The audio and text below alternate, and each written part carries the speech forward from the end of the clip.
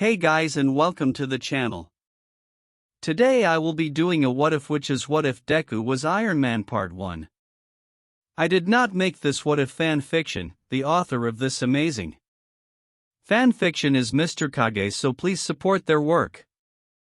Chapter 1, Nothing but a box of scraps. Skimming through the shelves packed with hundreds, if not more, colorful books on them should lift Izuku's spirits. Especially looking through the hero comic part, but it didn't at all. If anything, it added more salt to the rhetorical wound. Quirkless. He was quirkless. Because of something, he didn't know what it was. The doctor explained it to his mom, but he used words that Izuku couldn't understand at his age. Besides, he was more focused on the crushing feeling he felt. His ambition, his dream, taken away from him. All because he didn't have what most of the society possessed. Without a quirk, he couldn't be a hero. Kaken said it, the doctor said it, his mom said it, not directly, but he figured it out when she hugged him tightly and apologized continuously while shedding tears. Izuku shook his head, trying to get rid of all those thoughts. His mom came with him to this shop, so he could get some new hero comics and cheer him up. While he still had trouble reading and didn't understand a bigger part of the words used in them without explanation, he still enjoyed them, the colors, the action. Heroes saving people and triumphing over villains. Izuku truly found himself wrapped in the world of comics. He eyed the books on the shelves. Most of them had All Might on their cover. Izuku wasn't surprised by that. All Might was #1 hero in Japan and America after all. It was only natural for people wanting to see his adventures, even if most of them were fictional. Everyone enjoyed them anyway. Under normal circumstances, Izuku would grab one of them to his already large collection without a second thought, but this weren't normal circumstances. All Might represented everything that Izuku couldn't ever hope to archive. All Might was a true hero with a charming smile and a powerful quirk. And Izuku couldn't even get a chance to try to become one. With a silent sigh, he hung his head low and left the shelf. He wandered for some time looking at the floor, before his eyes rose up.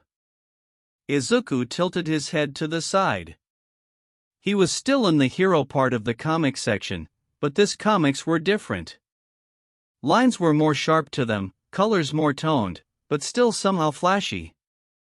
But the most important thing was that Izuku didn't recognize any of the heroes here, which for a dedicated hero fan was simply groundbreaking.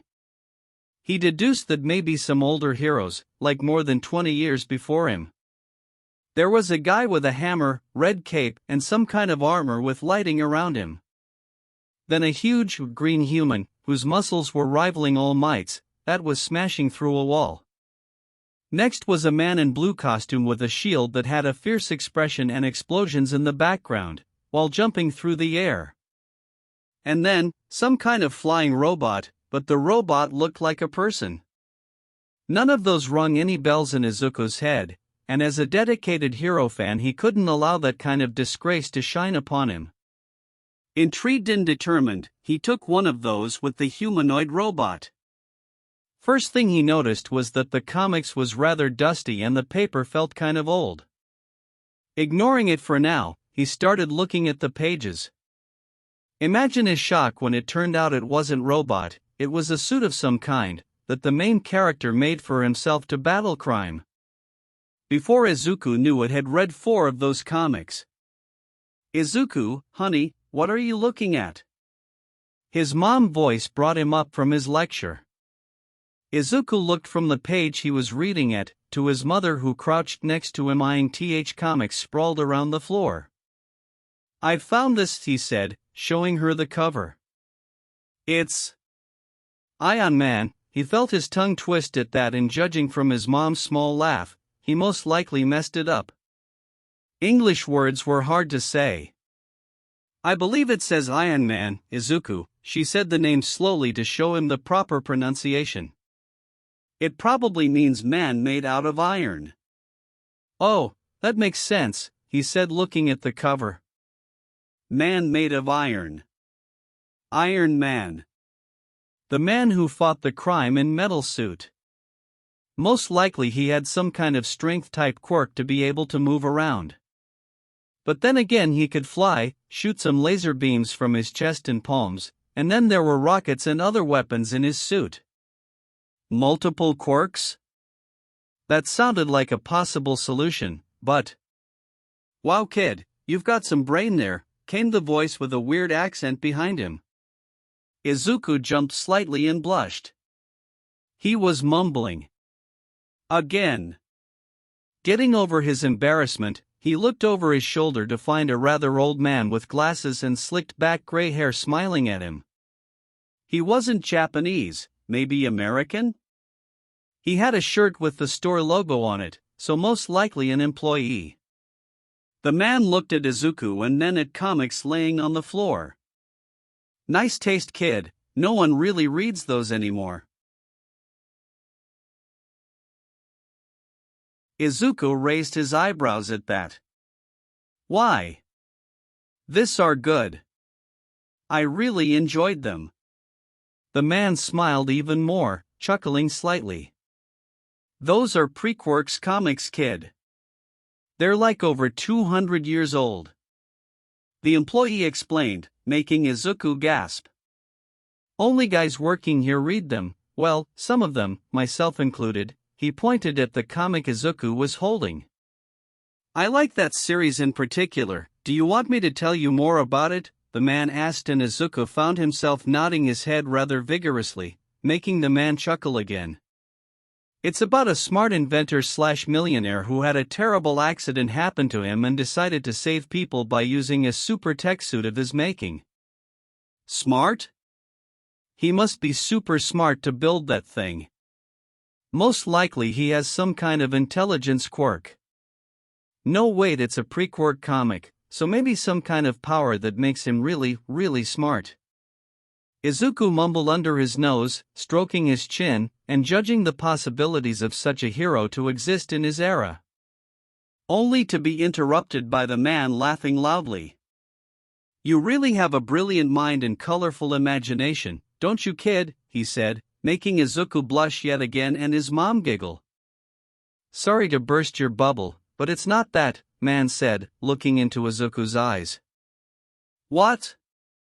Izuku couldn't help but ask. If the man with the suit didn't have multiple quirks or some kind of brain power, then what? He's just really smart.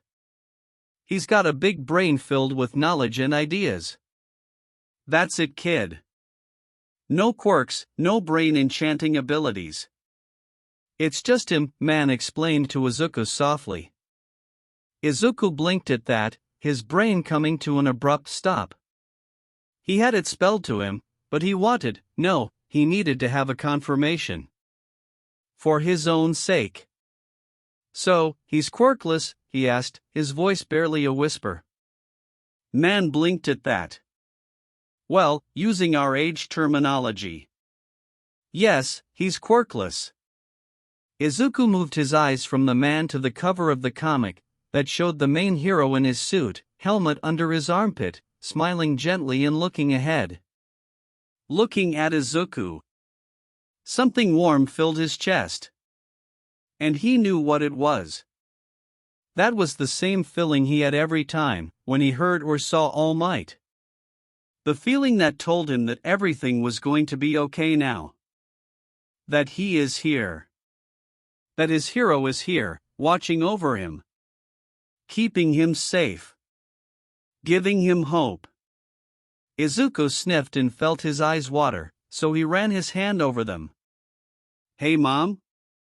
Izuku said, his voice being nothing but a soft whisper, but he knew he had his mother attention. Can we get this once? Of course, sweetie, his mom answered, hugging him lightly and kissing the top of his head. And do we have a book that explains words at home? A dictionary? Yes, we do. Why? She asked, curious of her baby boy motives. I want to read and understand the words in them," Izuku said, while getting up. There was the ghost of a smile gracing his lips. "If you want to read them, better start at the beginning," the man said, while eyeing Izuku, giving him warm smile. "I can fetch you those, kid, they must be somewhere at the back." "Yes, I would like that, mister," Izuku said, tilting his head. "Lee. Stanley, kid. Gimme a few moments." Izuku simply nodded and watched the man go and look for the comics. He may not have a quirk. His dream may be laying in the mud right now. But his spirit is not broken. And Izuku would be damned if he gives up without a fight. If he can't have a power of his own, then he will simply develop it, building it from the ground up. Chapter 2. Izuku kept his gaze glued to the page he was reading, completely ignoring the commotion in his classroom. Once again he wished his classmates would be more considerate, and keep all the noise an octave or two lower. Not that they're bugging him in any way, Izuku just didn't want to go deaf so early in his life. He lived in his own little world, and they lived in theirs. Of course he wasn't a complete douche, that role belonged to the very angry Pomeranian, with his ever-present scowl, a few sits in front of him. Maybe he was born this way? He tried to listen to what was happening around him, but only picked up on the important things. Like how, their homeroom teacher came with a stack of papers, started saying something about choosing their life paths, only to throw all those, rather nicely sorted for him, papers in the air, which in turn made his classmates cheer and start using their quirks. Didn't they know that was illegal? Then he heard someone ranting about his destined life path to greatness, while something popped and filled the room with a caramel scent. Only for his teacher to say something that filled the room with eerie silence, before laughter bursted from the class. Somewhere along that mildly annoying sound, Izuku heard his surname but chose to ignore it. The part he was reading now seemed rather complicated. He knew he would have to return later to it and make some notes at home. He really didn't want to mess up and make a miscalculation during the planning phase. But the very loud and obnoxious scream that sounded oddly like Deku and non-stop popping cut his lecture short. Holding back a sigh that threatened to escape his lips, Izuku lazily rose his eyes from the pages just in time to see Bakugo ready to swing his arm at his desk, animalistic scowl and small red eyes directed at him. Izuku in a flash pieced together what was the most likely scenario that led to this unfortunate development. Weighing his options and taking into account that principal had all desks replaced last week, he chose to act. Support course, Izuku said in the most uninterested tone he could muster, which wasn't that hard, but it worked. Bakugo stopped mid-swing, his explosions vanishing completely after a second, but the scowl and red gaze piercing right through Izuku remained. He was finally getting to some interesting parts, but he knew that leaving his eyes out of the blonde form would lead to taking combusted sweat right into his face. Excuse him, he liked his face as it was. So he kept looking, not in the eyes. He didn't want Bakugo to think he's challenging him or something, God forbid. He glued his eyes to his chin, most likely the safest place to look. "What did you say, you damn nerd?" Bakugo nothing but growled at him. "UA's support course. That's where I'm going," Izuku said short and simple. He really wanted to go back to reading. Bakugo huffed, shoving his hands into his pockets and somehow relaxed, but the scowl remained. Was it permanent by now? Good. Keep it that way, Deku. Remember that it was me who aced the U.A mock test. Go with the other extras, at least they could use your shitty nerd brain for something useful. Bakugo said with his gruff voice sprinkled with satisfaction of putting the shitty nerd where he belonged. Izuku just nodded to him and watched him go. He wanted to correct his unpleasant ex-best friend / number 1 bully. Bakugo didn't ace the mock test. He did fairly well, getting 95%, which was fairly high, but he was still 5% shy from Izuku. Thank God that his teacher ignored his score. Izuku knew that saying that to Firecracker's face would be equal to uncomfortable heat and shockwave right into his nose and some other roughing. Izuku wisely chose life. Midoriya came his teacher's sleepy voice. What are you reading? Again. Izuku didn't even spare a glance to the man, his eyes were occupied with picking up where he stopped reading. He realized that his teacher was trying to get him into trouble for what seemed like the 1000th time by now. The man couldn't handle that there was someone much smarter than him. Izuku only corrected him once, 2 years ago. Electrodynamics and energy conversion. College-level stuff. Izuku answered as politely and humble as he could. Why people couldn't just leave him alone with his books, maybe he really should take that early exam. He would have so much more time to read, gain money from his work or train some more martial arts. Not to mention the peace and quiet he would acquire, his social life was non-existent anyway. Izuku focused on his reading, completely shutting down the world around him. Now that the unfortunate commotion was out of the way, he could just read and take mental notes. If he remembered well enough, which he did, this was his last period. Which meant he was free in about 30 minutes give or take. Good, he had training today. Leaving the school grounds, Izuku walked at a leisurely pace toward the gym. He had some time to kill, so he decided that taking a detour and going next to the river bank, away from the main road, would do him some good. He wanted some quiet time, and read some more.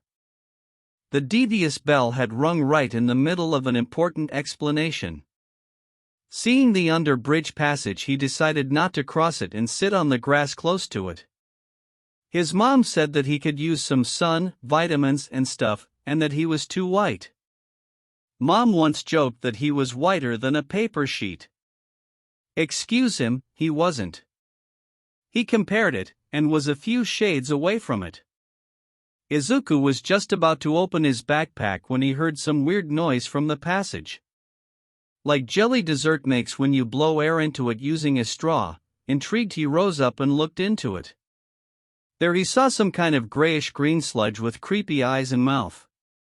The jelly monster ranted about how he was being chased by some giant, blonde buffoon and needed to hide. Izuku wisely decided that he didn't want to deal with it and stood next to the entrance, hiding next to the wall. A few moments later he heard a notorious and slightly obtrusive voice, a call of the super move like the one in games, and felt the extreme wind pressure rushing past him. Izuku's mind registered that he knew that voice. He knew it very well. Taking a peek, he saw an abnormally tall, buff man with blonde hair that had 2 bangs sticking up like a V, wearing green cargo pants and a plain, white t-shirt, who held a grocery bag. Yup, suspicions confirmed. It was All Might, his number 3 favorite hero. In front of him, on the walkway and walls, was green goo. Piecing together what happened, Izuku couldn't help himself but say, "Wow." All Might heard him and turned to him slightly surprised. The two stared at each other for a few seconds and then, "Do not worry, citizen. The danger have passed." "Why?" "Because I'm here." All Might all but shouted, ending it with his iconic laugh. "I wasn't worried," Izuku said nonchalantly while shrugging a bit. "And could you keep your voice down, please? I've just left the school and there is plenty of obnoxious loudness there," he said bluntly. He didn't want to have a headache or damaged hearing. "Oh, of course. Sorry." All Might answered him somehow bashfully with clear embarrassment. "Do you need a hand with picking it up?" Izuku asked, pointing to the whole passage behind Giant's back. "We could use those bottles of yours." All Might blinked at him, taking some time to process his words. After most likely rebooting his brain, he answered, "No need, young man. I've got it covered," waving his hand in front of him. "Nah, I've got time and I'm always happy to help," Izuku said, a small smile on his lips. All Might looked like he wanted to deny him yet again, but Izuku already made his way past him and started gathering gross to touch sludge into a more manageable pile. The two worked silently, slowly squeezing vile slime into plastic containers. Getting work almost done and securing the most important parts, eyes and mouth, Izuku thought that he needed to tell All Might something.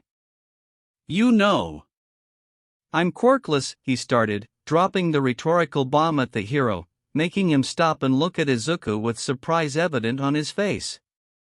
"All my life I was laughingstock for everyone around me.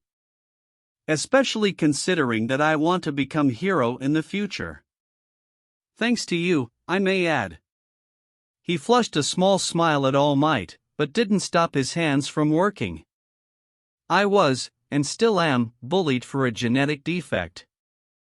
The day I was told by the doctor that I don't have any kind of power like everyone around me was crushing." He stopped for a second, getting lost in his memories and feelings. "But it didn't stop me. I still want to become hero. Still want to help people. And no matter what everyone says, I'll carry on. Maybe I won't be the number one like you, but it matters not to me.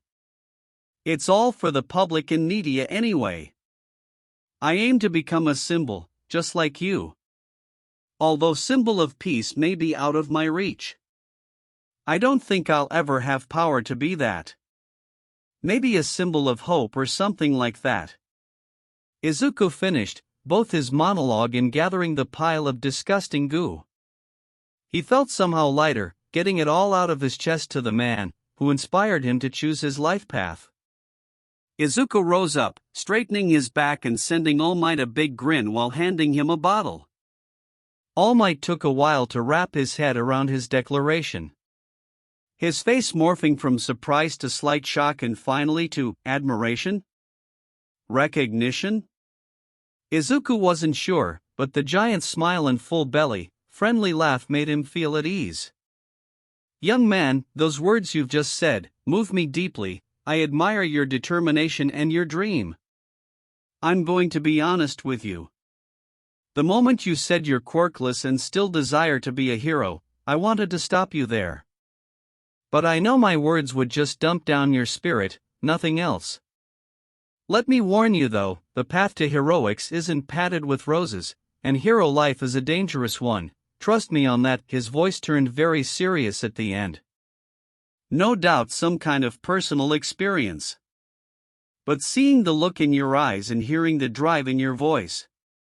Allow me to say those words to you. You, young man, can become a hero. A splendid one at that, no doubt. So carry on with your dreams and change them into reality." All Might finished while giving him a thumbs up. Izuku couldn't help but smile widely at that.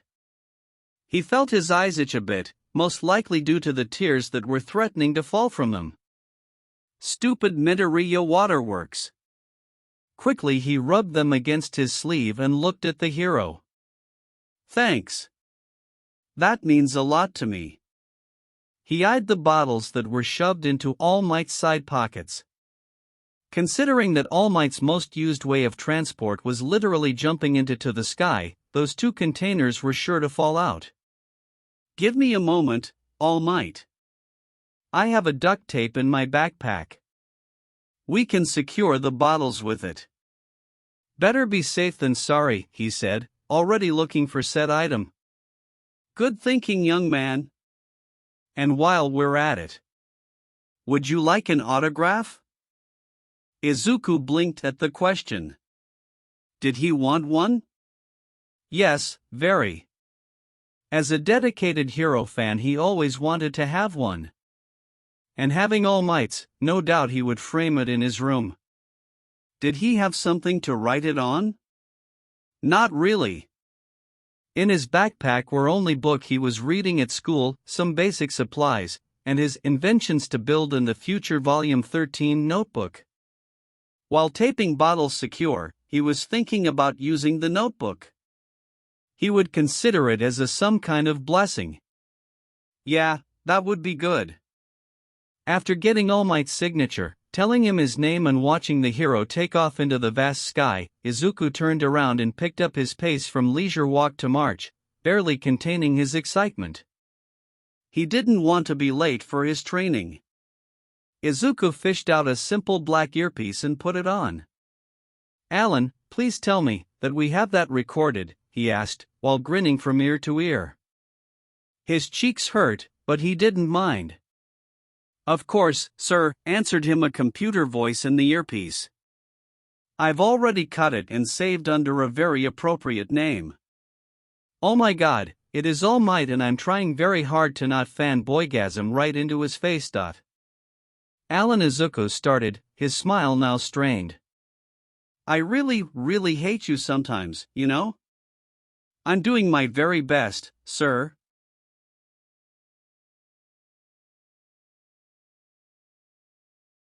Chapter 3.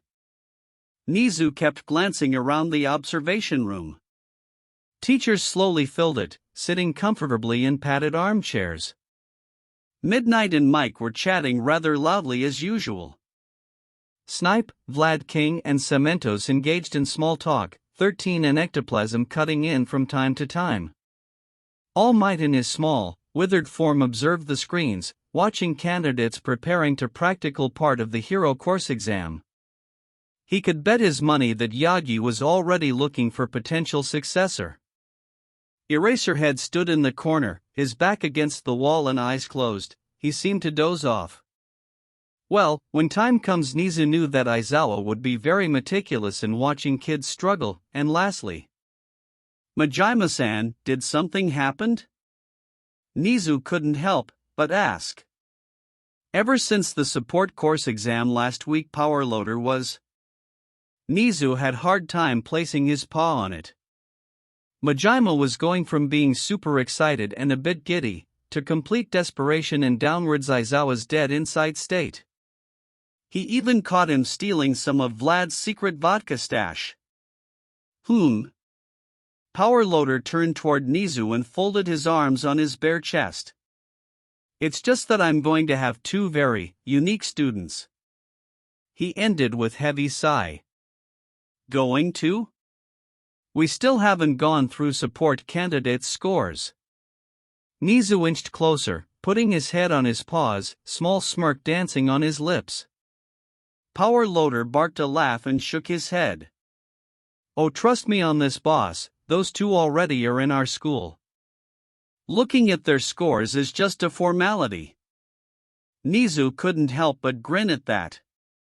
"So where does your problem lie?" "One of them is definitely going to be a death of me," Majima answered in so familiar Aizawa deadpan tone. "And the other one, he's a genius.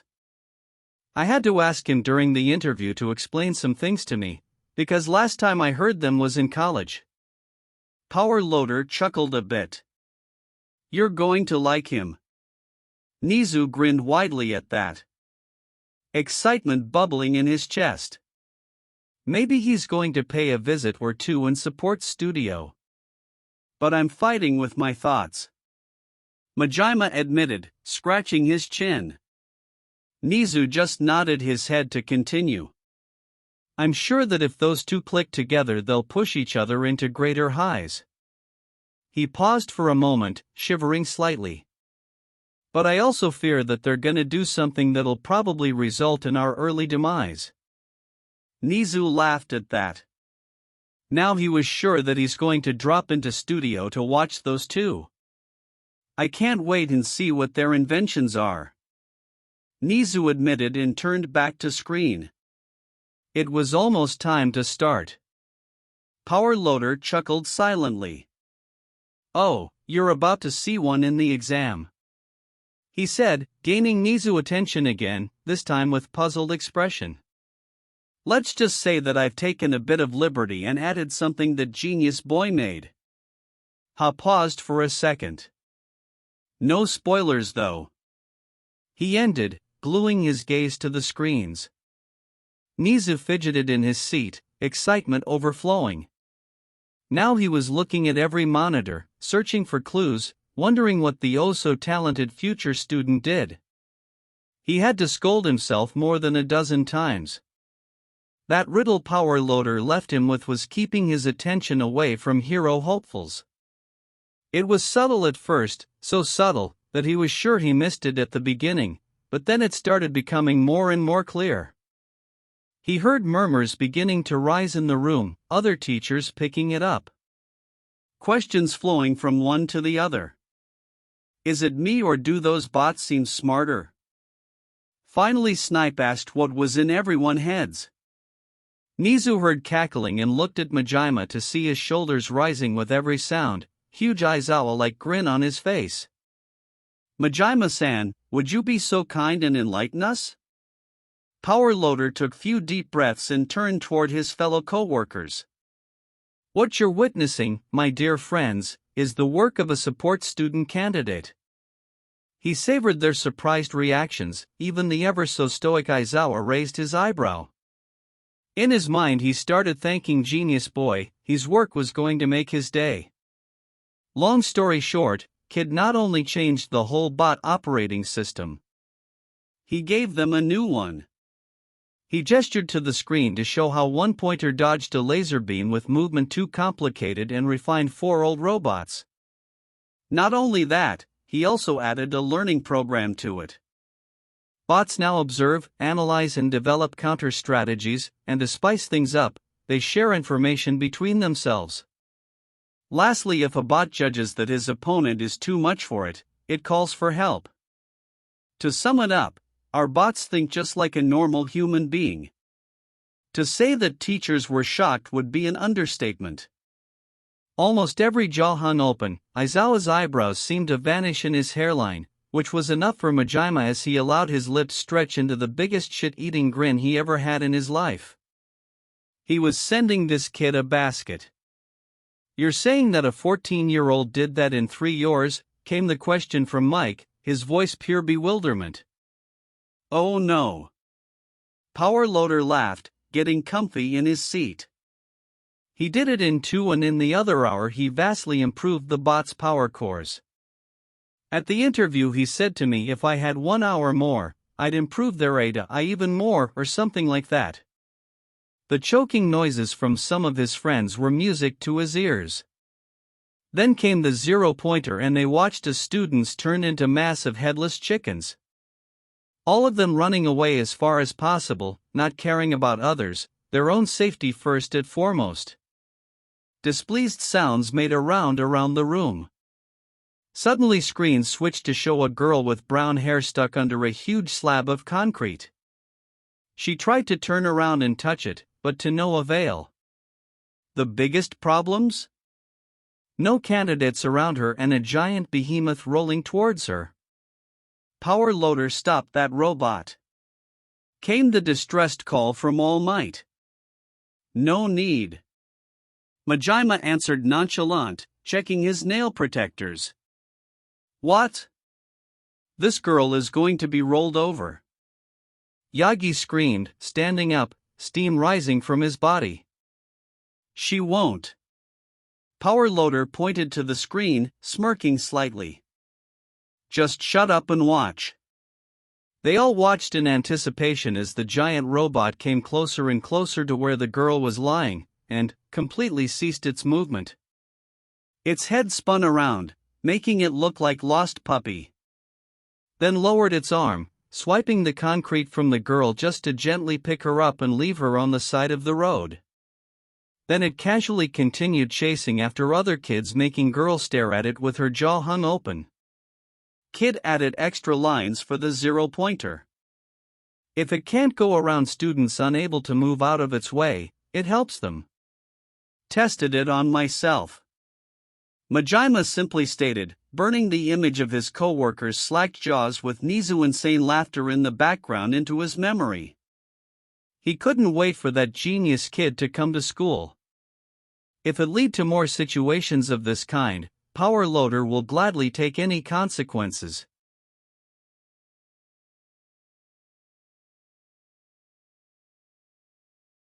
Izuku breathed in slowly cold air and released steam from his mouth.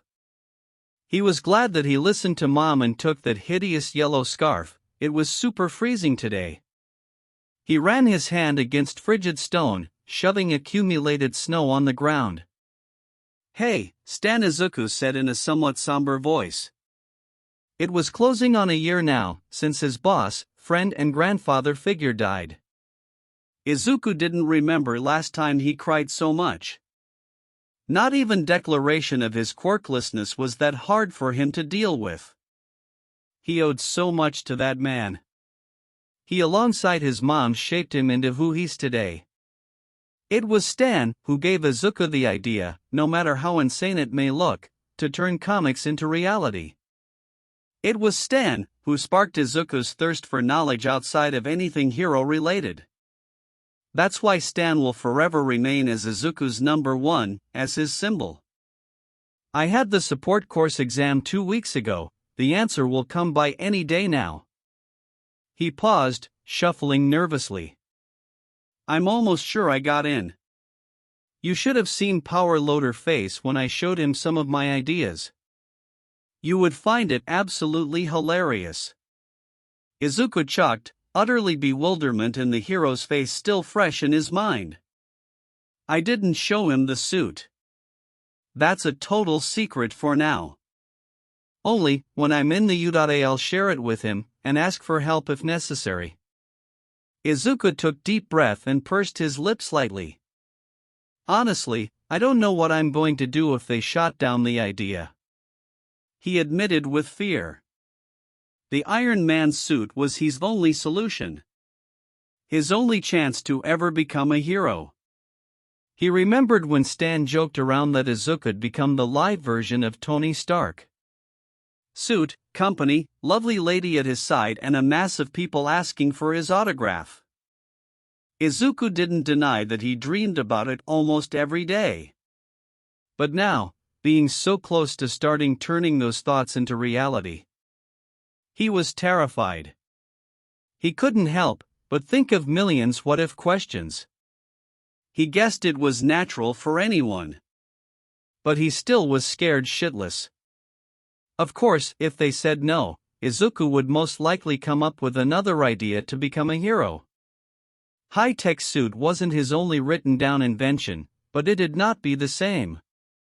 He'd feel disappointed in himself, like he let the stand down. Just that thought alone was more devastating to him than any of All Might's punches. Izuku touched gravestone, gently following his fingers across the edge. We shall see what life brings to us, won't we, Stan? He sighed loudly and patted the headstone. I'll swing by another day. Don't go around and cause trouble to others, okay? Izuku left cemetery feeling somehow better. He wasn't fantastic or even good. He was just okay. Still worried and stressed, but throwing it out of him somehow lifted a weight from his shoulders. Of course it wasn't as effective as talking to Stan himself. But it's all he had now and he's not one to complain much.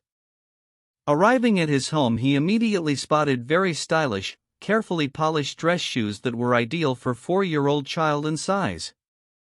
From the living room came 2 voices, one belonged to his mom and other was definitely male, although it was rather high-pitched.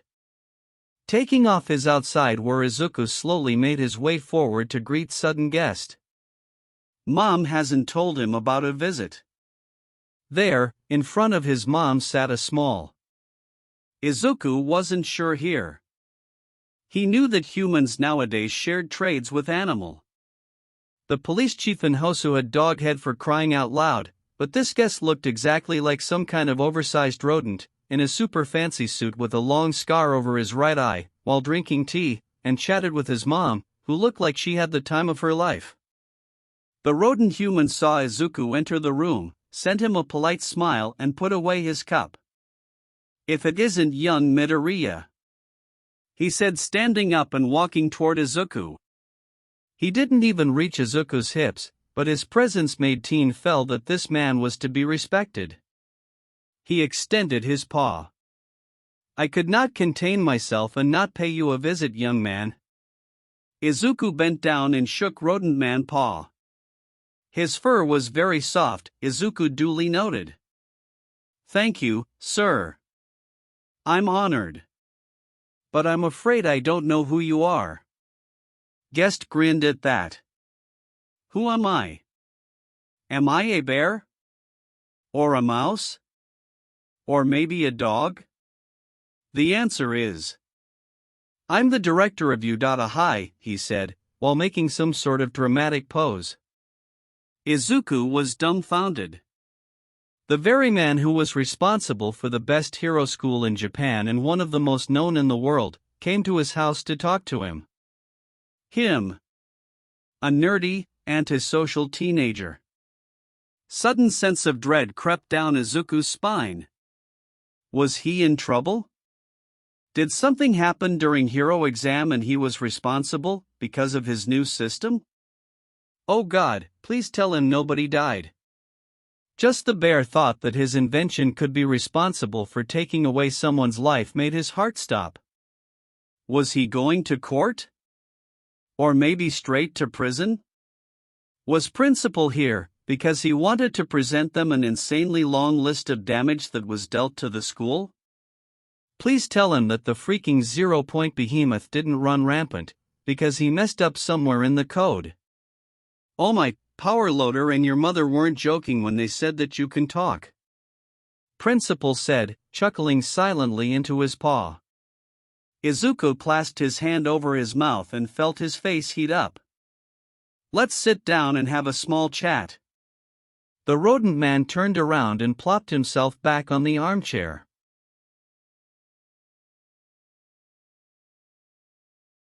Izuku sat next to his mom, who tried her very best to not laugh at her son's embarrassment. Izuku sent her slightly annoyed and dirty look, turning toward Principal and found his mouth drier than the desert. He wanted to ask questions, but no sound came out.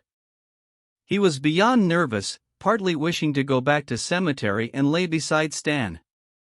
That would be 1,000 times better now that this. Worry not, young Midoriya.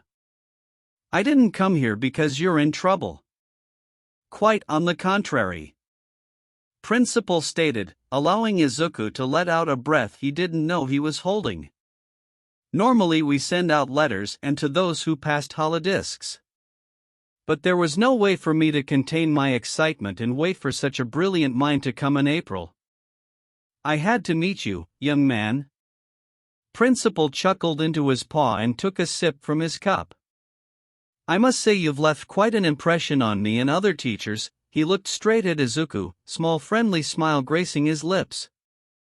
I did? Of course. Due to your AI we had to lower the acceptance score, because almost all candidates had trouble with taking down villain bots. Allow me to show you something.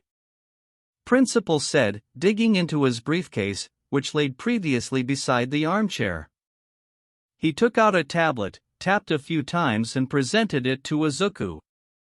He and his mom watched the scene. Many candidates running away from giant zero-pointer with fearful expressions, leaving behind an injured girl. Izuku felt anger boil in his chest. Those were hero candidates? He heard his mom gasp when Metal Behemoth stopped before Trapped Girl. They fidgeted waiting for what's to come. Both released their breaths when Zero-Pointer helped Girl get out and left her alone. Good, Izuku didn't accidentally screw up. Thanks to your program, this girl's health and many others was saved. Principal said, taking tablet from Izuku. We always had a problem with them and some of the children ended up being injured. The rodent man bowed slightly to Izuku, offering a smile. Izuku himself felt all of his earlier anxiety vanish. He helped someone. His invention helped. He could do it. He really had a shot at being a hero. I must say, I'm greatly impressed in your programming skills, young Midoriya. And Power Loader told us about your wonderful mind. Allow me to congratulate you, Izuku Midoriya, you are accepted into the U support department as a member of Class 1H. Principal said, while placing the official letter on the table. Izuku's mom hugged him with all her might and he himself felt a happy lone tear down his cheek. He did it. But I can't help myself, but to ask you, young Midoriya. Principal said, gaining the son-mother duo attention. What is your source of skill in question? Power Loader tried to walk me through your lines of code, but found himself unable to explain more than half of it. Izuku opened his mouth to answer that, but stopped himself, before any sound was made. Half grinning, he asked wordlessly his mom to release him, which she did, but not before kissing his head. Izuku took out an earpiece from his pants pocket and presented it to Principal, who in turn looked at it with curious expression and pressed it against his small ears. Alan, say hello to U.A's principal. Izuku said proudly, grinning fully. He enjoyed the principal's face shifting from pure surprise to full grin matching his own. Izuku felt that it was a strange beginning of a wonderful friendship. Chapter 4. Izuku woke up to the sound off his beeping alarm. With the sluggish movement of his arm he tried to find his phone, intent in turning off the obnoxious noise. He didn't even remember setting up that particular song. After a few pats around the usual laying place of device, he decided that he was too sleepy/lazy to bother with it and choose the easier option. Alan, please turn off the alarm, he said, rolling across his bed. After a few seconds the alarm was still beeping. Alan? You there? Izuku raised his head, slowly opening his eyes and looking toward his desk. Yes, unfortunately I am, sir, came the response. Monitor lighted up, blinding the now hissing Izuku. I'm just waiting for you to get your lazy ass up, sir.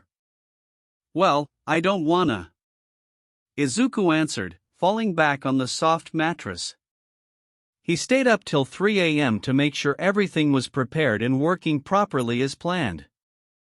He also gathered all of his semi-finished products to take them to UA, intending to use school's supplies and finish them all up. So do I understand correctly that you want to be late for your first day in U, sir? Should I call Principal Nizu and relay that message? Izuku all but jumped off his bed, landing comically on the floor.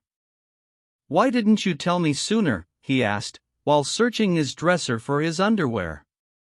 I've tried to get you to sleep earlier at least 10 times, sir, and when you finally decided to rest for the night, you just said to set up the alarm for you.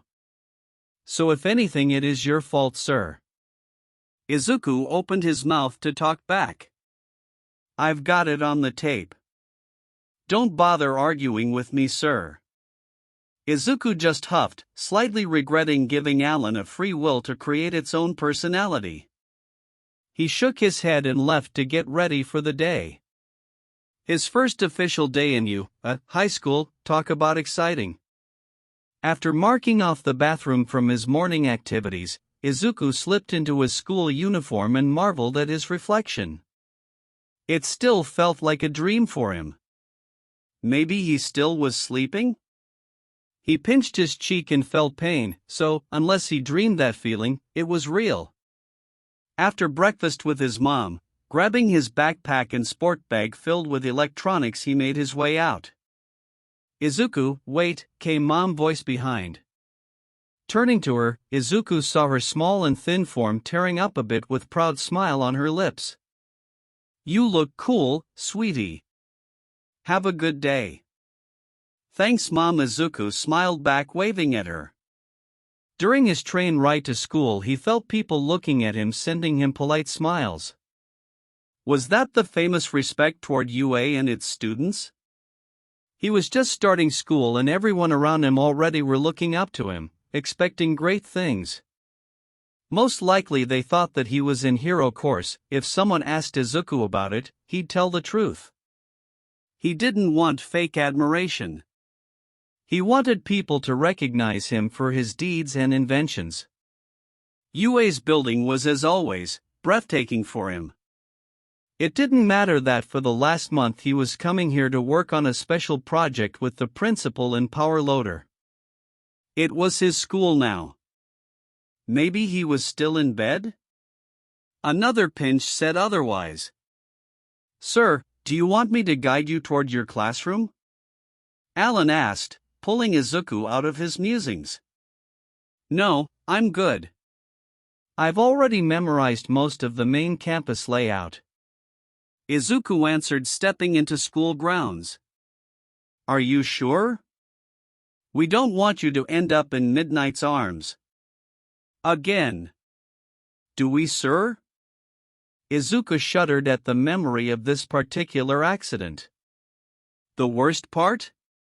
He found himself enjoying a bit off her petting. "We agreed to never speak of it, Alan." "Did we?" What came back the cheeky response. "How are you feeling though, sir?" Izuku blinked at that and scratched his head. When Alan wanted, he really was a great friend. If only he finally dropped the sir thing. "Good. I can't wait for it to start," Izuku admitted, smiling slightly. "And you, Alan?" "Just like the lines of zeros and ones. Back to being cheeky." Izuku smiled, shaking his head. He started wondering about his future classmates, remembering one in particular from the exam. He had to admit, she's talented. Where everyone made 1 or 2 things, that girl ended up with 5. But during this she caused several explosions and a mini-fire. Her proud laugh and the offhand comment that it was less than what she normally did didn't help. Izuku found himself wishing that this pink-haired menace wasn't in his class. Shota slowly sipped coffee from his cat-themed mug in the teacher's lounge. He wasn't sure who made it, but damn him, it was good. Almost enough to show some of his heart and not make his students suffer. Almost. Thinking of students, his mind wandered to a particular one. Power Loader's genius boy. Shota had no doubt that kid was smart, while smart wasn't accurate. Nizu showed him the kid's IQ test. That boy really had a brain. Shota himself meet boy once, the mumbling that kid made, while gushing out all information about Eraserhead, honestly gave him chills. Then he asked for an autograph and pulled a notebook containing said information and good-looking sketch of him seemingly out of nowhere.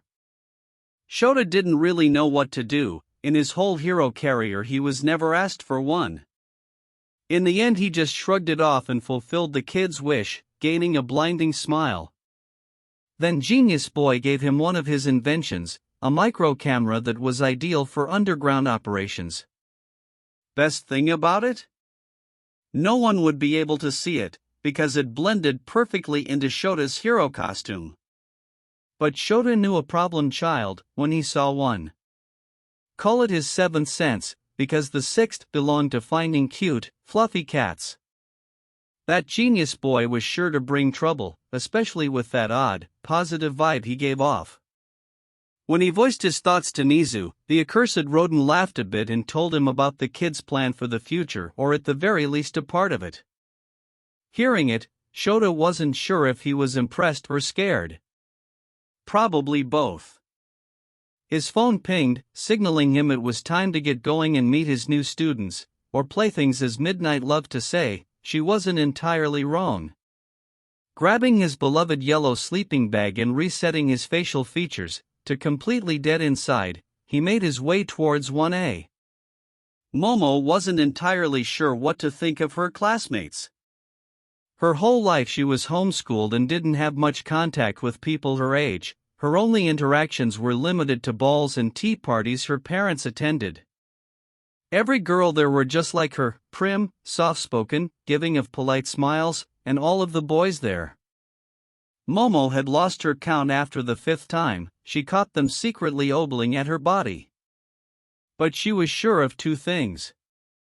The extremely loud blonde with spiky hair and ego bigger than the whole school, and the little perverted kid with purple balls on his head were not on her list for potential friends.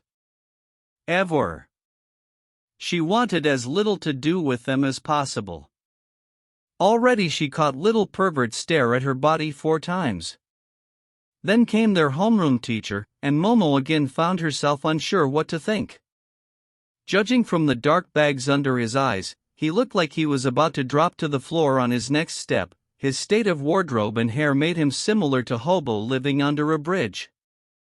She knew it wasn't good to assume things about people, she was raised better than this, but she couldn't help but think that way this time. Aizawa-sensei gave them their PE uniforms and told them to meet him on the training field beside the school's gym. Good thing she already memorized school layout. After arriving, Aizawa-sensei told them about the quirk apprehension test. Momo found herself intrigued by that and silently mused about it. The teacher most likely wanted to see them in action to judge their control and fitness. After a short speech, her teacher pulled out his phone and started tapping. When 10 seconds passed, Momo couldn't help but think about his rudeness. Answering a text mid-lesson? Unthinkable. Why did UA hired?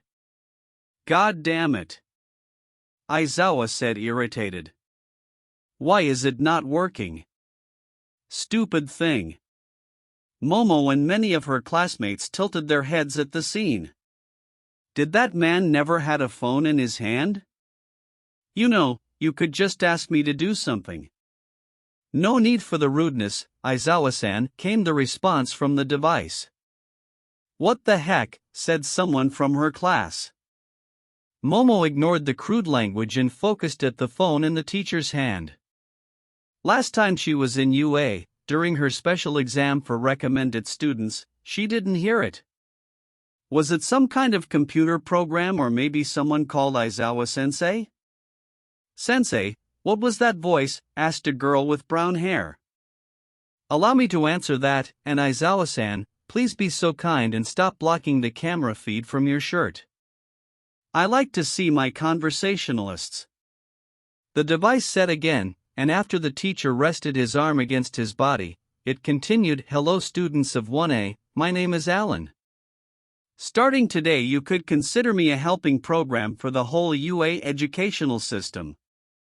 I'm pleased to meet you all and hope that we get along. Momo found her jaw dropping slightly, mirroring the state of most of her fellow classmates.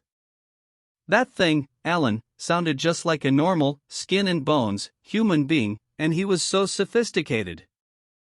That was some impressive technology. Holy shit. So UA has a robot of some kind? So cool, said boy with black lightning bolt on the left side of his hair. It's not a robot. Momo said, gaining everyone's attention. It's artificial intelligence. A very developed one. Am I right, Alan? Yes, Yayorozu-san, you're indeed correct. My creator is the very same person that greatly improved the villain bots from the entrance exam, and it's thanks to him that Uraraka-san's Heath wasn't in any real danger from Zero Pointer. So it had access to student files. Wow, so he must be some really smart person. So cool, said pink-skinned girl with horns, bouncing on her feet. Alan chuckled at comment and surprisingly it wasn't creepy. My creator is a first-year student, just like you. Now, that was something. Momo couldn't help but feel amazement. Whoever that student was, she must be very talented. Aizawa-sensei cut short the rest of the conversation, signaling the start of the test. To show them the school motto, he gave the ball to the rude blonde and said to throw it. She had to give it to him, he was powerful. After her classmates' cheer of happiness at the possibility of showing off, their teacher told them that last place is going to be expelled. An obvious lie in Momo's mind, no way UA would allow that on first day. But he had to agree with Aizawa-sensei when he stated the grim truth about the world. Momo felt she did quite well on the test. She used her intelligence and quirk to create things that would allow her to score to the best of her ability. On the pure, physical part, she also did well enough. She also paid attention to her classmates, noting their quirks, scores, and overall performance.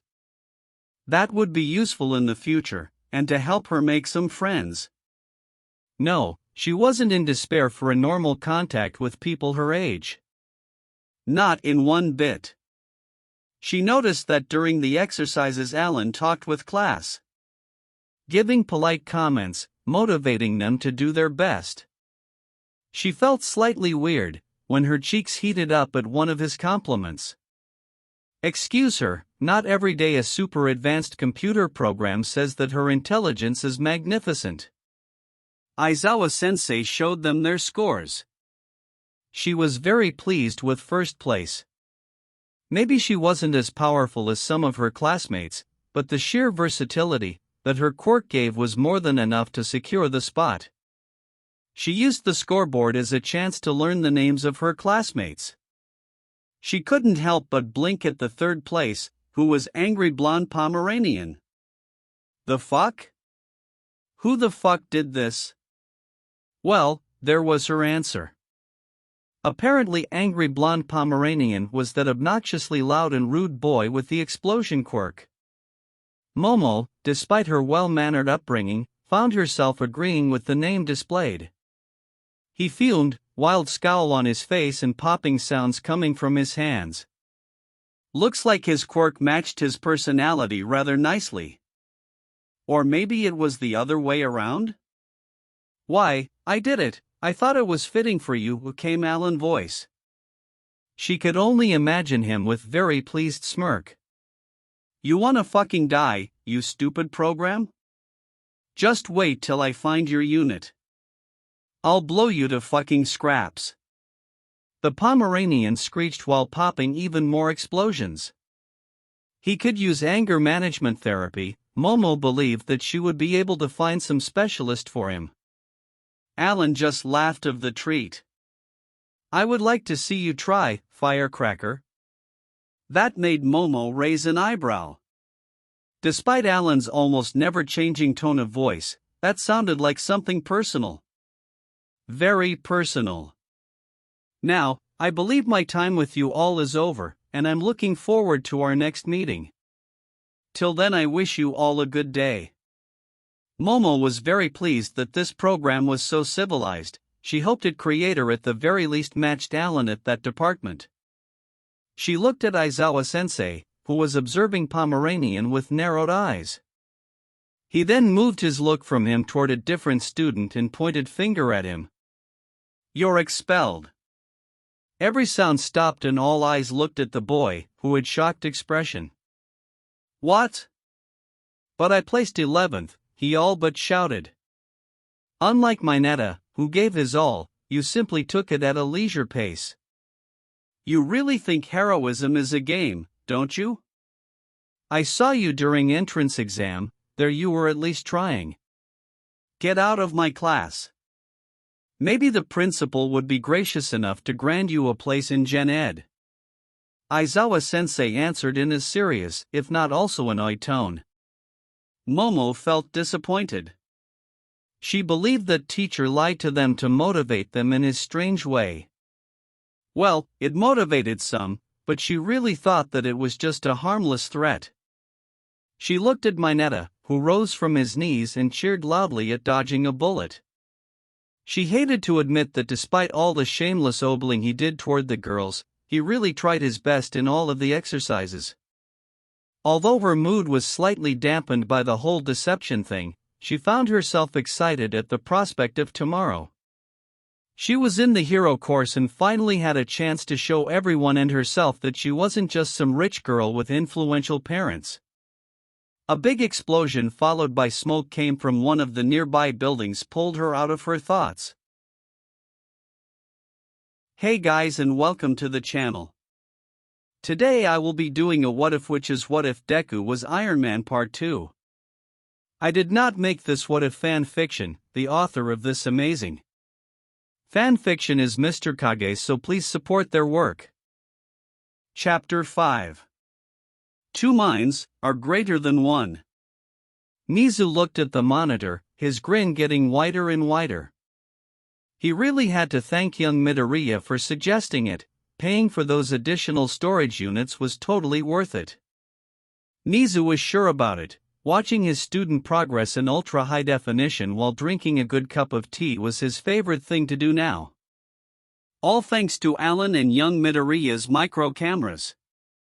He issued them to all teachers, doing also a favor to Alan, because the AI wanted to see with who he was talking to.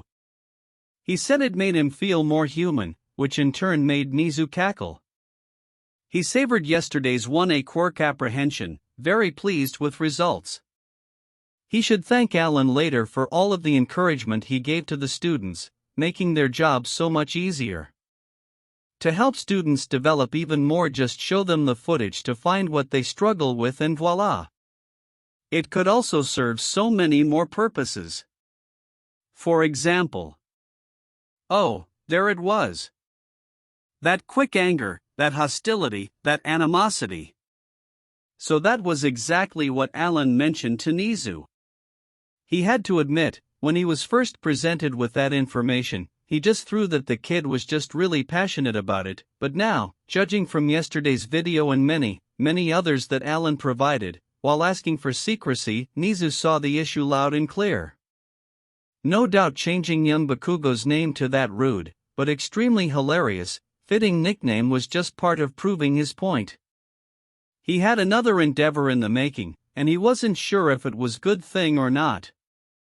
Sure, Flame Hero was excellent when it came to crime fighting and investigations, but it all ended there. Of course, strive to be the very best was more than desirable, but if the cost of it was mass public property damage, was it really worth it? Alan, is this what you wanted to warn me about? Nizu asked, fondling with his paws on his frozen image of Katsuki Bakugo with his animalistic scowl and light explosions dancing across his hands present the screen. Yes, Principal. Alan assured, a small green LED showing his presence. I see the issue. I apologize for dismissing your concern earlier. Nizu said, frowning a little. No worries, Principal. Better now than never. Nizu sat there silently for a few moments. For now, young Bakugo would be kept under close observation. If the boy won't show any signs of improvement, then adequate measures will be made. Aizawa his eyes on him from the start. Good thing that Alan also contacted him, that reminded him. Alan, why did you do it behind young Midoriya's back? Nizu was curious about his reasons for doing it this way. At first the program just stayed silent, but the green LED showing his presence on the computer remained. Although I am very grateful to Izuku for creating me, naming me, and allowing me to have free will, I can see that he won't take any actions against that blonde menace himself. He still clings to that childish awe at Bakugo's power and drive, even when he doesn't see him as a friend anymore. I want to protect Izuku, and if it means doing things behind his back, so be it. Nizu nodded at that. Thank you for your honesty. Sighing, he turned in his office chair and looked out of the window, his mind thinking about this whole situation. He would need time to fix it. Especially if young Midoriya's plan for the future came to fruition, the boy deserved it, and Nizu would be damned if he didn't help him. Time for some more tea and a heavy brainstorming session. Izuku's hands and mind were in that odd, but not undesirable, state of synchronization. It was simple, really. His brain was just throwing numbers and words for his hand to write them down as fast as possible. Which was quite a bit. He remembers that one time, a paper was literally smoked from one of his creative endeavors. He was in UA, and had access to many more resources than he had before. His paycheck from his job in the comic and manga store, and his allowances could only support him that much. Seriously, To just get Alan working properly, he needed to save up for almost a year, and the AI was only capable of doing simple tasks and holding basic conversations. Over the years, Alan became more aware of himself, developing his own sense of being, as well as doing more and more complicated tasks, but it wasn't anywhere near nowadays' level. Connecting Alan to UA's servers did so much good for him. Alan could do now so much more tasks at the same time, had access to many more information, and all for the small price of helping the school run its educational program. That was what he called a bargain. And now, having the opportunity to use UA's superior vast list of materials, Izuku had to run new calculations and change some designs. All for better, of course. "Midoriya, what are you doing?" someone with a hoarse voice said. Izuku stopped. Looking up, he saw Ectoplasm staring at him, standing next to the whiteboard, with some complex equation on it. "Wait, Ectoplasm?" Ectoplasm taught math. When his creative strike struck him, his class had a lesson with present Mike. Which was a period ago. Or maybe it was 2. Wait, lunch was just around the corner, and after that he had the most glorious period he could have. 3 hours in UA's support department workshop. He had to do so much today. Oh, Ectoplasm was glaring at him and he slightly shivered. He was mumbling again, wasn't he? 43 2/3. Izuku said as he went back to writing. He heard Ectoplasm cough, which sounded strangely like correct. Wasn't Nizu supposed to inform his teachers that taught math and physics that he was allowed to do what he wanted, as long as he stayed quiet? He proved to Nizu that he was far above all they had to offer him and knows it was one of Nizu's logical tests or something like that. The small furred menace loved them too much. Speaking of menace. Izuku turned his head, half glaring at the form of his yesterday and most likely future cause of headaches. A pink-haired girl with amber eyes, that was once again tinkering with some piece of metal, Mayhatsum. He really must have done something bad, for God to punish him so hard. First being quirkless, not that it bothered him that much now, then this pink hurricane of destruction. What's next? Getting literally frozen by a teen with daddy issues? In all honesty, Izuku didn't know what to think of her. She seemed ultra-hyper. She was all over the place, didn't know the definition of personal space, and if she couldn't find her tool, she borrowed it from someone. And above all things, she could cause anything to explode. Literally anything. Yesterday was proof of it. That thing she was building wasn't even connected to a power source and it still blasted, causing the whole studio to be filled with smoke and noise. Izuku still felt the ringing in his ears. But, as much as he wasn't fond of her, he had to admit, her talent was something to admire. Even Izuku, with his earlier possessed knowledge of machinery they were able to use, couldn't match up her sheer speed. Most of this class was only beginning to build the inventions, spending most of yesterday making blueprints and getting accustomed to the equipment. Izuku himself was nearing finishing, he just needed to screw some boards, add power, some finishing touches, and he would be done. But Hatsum, she almost completed 2 inventions. First one was some kind of grapple gun, that was in form of an arm guard. The other being boots. He remembered how Power Loader had to all but throw her out of the lab, and he looked like he had struggled with it.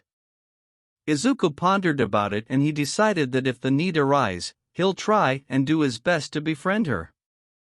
Maybe they could bounce some ideas between themselves and find a middle ground, but only if it comes down to necessity. That girl was wild and would easily be able to send him flying, no doubt with one of her explosions. The bell rung and Izuku packed his things. Now it was lunchtime and once again he could relish in Lunch Rush's awesome cooking. Of course nothing would ever beat his mom's katsudon. Nope, never. Izuku took one more glance towards Hatsum only to find her desk empty, chair laying on the floor. This was it. Finally, after the agonizingly slow passing of time, she could finally let loose her mind, and just work, and for good measure work some more. So many ideas, so many designs, so many babies to make. This was heaven. She had access to so much more raw material and their variety. Now, long gone were the days where she had to search through garbage dumps. If she wanted something, she just needed to grab it from a storeroom and make sparks fly. She was so lucky that a day had about 70 hours. She only had to suffer through those stupid, useless lessons. Hello, she's May Hatsum. She didn't have time to sit around and just listen. It was so counterproductive, she didn't understand that. Why won't they just give them lab hours all the time? Or at the very least to her. So many new babies to make, and who could do it better than her? No one. She was furious at her teacher. Power Docker? Super Loader? No matter, the big guy with the funny helmet. The audacity to throw her out, saying it's over for the day. What an atrocious thing to say. How dare he get her away from her baby-making spree? She should just make a special baby that wouldn't allow him to do such a disrespectful thing. Yeah, that would do. That would be baby number 29? No matter, back to baby making. Just a few more twists of her screwdriver. Wait, was it hers? Yes, no? The one she picked up from the floor when she was going back to her station with some more materials. Did it matter? Nah. And there. Finally, she finished her super duper mega awesome hovering boots. Damn her teacher, she could just do it yesterday and go make another ultra cute baby. She looked at her newest child with love only a true mother could offer, checking her design again. She found some loose screws. That wouldn't do. She was just about to correct it when she felt a hand on top on her shoulder.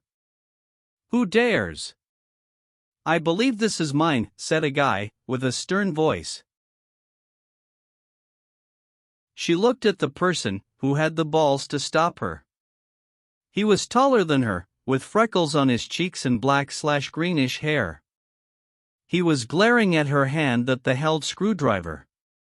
I've found it on the floor, she huffed at him.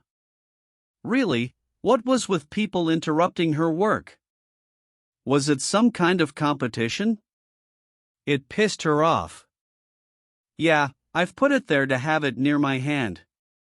Oh, that would explain it.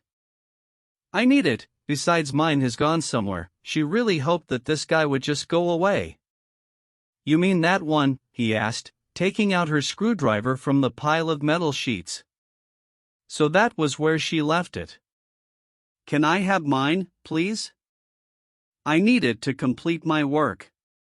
May just shrugged it off, and they exchanged their tools.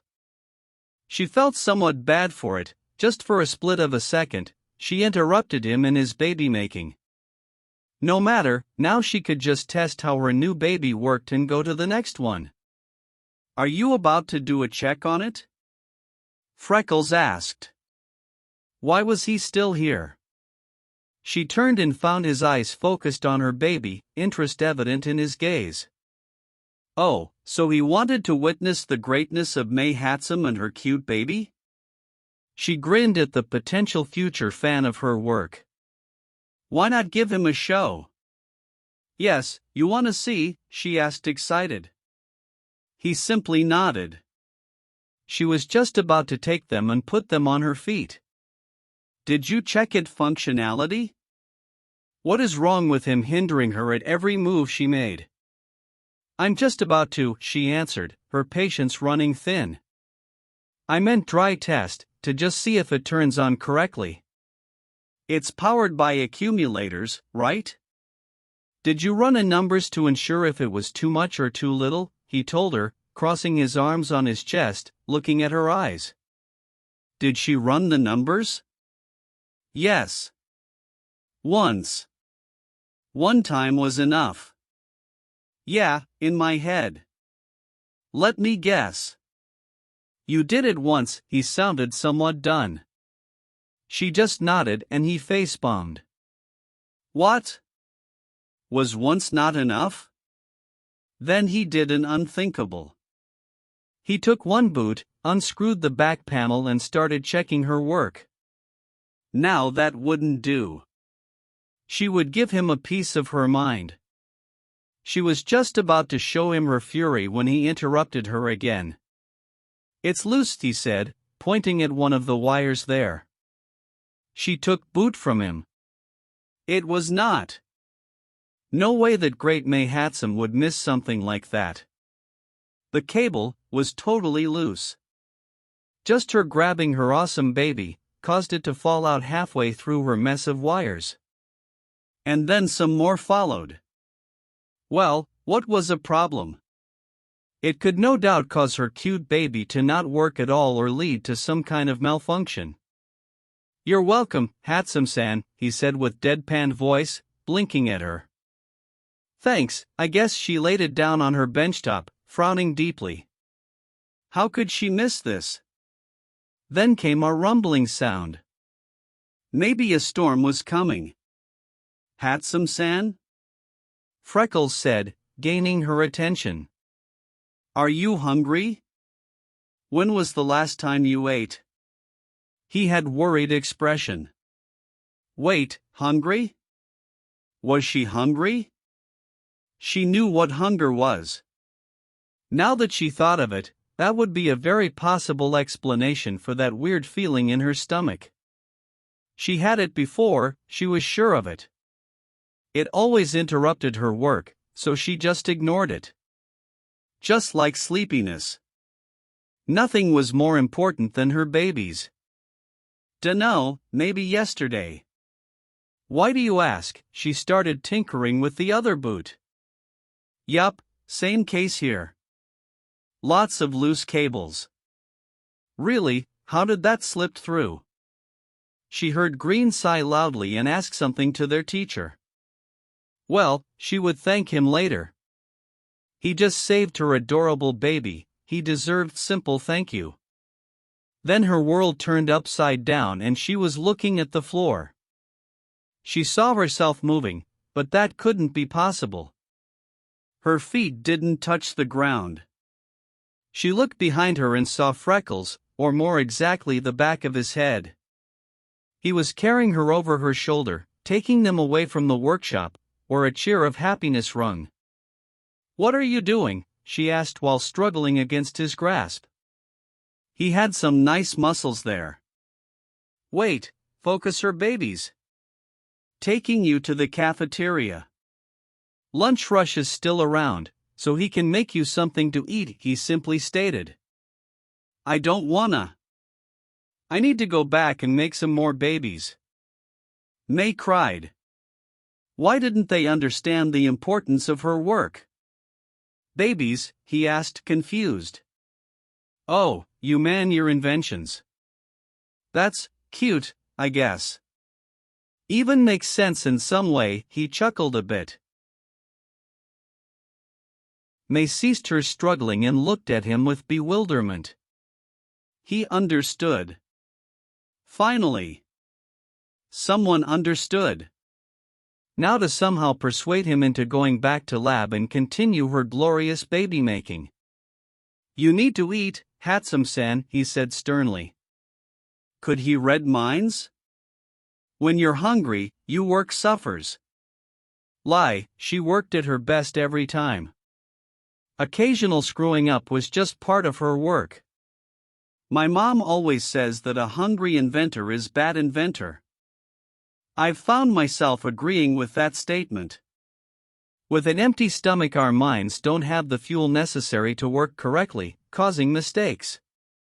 Same case with sleep, although I think it's a bit cynical of me to say that. He laughed at that. He had a nice laugh, she noted.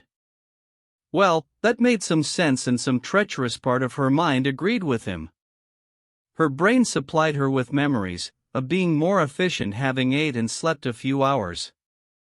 Okay, so maybe Green had a point, big deal. They entered the empty cafeteria. Freckles sat her at the bench and then he went to buy food. That was her chance. She could make a break and go back to her adorable baby. She rose her body, or at the very least tried. It felt heavy, like it weighted actual tones. Her muscles didn't respond to her pleads, and that feeling in her stomach grew even more uncomfortable. What was going on? There you go, Green said, presenting her with full tray of food. It smelled good. Well, she wasn't one to say no to the free food. Holy crap!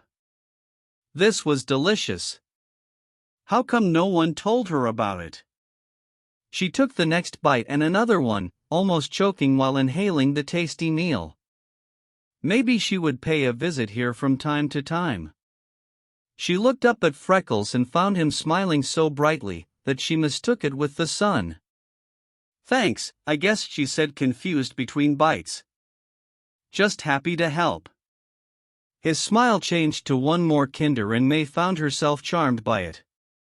He seemed like a nice guy. They sat in silence, only interrupted by her chewing. She should be content with it, but she wasn't. This guy was different than just anybody else. Normally people looked at her weirdly and tried to avoid her. And she was fine with it. More time for her babies. But him, Freckles, he seemed like he understood her and her mind. At least it seemed that way. So May decided that she's going to do something new. Socialize. It started somewhat awkward at first, but then? She wasn't sure when her food vanished and how much time they've spent just talking, laughing, and bouncing off ideas. It was so exciting. To find a kindred spirit. Green turned out to be such great company. And he had muscles, her mind added. Muscles, great brain, and understood her without a hitch. Yeah, he was kinda plain looking, but it didn't matter. He would make a fine partner. In her baby making, of course, her dear children could use a father. Hey, Handsome-san? Not that I'm complaining, but why do you keep calling me Freckles, Green, or Muscles? He asked, scratching his temple, blushing lightly. I don't know your name, that was it. Plain and simple. He looked at her stupefied. You don't know? His voice deadpanned. She just shook her head. What about our classmates? Another shake. Teachers? Third time and sold to the big-headed, curly-haired nerd. He laughed and sent her an amused smile. Did she say something funny? He extended his hand. Izuku Midoriya, pleased to meet you, Handsome-san. She took his hand into hers. It was rough, good kind of rough. It's plain. Your name, that is. He laughed. So I've been told, he said, before sighing lightly, we should go back. May nodded in agreement, and stood with him, ready to follow him out. They walked back in comfortable silence. May pondered about how to ask him if he wanted to make babies with her from time to time. No, wait, all the time. There, that sounded so much better. Should she just say it? Or maybe she should somehow lead him to propose it? Hey, Handsome-san, he said, looking toward her with a small, kind smile. How about I finish my work, and I help you with fixing your hover boots? She loved problems that solved themselves. Yeah, I'd like that, Izuku.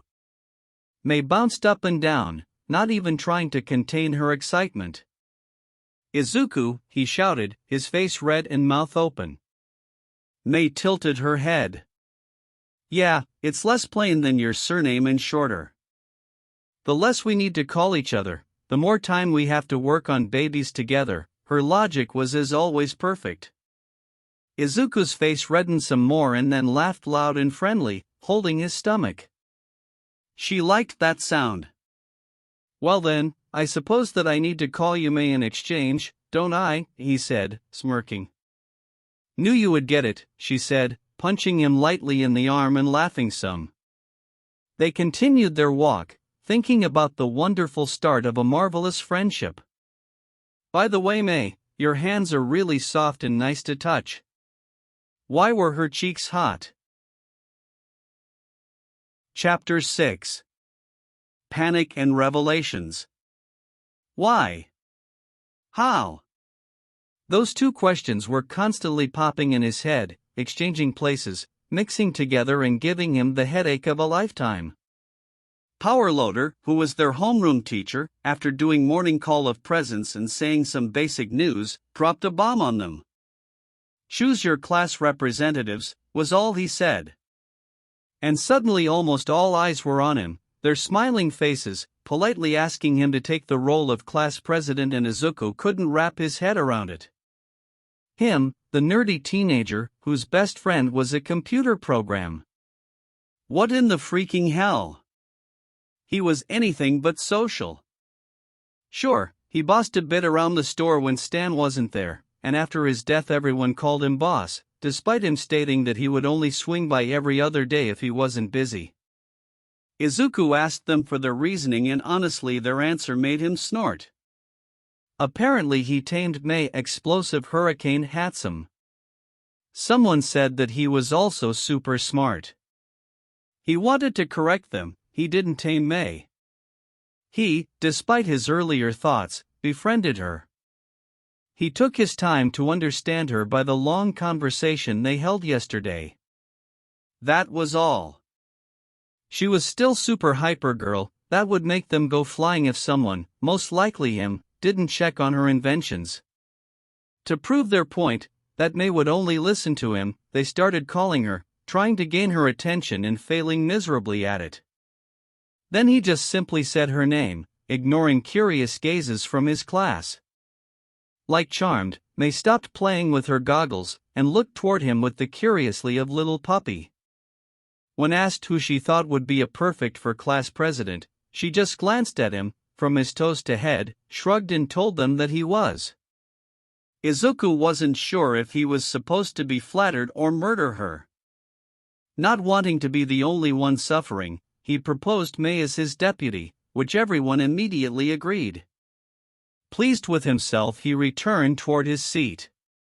Then, when Powerloader said they could do what they wanted for the rest of the homeroom, he saw a message from Alan, which destroyed his sense of accomplishment. Message being, you do realize that you'll have to take her bulk of the work, genius. Alan helpful as always. When lunch came around, Izuku made his way toward the cafeteria. May's presence was surprising, but not unwelcome. They grabbed their trays, filled them with delicious food and managed to secure a small, vacant table just for themselves. The rest of their class went somewhere else, which was absolutely fine by them. Izuku was used to eat alone, and by the looks of it, May wasn't bothered either. Maybe they had more in common than he thought. Not long after, they indulged themselves in chaotic, but completely understandable for them, conversation.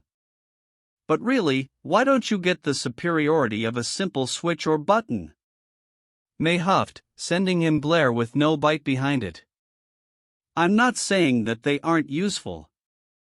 Izuku stated calmly, enjoying her adorable pouty face. But it's not always the best solution.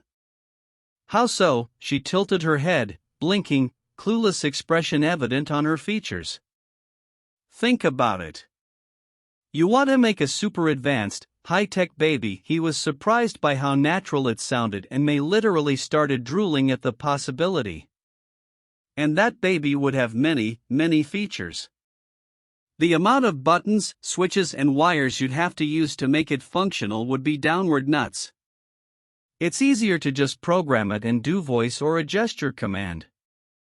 He didn't tell her he was describing his future billet into heroics. May pursed her lips and folded her arms, while her eyes roamed around. Wait, were those lines in her irises spinning? Did it have to do anything with her quirk? He should ask later. Well, I suppose you are right, she sounded like admitting it caused her real pain. But I can't really do all that programming stuff. Her shoulders slumped down. Didn't you try to learn? Programming for him was just like breathing. He spent most of his childhood learning how to properly do it. The reward of his efforts? Alan. I've tried, but I get lost in it and it's super boring. Mei whined loudly, making Izuku chuckle. Well, I consider myself rather good at it, so if you want I can teach you, he flashed a kind smile toward her. Mei instantly perked up and grinned. Really? You would teach me? Of course, we're friends now. Friends. Yeah, that sounded nice. Thanks, Izuku.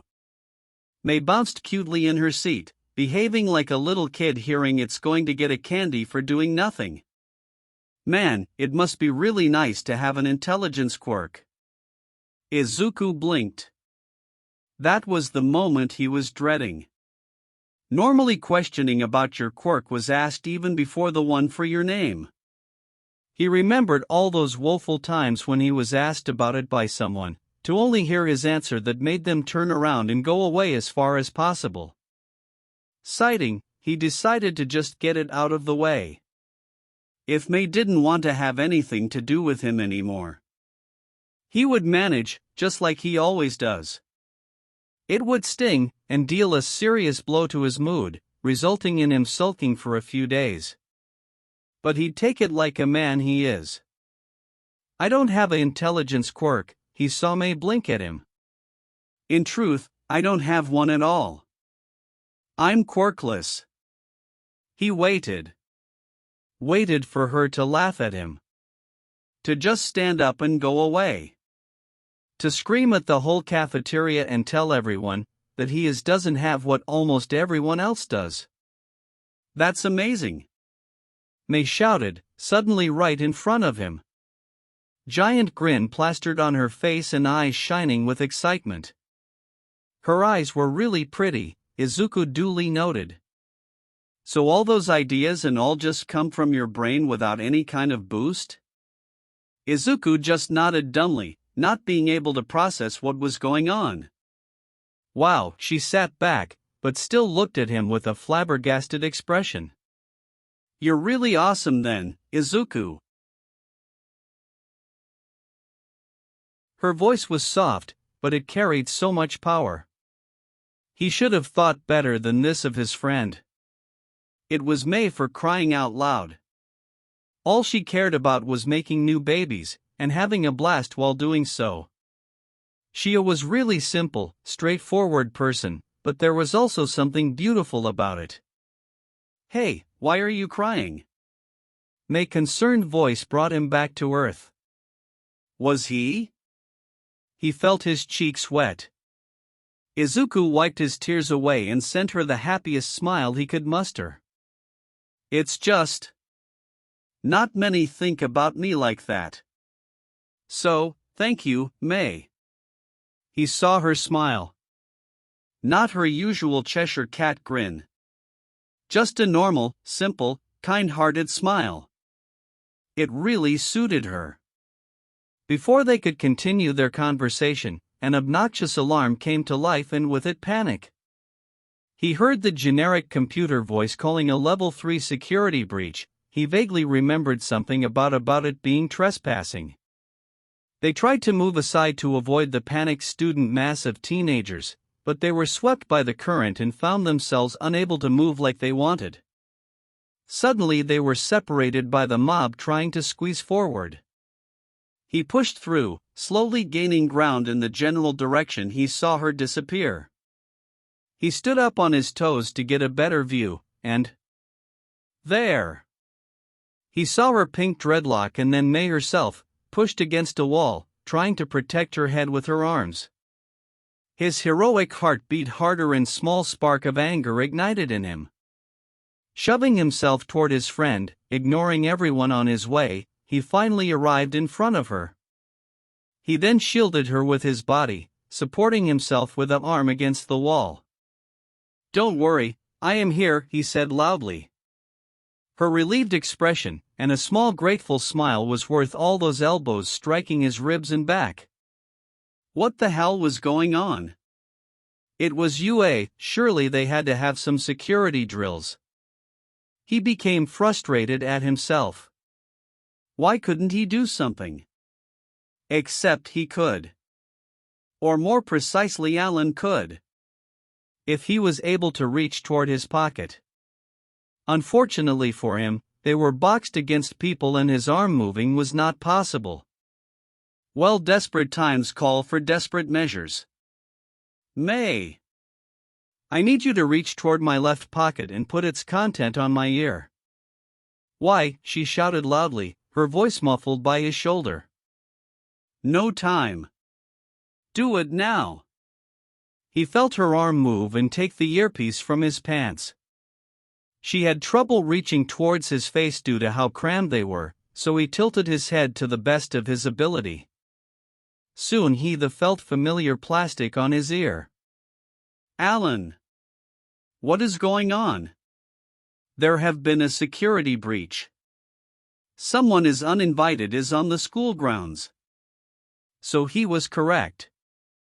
Frowning deeply and getting hit again by someone's elbow, he quickly went over his options. I need you to check every camera and tell me what is going on. We need to get it under control. At once, sir.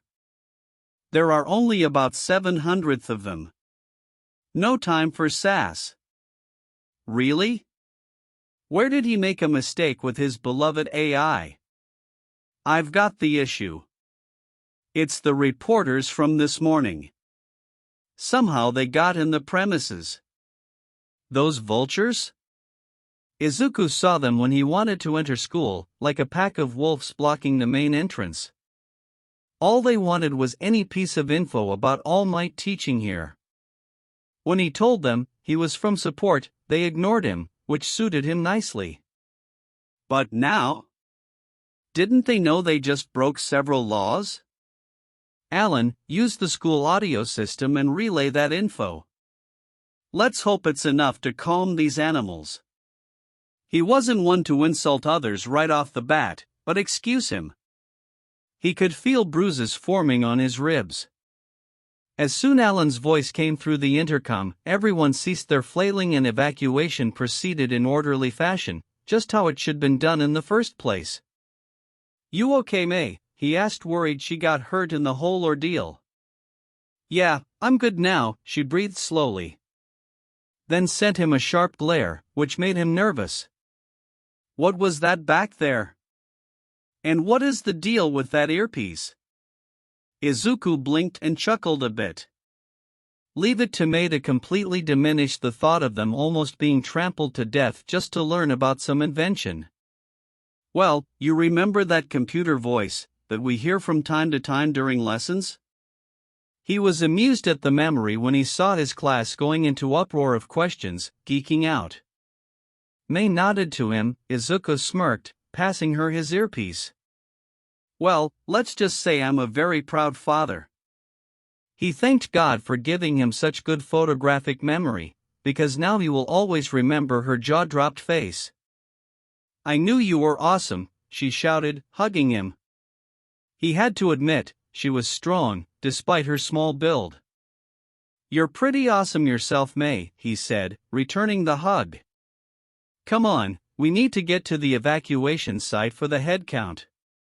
Only hours later he'd realized that he had a beautiful girl, and her goodies, pressed tightly against him, turning him into human tomato. Nizu frowned deeply at the, now turned to scrap, UA barrier. He didn't want students to see this, so he sent them out using other entrances/exists. He took a closer look at the chunks of metal laying on the ground. Some of them were in one piece, but most of it looked like it corroded and turned into dust. He looked to his sides. Aizawa and Majima also weren't pleased with the state of it either. They already checked all of those unexpected guests. None of them had a quirk similar, or powerful enough to do this kind of damage. The only other conclusion being the involvement of a third party. That particular thought greatly disturbed Nizu. The whole thing looked like some kind of declaration of war, only question being, who was responsible for it? Nizu took his phone from his pocket. Alan, do you have any security footage showing someone other than reporters entering school grounds? 1 second, Principal. I'm afraid not.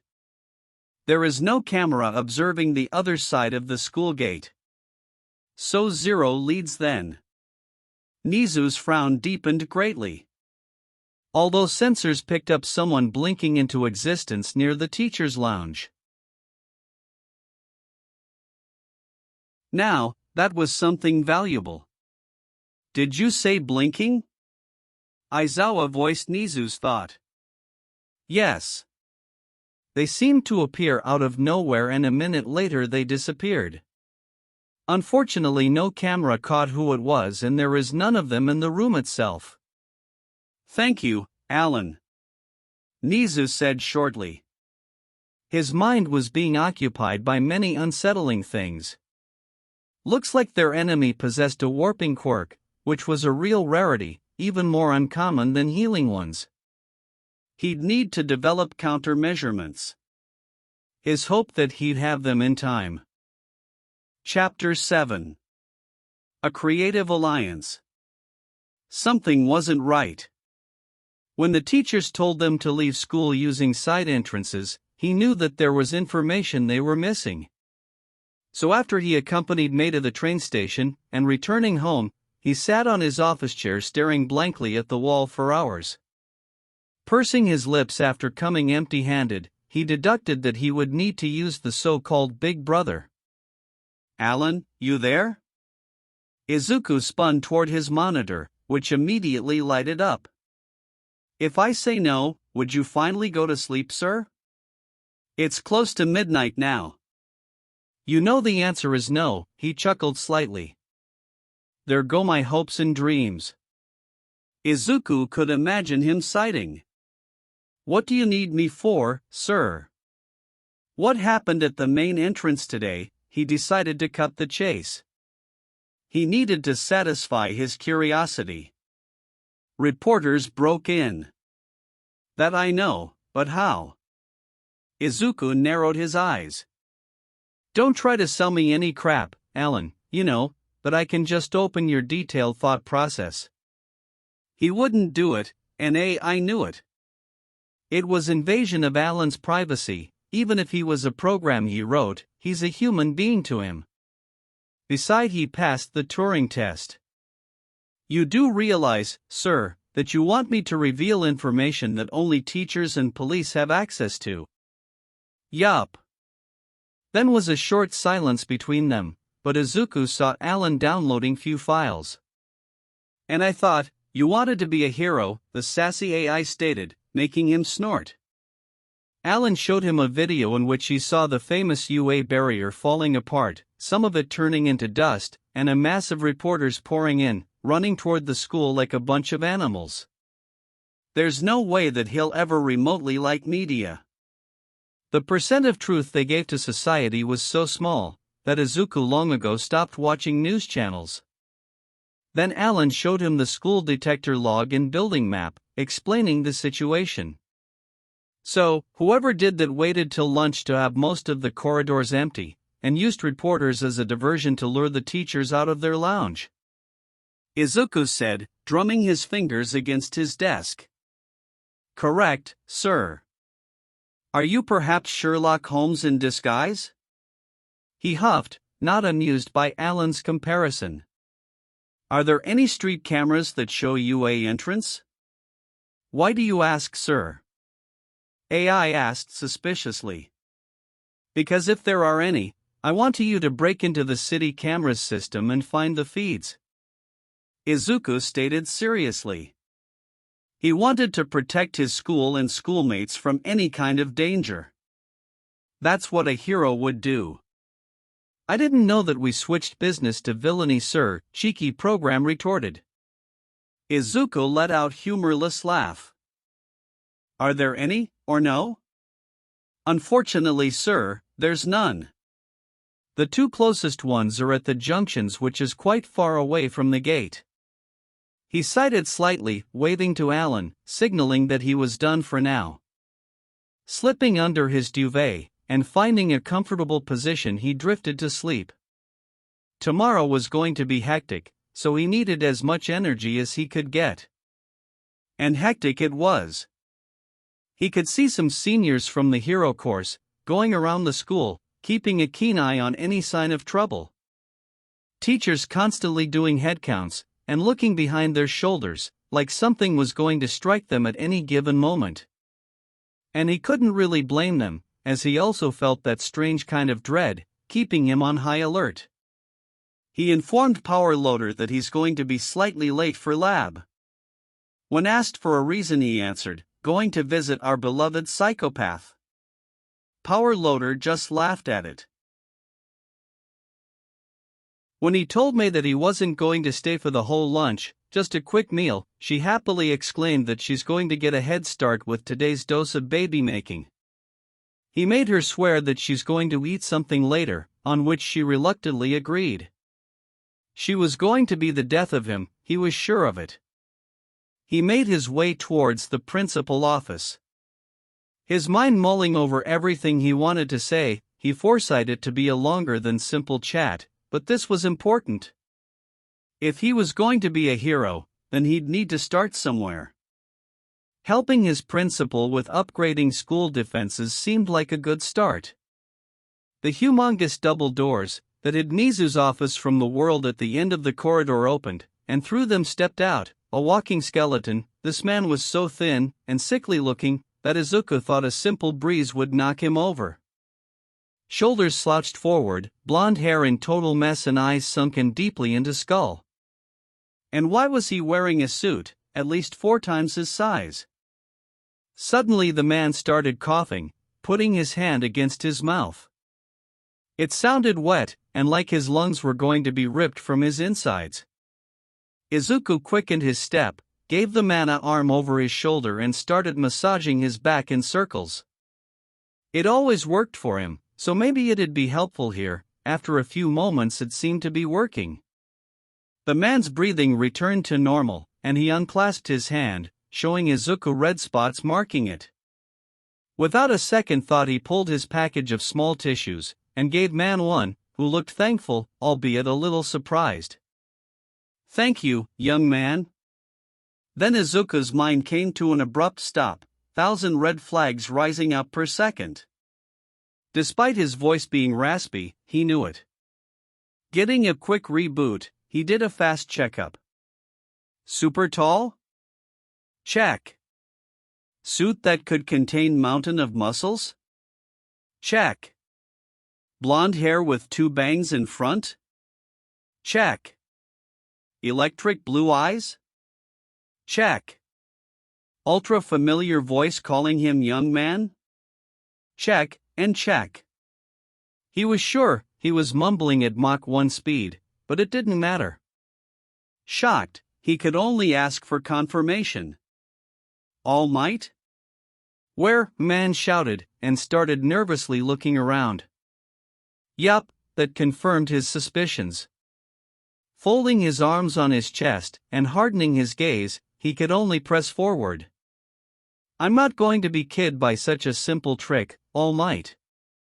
Beside, I can ask Alan to do voice comparison. He didn't mean to sound so rude, it just sort of happened. All Might sighed in defeat, and frowned deeply. He waited, and waited, and waited, staring at Izuku nervously. Don't you have some questions? He finally asked. Izuku raised an eyebrow. Questions? Oh, believe me, I do have a ton of them. And most likely after you answer them, I'll have some more, but right now I'm too busy, so maybe someday later, he stated, simply scratching his cheek. All Might blinked at him, shock evident on his face. Why aren't you I don't know, freaking up or something? Izuku sighed, resting his hand on his hips. Too much on my head right now. I'm going to freak up at some ungodly hour at night, when I'll have time. he really would do it later. All Might watched him for a moment more, before he chuckled. You really are something else, young Midoriya. He smiled softly. Just keep it to yourself, please. It's important to me. His voice was serious, which wasn't that surprising. I know. I'm not the kind of teenager to gossip. Besides, you're my third favorite hero.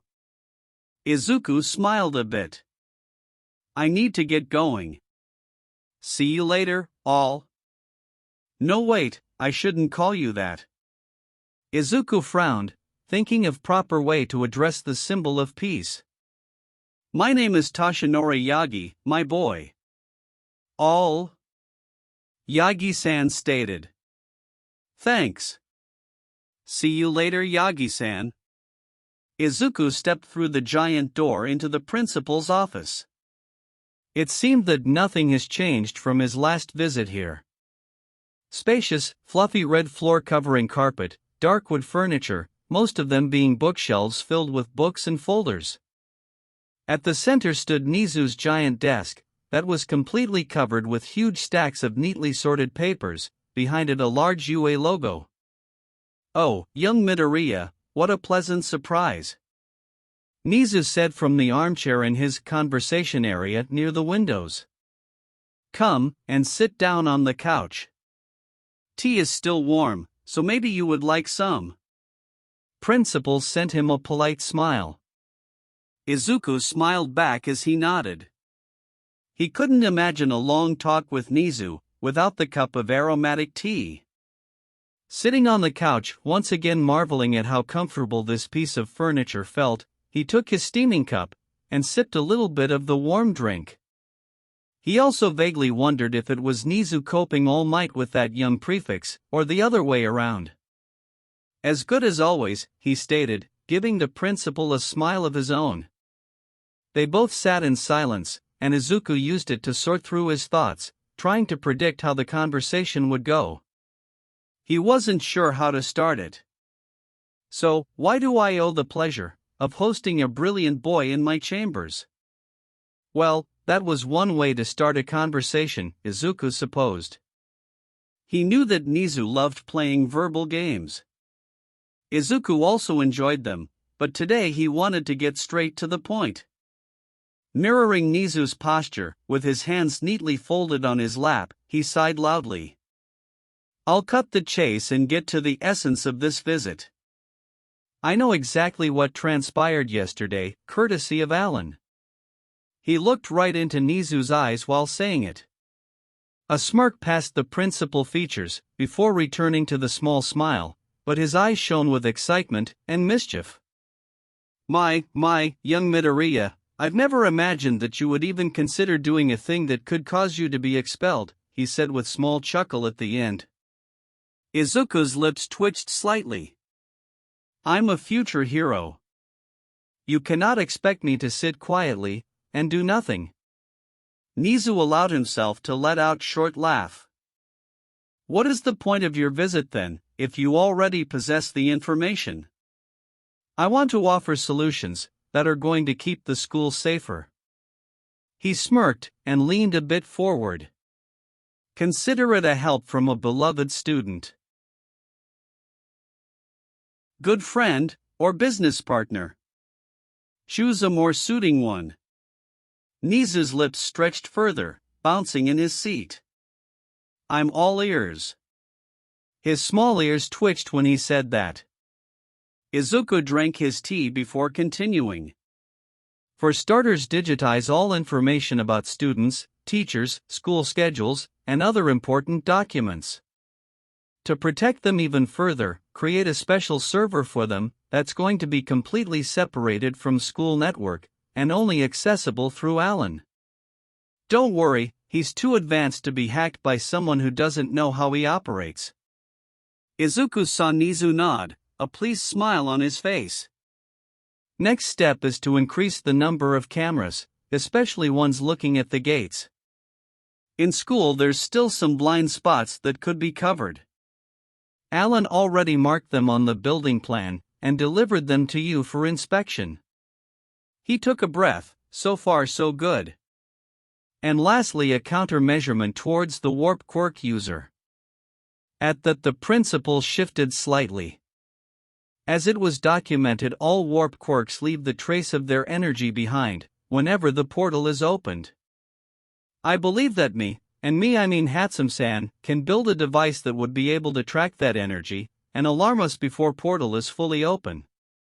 Of course, we need to get a good read on it to ensure it works as desired, but it's doable. He took another sip, chastising himself in his head for the slip with May's name. Also, I believe it would be wise to reschedule UA Sport Festival and to further improve security. We don't want a villain attack on such an important day. Nizu stared at him for a moment or two, before smiling brightly and clapping his paws. I'm impressed, young Midoriya. To think that it took you only half a day to come up with those solutions, maybe even less. Oh, and don't worry about the way you called young Hatsum. Powerloader already informed me about your friendship and partnership, and so the called baby making. Principal laughed at the end. Izuku was sure Nizu had a good cackling session when he first heard that term. It's nothing really. I'm just doing the natural thing and using my abilities to protect this school. And for that I'm thankful. You're going to become a marvelous hero one day, young Midoriya. Principal stated with a kind smile. When could that device be done? Izuku adopted his thinking position. I could most likely get a design ready for it today, and we could start building it during Saturday's open lab hours. If you could allow us to have it accessible on Sunday, then at the beginning of the week it's going to be most likely ready to use. Consider it done. They both sat in silence, drinking their tea. Izuku was pleased with how the conversation went. He felt even a bit proud of himself. Was that the feeling heroes had when they're able to help people around them? He could get used to it pretty quickly. Now, is that all, or do you have something more that involved breaking the law? Nizu asked with an amused smile. Izuku was sure that he's never going to ever live that one through. Actually, yes. But it's more of personal request. You see, I'm having a bit of trouble with getting one material. I've placed my request for it, but its arrival is still far away, and it's going to be a major setback in my work. Oh, is it for that project? Nizu asked with an excited voice. Yes. I assume that you remember your deal about it, right? The principal asked, and Izuku simply nodded. Am I correct to assume that you want to ask me to pull some strings and get it shipped faster? Another nod, this time more sheepish one. I see. Unfortunately, it's Power Loader who holds more power in that department, and if he can't get it earlier, that surely I don't have better chances. Izuku frowned at that. He really hoped to start already on it. He had most of the materials ready and even upgraded them with school supplies, at which May helped him. She even gave him some tips at how to better do a thing or two. But do not worry, young Midoriya. I do believe I have a solution for your problem. Nizu said with wide grin. Momo waited for her class to empty itself. She needed to ask Aizawa-sensei about the specifics of her new duty as a class president, which unfortunately she didn't have time yesterday, due to the earlier release of the students. She gladly took that position when it was presented to her. She was also pleased that she convinced her classmates to give Azui-san the position of her deputy, when she tied with Ida-san.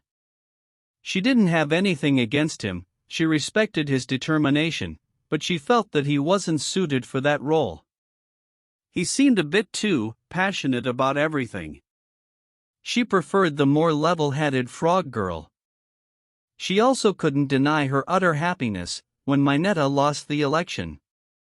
She feared what would happen to her and other girls if little perverted student would be given power. Not that it had ever going to become reality. She was the last one to leave from her classmates, and caught Aizawa-sensei nearing the exit. That was her chance. The teacher opened the door and paused, looking down. "Oh, genius boy. What do you want?" Aizawa-sensei said in his usual tired voice. Genius boy, Momo heard that term before.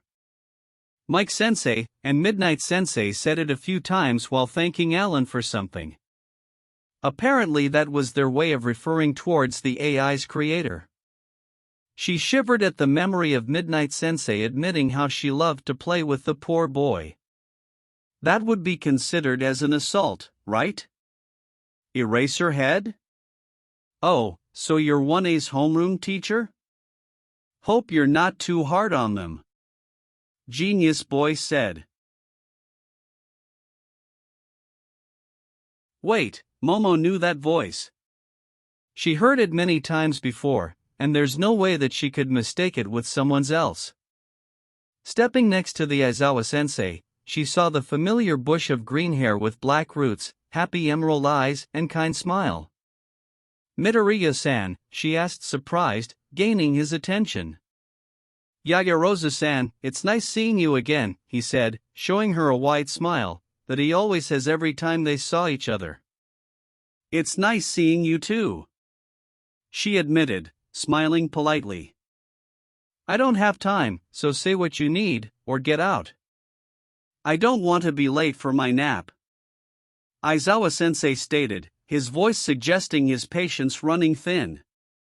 Actually, I was looking for Yayarozu-san, Midoriya-san said. Momo quirked her brow at that. Questions developing in her head. She saw her teacher leaving the room, and remembered why she stayed behind. Sensei, she said, getting Aizawa-sensei's to stare at her with evident annoyance. It's not her fault that he had a messed up sleep schedule. About my duties as a class president. Go to the representatives' lounge near the teacher's room. There you'll have all you need, he told her quickly, and continued his trek towards wherever he left his sleeping bag. Momo sighed at that. At least she knew now where to go.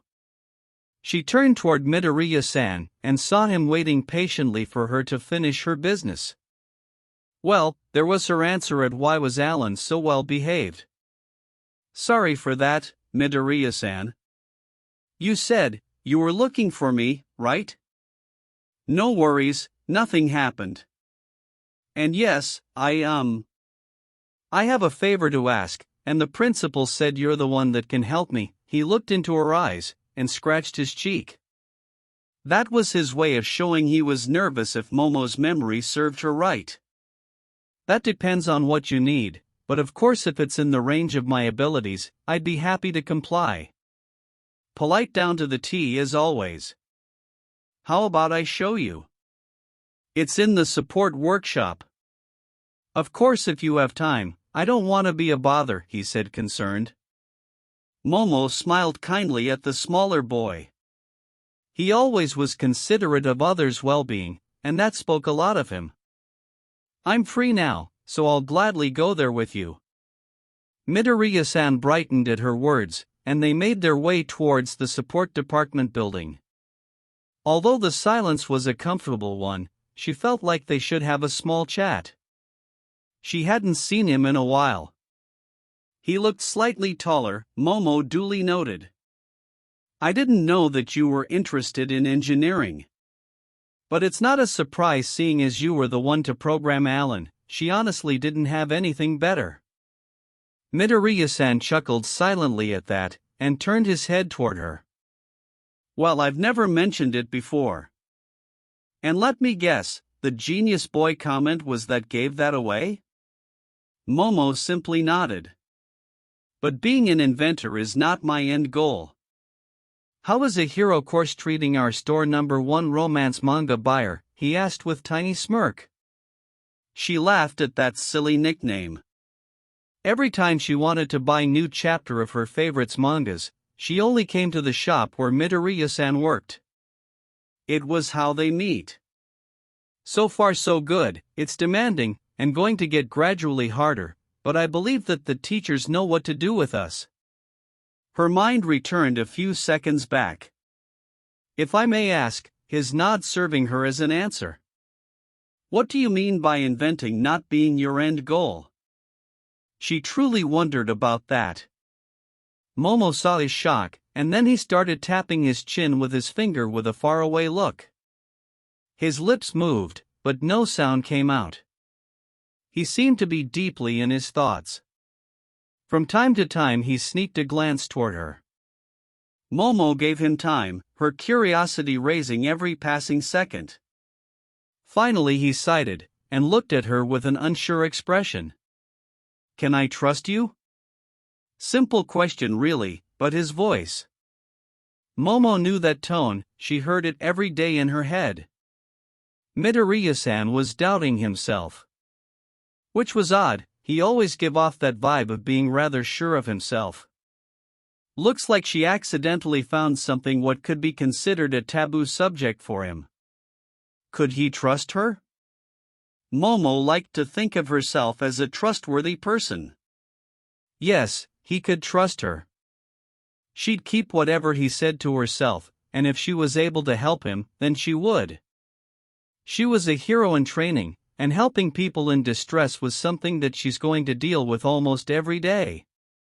She presented him with nod and encouraging smile. Okay. Midoriya-san took deep breath to calm his nerves.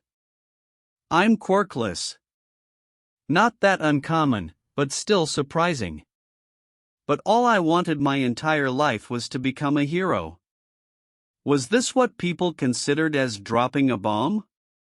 My life wasn't the easiest one. Nearly every person just made fun of me. All because of my birth defect and seemingly unrealistic dream. He sounded rather bitter, but Momo understood from where that came from. But no matter what everyone says, I'm going to prevail and make this a reality. I'm becoming a hero, and this is final. His drive was truly admirable. He sounded a bit like All Might there. I see. Well then I wish you luck, Midoriya-san. She found herself somewhat excited at the thought of him having him in her class. Am I correct to assume that you'll try to transfer to the hero course then? Midoriya-san chuckled, and shook his head. No, I'm staying in support. I still want to have my inventor license, and open a company. I intend to produce equipment not only for heroes, but also for everyone else. A small smile showed on his lips. That's very considerate of you, but how are you intent to become a hero then? She just needed to know, otherwise her mind wouldn't stop nagging her with that question. She suspected that it was possible Aizawa-sensei and Midnight-sensei seemed to be the cases, judging by their quirks. Midoriya-san grinned at her, giving her a strange Aizawa-sensei's excitement vibe. Do you know what SNHQT is? She almost choked on air, and didn't try to hide her bewilderment. That was his chosen route? You mean, the standardized National Hero Qualification Test? She asked in weak voice. No, that couldn't be right. Oh God, he was serious, his smile looked bright as always, but his eyes were sharp. The standardized National Hero Qualification Test was a special test for all those who didn't go to a hero course in high school, but wanted to become one took. It also served as a purpose for checking if a hero, who was charged with some serious accusations, or had been on long leave, was able to continue his work. Her uncle, who's part of the government, once told her that he had the chance of seeing one. He said that it was brutal, and ended the whole conversation with a dreadful expression. You do know that it's 1,000 times easier by transferring to the hero course, right? She knew that may come out rude, but this situation was something else. Well, I want to prove to people, and myself, that I have what is necessary to become a hero. His features turned softer, and lips changed into a small smile. Besides, it's just another mountain for me to conquer. Nothing new in my life. Momo stared at him for a few moments, before smiling brightly. He really moved her soft heart. Thank you for sharing that with me, Midoriya-san. I believe that you can turn your desires into reality, and I'll gladly help you with it. Midoriya-san turned toward her, and presented her with miniature sun for a smile. His eyes shoved gratitude. Thank you, Yaoyorozu-san. This means a lot to me. Besides, you're about to help me. Before Momo could ask what he meant, he stopped her. She quirked her brow and tilted her head. Midoriya-san stood next to the wall, and seemed to sneak toward the huge metal door. He then extended his hand, made 3 rapid knocks, and quickly backed away, while shielding his head. It's safe. She went to grab a lunch, came a gruff voice from the inside. Midoriya-san relaxed. We've someone that is quite an explosive person, he explained while chuckling. They entered, and her nostrils filled with a scent of oil, metal, plastic, and some chemicals. The room was spacious, every student at their station working busily, giving her a passing glance of curiosity. Power Loader sat behind his desk, checking something on his computer. They made their way towards the back of the room, where she saw Midoriya-san workplace. Neatly sorted tools on a side table with wheels, on the main one some device and parts, and chunks of various metals on one side. On the other 3 monitors that displayed various programs, showcasing data and designs. Next to it all stood black machine in the shape of rectangular box with white, glassy surface. From its corners come out supporting beams that held, what Momo assumed, 2 projectors turned towards device surface. Midoriya-san made his way toward it, and she followed, intrigued by the purpose of machine. He handed her a black earpiece, he himself already wore one. She put it on. Hello, Yaoyorozu-san. Alan said politely. Right, Midoriya-san was the one to develop AI, it'd be strange if he didn't have a way to access him. Hello to you too, Alan. I see that my oh-so-great creator decided to entwine you in his project, he said somewhat snarky, but not toward her. Hey! It was the principal who suggested it. Midoriya-san defended himself, pouting slightly. But it was you who decided to go with it, sir. Alan retorted. The two continued to banter back and forth, and Momo found herself amused by that. Was that how friends or siblings acted? Anyway, Midoriya-san said, breaking the argument. Alan, show us the arc reactor. Momo raised her brow at the name of his project. Soon the black machine gave out a soft sound, and she was amazed. The device came to life, and showed her a 3D green picture of different parts. She saw them laying on his workbench, that soon joined together to create one image. It presented her with some kind of cylinder device. This is an arc reactor, Midoriya-san said with a prideful voice. It's supposed to generate a great amount of power. I won't go into details now, trust me, it would take a while to say how it functions. Momo nodded, it looked rather complicated. I see, but I don't understand where my assistance is required. Midoriya-san began to touch the image, and once again it turned into parts. He took one, and it changed color to orange, highlighting the whole structure. This piece here is a palladium core. Without it, the arc reactor won't work. He frowned, and crossed his arms on his chest. The problem is that the school doesn't have any, and my requested shipment is at least a week away. But I need to build one as soon as possible. Without it, I'm going to have to hatch a new plan on how to become a hero. So that thing was really important then. Well, she promised to help him. So am I correct to assume that you want me to use creation to make some of this palladium, right? Creation? He asked. Oh, she never told him, did she? Yes, that's the name of my quirk. It allows me make any non-living matter as long as I understand its atomic structure, by using my lipid cells as a fuel. She informed him. Then the mumbling storm reached her ears. She saw Midoriya-san in his thinking pose, lips moving faster than anything she ever witnessed. His eyes locked on her figure, shining with admiration and excitement. Momo wasn't sure if she appreciated the sudden attention or not. He's so lucky that I can understand and record all he's saying, Alan said. Momo completely agreed with the AI. Suddenly Midoriya-san stopped, his face red, and a nervous chuckle escaping his throat. He scratched his cheek.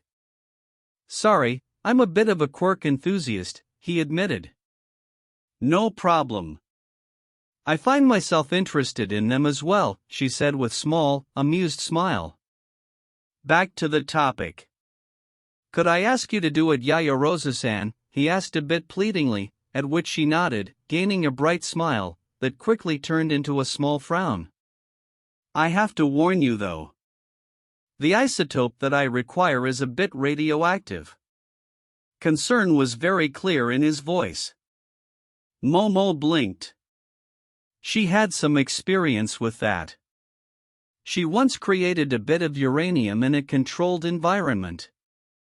Don't worry. At worst I would get a mild rash, but that depends from the amount and its potency. But I should be fine. He looked revealed at that. Midoriya-san asked Alan to present her with information about palladium, which was extremely detailed.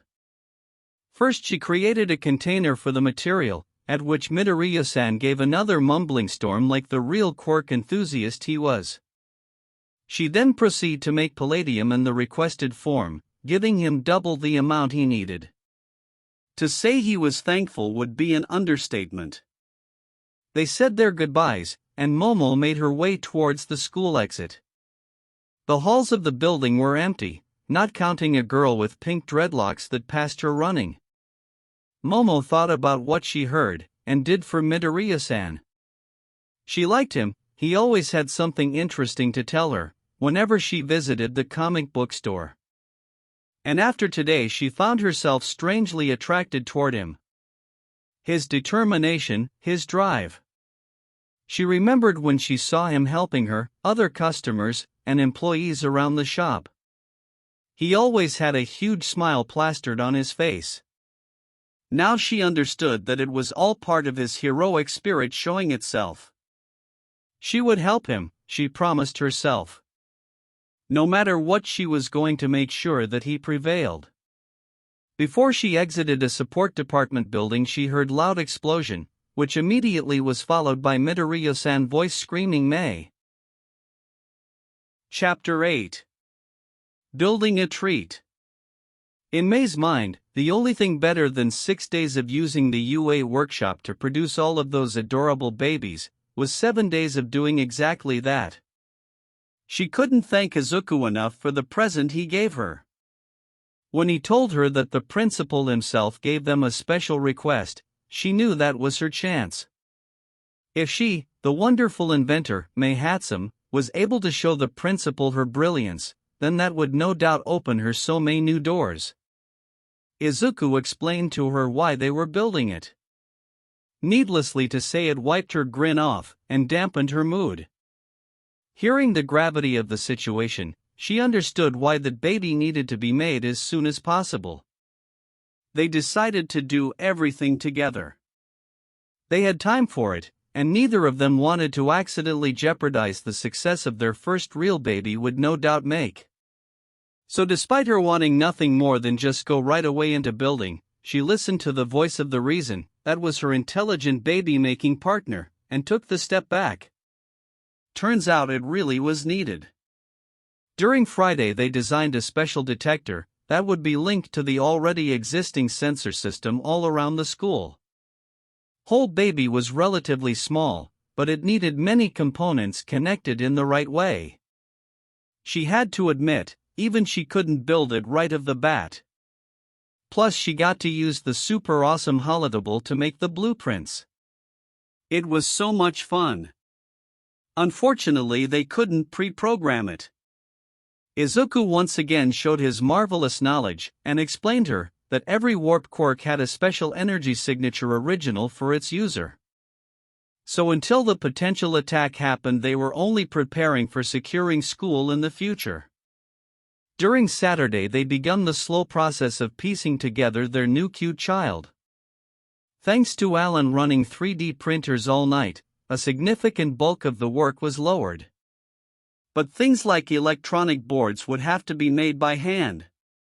She saw Izuku struggle with it, so she gave him tips at how to do it more efficiently. He looked grateful, blinding her with that sunny smile of his. She briefly commented that she wondered if she could use it to power something. The idea itself was ridiculous, and make them share a good laugh. They stayed till late evening, working vigorously, only stopping to get something to eat. Izuku threatened her with dragging her out by force, and banning her from using the holodable, which was a big no-no.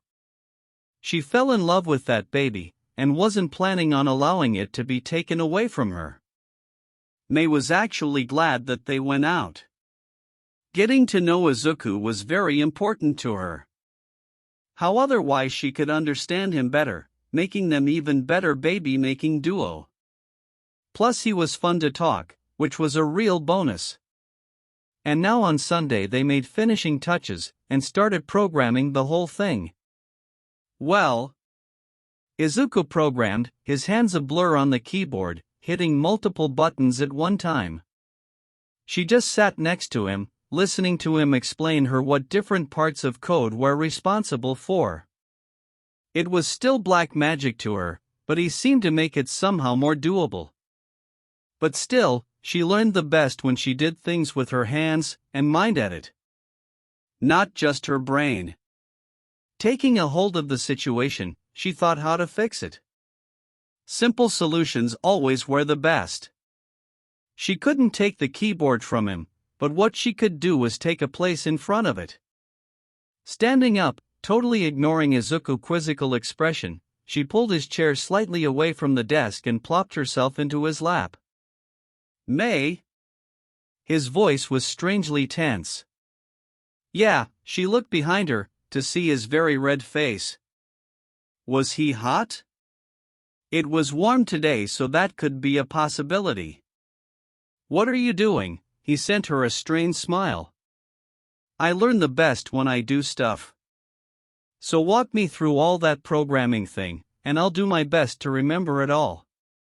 She turned toward the monitor, and awaited her instructions. Slowly they made their way through it, and Mei found herself understanding more than before. She had to admit, Izuku was a great teacher. He took his time, slowly explaining what was what, stopping her when she wasted to rush out, and corrected her when she made a mistake that she didn't know she did. She had changed her position several times, trying to find the best one that allowed her to work to the best of her ability. The most effective and comfortable one turned out to be her sitting sideways on Izuku's lap, and leaning into him, with his arms around her waist. Mei didn't know why her face was hot, she blamed the weather for it. She smelled his mint shampoo. She loved mint. She told him that, and once again he reddened. He looked kind of like a strawberry with those adorable freckles of his. After 2 more hours of developing the software, checking it for any potential bugs, and installing it into the device, their detector baby was finally ready. They both smiled at themselves, proud of their work. And the best thing was that nothing exploded, sparked, or started burning even once. She patted herself on her back for it. Hey, Mei? Izuku said, gaining her attention, while they made their way out of the school. Do you want to get something to eat? I'm not really hungry, she pursed her lips. Oh. How about ice cream? I know the place nearby, she bounced up and down at the idea of getting the glorious chili treat. Yeah, sure, he smiled lightly. May grabbed his hand and started running toward the ice cream shop. She once again found herself marveling at how gloriously rough his hand was. When they came near it, she was panting slightly. But Izuku looked like he didn't even sweat. She added fit to her mental list of bonuses possessed by her partner. Izuku tried to offer paying for them both, but she denied it by slapping her money on the counter. In her mind, she was paying him back for that lunch he bought her earlier in the week. She was delighted by her mint and chocolate ice creams. Lemon and apple? Are they good? She asked him, while they're walking back toward train station. I think so. I've been eating them since I was like 5, he chuckled slightly. Intrigued by that, May decided to test it herself. She grabbed his hand and lowered cone toward her. She took a generous lick, where the 2 scoops met, completely obvious to Izuku's shocked face. The slightly sour taste of lemon and gentle sweetness of apple filled her mouth, and mixed with remains of the mint flavor. So that was how the heaven tasted. She never felt so refreshed in her life.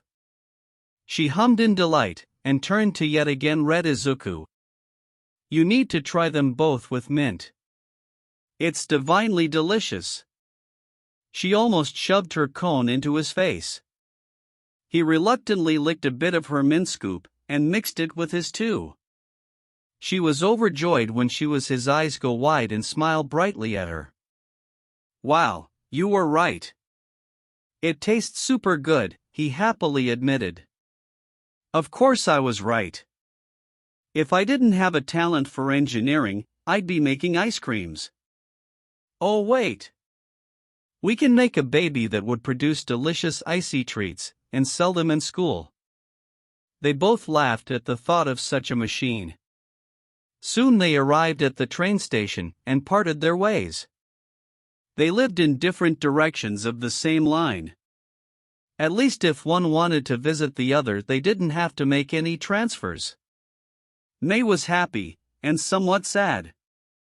Happy because she got to spend time making a beautiful baby with Izuku that would make their school safer, and earn them gratitude from the principal. And she learned something new, believing that programming would come useful somewhere in the future, and she wanted to learn more about it, by coaxing Izuku into teaching her, while sitting on his lap. Oh, and she added 2 new things to her list of Izuku being awesome partner. Him being fit and ice cream gourmet. But she was sad that they needed to go home. He was such great company. Sure, she'd see him tomorrow, and have a chance to talk to him, bounce off ideas, share a good laugh, make some babies. She blinked. Was that how it felt to have a friend? Yeah, she had her parents, that said almost every day that they loved her, and all others members of her big family. But this was different.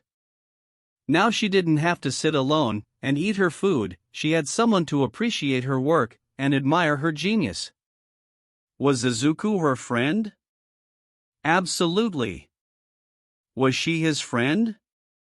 Heck yeah, she was. Smiling to herself, she wished that she could make a baby that would make time go faster.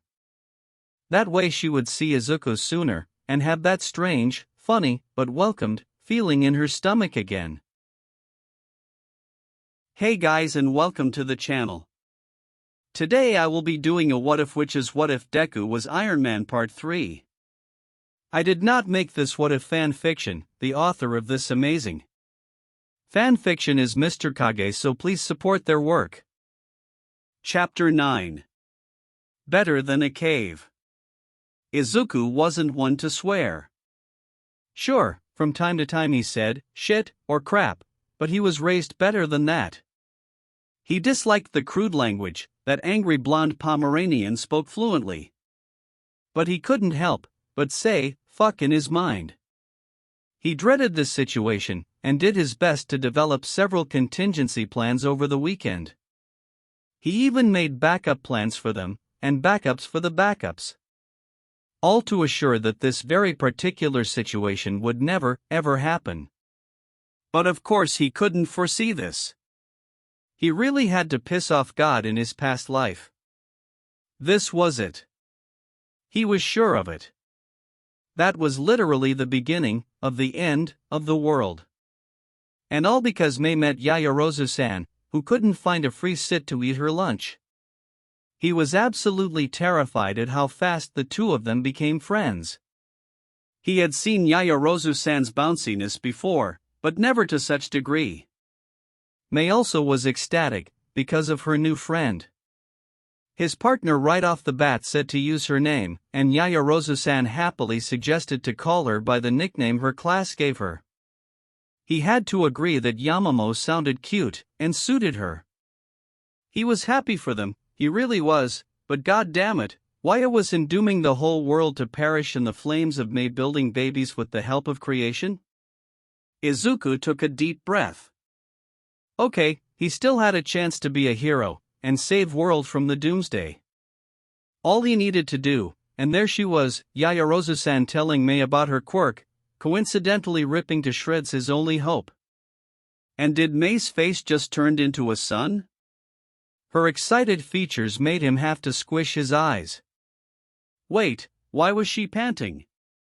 His saving grace was in form of other girls from Yaoyorozu-san's class joining them. Oh great, another pink, hyperball about her boundless energy. Did the people with pink features had it in their genes to be so enthusiastic about just everything? He also recognized a girl, who he accidentally saved from being crushed. Ochako Uraraka, she introduced herself to them. She seemed nice, and Mei liked her. It was good to see her making friends besides him. Hey guys, you're from support, right? Jiro-san asked. What's the chance of you two making us some gear? He and Mei looked at each other and immediately indulged themselves into a mumbling storm of wild ideas, both overjoyed at the possibility of producing equipment for hero students. He caught the shocked and uneasy stares of one of the girls directed at them. Excuse him, he may want to become a hero, but he still wanted to build things. Sorry for that. We're just really excited at the possibility of making you guys equipment, he said the truth, which made them all chuckle. Don't you need to know our quirks for that, Karo? Azui-san asked, tilting her head. No need. All support students have access to the personal profiles of the hero course, although just the quirk and body measurements. Mei explained, grinning widely.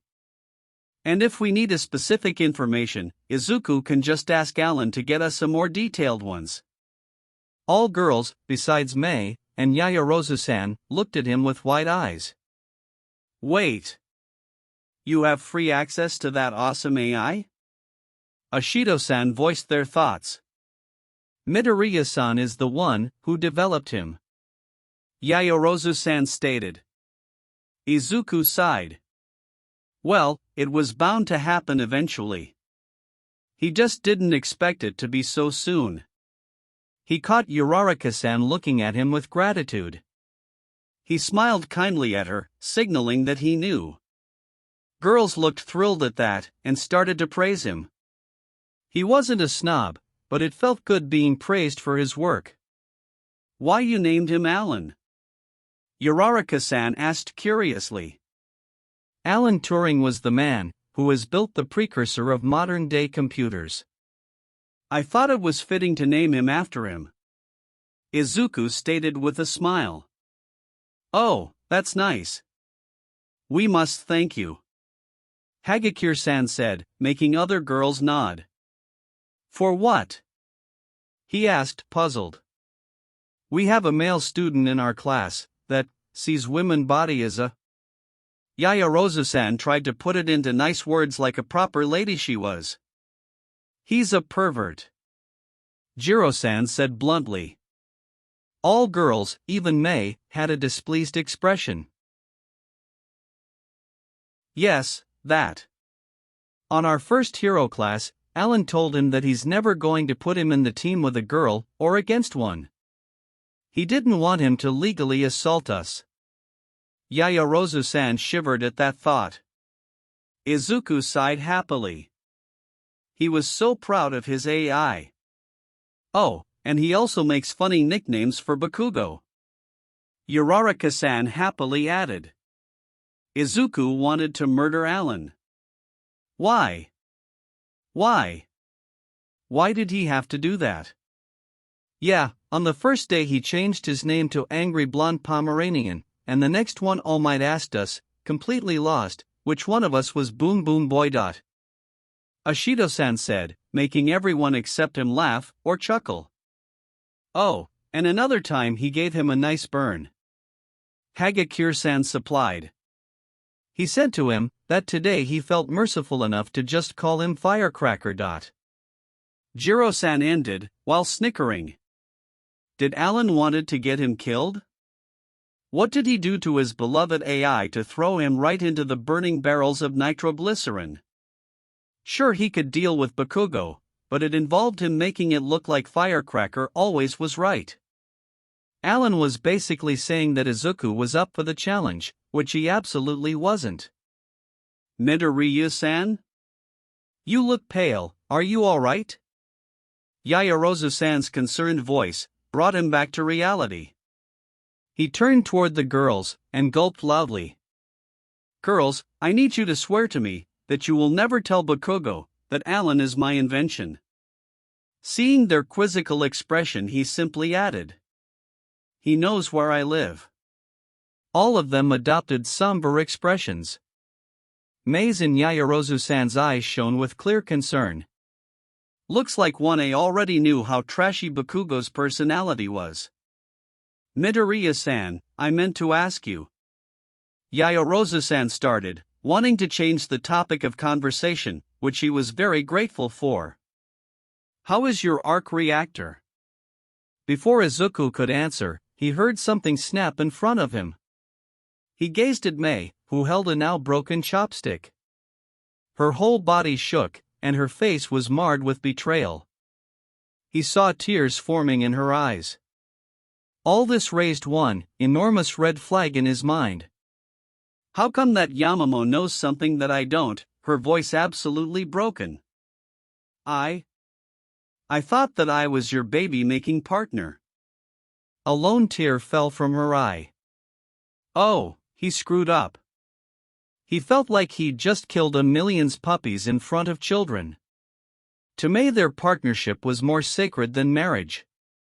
His heart clutched with guilt. He promised himself that from now on he would tell her about his future projects. His heart wouldn't survive another scene like that. Before he could answer her, he heard a faint what, and suddenly remembered that they weren't alone. He looked at the girls, their faces pure bewilderment mixed with deep blushes.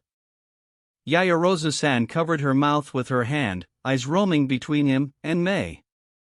Wait. He quickly pieced it together, and couldn't help himself, but laughed loudly. Mei, be so kind, and tell them what baby is to us. He barely managed to say it. It was just too hilarious. She sniffed, and looked toward her new friends. That's how we call our inventions, she stated meekly. Someone snorted, and soon they all followed suit, laughing at the absolutely ridiculous thought. Except for Mei, who looked like lost puppy, and sulked silently. Well, time to fix that. To answer both of your questions. Izuku started, gaining their attention. Yaoyorozu-san used her quirk to make me some material that we didn't have in the stockroom, and I'd have to wait till the end of the week for it to arrive. Which I cannot. That's how she learned about the arc reactor. He saw her perk up. And about a state of the project.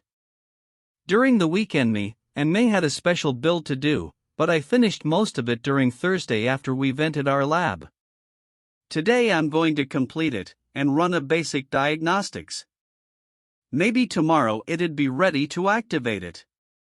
He smiled at that thought. He really wished that I would work.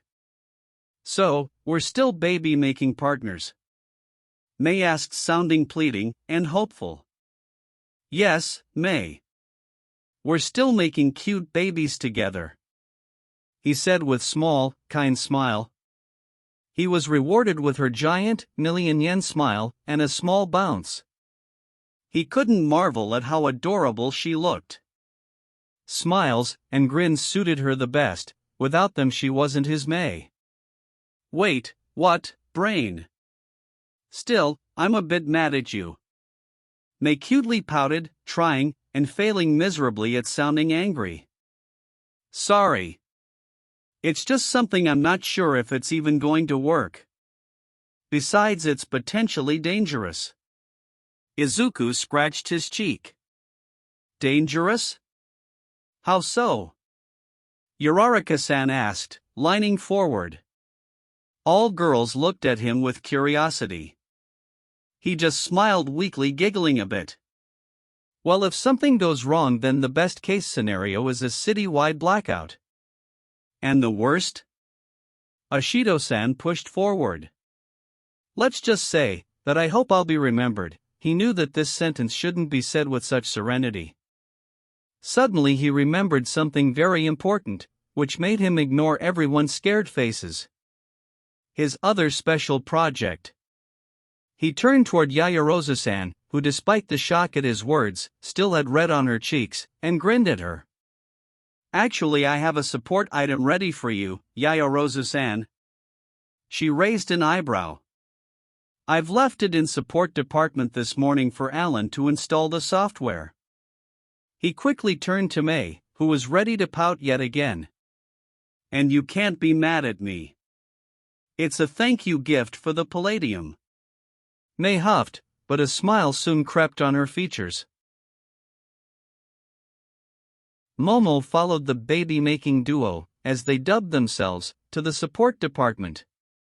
Her cheeks still felt hot from the situation earlier. Looking back at it, jumping into conclusions was silly. She was positively surprised with how fast she and May clicked together. The pink-haired girl had the same unlimited energy like Ashido-san, and was a little eccentric, but once they started talking, she couldn't contain her bounciness at the prospect of another friend. Her second week at UA had just begun, and already she had more acquaintances that liked her for being her than she had her entire life. She was overjoyed by that. Her mind returned to the moment when her classmates talked about how Alan teased Bakugo. She had to admit that she found herself enjoying his suffering, even if it was unbecoming behavior for a future hero. But Midoriya-san's reaction worried her greatly.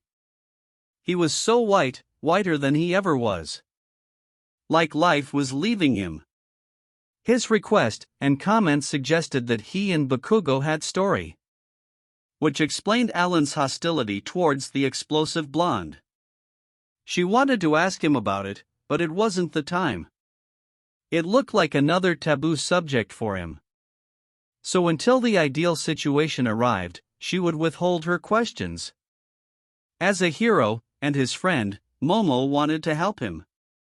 Besides, she doubted that she would get anything useful from Bakugo aside from a litany of profanities.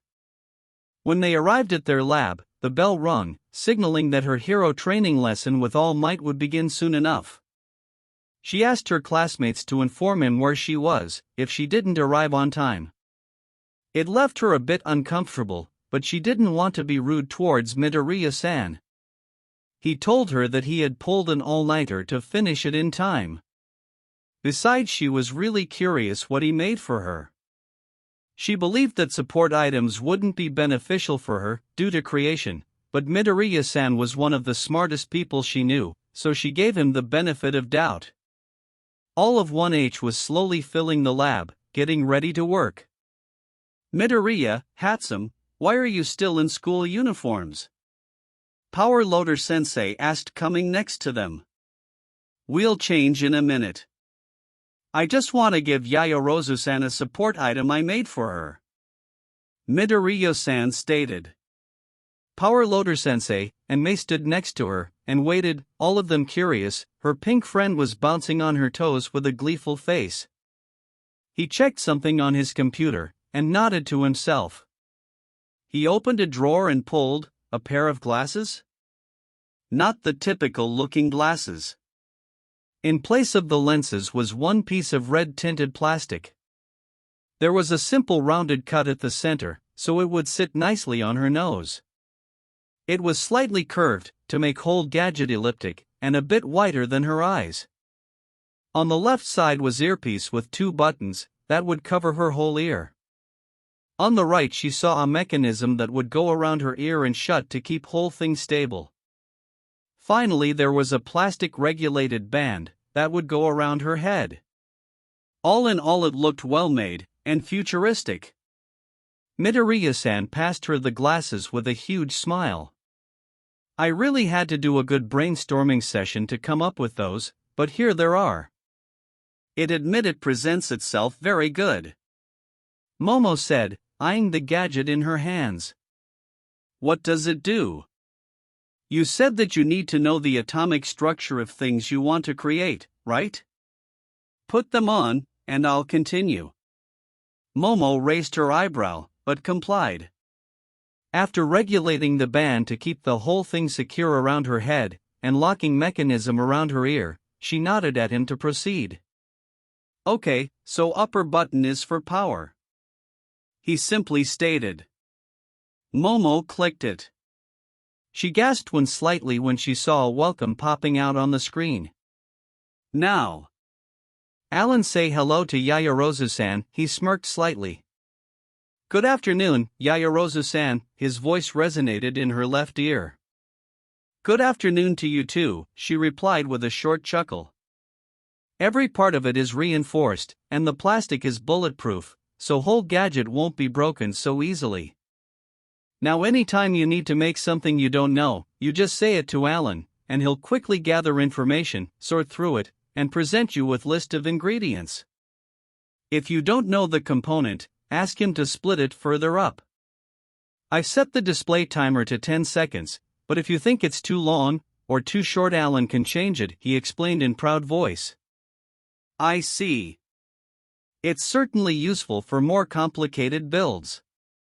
Momo nodded with grateful smile. And I thought that slavery was illegal. AI said in a I'm done tone, at which she chuckled quietly.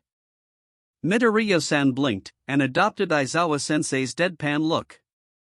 He said something bad about me, didn't he? Even his voice matched.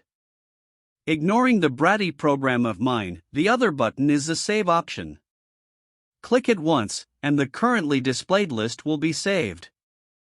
Click it again, and it's going to show up.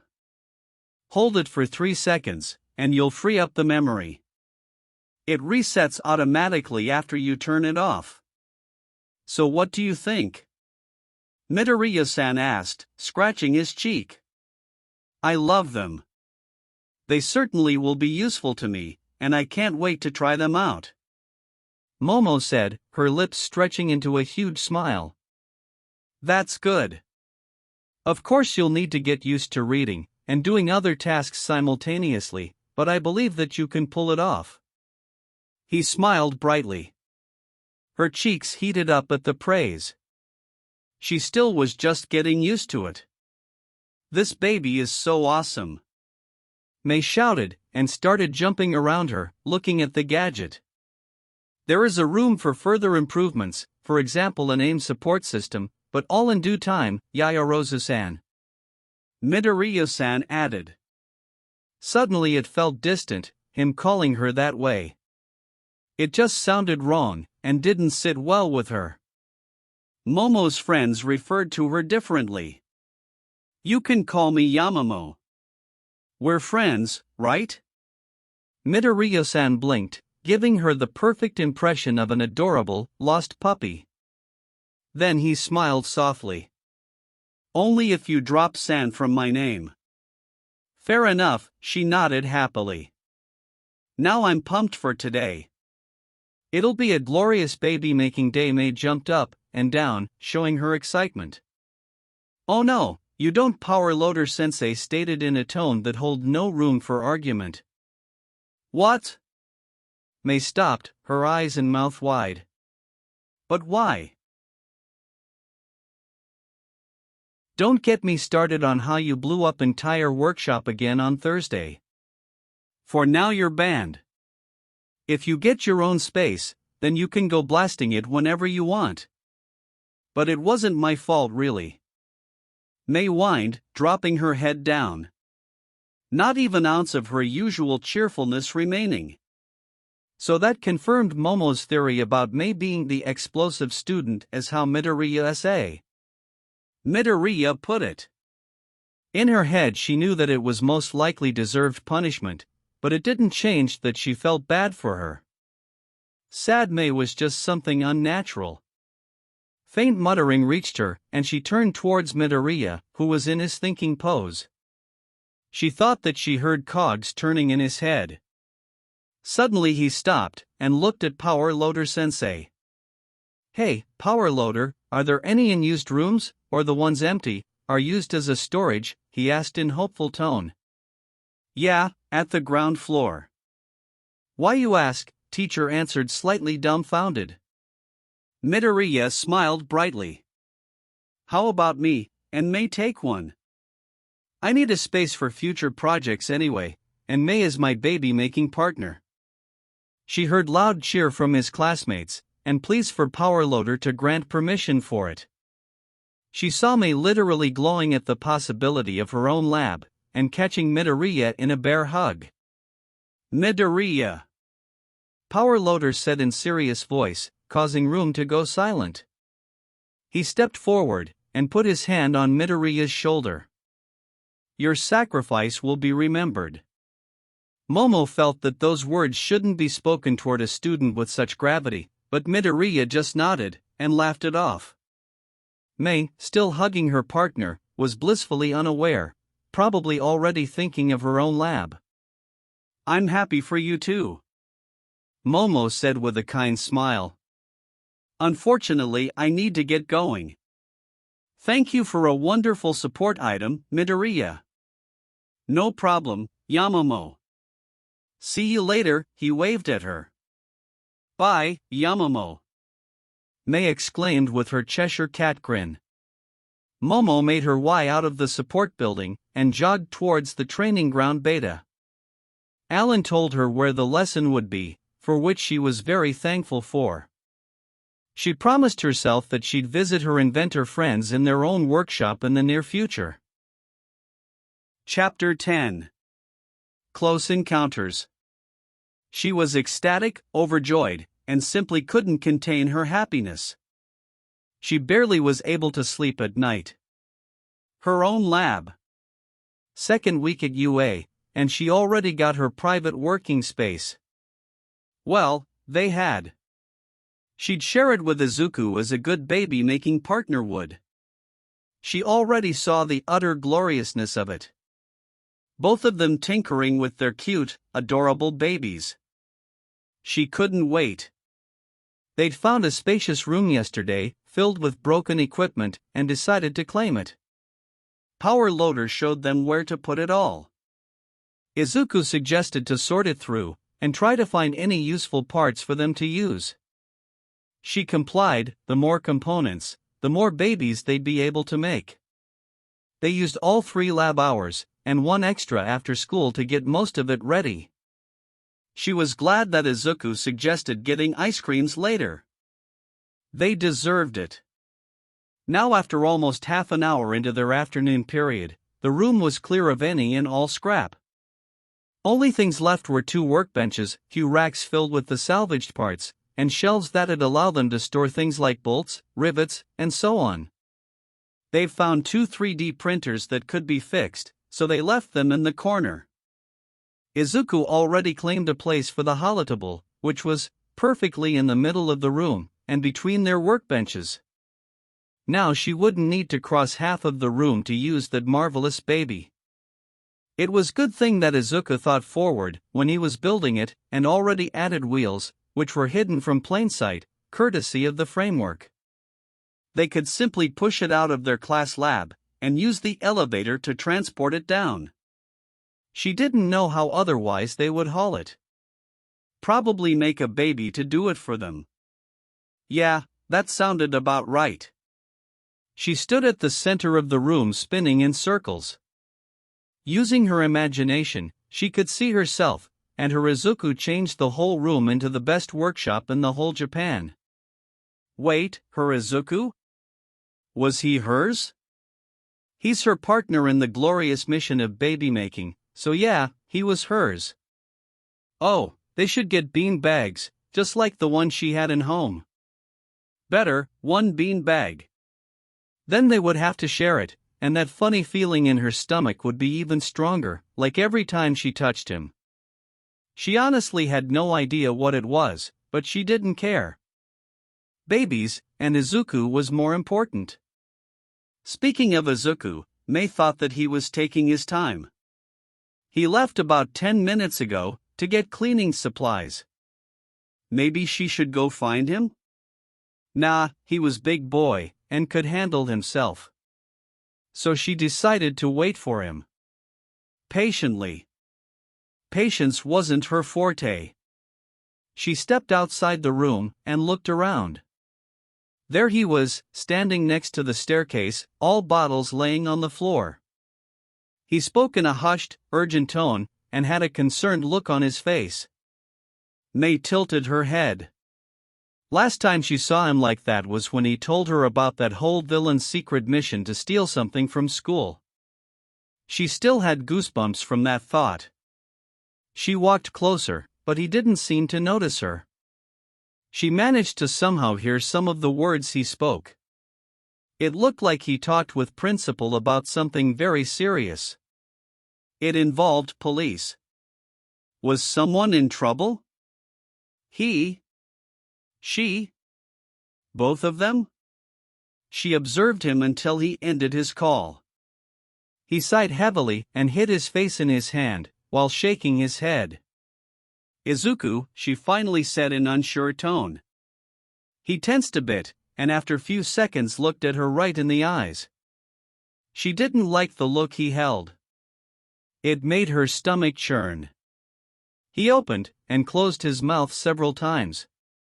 He sighed again. The USJ is under attack, he stated dreadfully. USJ? Oh, right, that was that super facility away from the main building that Yamamoto told them during lunch. She and her class were going there today for a rescue training. She looked really excited at the possibility of learning how to conduct a rescue operation. She even told them the sheer number of things she knew how to create to help people in distress. Her brain finally caught up to her thoughts and pieced together all the information. USJ under attack. Izuku's fearful expression. Police. Yamamoto being there. Her heart clung, realizing that her friend was in trouble. Momo rubbed her eyes for what seemed to be 1,000 times, and took another deep breath. Somehow they managed to survive it. Somehow she and her classmates were still alive. Somehow. She didn't believe in luck, but right now she felt like she'd used all of her yearly supply of it. She breathed slowly, held the air, and released it even slower. She walked through everything in her mind one more time. After their arrival at the USJ, and 13th's inspirational speech, the lights flickered, a black portal with purple outline opened, and a horde of villains poured from it into the facility. Aizawa-sensei barked an order to retreat, and jumped into the fray, trying to buy them time. Unfortunately, the villain with the warp quirk stopped them from escaping. He stated that their only goal was to kill All Might, which honestly froze blood in her veins. That was a very bold statement. Before the villain could scatter them through USJ, Kirishima-san and Bakugo tried to attack him. Tried being the key word here. Black mist enveloped them, and they just disappeared. Soon more were to follow. She found herself dropped into the mountain zone, along with Jiro-chan and Kaminari-san. She tried to contact with the school trough Alan, but something was blocking the communication. And just when she thought it couldn't get worse, it did. Producing a titanium staff for her, and a sword for Jiro-chan, which she hastily asked for, they fended off villains that attacked them relentlessly. She was glad for all those self-defense lessons that she took as a young girl. She didn't know if she was supposed to be terrified or outraged when she heard someone say that she would be a great plaything. She really wanted to smack that guy hard. She and Jiro-chan somehow managed to defend themselves, beating down about 10 thugs. Before they could congratulate themselves for that, she witnessed something that under normal circumstances would be utterly hilarious. Kaminari-san running around like a headless chicken, screaming, and even begging for his life, wasn't something that gave her comfort.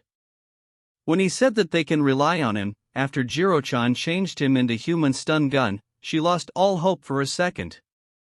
But then idea struck her. Searching her mind for specifications, and feeling the familiar strain of her quirk turning her lipid cells into other matter, she produced an insulation sheet to shield her and Jiro-chan, then told Kaminari-san to let loose. She had to give it to him. Despite his low grades and carefree attitude, he had the potential to become a hero after the training UA would no doubt grind them through. That was until she saw him walking around with a dumb expression, which made Jiro-chan laugh out loud, and her just to blink. Thinking that danger had passed, she allowed herself to relax, and create a new leotard to replace the destroyed one. Maybe, just maybe they could try, and regroup with her classmates to increase their chances. But of course fate thought otherwise. A new villain jumped out of his hiding place behind a few rocks, and grabbed Kaminari-san, threatening them with his death. They found themselves in a pinch. She tried to distract the villain by talking to him, and allowed Jiro-chan to use her quirk combined with speakers to blast that guy away, but he saw through them. The rational part of her told her that this was it, that they'd lost.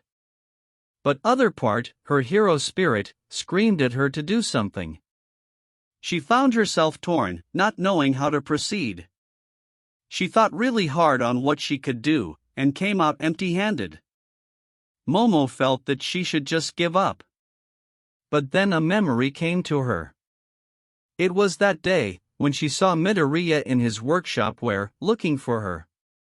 She remembered how he told her about his dream, how he'd chosen the hardest way possible to achieve it. To show the world that he, Izuku Midoriya, didn't give up, and became a hero, despite possessing no power of his own. She latched onto that memory, thinking about his drive, his determination, and borrowed it from him along with his courage. She wanted to see him again. Him and May.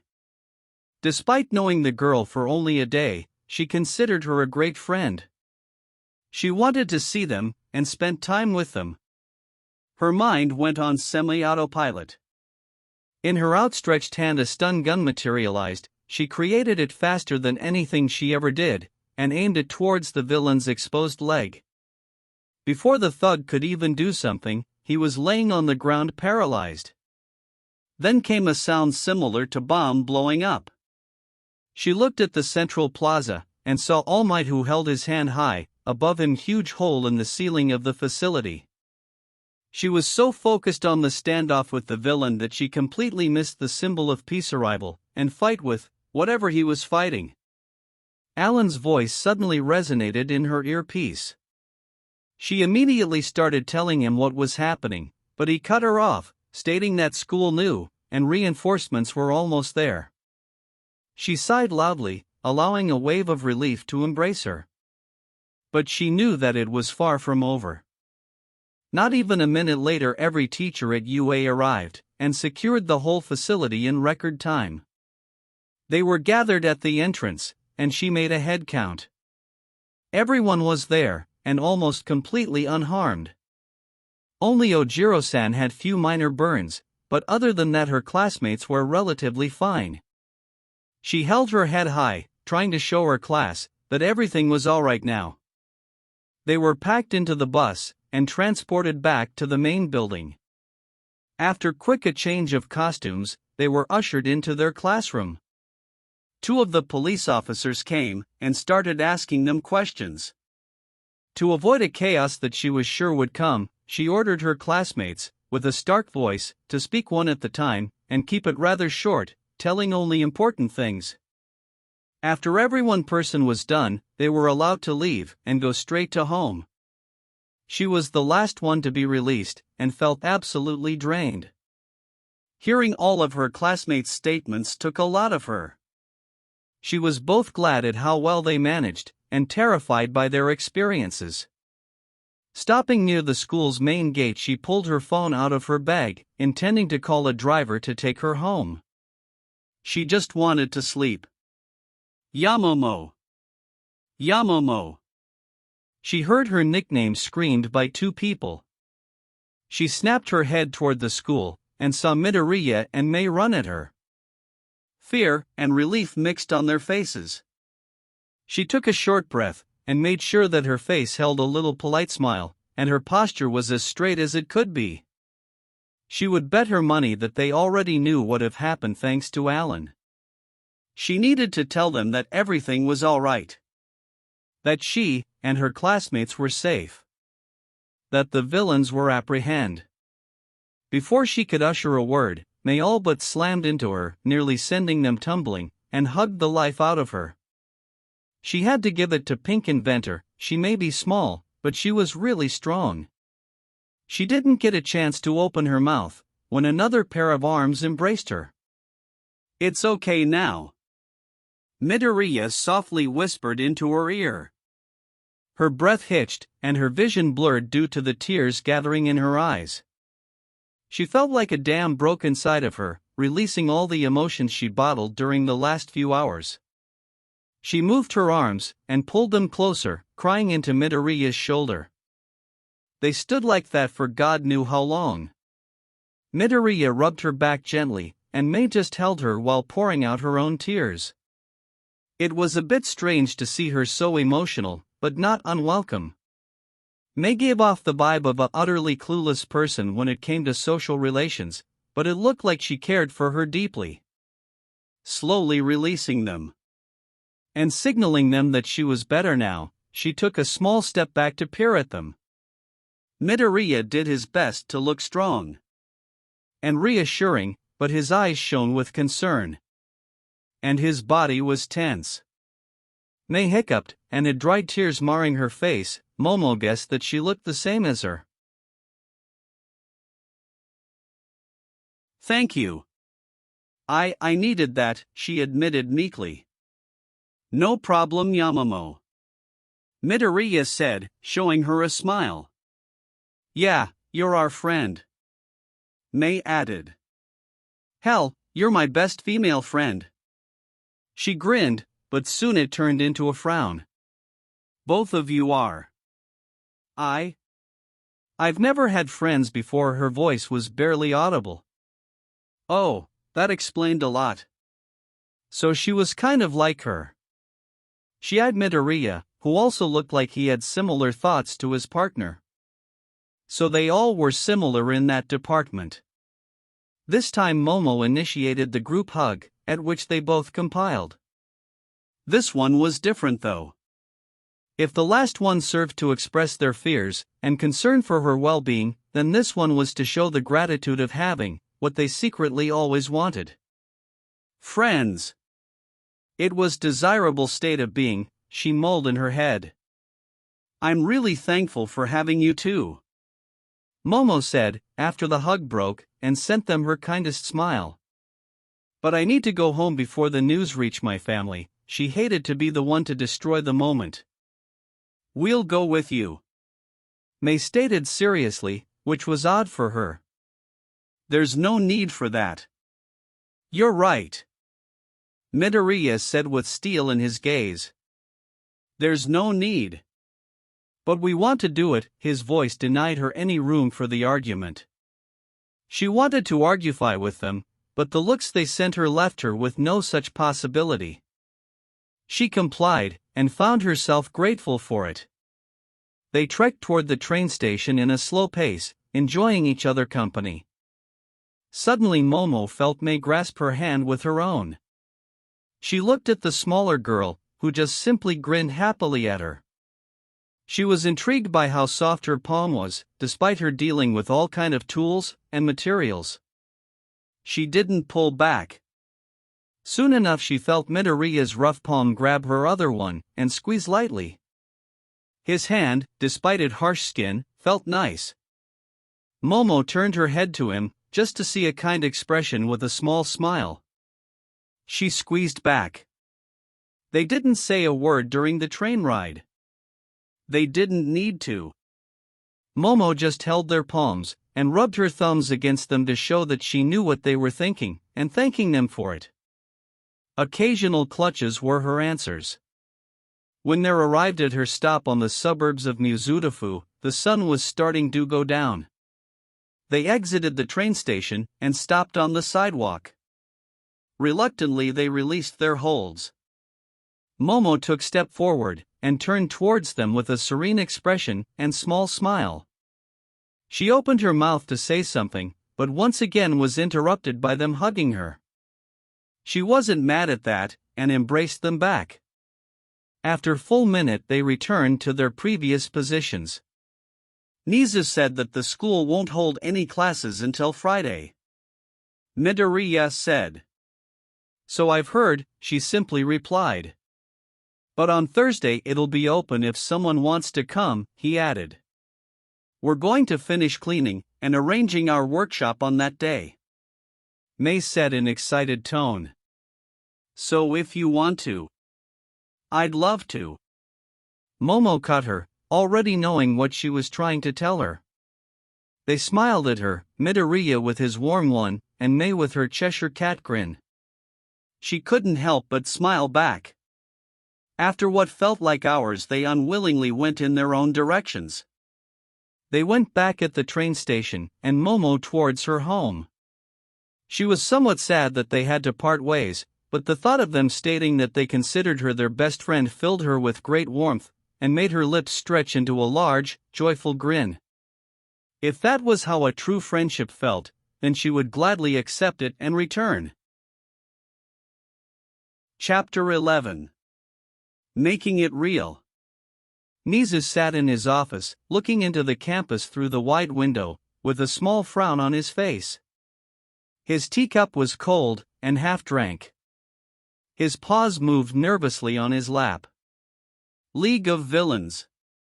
That was the name of the group that attacked Class 1A during their rescue exercise on Tuesday. All their forces were nothing more than common thugs with small crimes on record.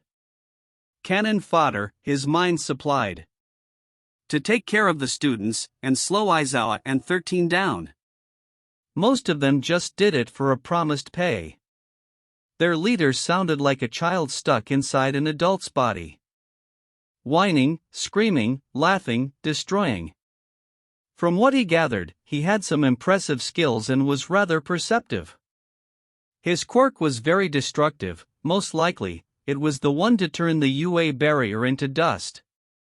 But the most disturbing thing about him was that it all seemed to be a game to him. Then there was the Nomu. The beast gave Nizu chills. They were still waiting for lab work to be done, but they had some assumptions about it. None were good. To sum it up, an organization with access to a sizable amount of resources, led by a man-child, that can produce monstrosities with various quirks, and on top of it a villain with a warping quirk. Nizu's frown deepened. Right now, the league was small, disorganized, and had an unstable leader. For now. If somehow they changed those conditions, they could become a severe threat to their society. And if his guess about a leader behind the scenes was correct, Nizu didn't like the implications. On the plus side were a few things. 1A came out relatively unharmed, at least physically. He should get Hound Dog to visit those kids and check on their mental health. Kurogiri's energy signature was registered, thanks to young Yayarozu taking down a villain with a jamming quirk. The device that young Midoriya and Hatsum had built was now fully functioning. So next time he tries to open a portal within the school vicinity, we'd know. A ping from his computer pulled him out of his musings. It was an mail about the genius boy, most likely sent by Alan. He opened it, and couldn't help himself, but feel excited at the prospect. He grabbed a special pre-prepared bundle of forms from his drawer and began checking them once more. He felt like he'd need them today. Momo looked around. Her sit at the back of the room gave her a perfect spot to observe her classmates. They were all tense but kept themselves together quite well. She should help them but didn't know exactly how to. Maybe talking would do the trick, or some kind of out-of-school group activity? They're busy with their studies, and the sports festival slowly closing in would make their schedules even more packed. Still, it was possible to squeeze a class meeting somewhere. She wanted to help them, just like Midoriya and May helped her. Remembering yesterday put a smile on her face. Like promised, she showed up in their new lab, ready to work on creating a perfect workplace for the baby-making duo. At first, they cleaned up all of the surfaces, furniture, and workbenches. It was her first time cleaning, and heavy cleaning at that. She had maids for it, who always tidied her room when she was away. Despite it being a tiring activity, she found herself somehow enjoying the sense of accomplishment getting a job done with her own hands gave. She should ask maids to stop cleaning her room. After that, she and May went to the nearby shop with painting articles, while Midoriya prepared the room for said paint. They decided to change the old and grayed out dull blue to something more welcoming and bright. Midoriya's only request was, please, not a pink, which caused her to giggle. After checking a bunch of palettes, they settled on a lovely shade of yellow that looked similar to May's beautiful eye color. Coming back with supplies, and grabbing an early lunch, they begun work. Then the hell broke out. It all started with May accidentally touching her brush to Midoriya's nose. He returned the favor with a quick stroke on her arm. A small battle has begun between them, and when she tried to stop them, they just looked at her with wide grins and mischief in their eyes. They literally jumped at her with their brushes and started changing her into a piece of modern art. She found herself returning the favor. It turned into an all-out free-for-all paint war. They ended up with more color on them than on the walls, which caused them to fall on the ground, laughing. Thank God that school had showers in the lockers. After that, they started bringing the necessary machinery, along with stocking the shelves and racks with materials. When May mentioned a beanbag, she and Midoriya made a quick trip to the furniture shop at the mall, while the pink inventor stayed back to fix their 3D printers. They ended up buying 3 of them, green, orange, and red. When she asked about the third one, the genius inventor just said, for you, when you visit us. The thought made her smile. Of course, he would do that. The commotion outside her classroom pulled her out of her bubble. She had missed the bell. Momo stepped closer and saw a horde of students blocking their way, declaring war on them during the sports festival. All thanks to Bakugo and his short temper. She shook her head at the blonde's behavior. I'm sorry for my classmates' crude words towards you, she said, bowing to the crowd. A boy with a wild purple mane and intense, dark bags under his eyes seemed to be shocked by her actions. It's fine, he mumbled and started walking away, taking others with him. She sighed, ignoring the thanks her class gave her. She was grateful, but she needed to straighten something out. Bakugo-san, she called, stopping Blonde, gaining his angry look directed at her. She didn't back down at his gaze. I'm asking you to stop using that coarse language whenever you're speaking towards your schoolmates. It's compulsive and... You think I fucking care about it? He cut her out with a sneer. I don't have the time for a small fries like you or them, you damn extra. He started walking away, leaving her shocked at his words. Did he think that he's some kind of king of the whole world or something? His ego bugged her before, but now it had become a real nuisance. He really knew how to bring someone's ire. Before she could say anything more, a familiar mop of green hair and freckled face with a smile showed up in the door. Deku! Bakugo hissed, taking a position ready to attack, explosions popping on his palms. The fuck do you think you're doing here? It's not a place for shitty nerds like you. Midoriya took a step back, changing his posture to a more closed one. He was looking at Bakugo's form with slightly narrowed eyes. Deku? How could someone call the other human being with that kind of moniker? Especially Midoriya, who in her mind was anything but useless. This caused even more anger to boil inside her. Enough was enough. Just coming to visit someone. You know, support the business. Her friend answered in a cold, indifferent tone that absolutely didn't suit a person like him. Bakugo eyed him for a second, before huffing and walking out of the class, hitting Midoriya with his shoulder. She watched his eyes following after the blonde. A moment later, he released his breath and mumbled something under his nose. He turned to her with his usual small, soft smile. Hey, Momo. She blinked at him and forced her mind to stop all questions swarming in her head. She'd ask him later about it, somewhere more private than the classroom. Putting a little smile on her lips, she replied to her friend. Hello, Midoriya. What do I owe the pleasure of having you here? Tell me, Momo, are you free right now? His eyes shone with excitement. Momo ignored gossipers' gasps and comments about a supposed date. Yes. Great. Would you like to come with me to the support department testing site? I'm going to activate the arc reactor today. He grinned widely. So that was the reason.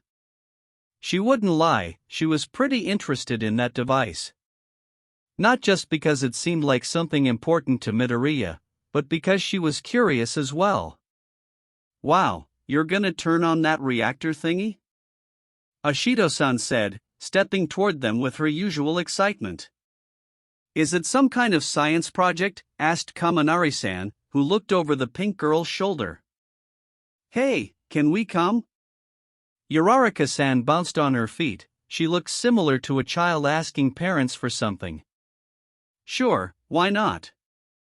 Midoriya turned towards the almost whole 1A. If you guys want to see a really cool science project, then you're welcome to go with me to the support building.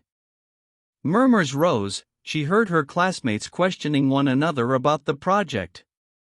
It ended up with almost everyone following her and Midoriya towards the testing site. That was it.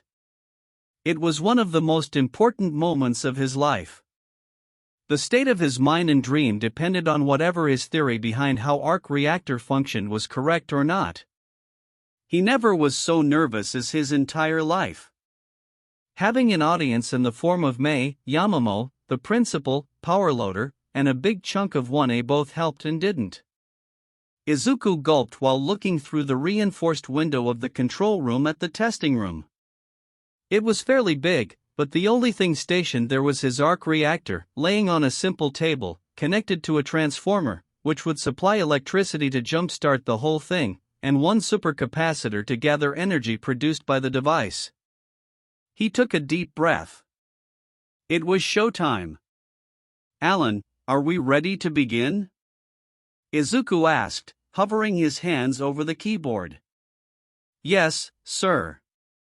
We're good to go, came AI's voice through the room's speakers. He heard whispers behind him but ignored them. This was more important. He typed the start command, and soon on the screen, he saw the visualization of the process. He observed the electricity flowing from the transformer to the reactor, but nothing happened with the device. He grabbed a dial and turned it slowly, monitoring the increase in voltage, accidentally causing the lights in the testing room to flicker.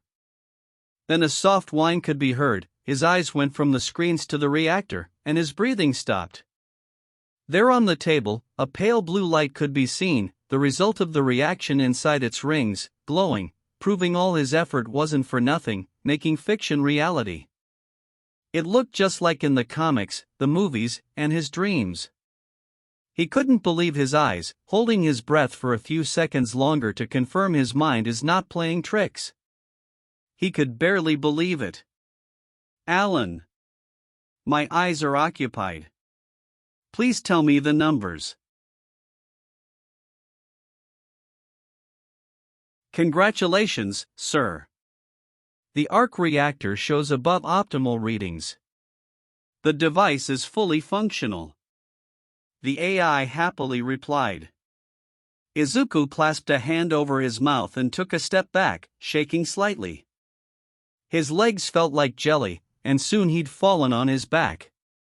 He saw the concerned faces of Mei and Yamamoto, hovering over him and asking him something, but he didn't react.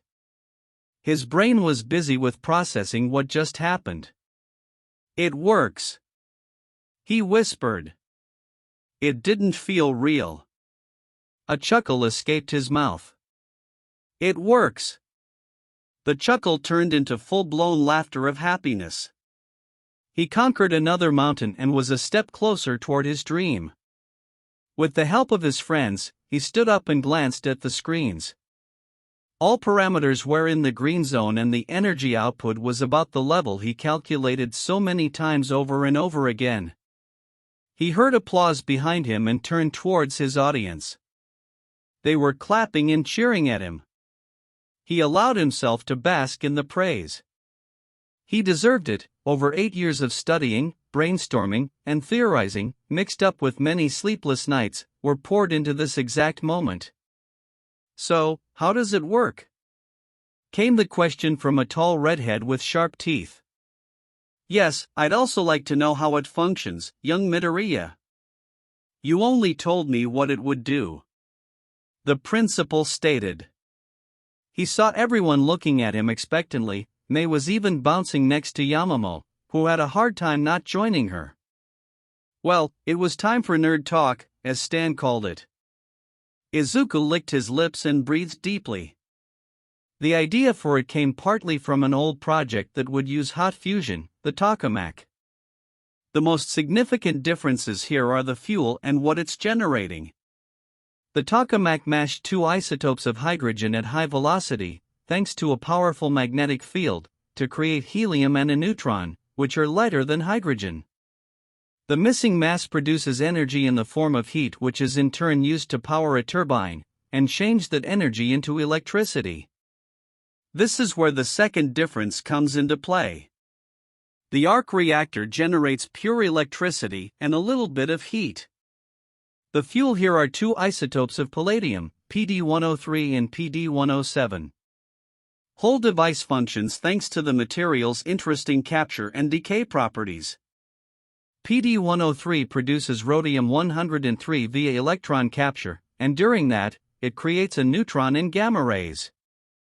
PD-107 changes into silver-107 due to beta decay, and when that happens it releases an electron. Rhodium and silver have different numbers of protons from palladium, and due to the production consumption of the electrons to balance out the proton count, so there's no net flow of electricity. This is how the electric circuits between two radioactive isotopes is established. By using an external power source, PD-103 is ionized by an electric arc and accelerated to high velocity in the outer ring. PD-107 in the inner core starts to emit high-energy electrons as it decays to Ag-107. Those electrons escape to the outer ring and their flow is directed by a magnetic field there. The lack of electrons create a net positive charge in the core, which slows further emission until electrons can be replenished. In the outer ring, the free electrons collide with PD-103 plus ions, which causes electron capture and gamma-ray emission. Those rays are then deflected inward towards the core, producing further electron emission and thus creating a self-sustaining reaction. The electron flow from the inner core to the outer one creates an electric potential difference.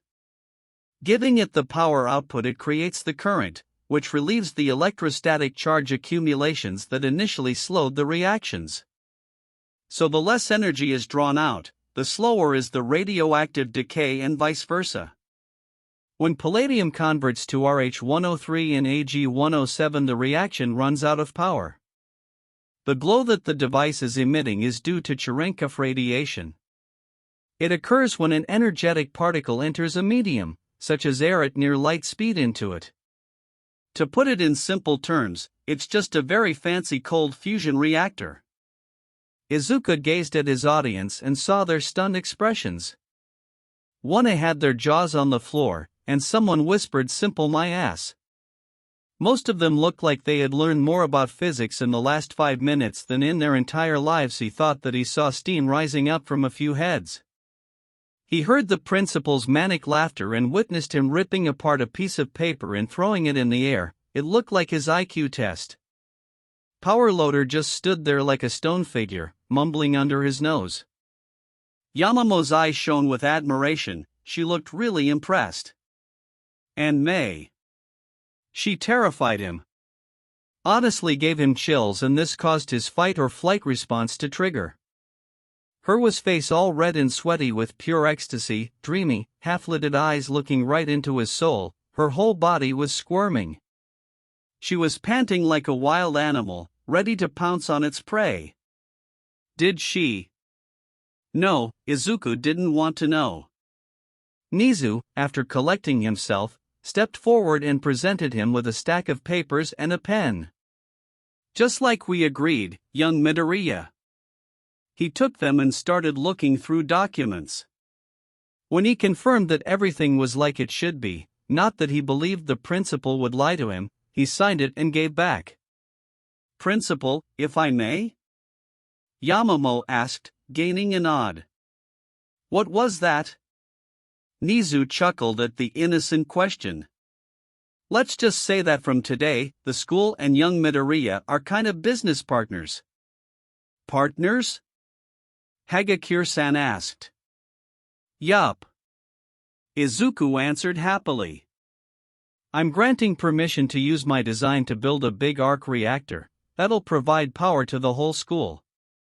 The excess energy will be sold to the city's grid, and a part of the profit will come to me." "How much are we speaking of?" questioned a boy with glasses. "A lot," Izuku simply stated. "I need that money to continue my work." "Well, our work, I suppose, right, May?" He looked at his partner and was immediately caught in the bear hug by her. "Midoriya," Yamamoto started, getting his attention. "You've said that it produces electricity and heat, right?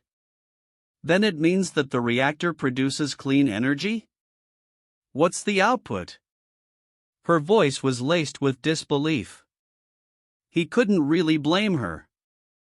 This caused him to smirk. Yamamoto was as always sharp. "Yes, it is clean. The radiation it produces is mostly used by the device to run itself, and the rest is negligible.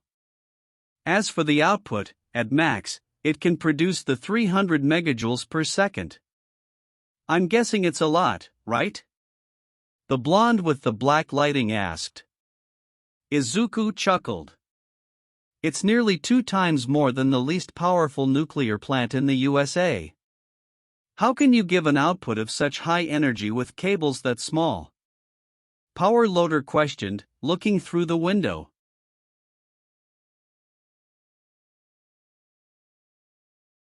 He was right. Normally cables of that size wouldn't be able to carry that amount of electricity, they'd vaporize instantly. I've used special industrial power lines. They can hold up to 3 times what the reactor is giving out. They're relatively cheap. And all thanks to the wonderful quirks. Well, it's a good thing that it didn't explode like you've said it could," Jiro-san stated bluntly, making all males from 1A and Power Loader look at him with shock. "It could blow up?" A guy with purple balls on his head screamed fearfully. "Yeah, Midoriya said that it was a possibility. At best, it'd cause a blackout. At worst." Uraraka-san started with a weird kind of cheerfulness in her voice. It'd kill us all. Jiro-san ended with a deadpan tone. Absolute, eerie silence flowed through the room, until... I blame you for that. You're corrupting him. Power Loader shouted, pointing his finger at the oblivious May. She was too caught up in the thought of having funds for producing their adorable babies. After a round of congratulations and questions from 1A about their support assistance, which made him and May ecstatic, they, along with Yamamo, the principal and Power Loader, left the room. Yamamo was a bit sad at that. She wanted to stay and hung out, but something important came out. He just waved her concern. He was happy that she was here to witness the start of his hero path. May kept looking through the window at that fantastic baby. She should feel jealous because it wasn't her marvelous baby. Instead, she felt happy for her partner, that he accomplished something so great. Besides, she knew that she wouldn't be able to come up with this. That kind of baby wasn't in her spectrum of expertise. She was more into babies that used energy. Suddenly an idea struck her. Hey, Izuku? She started, turning towards the boy with her lips stretched into her usual Cheshire cat grin. We should celebrate it. He blinked, still looking at the monitors, and smiled softly. Yeah, sure. We could get some drinks and food to do it in the lab. No. I mean, go out tomorrow and do something fun. She clarified. She observed him stopping checking the screens and turning fully to her. His mouth opening and closing a few times. What? Did she say something wrong? You mean just the two of us? He asked, making her nod. Like a date? Why did he sound so shocked? Oh, there was that awesome, funny feeling in her stomach yet again, more potent than ever. Yeah, sure. Like a date. So you wanna? She jumped up and down. Oh, she was so excited right now. Yeah. I would love to. I'm going to get the reactor back from the test room. He hastily walked out with a slightly red face. Was it something she said? A ping pulled her out of her thoughts. On the screen was a message from Alan. Put the earpiece on. She complied. May, from experience, I know that it's best to just simply say things to you, so allow me to ask. Do you know what a date is? She blinked and shrugged. Some kind of meeting, I guess. She really didn't know. Yes, partly, you're right. But it's a special kind of meeting. She tilted her head at that.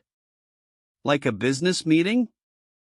The AI gave out a sound that was similar to a sigh. No.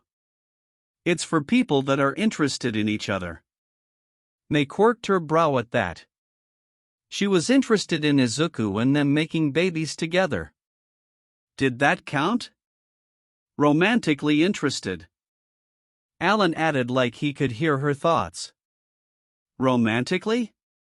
She should know that word, she was sure of it. Perhaps this way we can get some results. I'm going to ask you a few questions. Firstly, what do you think of Izuku? He's super smart and funny. He understands me. Oh, he loves to make babies. Oh, and that's enough. Next, do you like spending time with him? Of course. Why wouldn't I? The very idea of not spending time with Izuku seemed so ridiculous to her. The AI chuckled at that. Okay, last one. Do you experience something different from normal whenever you're near him or talk to him and so on? She smiled brightly at that. Yes. I've got a funny feeling in my stomach, and sometimes my heart beats faster. Oh, and my face feels hot. Congratulations on your self-awareness, May. You are romantically interested in Izuku. Or speaking in simple terms, you're in love. May paused. Literally, her body and brain functions stopped for a second or two. After her mind rebooted itself, she suddenly understood. Her parents talked about it to her. Her older brother did the same. Some of her aunts and cousins too. Love. She, May Hatsum, the wonderful inventor, was in love. Not with her beautiful babies, but in another human being. She was in love with Izuku.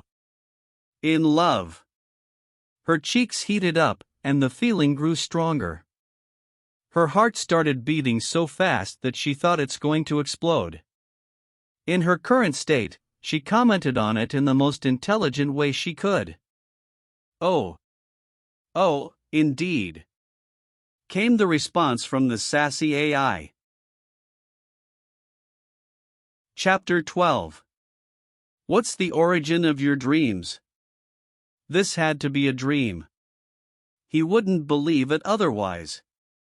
He was still sleeping in his comfy bed, and this was just a beautiful dream that his mind made up for him. He was going on a date. That thought alone almost made him laugh. He didn't doubt himself that he'd be able to find a girl that'd look past his quirklessness, but for it to be so soon. He just started high school. Trying to calm down, he reminded himself that it was May. Not that May wasn't an absolutely cute and adorable girl, with a vast knowledge of engineering and an interesting, but a bit crazy personality. She was. And Izuku's found himself drifting towards her time and time again while being in the same room. She even managed to make his blushing problem return. But it was May. Most likely, she didn't know what a date meant and just told him yes, because she wanted to hang out with him. That was the case, he was sure of it. He neared Udate's entrance, at the time they agreed to meet. Besides, he wanted to show her his next project.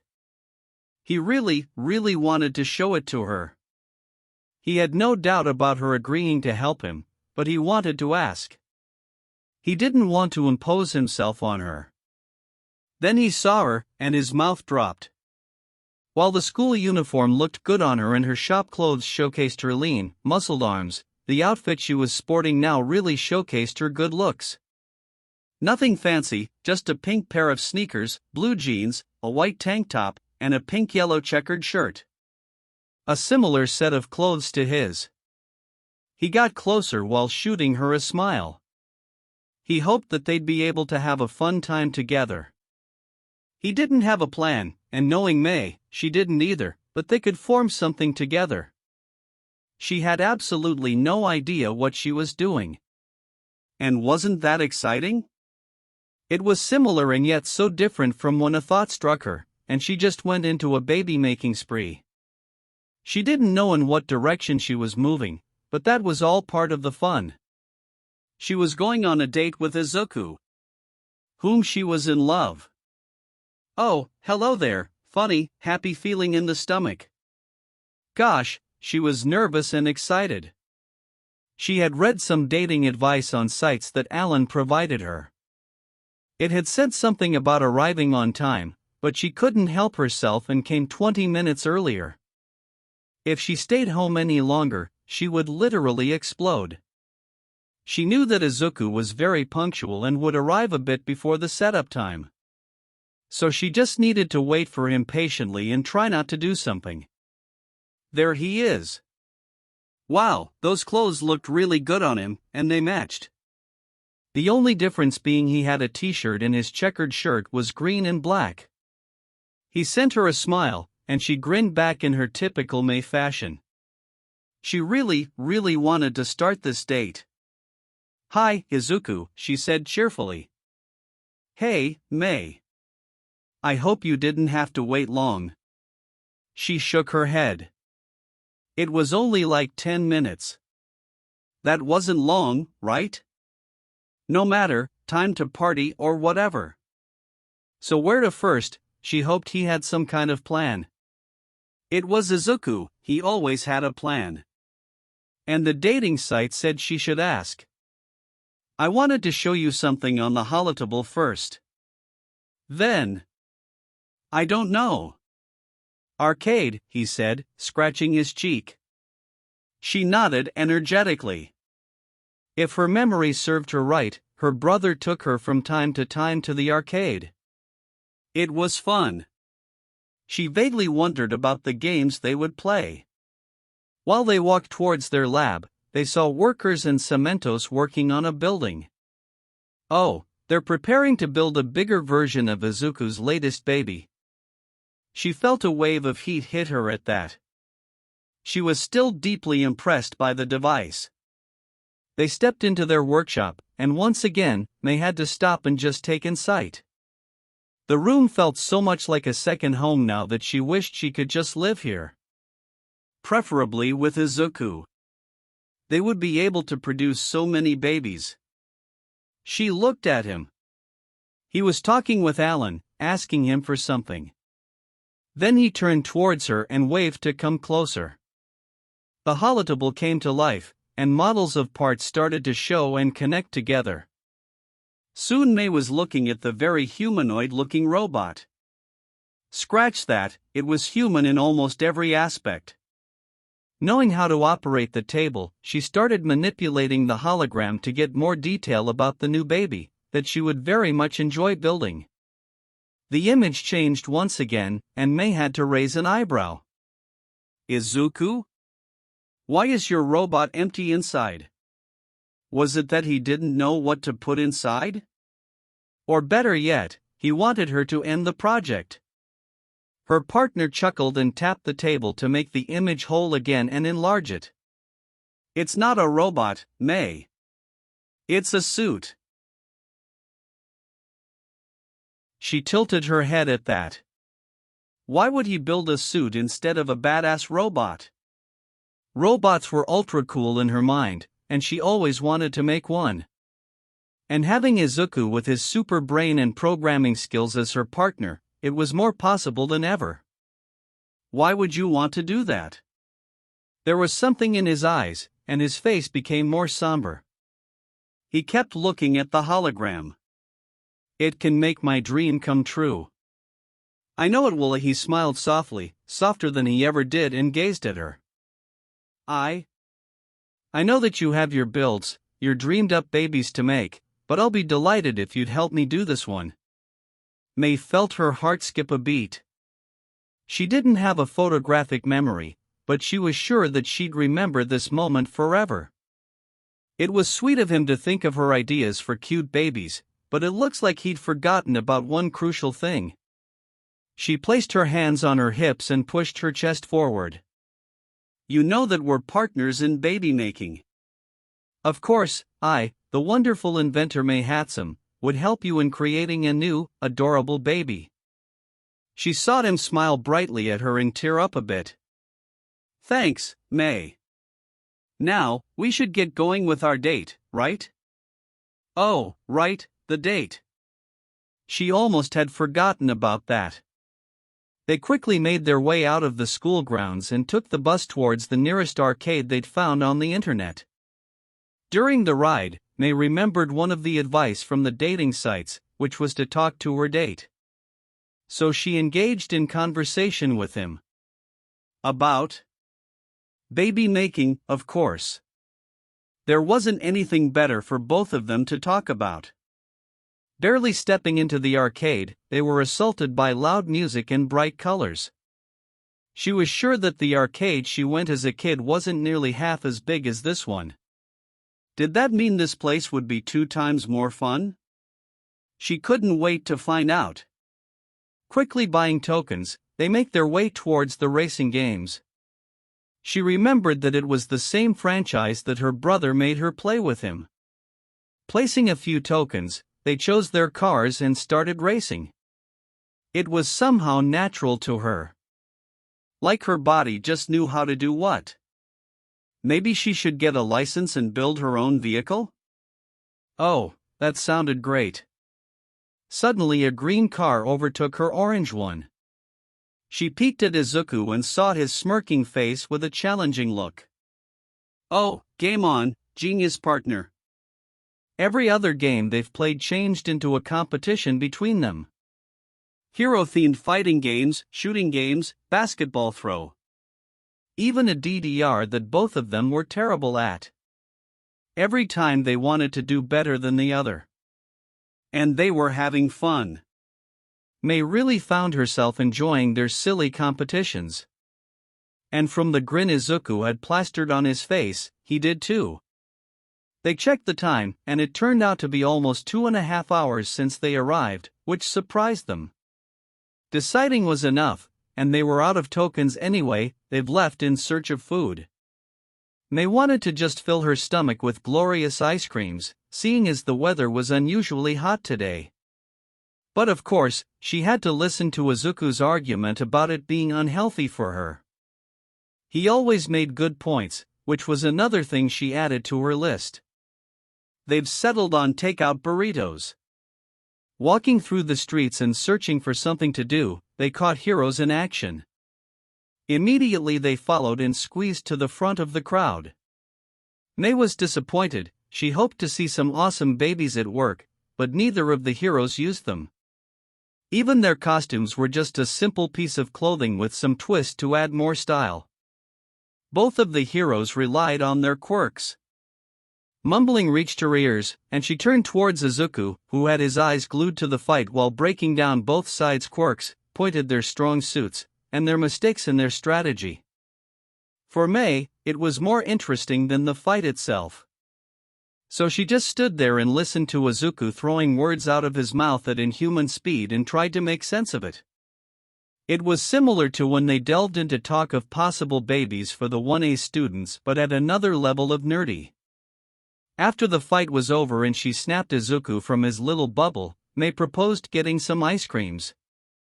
She used her secret weapon, which was the so-called puppy eyes, to coax her partner into it. Once again, they took their favorite combos and shared some between them. May kept suggesting possible babies for the girls from 1A because she considered them her friends, only to a lesser degree than Yamamoto. It consisted of an upgrade for Ochako's suit to help her move around while she uses her quirk on herself and special launchers for Mina, which would allow her to shoot her acid. Izuku, in turn, suggested a change for Gravity Girl, to make her helmet more functional, because right now it was a useless decoration with wasted potential.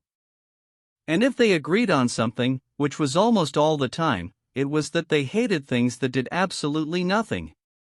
During their walk, May felt their hands brush together and electricity spark between them. That was new. She had grabbed Izuku's hand many times by now, but this was something she had never experienced before.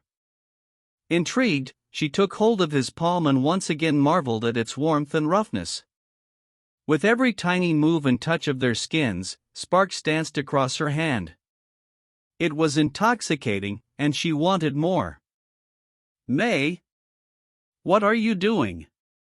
Izuku asked, raising an eyebrow.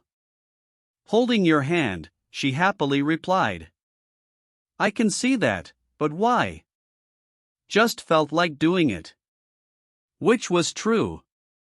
That and dating advice suggested it. Izuku tightened his grip, which caused her to grin. Oh, and the funny feeling in her stomach literally skyrocketed. That was a good thing. They walked into a local park and sat at a bench to rest a little. The sun was slowly hiding behind the city blocks. May was really satisfied with their date. She had followed every advice she had read in the night down to the letter. She kept the conversation going, made sure that Izuku was having a good time, and paid attention to him. Oh wait, she missed something. Thank you, brain. Hey, Izuku, she said, looking into his green, alluring eyes. You've said earlier something when you've shown me that new baby of ours. About your dream. There it was again, that weird look in his eyes like he was here, but wasn't. His smile dropped a bit, and he took his hand from hers to play with his fingers on his lap. May knew he was thinking, so she let him take his time. Damn, she already missed his hand. When I was little, I wanted to become a hero. But being quirkless made it just a dream for me. My dream was unreachable at the time, he said in a somber voice.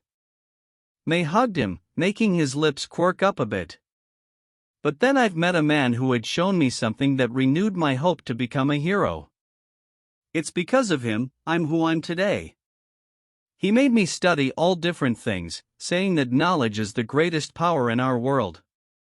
Greater than any quirk can ever be.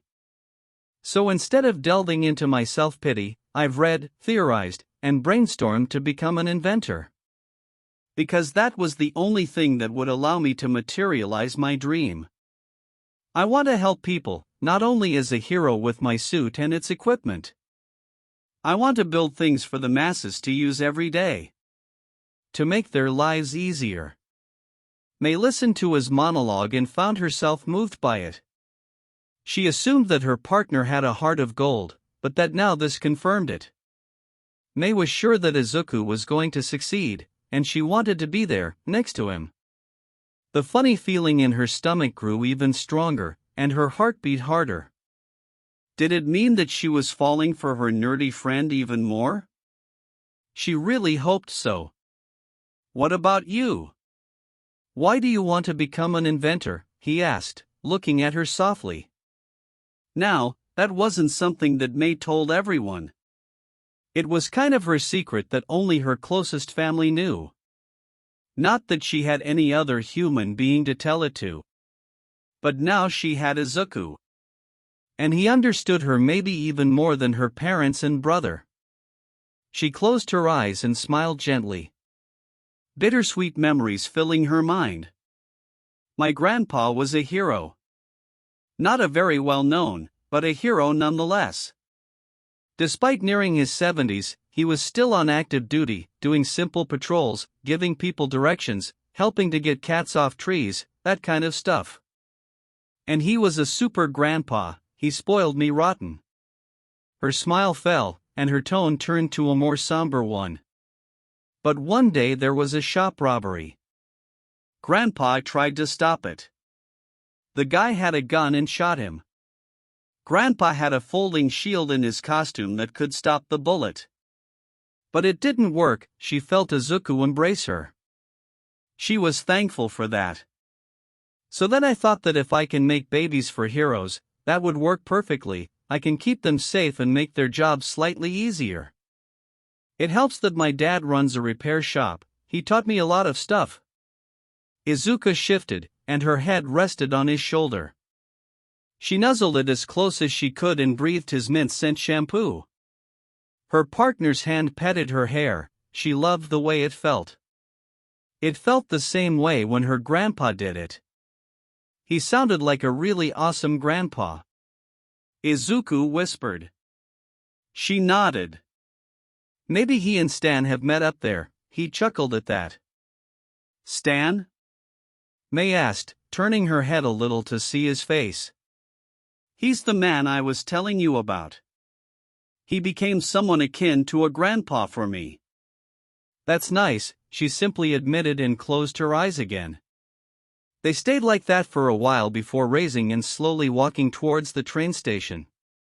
They'd stayed silent, hands joined together in a tight lock. May marked the date as a success in her book, but really didn't want it to end yet. At least not like this. So when the train stopped at the platform, she gulped down the sudden nervousness, quickly kissed Izuku on the cheek, and grinned widely.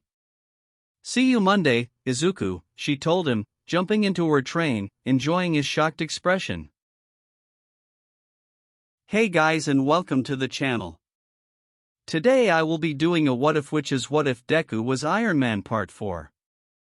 I did not make this what if fan fiction. The author of this amazing fanfiction is Mr. Kage, so please support their work. Chapter 13. Feelings and Curiosity. Momo conversed with girls before their Wednesday hero lesson started. They were discussing the surprise All Might had prepared for them yesterday when they returned to the USJ for their missed rescue training. She and many of her classmates were slightly angry at the symbol of peace for it, but they understood why he did it. If they couldn't face their potential fears, that would no doubt end up hurting their heroic carrier. Besides, she got to shoot a cannonball at the number one hero, which in her mind left them fair and square. They also talked about the upgrades the baby-making duo did to Uraraka's and Ishido's uniforms. Uraraka got major things. A special set of springs were installed onto the heels of her boots that allowed her to jump higher in small tanks with pressurized air to allow her some kind of movement in the air. Her helmet stopped being just a decoration and became a great utility tool. Heat vision, night vision, built-in communicator, and a special display panel that keeps track of her velocity and predicts her point of landing. The last one was something that Midoriya told her he was going to use it in his other project, but kept his lips shut, no matter how much she tried to ask him. That only made her more curious. For Ishido, it really was a rather simple thing. They made her special a canister that sat on her lower back gathering acid she produced from there, and a set of special wrist launchers that were linked to said container. The gadget was straightforward, but it gave the pink girl an incredible boost in range. She asked the baby-making duo, during her Monday visit, if they had any more plans for her classmates. They happily showed her the designs on the holotable but asked her to keep it quiet, to which she agreed. But during that visit, she saw something odd. Midoriya and Mei seemed to be close. Closer than they usually were. Momo attributed it to them sharing the lab. It was a perfectly logical explanation. Yet the strange pang in her gut still reached her. I'm telling you, we've met the guy who programmed Alan. Yeah, he really is the first year. He's slightly smaller than Kaminari and has green hair. The voices of her classmates reached her. The topic of Midoriya and his arc reactor were almost constant now. She always heard bits of conversations before their classes begin. It really warmed her heart. Suddenly a big explosion came from the corner, and everyone's head snapped in that direction.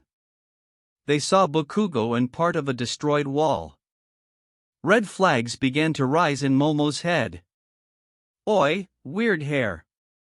Bakugo hissed and gazed at Kirishima-san with an animalistic scowl.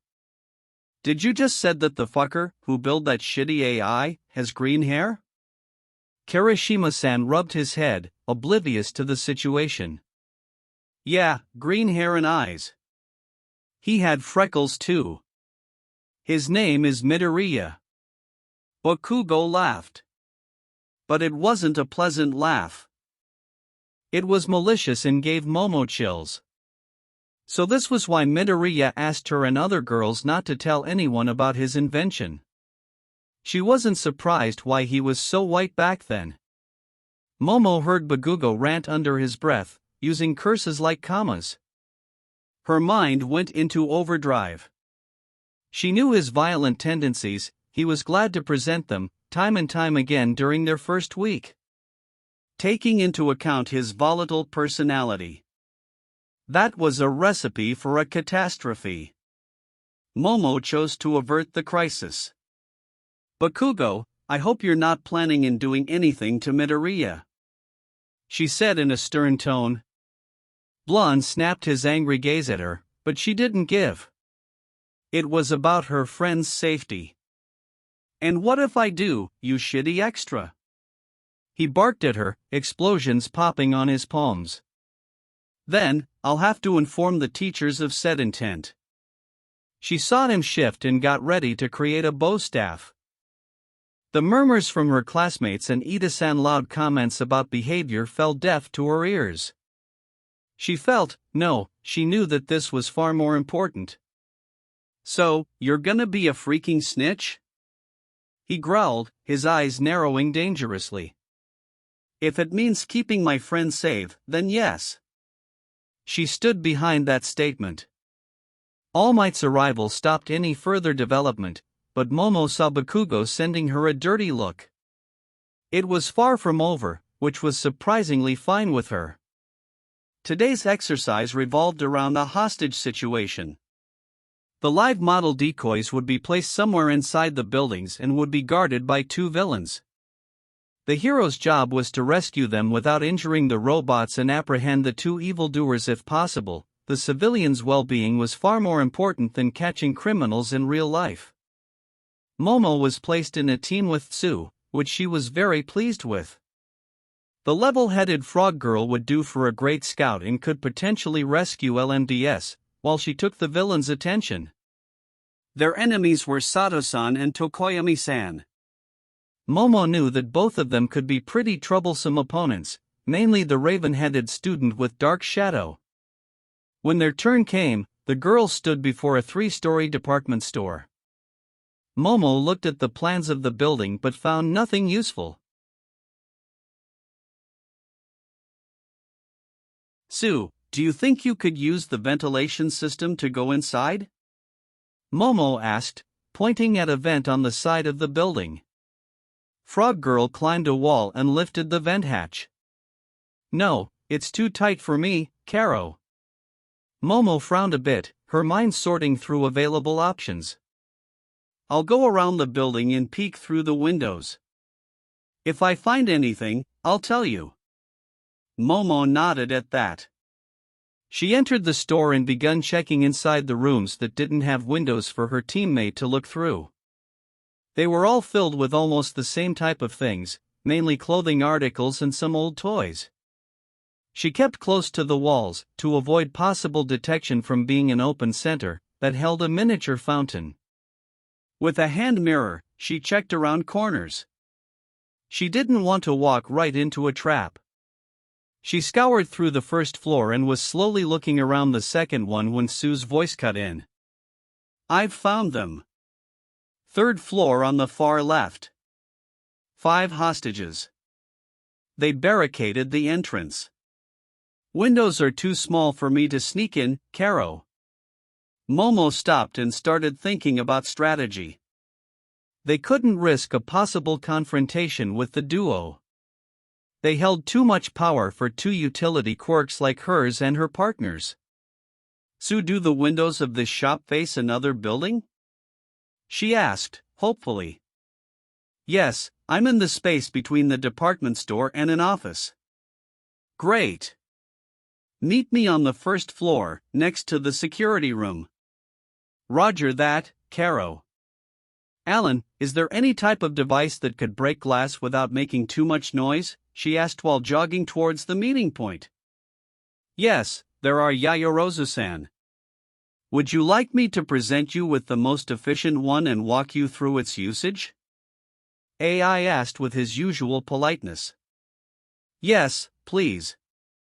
Could you also give me a night vision goggles breakdown? Playing the spies? Very well. She chuckled at his silly comparison. When she arrived at the spot, Sue was already there, waiting patiently. They entered the security room and found precisely what Momo hoped for. A switch box. Quickly creating the necessary equipment, she instructed Sue to wait for her to reach the store, where hostages were held, and then cut off the power. Pulling down her Creati glasses, as she dubbed them, and putting the goggles, Momo quietly placed special charges on the front glass. She thanked the boys for blockading the entrance with desks and shelves and gathering most of the racks with clothes next to the shop front windows. They obscured their own line of sight. The plan was simple: turn off the lights to blind their opponents and enter through the destroyed glass. After 2 weeks, she caught the fact that Tokoyami-san wasn't willing to use dark shadow in places that didn't hold much brightness. While the shadowed corridor was okay with him, the closed room with almost no lights in it was absolutely out of question. And Sato-san wouldn't do much without his eyesight.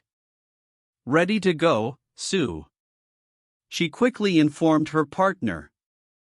Suddenly all lights were off, and Momo switched her goggles on.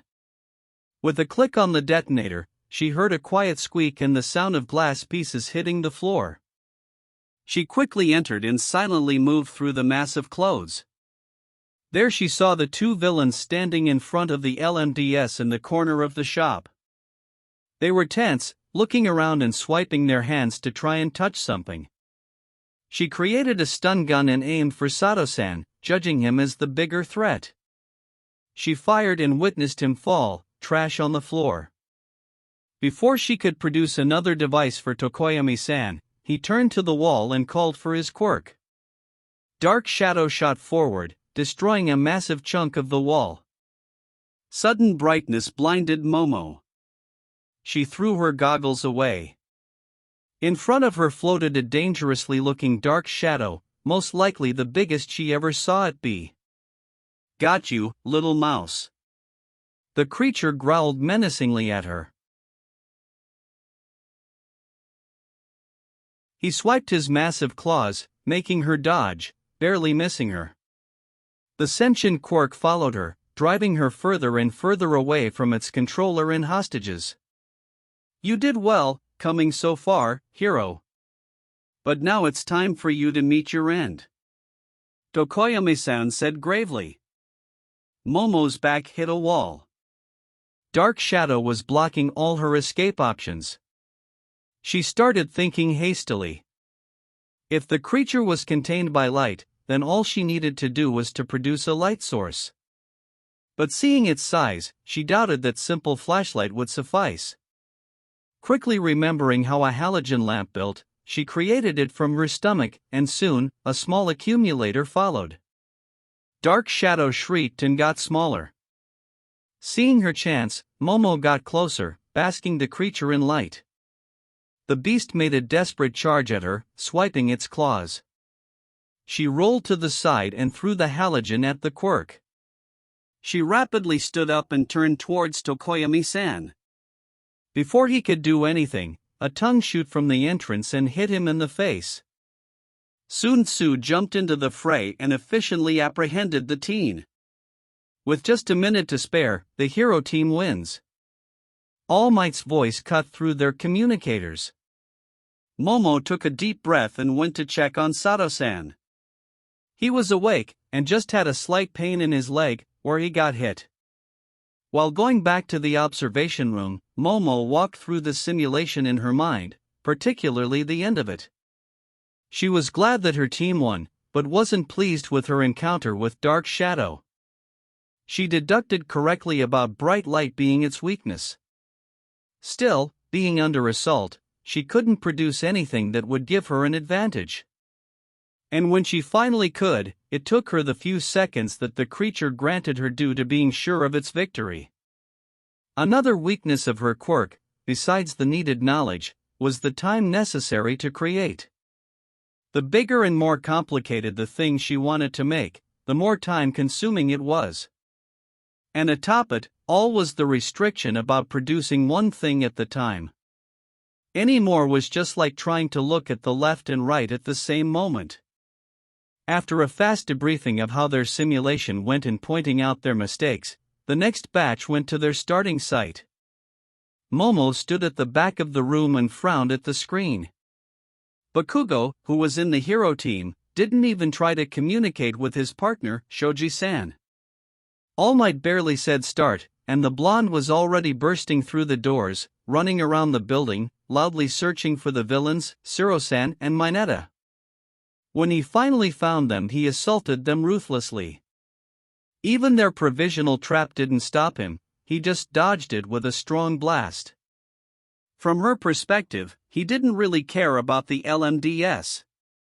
If it wasn't for Shoji-san's quick thinking, the robots would be caught in the crossfire. The whole simulation ended in just under 5 minutes. When they returned, Bakugo held a smug expression on his face, for completing the exercise in the least amount of time. Shiro-san and Mineta were glad that it was over, and Shoji-san seemed to be a bit annoyed. She found herself understanding the masked teen. All Might tried to tell Bakugo that he should rely on his partner, but the blonde just huffed, not interested in the symbol of peace lecture about teamwork. Momo thought that he could use a bit of humbling. That kind of attitude wasn't really suited for a hero, strong quirk, or not. After completing their lesson and changing back to the uniforms, Momo made her way towards the support department building to visit her friends. She was hoping that talking with them would ease her mind about Bakugo's attitude. It seemed that the longer the school went, the more unbearable the blonde was becoming. She entered the lab and saw Mei holding a soldering iron, working on some kind of metal boot that had lots of wires, coils, and some sort of levers. Whenever she touched a part on the side, the machinery moved several times. On the holotable was an image of the device with marked points. "Hey, Mei," Momo said, walking closer towards the pink girl. "Yamamomo, hi." Inventor spun around and grinning brightly at her. She felt her lips stretch into a smile. Mei's never-ending happiness was truly contagious. "Where's Midoriya?" "He went out to buy us drinks. We're planning on staying longer to finish today's workload," she stated, going back to her work. Momo hummed and stood next to her friend, watching her work and trying to figure out what this new baby was supposed to do. She still felt a bit uncomfortable calling it that way. Maybe it's the latest version of her hover boots? But she didn't saw any places for fans, and it seemed too heavy for it to move around normally. "Mei?" Her answer was hum. "What are you building right now?" "Oh, that? You see. It's a secret." Midoriya cut in, walking into the room with a plastic bag. Momo pouted at his words. His cheeky smirk didn't help either. It wasn't her fault that their ideas for new gadgets were so interesting. Plus her parents' business left her with a natural curiosity for this kind of thing. "Not even a hint?" she said in a pleading tone. He chuckled. "Sorry, but no. You'll have to wait and see." His voice was too smug. She turned towards Mei, who just ended her work. "Sorry, baby making partner's secret," she told her with a shrug. Momo sighed loudly and fell down on her red beanbag, sinking into it. She really liked this thing. It was relaxing to just be sat on it. She should get one for her room. "Here you go," Midoriya said, passing her a can. "Thank you. Let me guess. Alan?" she asked, gaining his nod. She looked at the tin can. It was a cool-down, plum-flavored fizzy drink. She wasn't the biggest fan of sugary quenchers, but seeing as it was her favorite flavor, she guessed one wouldn't hurt. She observed Midoriya checking the boot with a critical eye. He even had a magnifying glass to help him find any potential mistakes. When he was pleased with the state of the work, he pressed somewhere on the lower part, and the whole thing opened right in the middle with a soft click and whine. Then the back part split even further to show her it held some kind of padding. "Good job, Mei," he said, patting his partner on the head. There it was again, that odd closeness the two developed over the last few days. The occasional touch of their hands, the petting from Midoriya, tighter and longer hugs from Mei, and that strange pang in her gut and chest. And to be perfectly honest, Momo Yayorozu didn't know what any of this meant. Chapter 14. Improvements and Tribulations. "So, Yagi-san, how's your search going?" Nizu asked, taking a sip from his cup. The symbol of peace tensed a bit. Before relaxing, he took his tea and sipped it silently. Nizu watched him quietly. He knew how important the search for a successor was. One for all needed to be passed one more time. He couldn't decide if it was a good or bad thing. On the one hand, if his suspicions about the League's real leader were correct, then All Might may not be enough to finally stop this ancient evil.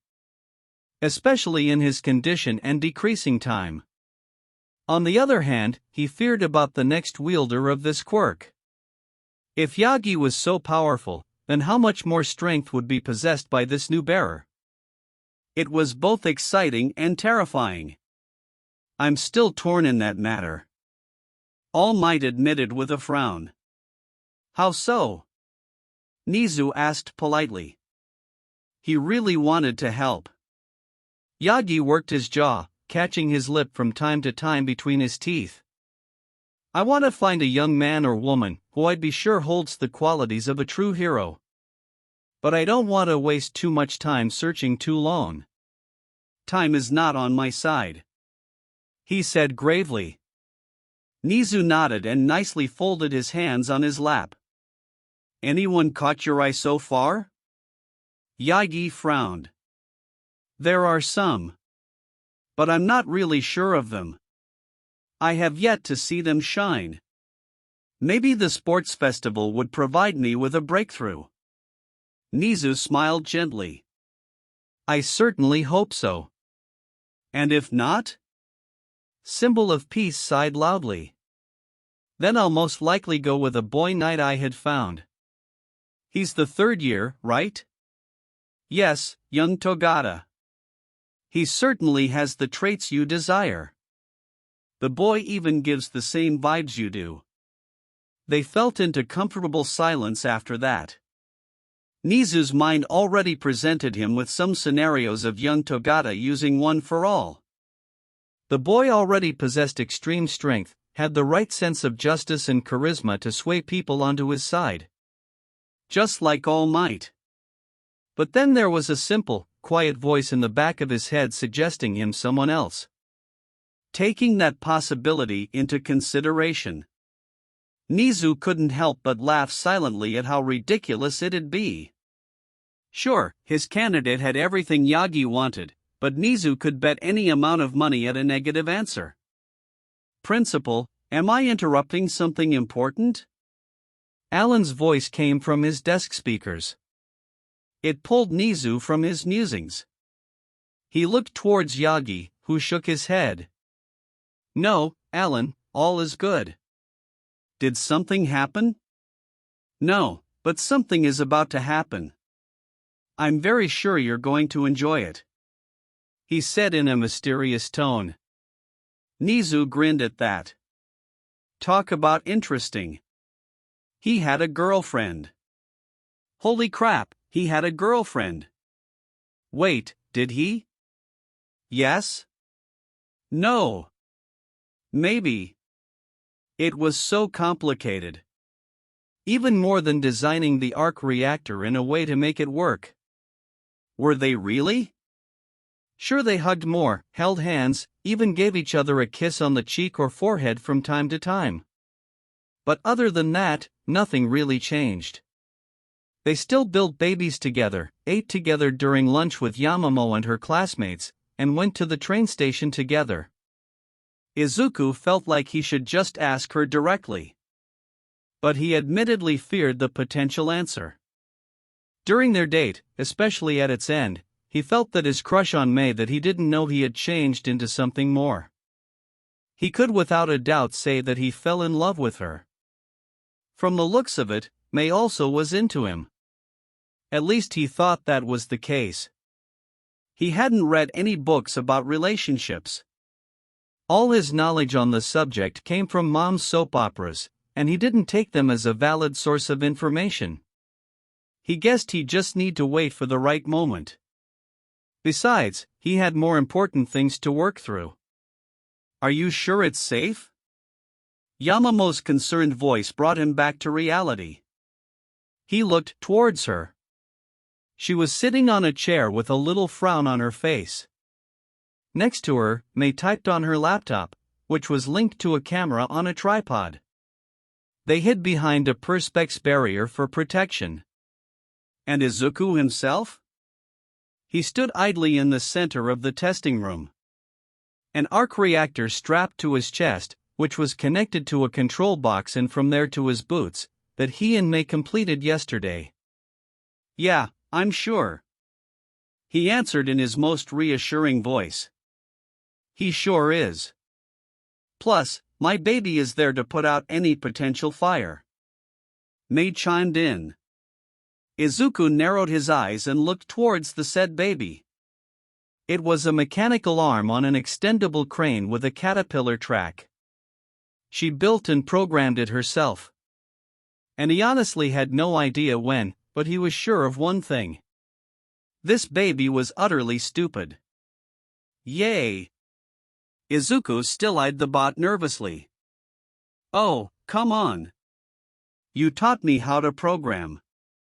So you're its father. Besides, I gave Alan a younger brother. May said in a proud tone. I deny having any family ties with that thing. Alan told them in a sickened tone. You're just afraid about having a sibling. May countered. Anyway. Izuku cut in, before it could go any further. We're ready to start? May just gave him a thumbs up and pressed the record button. Okay, this is the first test of flying capabilities. Due to being short-staffed, May is operating the camera, and Dummy is on fire safety. Izuku sent a dirty look to the machine, which in turn pointed its extinguisher at him. Activating hand controls. Izuku flipped a switch on the control box and took two handles with buttons. He bent his knees slightly and stretched his hands a bit in front of him. We're going to start nice and easy. With 10% of the power capacity. In 3, 2, 1. He hit the buttons. Then he felt his body jerk upwards, spin around and hit the wall that was behind him with his face and torso. He fell back on the floor and felt foam being sprayed all over him. Midoriya! His eyes opened just in time to see Yamamoto kneeling next to him with concern written all over herself. Are you all right? She asked in a terrified tone. Was he? Time for damage control. He took a few breaths and found that his ribs weren't broken. Then he gently turned his neck around to check on it. No problems either. He could feel his legs and arms and dull pain all over his face. It was similar to getting hit by his senpais and sensei during training. Yeah, I'm good. He stated happily. Yamamoto breathed with relief and helped him stood up. He looked towards May, who was tense and avoided looking at him. It made him feel uneasy. May?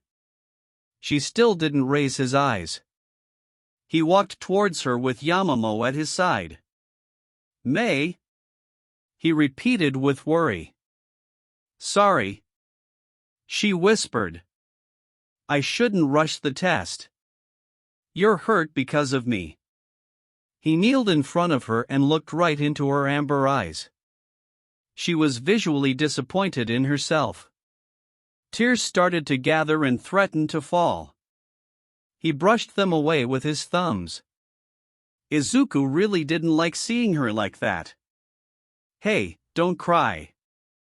He said gently with a small smile. I'm good. Besides, it was my fault for putting that kind of output. I should have run the numbers earlier. So you're not mad at me? The pink inventor asked in a hopeful voice. I don't think that's even possible. He admitted, shrugging. May hugged him, and he returned her affection. When she pulled back, he saw her typical grin. He turned towards Yamamoto, who was blushing and looking away. They made her uncomfortable, didn't they? Thank you too, Yamamoto. For worrying about me. He smiled brightly at her. She looked at him with a quizzical expression. It's only natural. You're my friend. That he was. And he was delighted to have such a wonderful person as Yamamoto call him a friend. My, that was quite the test. Their heads snapped towards Nizu, who stood in the doorway with a huge grin on his face, paws behind his back. Principal? Yamamoto asked. Let me guess. Alan informed you. Izuku said with a sigh. Guilty as charged. Traitor admitted shamelessly. Nizu chuckled, walking forward. He made a full circle around him, eyeing the boots. I see that your new project is coming nicely, the principal stated, looking at him. Yes. Having our own lab really helps, Izuku answered, throwing an arm around Mei's shoulders. His partner just nodded enthusiastically. I'm sure it does. So is it going to be ready by the time of the sports festival? Nizu asked in an excited voice. For sure. Izuku smiled brightly.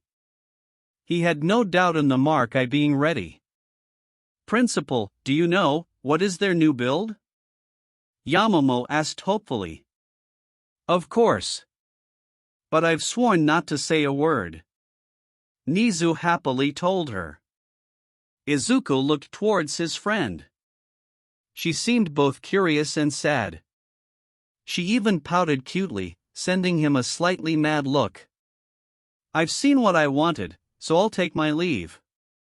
I wish you all a good day, the principal said, already in the doorway. So, Yamamoto started, gaining his attention.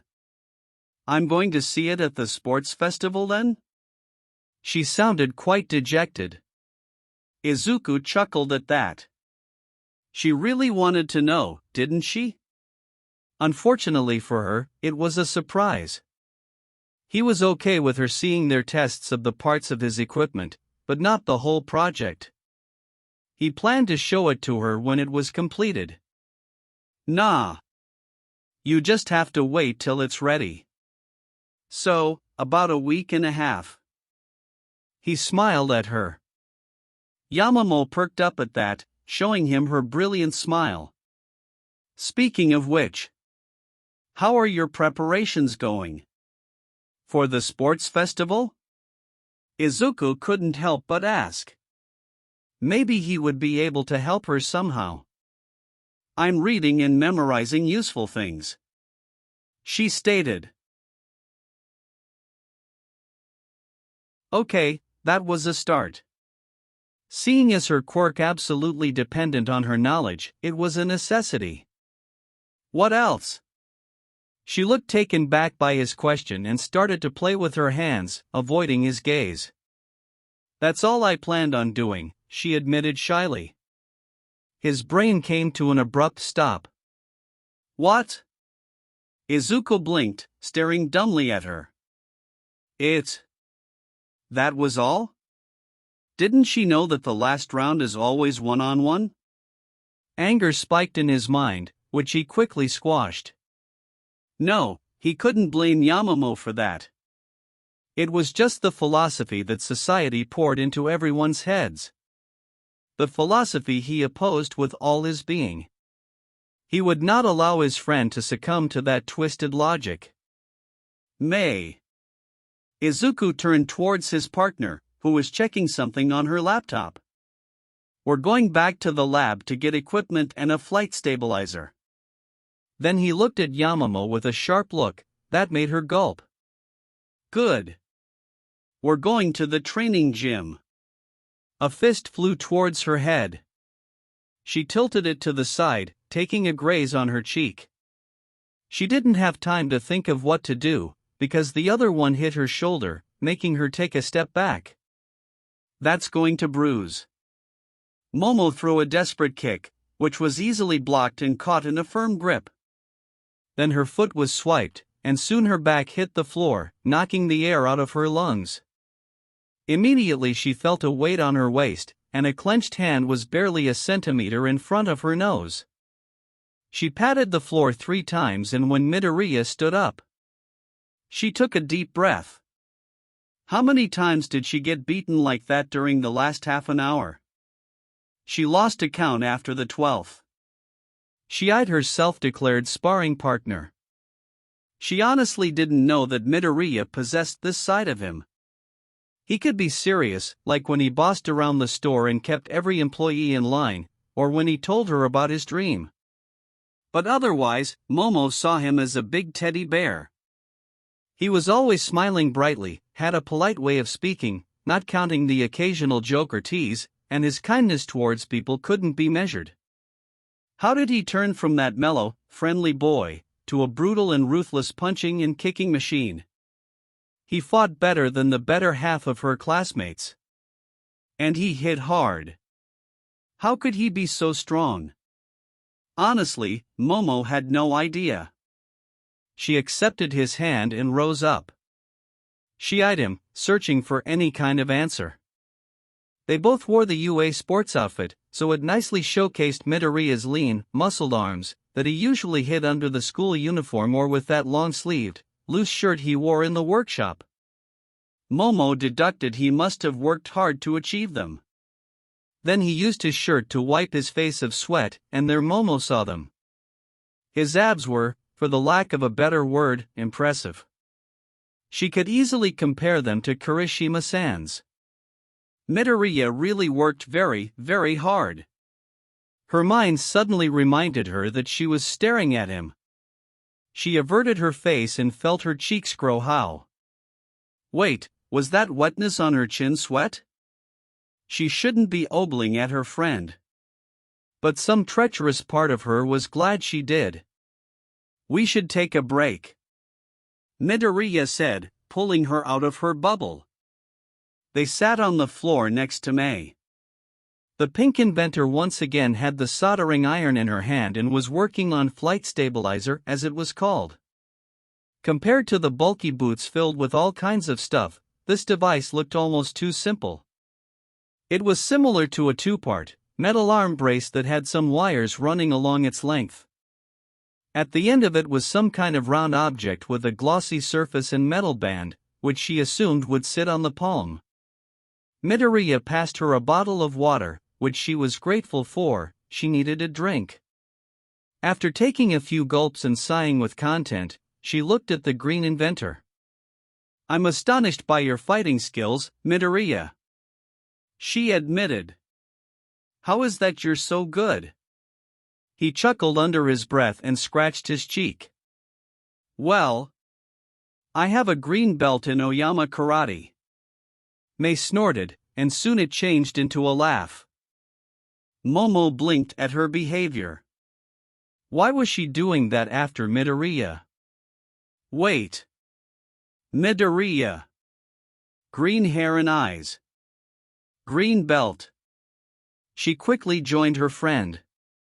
Do you have a green fetish or something? May asked him, still cackling. No. I just like that color.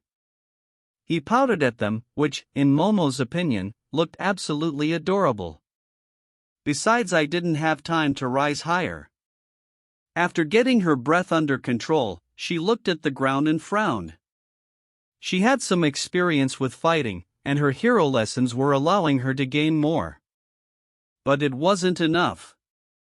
Most of her childhood she spent doing simple exercises to keep her body in relative shape and studied some more. She never regretted her choices, but now. Hey! Midoriya's voice pulled her out of her musing. Don't beat yourself. I'll help you as much as I can.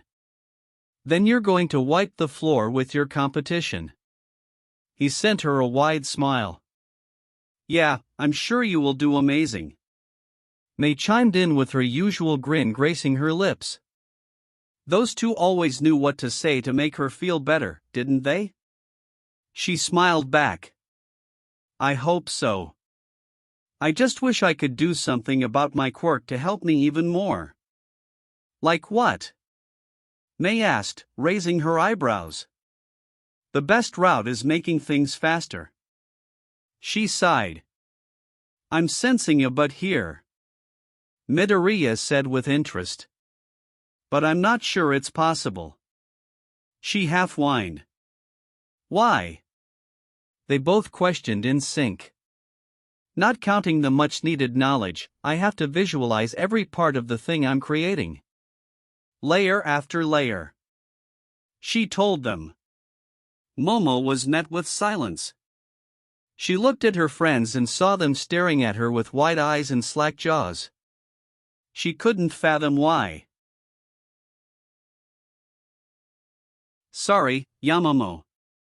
I think something is wrong with my hearing, Midoriya said, checking his ears.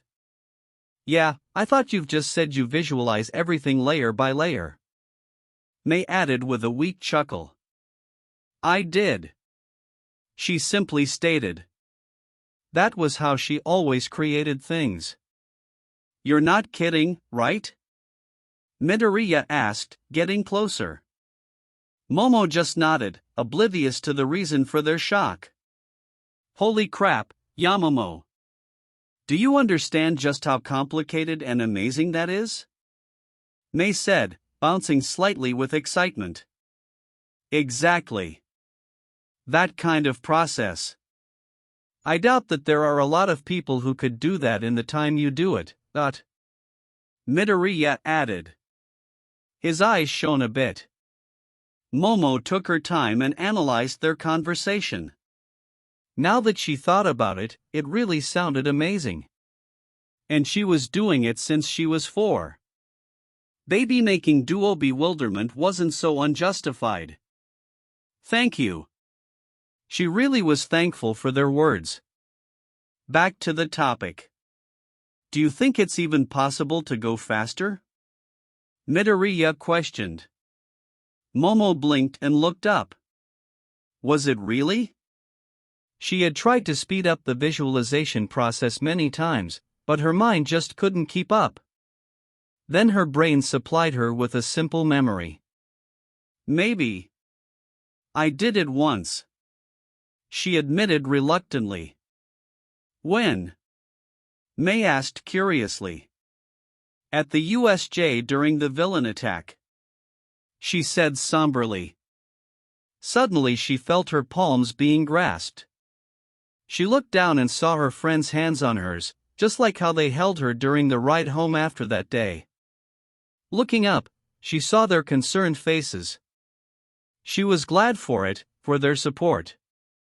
She squeezed, signaling she was okay. One villain took Kaminari-san hostage after he overused his quirk and threatened to kill him. Then my mind kind of went into overdrive. Next thing I knew, I was holding a stun gun in an outstretched hand. I've never created anything so fast. She ended with a loud sigh. USJ was still alive in her mind. From time to time, she had nightmares about it. May shifted, giving her a half embrace. Momo leaned in, breathing her citrus shampoo. The pink inventor's hair was surprisingly soft, despite being dreadlocks. She felt Midoriya closing in from the other side, giving her comfort. Momo found herself very happy. Her heartbeat was a bit faster. She wished for this moment to last forever. Chapter 15. Closer and complicated. She was so excited. It felt like day after day, her excitement reached new limits. But it was perfectly normal in her mind. Why shouldn't it be? After coming back home from their date, she was so overjoyed that she shrieked into her pillow for God knows how long. And when she remembered that they're making their first baby together, she screamed some more. She reread some of those dating sites and came to a conclusion. She was Izuku's girlfriend, and he was her boyfriend. She felt like she was supposed to know what those words mean, but she didn't. So she dubbed it as becoming ultra baby-making partners.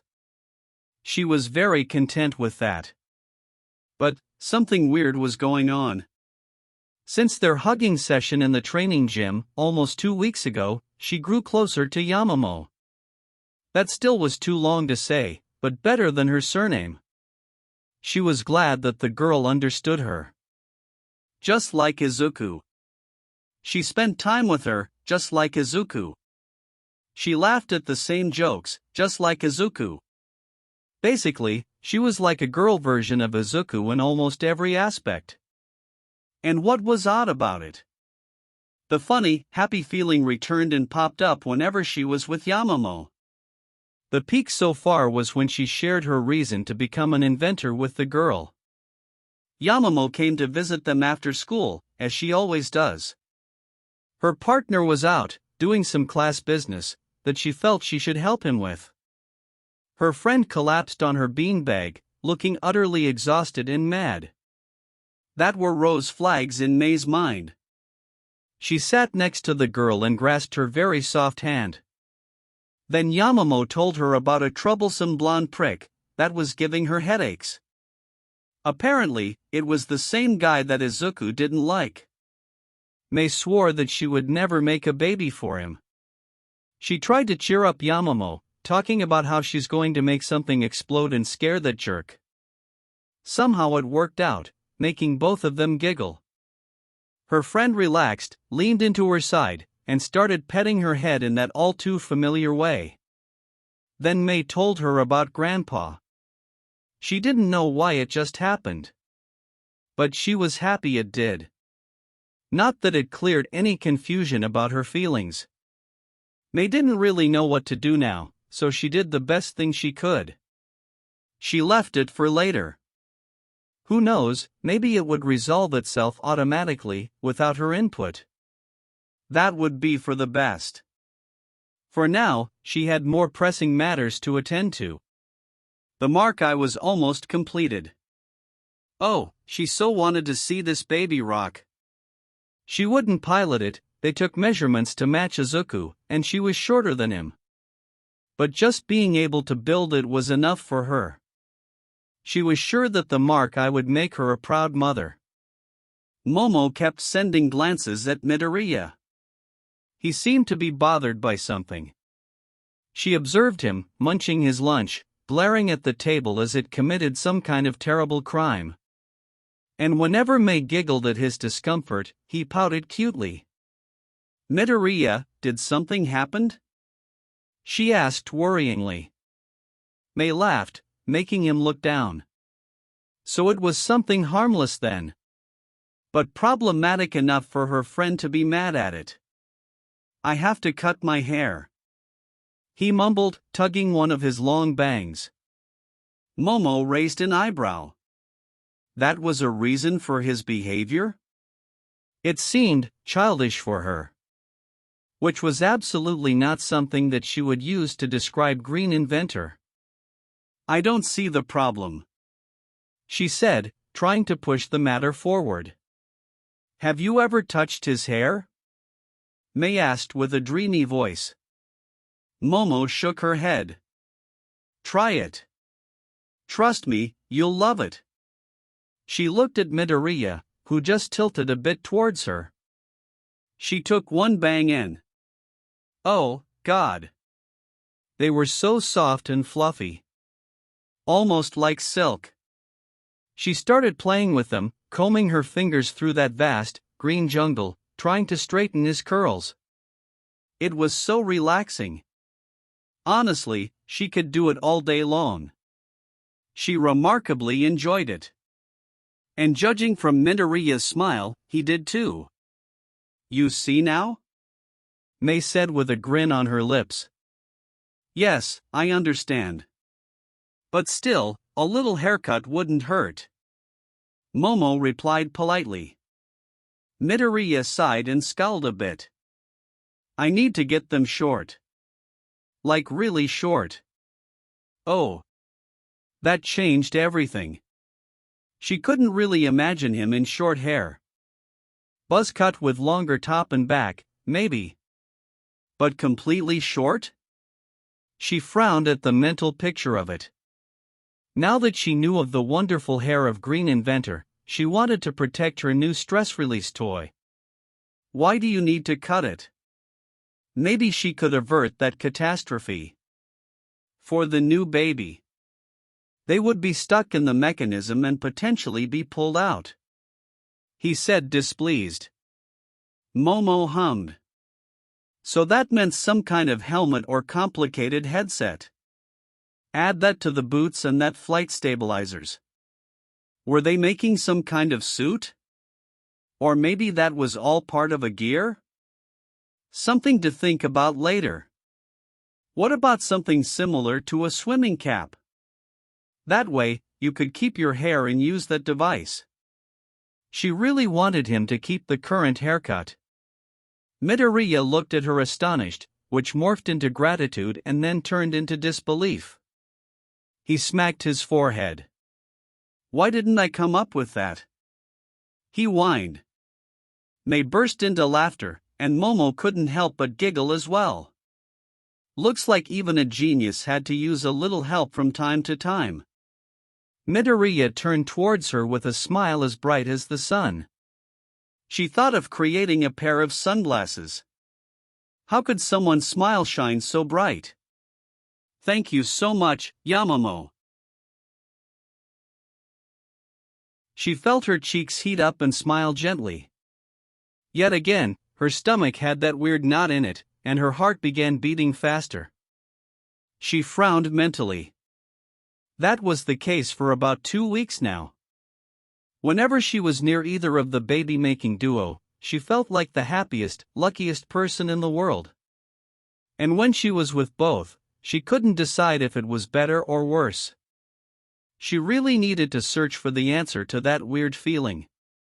Izuku sat in the representative's lounge and glared at the 2 stacks of the papers. Really? Did his classmates had some twisted sense of humor? Over half of it, the one on his right wasn't his responsibility. Most of them needed to be handed to Power Loader. Was it that hard to remember that? He wasn't their secretary for crying out loud. Still, he was glad with what he had. He had helped Yamamoto more than once with her tremendous amount of paperwork. It made him glad he wasn't in hero course. Sir, the principal requested your presence in his office, Alan said, pulling him out of his musing. Do you know what for? Izuku asked, gathering his papers. Unfortunately, you still didn't add that mind-reading option to my repertoire. The snarky AI replied. He just shook his head with amusement and started walking towards Nizu's office. His mind wandered, filled out with different thoughts. The Markai was coming along nicely. Maybe tomorrow would be the whole set test and diagnostics. Then they would begin the most likely laborious process of getting rid of every issue it possesses to ensure that Mark II wouldn't have the same problems. And that would mean something he slightly dreaded.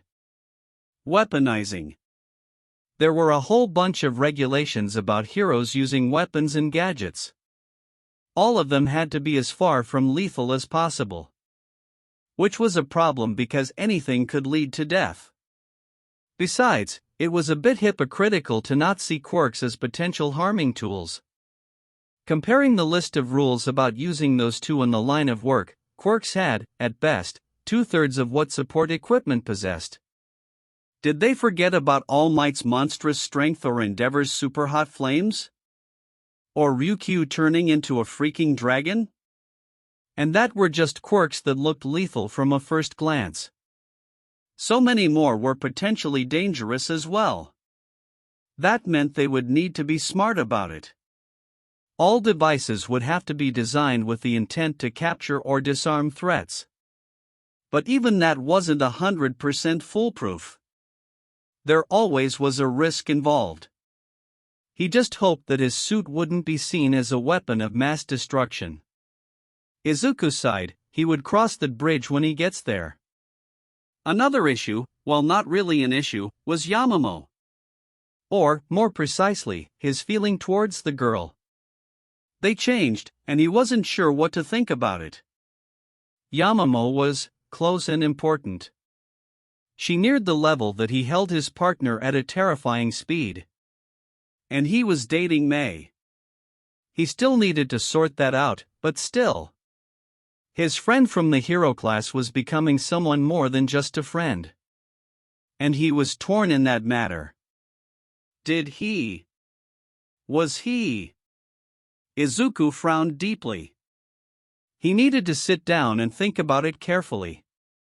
And right now, things were getting hectic. It could wait, at least that was what he wanted to believe. Entering Nizu's office, he saw the principal already sitting in the conversation area, pouring 2 cups of tea. He sat on the sofa and sent Nizu a polite smile. I've heard you wanted me to come by. Of course. Why wouldn't I want my favorite first-year student and business partner to visit me? The principal answered in his usual joyful tone. So they were playing? Izuku smirked. Why not? He could use a dose of this typical, cryptic talk. Oh, I don't know, but I'm just a mere human. But, please, enlighten me with your brilliance.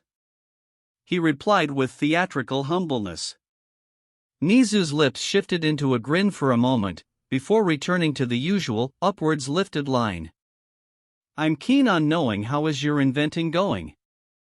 The principal asked in a seemingly uninterested tone. You know, 1 step forward, 3 back, then a huge jump towards a solution, only to fall into a pit of despair filled with bills. Izuku answered with a shrug. Nizu chuckled at that. So, I assume the Markai is ready. Almost.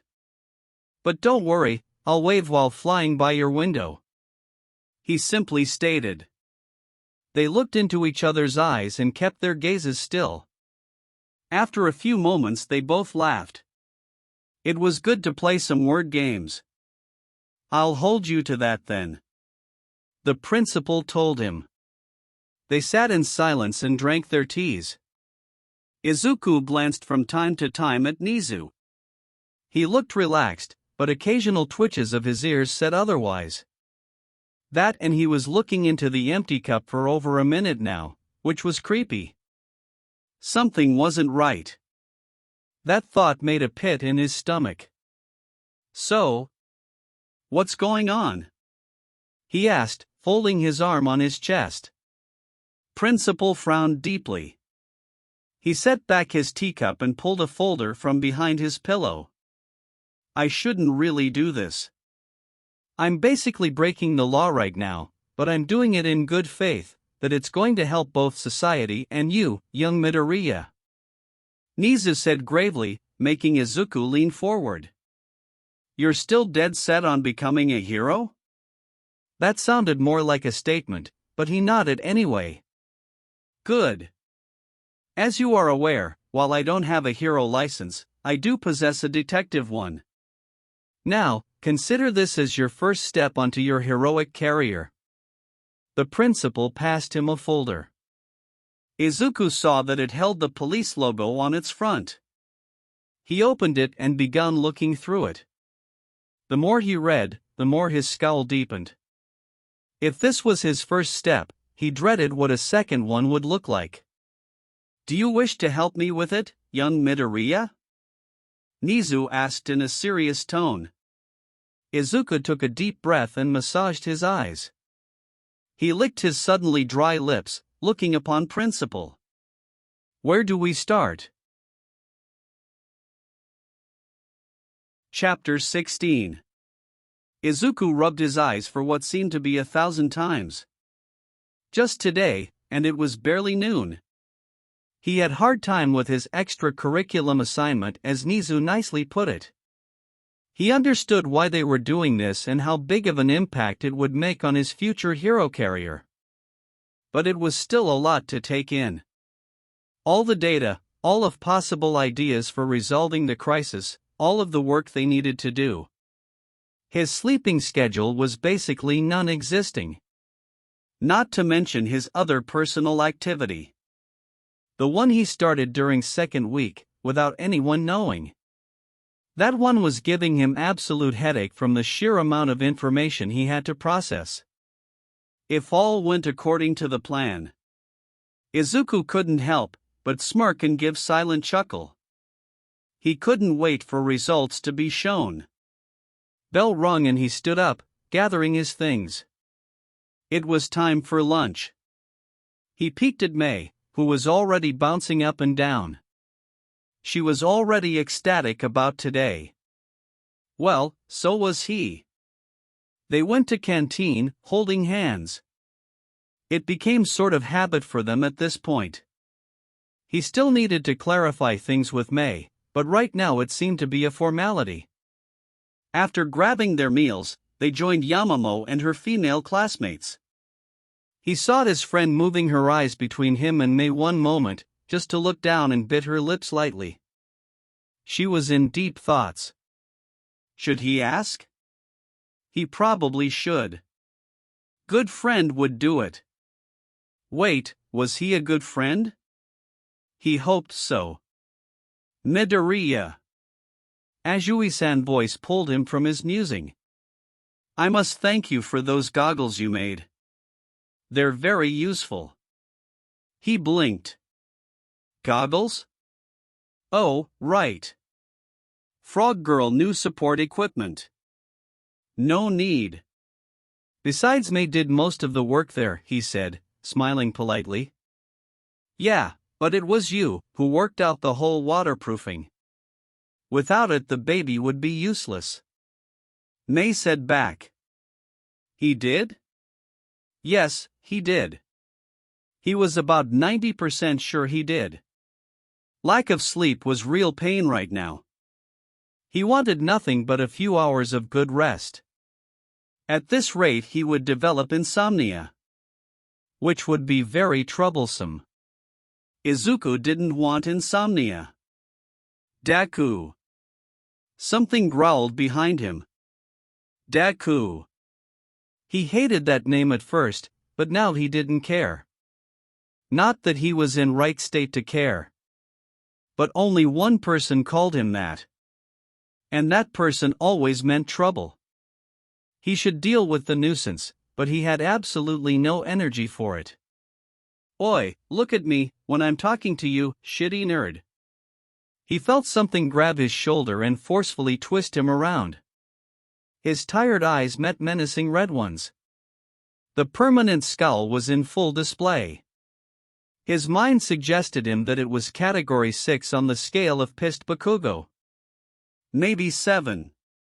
Bakugo, what are you doing? Unhand Midoriya at once. Yamamo's voice cut through.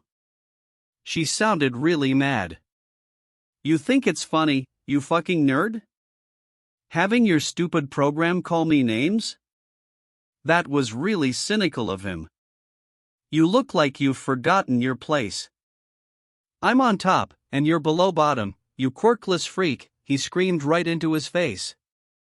Murmurs begun to rise around them. He caught May, Yamamo, other girls and some boys from 1A trying to get Bakugo to leave him. If it was another day, he would throw some kind of believable excuse, play a good, little Izuku, who knows that he can't do anything in his life and be done with it. But it wasn't another day. Izuku grabbed Bakugo's hand and squeezed hard. He saw him grit his teeth. Good. He wanted to be done with it. You sure you want to do it right here, right now, Bakugo? His voice caused everyone to stop and gulp. It was cold.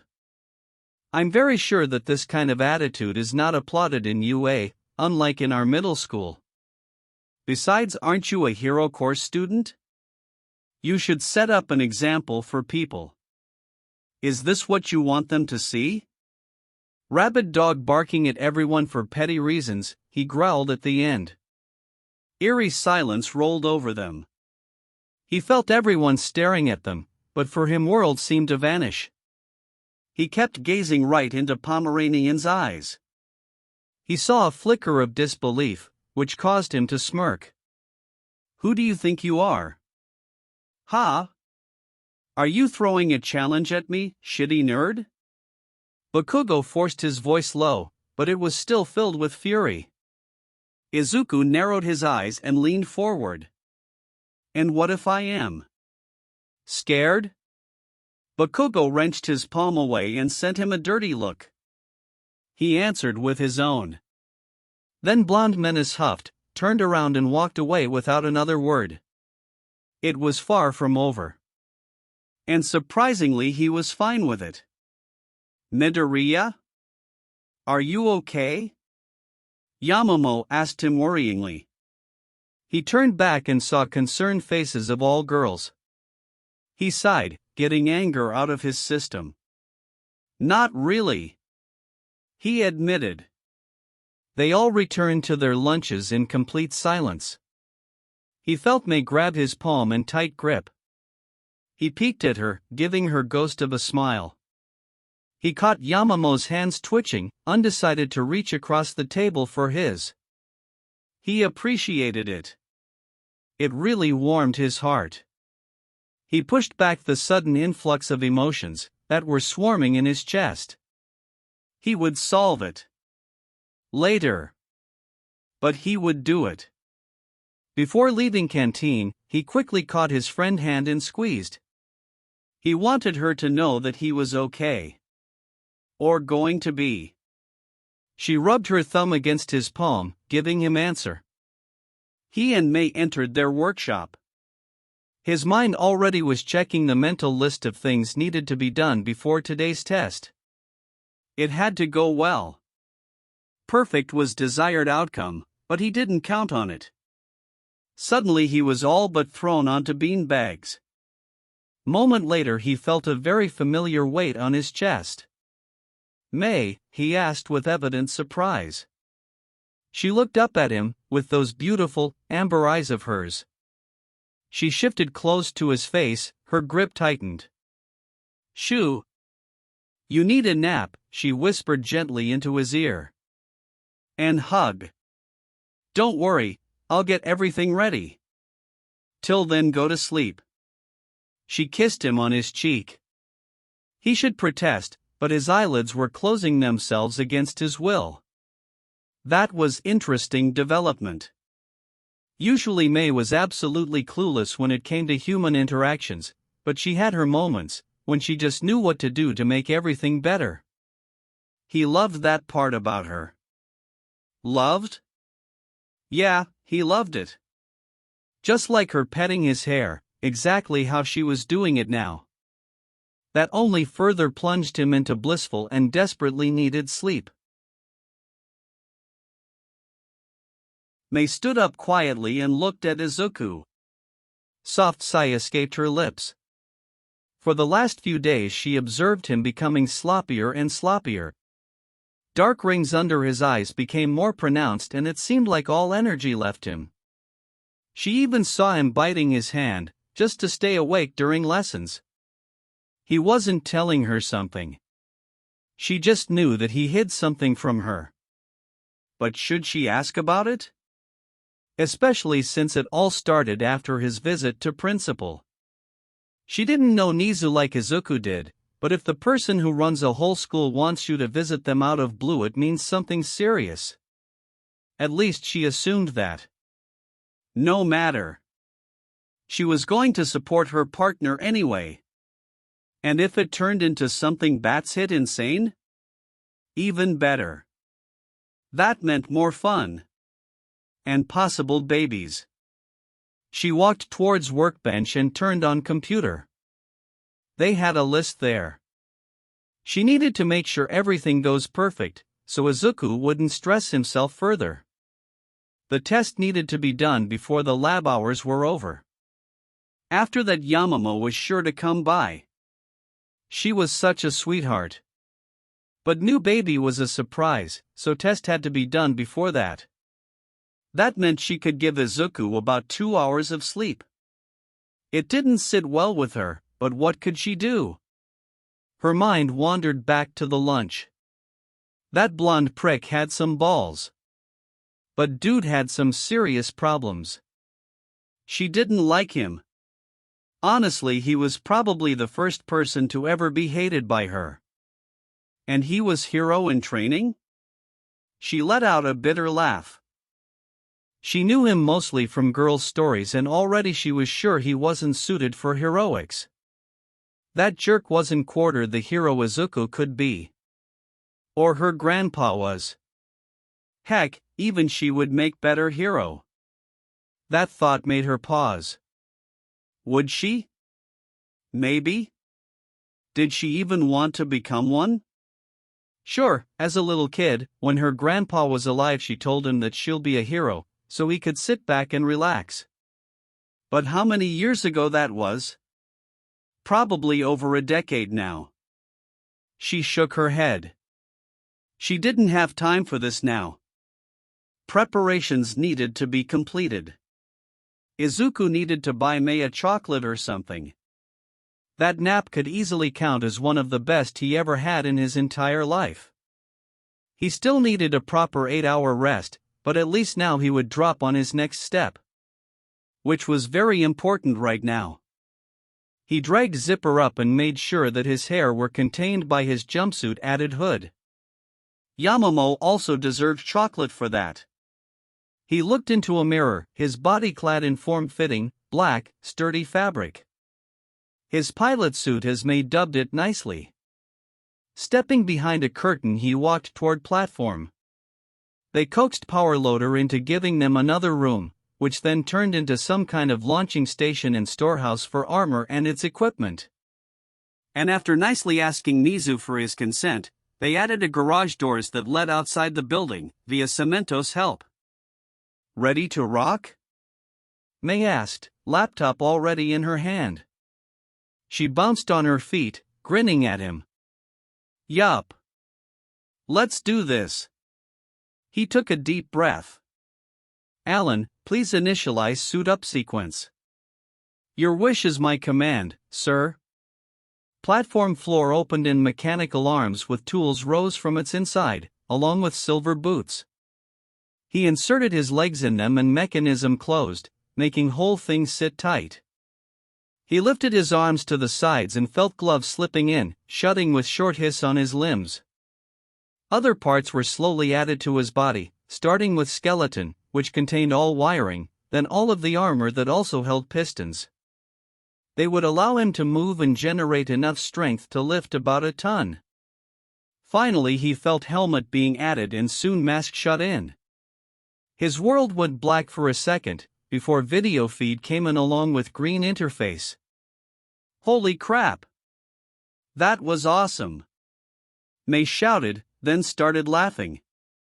Izuku chuckled at that. Alan, you in? Yes, sir. I'm indeed been uploaded. We're good to go. Good, start virtual walk around. Downloading setup preferences and calibrating suit environment. On his interface icons began to pop out and miniaturize. He saw a 3D image of his body and armor around it. Soon a highlighter in form of sniper circle showed before his right eye and began following its movement. Wherever he gazed, the object gained green outline and data appeared next to it. Began a check on control surfaces, he commanded. He heard mechanism move all around him with quiet hisses. On his screen he saw exactly which one were in motion. During that he started doing small moves, to see how the suit felt and if there was any problems. There were none, which pleased him. Test complete. Preparing to power down and begin diagnostic. Alan announced. What? No way. We have to further test this baby. You know, take it for a ride. Mei argued while pouting. Ride? You mean flight? Mei, there are still terabytes of calculations needed to be done before the actual flight takes place. AI said in deadpan tone. The two started bantering about what to do. Izuku was amused by this. Actually, he wanted to test Mark I some more. Besides, flying was fun. He enjoyed those few hours he spent with just gloves and boots zooming around testing room, while checking up on the devices. It was somehow relaxing him. And he needed to get the stress out of him in some way. Alan, please open up the doors. Izuku stated. Mei cheered, already moving toward the exit. Of course, ignore your trusted AI, who has access to thousands of safety protocols, and do whatever you want. Alan said with something similar to Huff, but complied with his request. When garage gate was fully open, Izuku took a stance and jerked his hands, activating repulsors. He felt himself hover above the ground, which made his heart beat faster. He leaned a bit forward to get off the platform, turned to the side and begun accelerating. He flew past overjoyed Mei and started ascending up in curve motion. He was alarmed about a collision with tree branch, but ignored it. Izuku gave a shout of excitement. He was flying. He was literally flying in the skies at about 100 kilometers per hour. He heard wind rushing around him, which in some weird way increased his fun. "How is it?" Mei's voice cut in, her contact popping on the screen. "Fantastic. You really should try it," he told her back with laugh. "How high you can go?" she asked with excitement. "Let's find out," he grinned. He changed position of his arms and started climbing up. He ignored the rapid decrease of temperature and pushed higher. This feeling of freedom was intoxicating. "Sir, the ice is starting to cover you." Alan's voice was wavered. Soon his interface started glitching out and all faded, leaving him with only 2 tiny holes in front of his eyes. He heard something blow up. Then gravity took over, plunging him towards the ground. Izuku felt his body spin around and caught glimpses of fast approaching land. "Alan!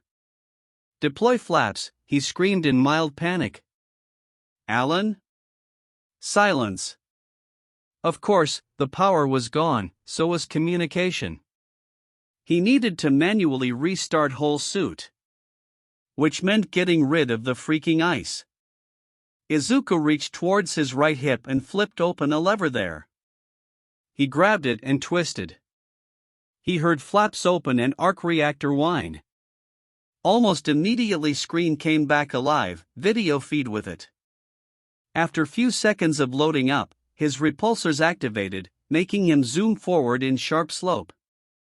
He saw a group of students practicing on the field, 1B, if he wasn't mistaken. He flew above their heads, making most of them jump back or take cover. He just laughed it out. "Are you all right?" Mei asked in worried tone. "Yeah, I'm good. Had to do manual restart," he informed. "Perhaps, if you wish to go to the space and visit other planets, we should upgrade the suit first." Alan cut in with cheeky comment. "We'll think about it later. Now is the fun time." "How are specs looking, Mei?" he questioned in curious tone. "Quite good actually. Pressurization could use more work, but other than that everything is in green. Reactor throttle is functioning better than we expected," she informed him.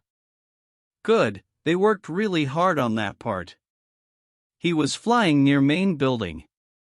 Suddenly he remembered he had a promise to keep. Izuku slowed down a little, he wanted to savor this moment. "Alan, please give me audio from Nizu's office," he asked with smirk. There he saw his dear principal with a cup of tea in his paw, looking through the window. The teacup landed on the floor and shattered. Nizu was looking at him with astonishment. Then his face gained big grin and insane laughter escaped his mouth. It was music to Izuku's ears. All while flying by and waving. "You've got that recorded?" he asked with chuckle. "Of course. This moment needs to be saved for future generations." Alan answered with his own laugh. Izuku made a round around the building and decided to go back. He saw Mei, jumping up with her arms in the air. She smiled brightly at him. He slowed down and positioned himself to land. Gently he lowered himself on the ground. His feet barely touched the grass when Mei tackled him with hug, sending them both towards the ground, laughing at it. His mask snapped open and he looked at Mei's overjoyed face. He started observing her features. How her lips stretched, showing her white teeth. How her cheeks were dusted with red. How her pink dreadlocks framed her face. How her eyes shone brightly and spun around a bit. She was so beautiful. Her eyes closed a bit and she began to lean towards him. His mouth suddenly felt very dry. Were they going to? Did he wanted? Yes. His head moved upwards to intercept her. Their lips touched and hers were so plump and soft. Just like marshmallow. His heart beat so fast that he expected it to explode. The kiss was short. He wanted more. His hand moved towards her head and pushing it downwards. He felt her smile into their kiss, he mirrored it. He didn't know how long they stayed like that, making out on the grass, but he was in bliss. May touched his face with her hand, caressing it gently.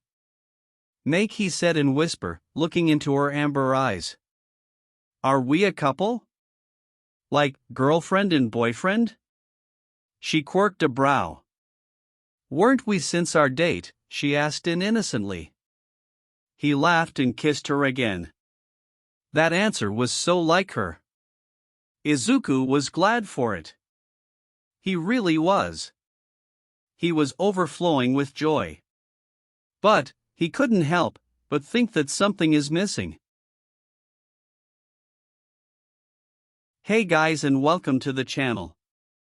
Today I will be doing a what if, which is what if Deku was Iron Man Part 5.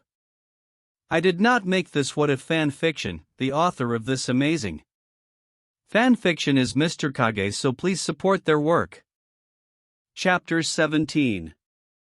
May blinked. What was she doing again?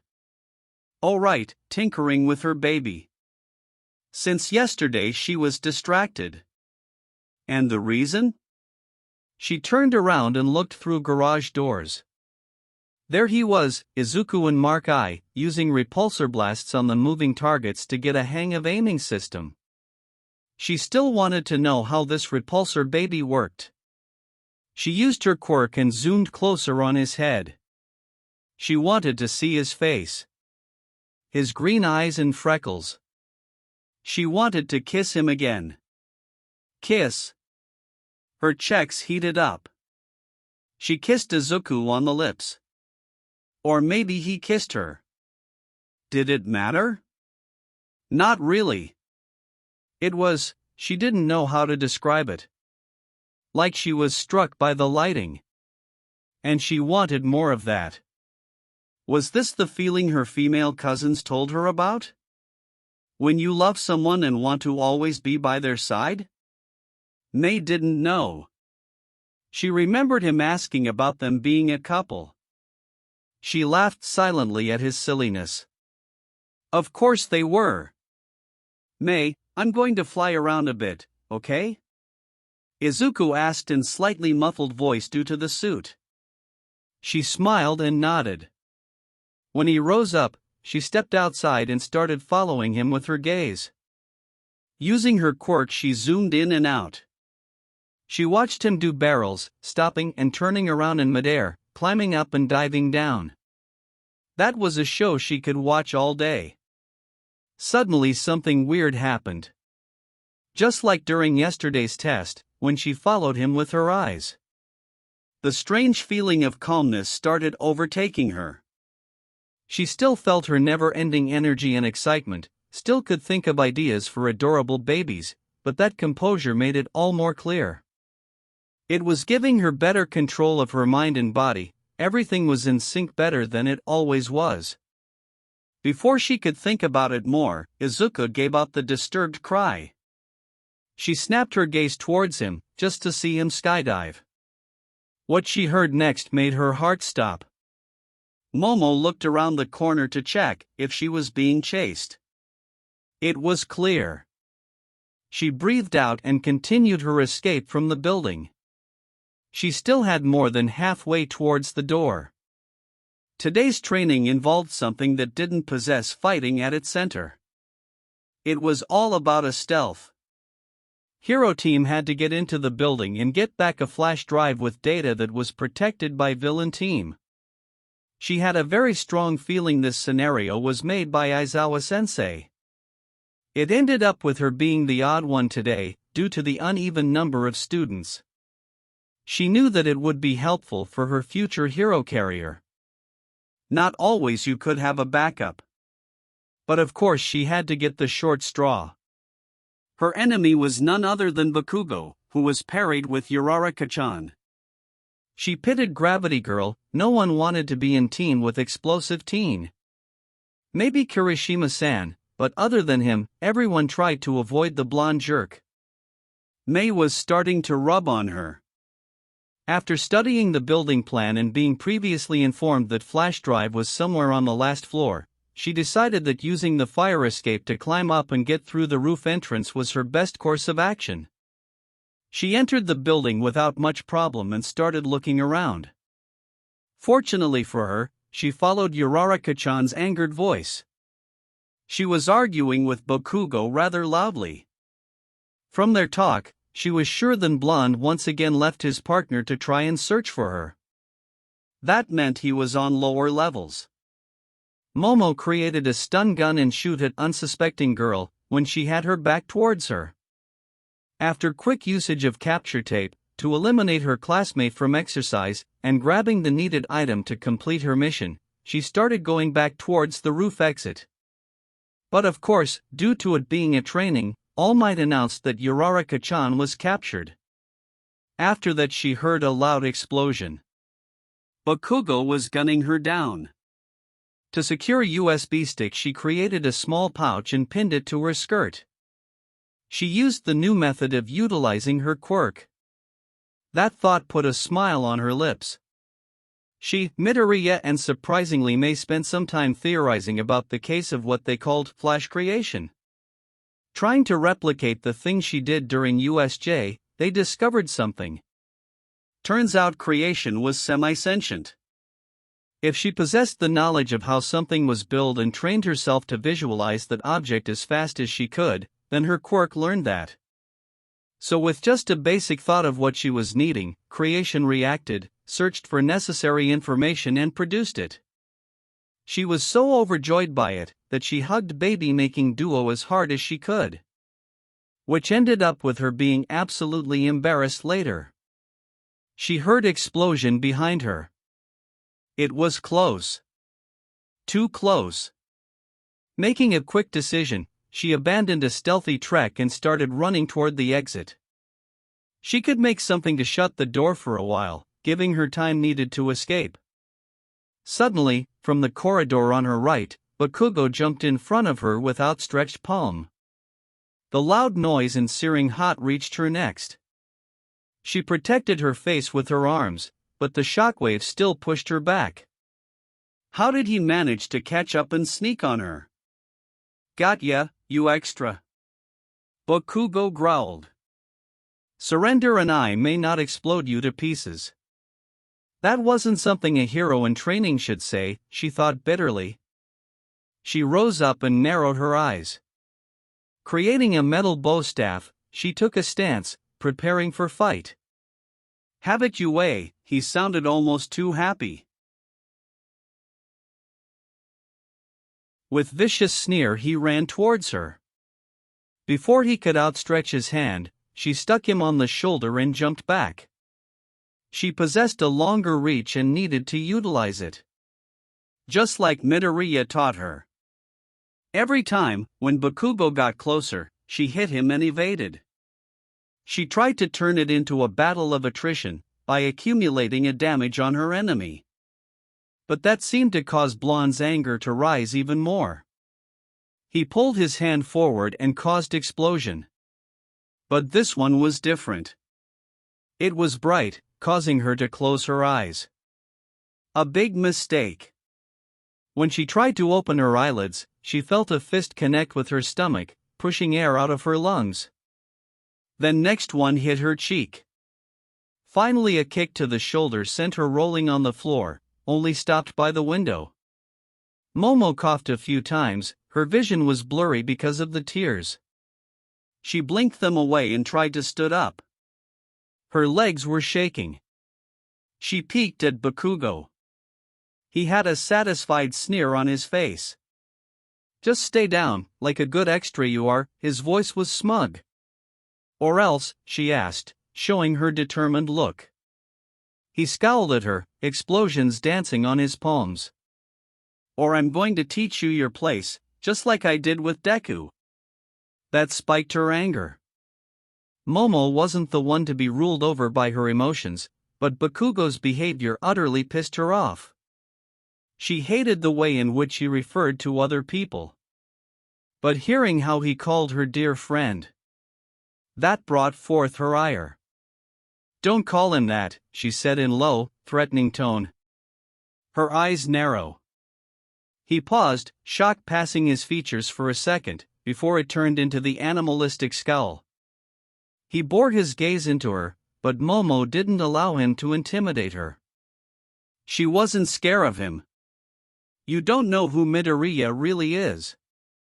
What he can do," she told him, thinking of a way to get out of this situation.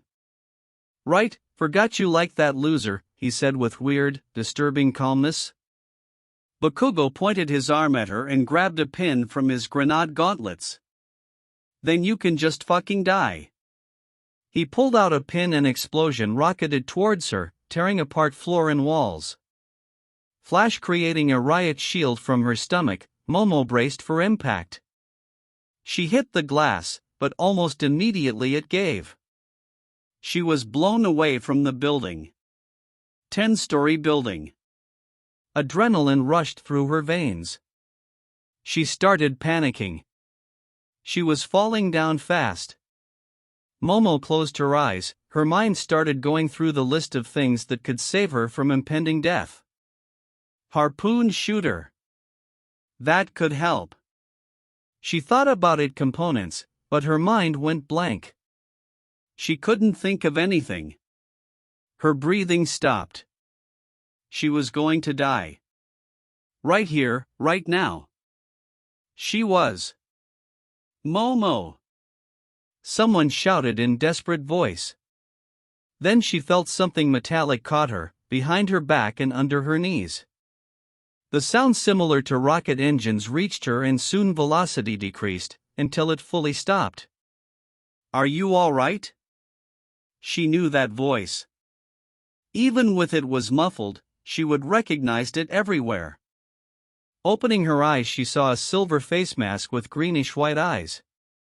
Then it opened, showing her worried face of her friend.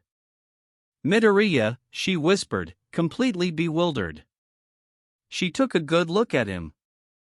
He was wearing some kind of metal suit. Arc reactor was at the center of his chest. His arm kept her close to him in bridal-style hold. "Can you stand?" he asked. She gave a shaky nod.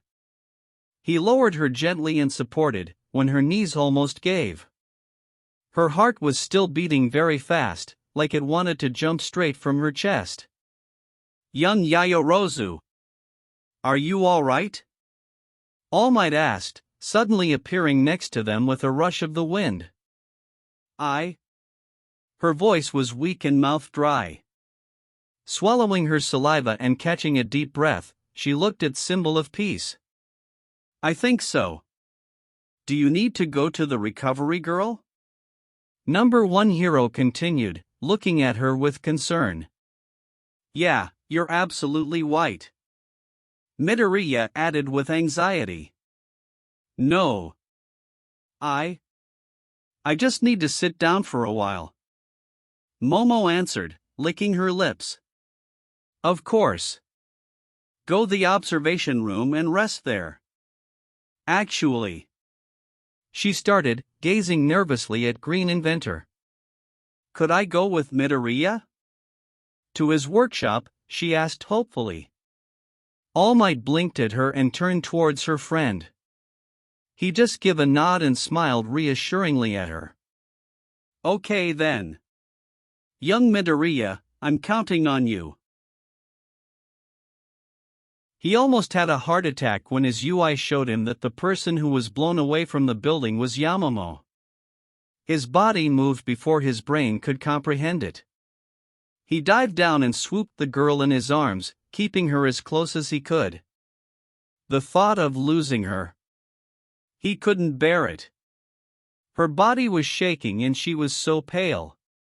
Whiter than her natural skin color. And the look she was giving him. That utterly terrified gaze. It was so wrong to see her in that state. He knew of only one person who could cause an explosion that big and powerful, and a wrath boiled in his chest. What the hell Bakugo was thinking? Correction. Was he thinking at all? His actions almost lead to his best friend death. Izuku felt his indifference turn into disgust, combined with his anger. He wanted to punch Bakugo in the face. Hard. But he pushed it all in the back of his mind. Yamamoto was more important right now. She needed help. He was glad that she asked All Might to go to the workshop. That way he didn't have to wait for her to come and keep Mei from rushing to the girl. Of course he would ran with her. Izuku walked Yamamoto towards the lockers, so she could change from her hero costume. He informed her that he will fly back to the lab to get out of the suit and come back for her. She nodded reluctantly. He saw Mei waiting for him in the launching station. Her eyes were glassy. One look at her and he knew that she was aware of what was going on. He was grateful that she didn't go with him. Izuku was sure about what was going to happen next, and locker room wasn't a place for it. He sprinted back, not wanting his friend to wait any longer. He saw Yamamoto waiting for him, leaning against the wall, looking down on the floor with empty expression. She still was too pale for his liking. When she gazed at him, she immediately ran to him and caught his hand in tight grip. He squeezed her palm. They walked back in silence. Izuku kept sending worried glances towards the girl. The fear in her eyes remained, making a pit in his stomach larger. He hated it. When they stepped through the lab door, Mei zoomed in and embraced their friend. His girlfriend was shaking and crying. Yamamoto hiccuped, which soon turned into full-blown weeping. She hugged two of them firmly and buried her face into his hair. Izuku gritted his teeth, his own tears began to drop. He guided them towards the beanbags. They collapsed instantly onto them with Yamamoto at the bottom. He started petting her silky hair, trying to give her more comfort. He hated it. He hated seeing people important to him being in such a miserable state. It broke his heart. He whispered into her ear, telling her she was okay now. That she was safe now, that he and Mei were here just for her. He heard his girlfriend doing something similar. It seemed to work. Yamamoto's breath calmed down, but still was hitched. She started, but her voice broke down. I was so scared, she admitted in whisper. My mind would be blank and all I could think of was how I'm not going to see my parent again. Or why you too. Her declaration caused a new wave of tears to leak from them. They stayed like that for almost an hour. Crying, keeping their bodies as close as possible. After they got themselves under relative control, they cleaned their faces to look presentable. Izuku sent Nizu a message, asking him to release the three of them to home. Principal agreed. During walk towards the train station and ride, they kept their hands locked in tight grips. Yamamoto rubbed her thumbs against their palm. He and Mei sat closer to their friend, giving her constant comfort. After getting out of the train, they'd found a secluded place in the near park. God knows how long they sat there, simply hugging each other. Nizu sat in silence, boring his gaze at young man. Young Bakugo held annoyed expression, scowling at him, constantly fidgeting in his sit. To be honest, Nizu had a passing want to just expel him and be done. But he stopped that thoughts. He wouldn't do it. Not again. He needed to help young Bakugo see the error of his ways. But he couldn't dismiss what almost happened either. Young Bakugo. Nizu started in gentle tone. Do you know why are you here? Teen huffed. Because some extra couldn't handle rough beatdown, he grunted. His eye twitched. Superiority complex was very evident. Your actions almost caused young Yayarosa to die, Nizu said with steel in his voice. She needed to learn her place. Just like that fucking nerd, young Bakugo's anger seemed to skyrocket. He beat back the comment. He needed to focus on the core of the problem. Nerd? Are you perhaps referring to young Midoriya? He knew answer, but wanted to hear it from the boy. He watched Teen's skull deepen and his gaze turn from annoyed to malicious one. Of course I meant shitty Deku. She's friends with that quirkless bastard. That sounded like some kind of deep grudge. He would need to resolve this. Maybe a figurative bucket of cold water would help. Nizu took a deep breath and gathered his thoughts. Young Bakugo, while it is true that you possess a powerful quirk, it's only a quirk, a part of you. What makes a great hero isn't his battle prowess, but his effort and choices. Don't let a society-twisted logic cloud your sight from your noble goal. He eyed the teen. He didn't seem much interested in his words. Your actions today allow me to easily expel you from this school. That seemed to get a twitch from young man. But I won't do it. I wish to help you, young Bakugo. So starting tomorrow you are to attend a sessions with Hound Dog, one of your school psychologists, twice a week. Nizu ignored a displeased grimace on Teen's face. However, allow me to get one matter straight. Izuku Midoriya is a kind of person who appears only once every few generations. He's similar to Tesla, Einstein, Hawking. Genius that can change our world with his theories and inventions. His acts are going to shape our future. If your issues with young Midoriya get better of you, if you decide to attack him like you did during yesterday's lunch, if you decide to destroy his work, I am not the one to hesitate. Your expulsion will be immediate, he ended with tone that held no room for argument. Seeing young Bakugo tense, made him sure that the message was passed. You can go now. Nizu observed the teen leave. He hoped that he could do it right this time. Losing another student to their own insecurities and prejudices would be very painful. Chapter 18. Momo was thankful for her classmates' concern about her well-being. But it was weird to be showered with that kind of affection. And maybe a little too much. Girls almost never left her side, talking to her about everything really. Fashion, heroes, classes, hot guys, food.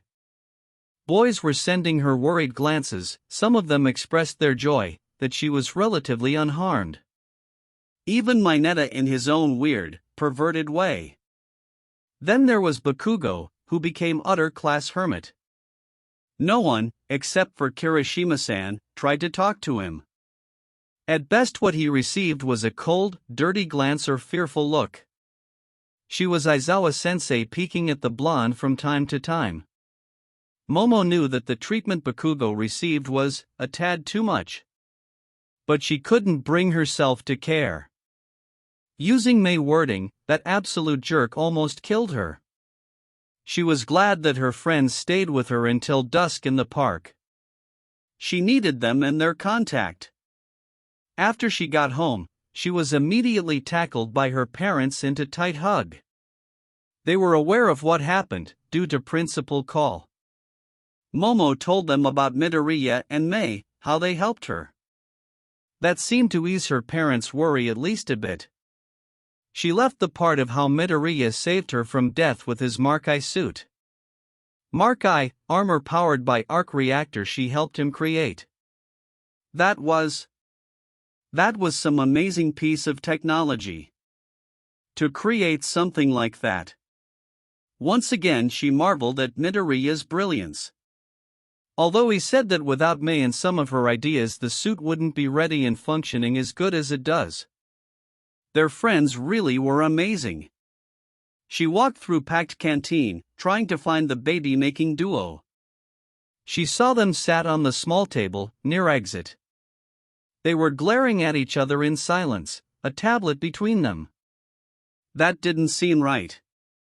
Those two always agreed. "What's going on?" she asked with slight worry. They peeked at her, before returning to their staring contest. Then Midoriya reached towards his pocket and pulled an earpiece. She took it and slid it on. Finally. "Please, try to reason with them. They're being childish," Alan whined. She looked between her friends with quirked brow. Momo knew that sooner or later they would talk to her. "We're having an argument." May started reluctantly. "About a paint job." Midoriya ended with deadpan tone. "Paint job?" That was the case of those two highly intelligent people to have a spat. Alan was right, they were absolutely childish. "We're designing Mark II and Izuku wants to paint it. Which is very okay with me, because our baby needs to present itself," May said, folding her hands on her chest. "That's one reason. The other is that due to the change of the material, Mark II is now gold and it looks horrible. I've tried to add some viridian, but it still screams attention." So then May suggested. He tilted his head towards other inventor. "To paint gold to black. It would look totally badass and show everyone just how great this baby is." "But of course Izuku thinks," she said with a small glare, "that it would intimidate people. It looks villainous." He almost spat the last word. Midoriya taped a few times on the tablet and presented it to her. Taking a look at it, she saw the green gold armor, similar to Mark I. She understood what her friend was saying. It really screamed attention. Which was complete opposite of what the boy wanted. Besides, it looked somehow off to her. She clicked on the next tab and swallowed hard. This didn't look right. That glowing eyes on the black faceplate gave her chills. Besides, there was too much black. It really gave off disturbing vibe. Momo ate her lunch slowly, thinking of the way to help her friends end this silly argument. She needed to make both sides happy, otherwise they would continue to bicker. And that wasn't in her interest. "How about?" she started, gaining their attention. They looks held anticipation. "Maybe instead of viridian use some lighter shade of malachite. Put silver on gold parts. And to make it pop a darker tone of gray here and there." She looked at her friends. May tilted her head and Midoriya was in his thinking position. "Well," Alan, "thrill us," Green Inventor commanded. They all looked at the tablet. New tab opened with completely gold Mark II.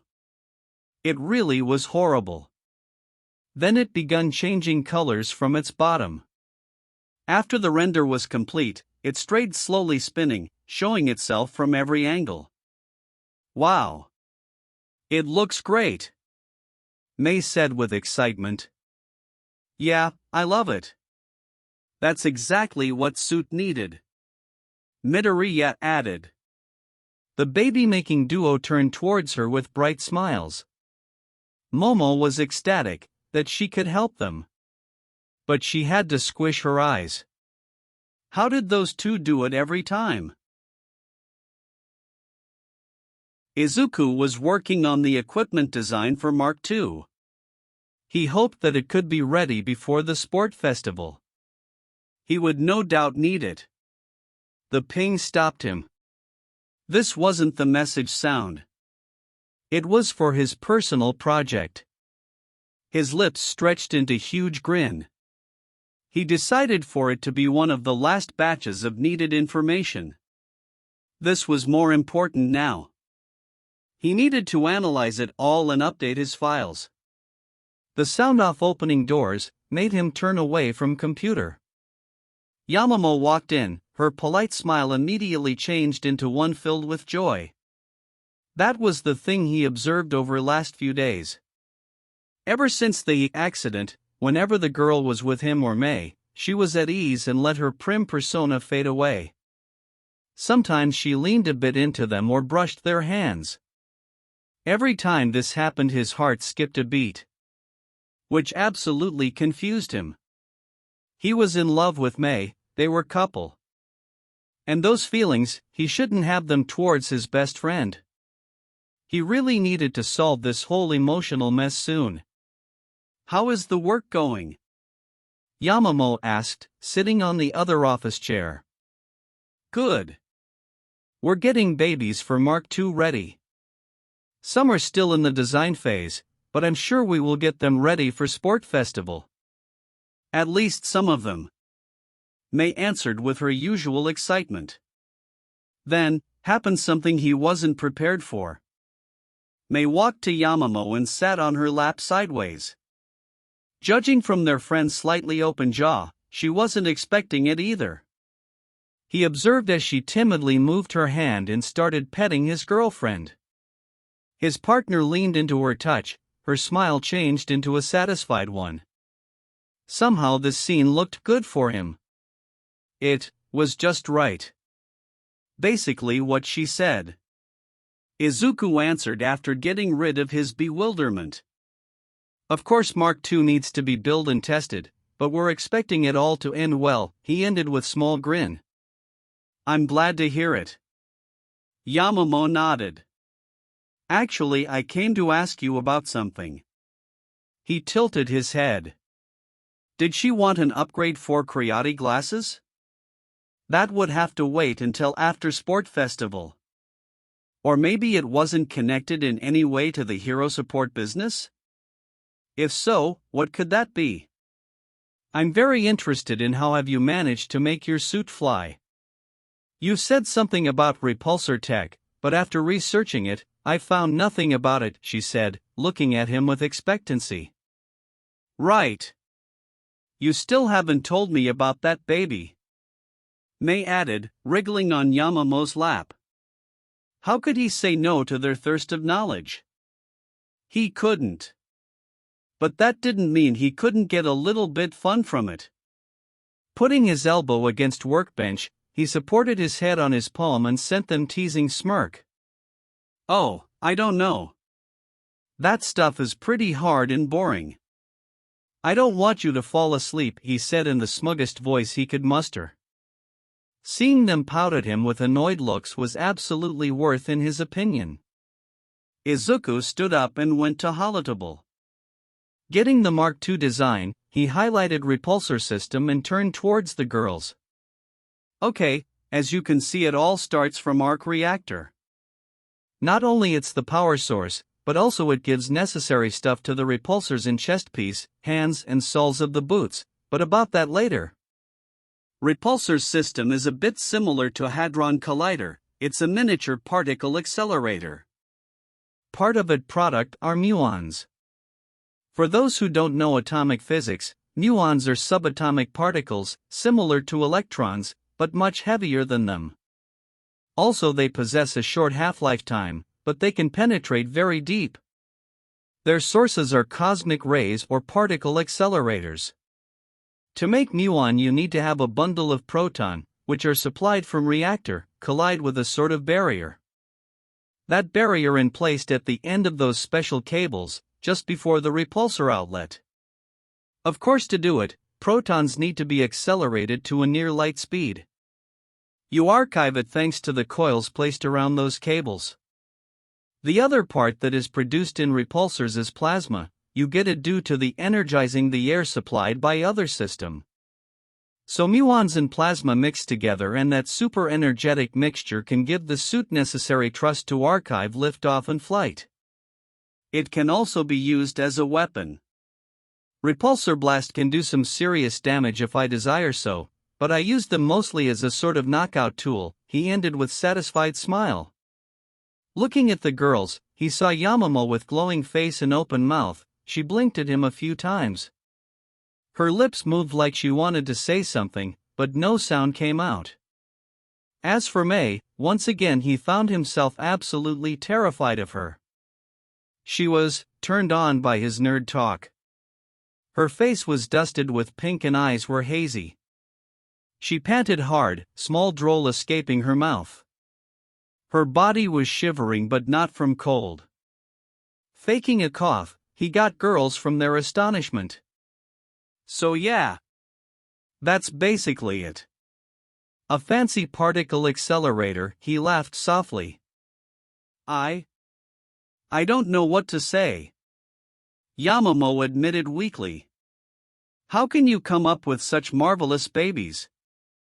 Mei screamed with excitement. Izuku shrugged, sitting back on his chair. Don't know, ask my brain. They all chuckled at that. He was glad that he could share this with them. Especially with Yamamoto, that girl was an inventor like he and Mei were, but she still wanted to learn to better herself. He respected that. Suddenly an idea popped in his mind. The one that could either further push his chances of success and help his friend or would put a stain on their friendship. The question was he feeling lucky today? Yes, he did.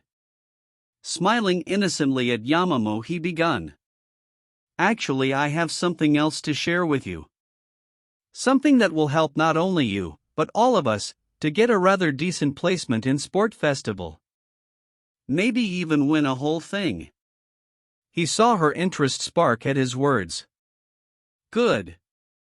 Now he needed to grab it and mold into what he wanted and she needed. Yamamoto pushed a chair closer, tilting her head, waiting for him to continue. Her bounciness barely contained. So what I'm about to show you is a fruit of almost a month of work. He took a breath and pursed his lip a bit. Just, all I'm asking you, is to have an open mind, okay? Izuku saw her nod. He clicked on the folder with a generic name and wrote password. More folders appeared, but those were named after all first-year classes. He opened 1A, showing Yamamoto files with names of her classmates. Opening one of them, he presented her with many pages describing the quirk, physical fitness, character traits, strengths and weaknesses, lastly were possible strategies to archive victory against them. He observed his friend, who read it all carefully, page after page, word after word. He saw her expression, she was both intrigued and scared of the amount of the information he possessed. When she ended, she sucked on her lip, her brows furrowed. After trying to formulate a sentence and licking her lips a couple times, she finally said, I must say, this certainly is something. But just, how did you get it all and why? Her voice didn't hide her bewilderment. Izuku almost smirked at her gaze. Her need to know things made her eyes shine. How? I've got access to every camera in the school, courtesy of Alan. Of course he didn't want to give them. He told me that, if I can hack the system, he wouldn't say a thing, he said in a nonchalant tone. I did the hacking, his girlfriend happily confessed, which made him laugh. You sure did. Mei is an excellent hacker. But she can't program a thing, he ignored a pouty face she gave him. As for why? Izuku paused and adopted a more thoughtful expression. All my life I was ridiculed for not having a quirk. Our society sees them as a trait more important than anything else. They define us and categorize us by them. By not having one, I became the element that wasn't able to fit anywhere. But I had something better. I had my mind. I trained it by reading books, solving puzzles, learning new things and analyzing others. He looked at shocked Yamamoto. As it was said long time ago, knowledge is a power. And Sport Festival isn't only a test of our quirks and muscles. It's also a test of our ability to gather information, plan for future and adapt for unexpected. Her gaze was concentrated on him. No hero or villain is invincible. Every human being possesses something that could lead to their fall. It's just a matter of knowing it. That's why I developed those profiles, those plans to take down not only a hero class students, but any other. His fists tightened. While I want to become a hero with every fiber of my being, I want to prove the society wrong. Show them that quirks aren't everything that determines us. I want to prove myself. Prove that I can stand next to the other heroes. He grinned and extended his open palm towards odd Yamamoto. So, want to throw everyone's expectations through the window by advancing to the finals? Nizu marveled at the faces of his fellow teachers. Their shocked expressions really helped with his sour mood.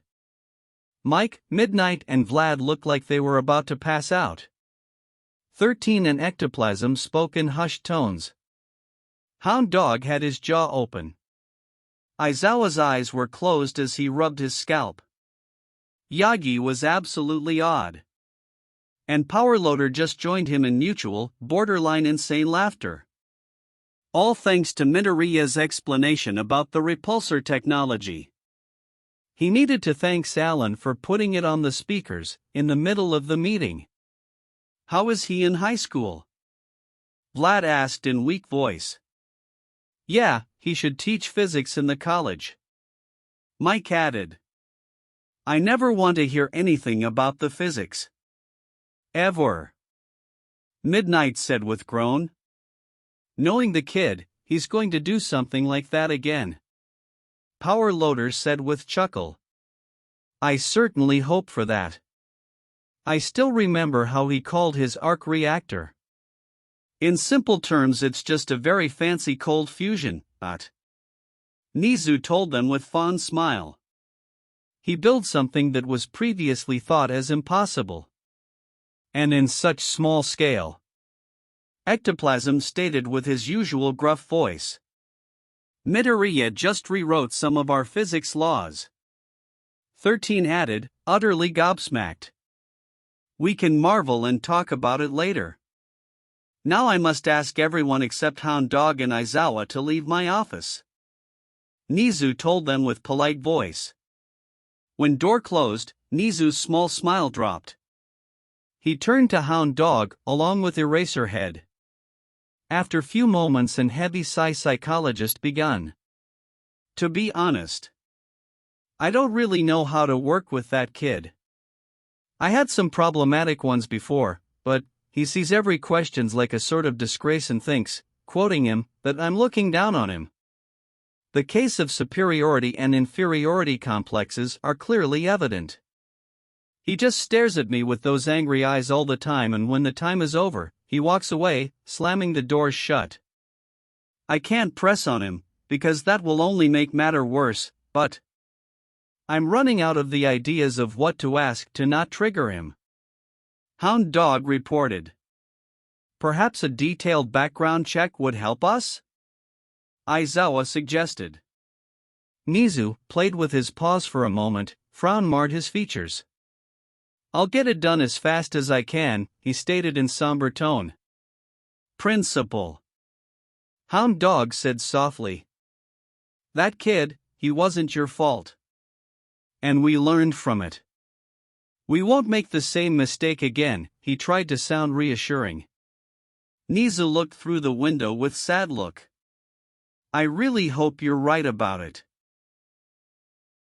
Chapter 19. Momo laid on her bed, staring at the ceiling. Sport Festival was tomorrow and she needed to rest for it, but her mind was too preoccupied with random thoughts to let her sleep.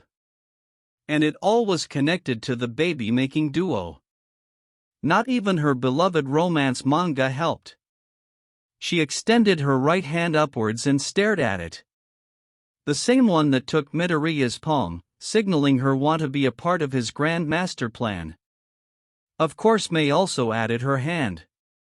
During the last week of preparation, she went over proposed strategies of what they should do during different stages of festival, giving her input and changing necessary parts. They didn't know what games would be thrown at them, but it revolved around the same thing. Sticking together and helping each other advance. They were sure that the third round was going to be a one-on-one battles. It always was. They completely ruled out the possibilities of not having a hero students advance to that part. It wasn't that they didn't believe in other courses and their determination, especially those who were trying to become heroes. They respected it. But looking over the files of her and 1B classes, she understood that the possibility of them failing was low. Very low. She studied the profiles of hero course, thinking about the ways for her to defeat them.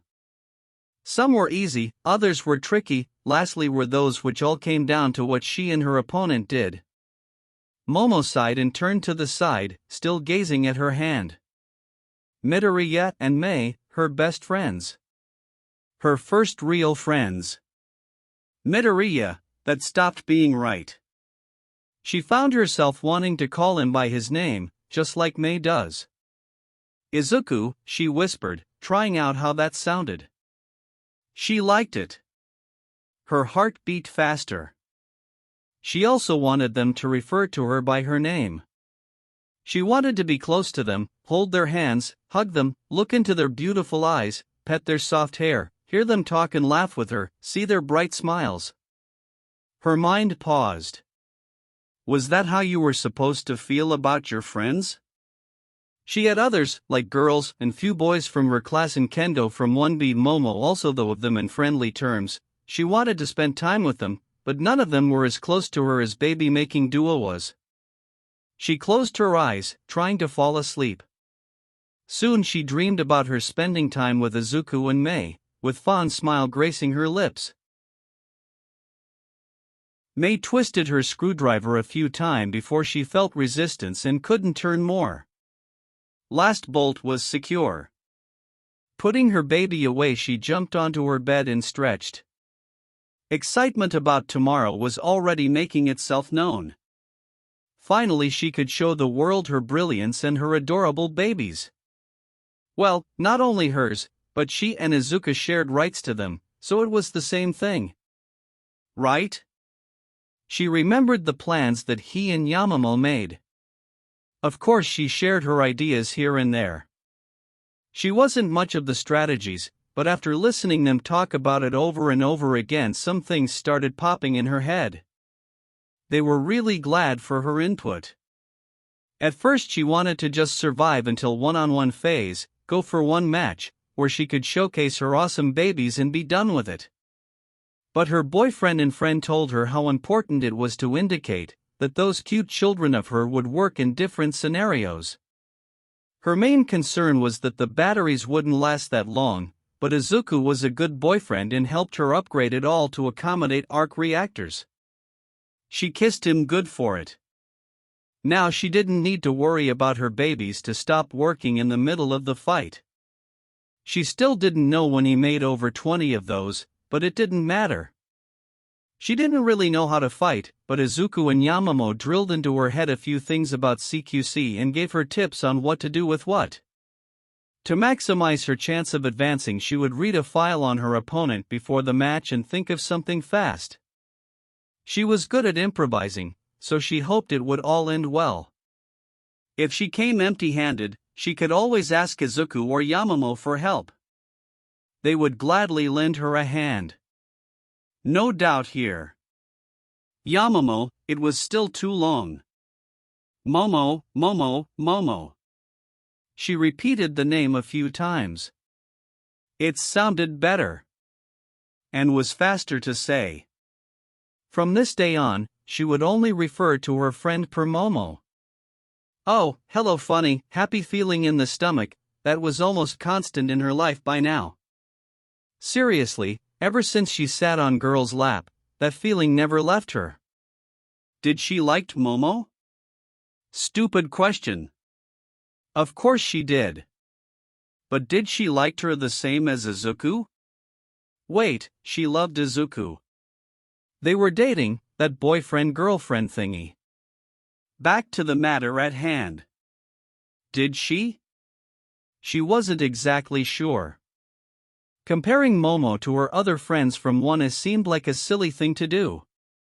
It wasn't that Mei didn't like them. They just weren't Momo, who was very, very, very important to her, understood her, held her hand, hugged her, talked and laughed with her, bounced around with her. When a cool baby was done, Izuku did the same. With only difference that he didn't jump around, but kissed her instead. So maybe she liked Momo the same way? No use dwelling on that. With Izuku it resolved itself on its own, so here it would too. She was sure of it.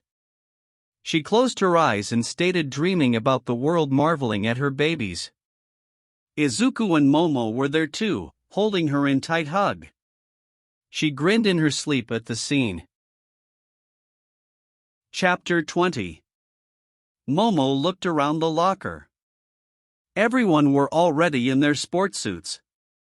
Some were chatting, others were sitting in silence, and small group joined her in doing simple warm-up stretches. She didn't want to pull a muscle and lose her chance of showing off her skills. That would deal a huge blow to her hero carrier. Not to mention she didn't want to disappoint or worry Izuku and Mei. She sighed. Yet again she called him Izuku. It really boosted her mood greatly, being able to use his name in her mind. But she wasn't sure if she could say it out loud. Into his face. Her cheeks heat up at that thought. She heard a particularly loud voice, screaming something about squashing someone like a bug. She didn't need to turn around to know it was Bakugo. All students, get ready to leave your lockers. Sport festival will begin in few minutes. Alan's voice sounded through speaker. Everyone, gather up, we're going into the tunnel, but don't step into the field without the announcement. Momo stated to her class, opening the doors. Standing at the edge of the tunnel, she could see the stadium filled to the brim with people. Already they were making noise, showing their excitement. She caught the sight of few heroes in the crowd, no doubt there were many more. It was only natural that they wanted to observe them and consider sending them and offer work studies. Soon the present mic voice sounded, firing up the crowd even more. Now, without any more delay, get ready to give a cheer to those guys. From Hero Course, the class that already had a run with real villains and came out without the scratch. Class 1A. Momo took a breath and stepped into the field, leading her class into the daylight. She rose her hand, and with small, kind smile, she waved to the people who would watch them all, while they gave their best. She stopped near the podium on which Midnight stood. The following introductions were utterly plain. She felt bad for them, besides it wasn't like they wanted to have a run with villains. That was until it came to the support course. Now from the support department. Class 1H, and leading them into the field is no other than a student, who should teach at the university. Trust me when I say that his nickname, Genius Boy, is well deserved. Momo turned around and saw her friends with their classmates. Mei was jumping around with huge grin, waving enthusiastically. She had her hover boots, jetpack, and modified grapple gun. The weird headset around girl head actually make her look adorable. As for Izuku, he hid his face in his palm. She understood that Mike-sensei basically singled him out. He had boots and gloves from Mark I without the armor. Arc reactor was strapped onto his chest along with the regulator. This was all for the sake of hiding his true ace, before the third phase. After all classes were on the stadium, Present Mix's voice roared once more.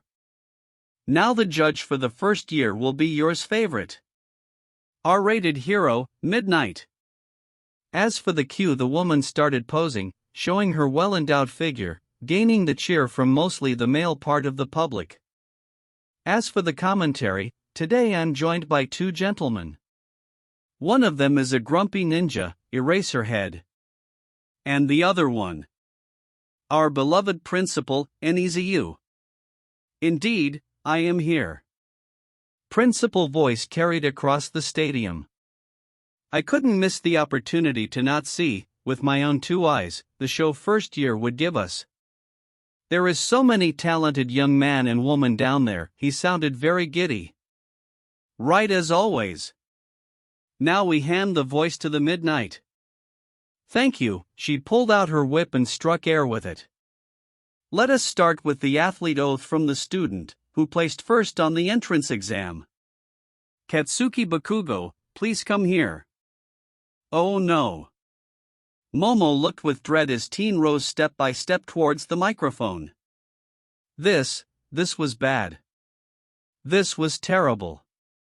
A large pit grew inside her stomach. No doubt Bakugo would do something stupid like declare the war on the other classes, which in turn would paint a big target on her and her classmates. Athlete oath, he said with indifference. Here's one. Bakugo turned towards all the classes with vicious sneer. I'm taking the first place. You extras can settle for second one. Momo gave out a depressed sigh. This was worse than declaring a war. All the booing from the crowd and angered screams from other students were well deserved. But did he had to say extras? 1A already had problems, thanks to them taking out the villains. No need to further worsen their relation with other classes. She caught up to Midnight saying something about drawing the first game. On the giant screen she saw a lottery machine that rapidly changed names. Finally it settled on obstacle race. She already knew the rules. Along with Baby Making Duo she went through all games previously used in Sport Festival. When people started moving towards the exit and fighting for the first place, she met with her friends on the side of the crowd. Momo! May shouted, hugging her tightly. She was surprised by the way she referred to her, but it warmed her heart. With smile, she returned the embrace. Hi, May. I love your headset. Girl just grinned and stood next to her. Izuku approached them, handing her Creati glasses. She took them and activated right away. Thank you, Izuku, she said in grateful tone. Wait a second. I mean. No problem, Momo, he replied with bright smile. Her worry vanished. So he was okay with her calling him that. And he also said her first name. She turned to the side to hide her burning cheeks. Then she caught the sight of Todoroki-san standing at the front of the crowd. They'll try to freeze us in the tunnel, she stated, watching the teen with cautious eye. No doubt here. First obstacle is the getting out of here. Izuku commented. So, how do we do it? May asked, placing goggles over her eyes. Can we fly above the stadium wall? Momo questioned. Not with the current configuration of my regulator. It can't sustain such a long flight, he said with a frown. She nodded at that. Only option left was the tight passage, that Todoroki-san would turn into the ice cage. How about flying over their heads? The baby-making duo looked at each other with raised brows. I could help my hover boots by shooting grapple gun at the ceiling and swinging. May stated. Doable. Izuku confirmed, then sent her sly smirk. You prefer a piggyback or princess hold ride?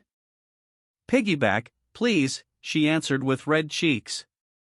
She couldn't give to the temptation and take second option. They heard the count and Momo quickly secured herself on Izuku's back. She hoped that embarrassment would be worth it. She observed as massive students rushed in and tried to push forward with minimal success. Then the temperature dropped down and ice covered everyone's feet, confusing them. That was their cue. May proceeded to do what she stated earlier. Momo was impressed with how fluid and graceful her movements were. Besides, she looked like she had fun. As for her and Izuku, she heard a hum of reactor and repulsors coming to life, lifting them upwards. They flew far above the heads of their schoolmates, not wanting to accidentally burn someone.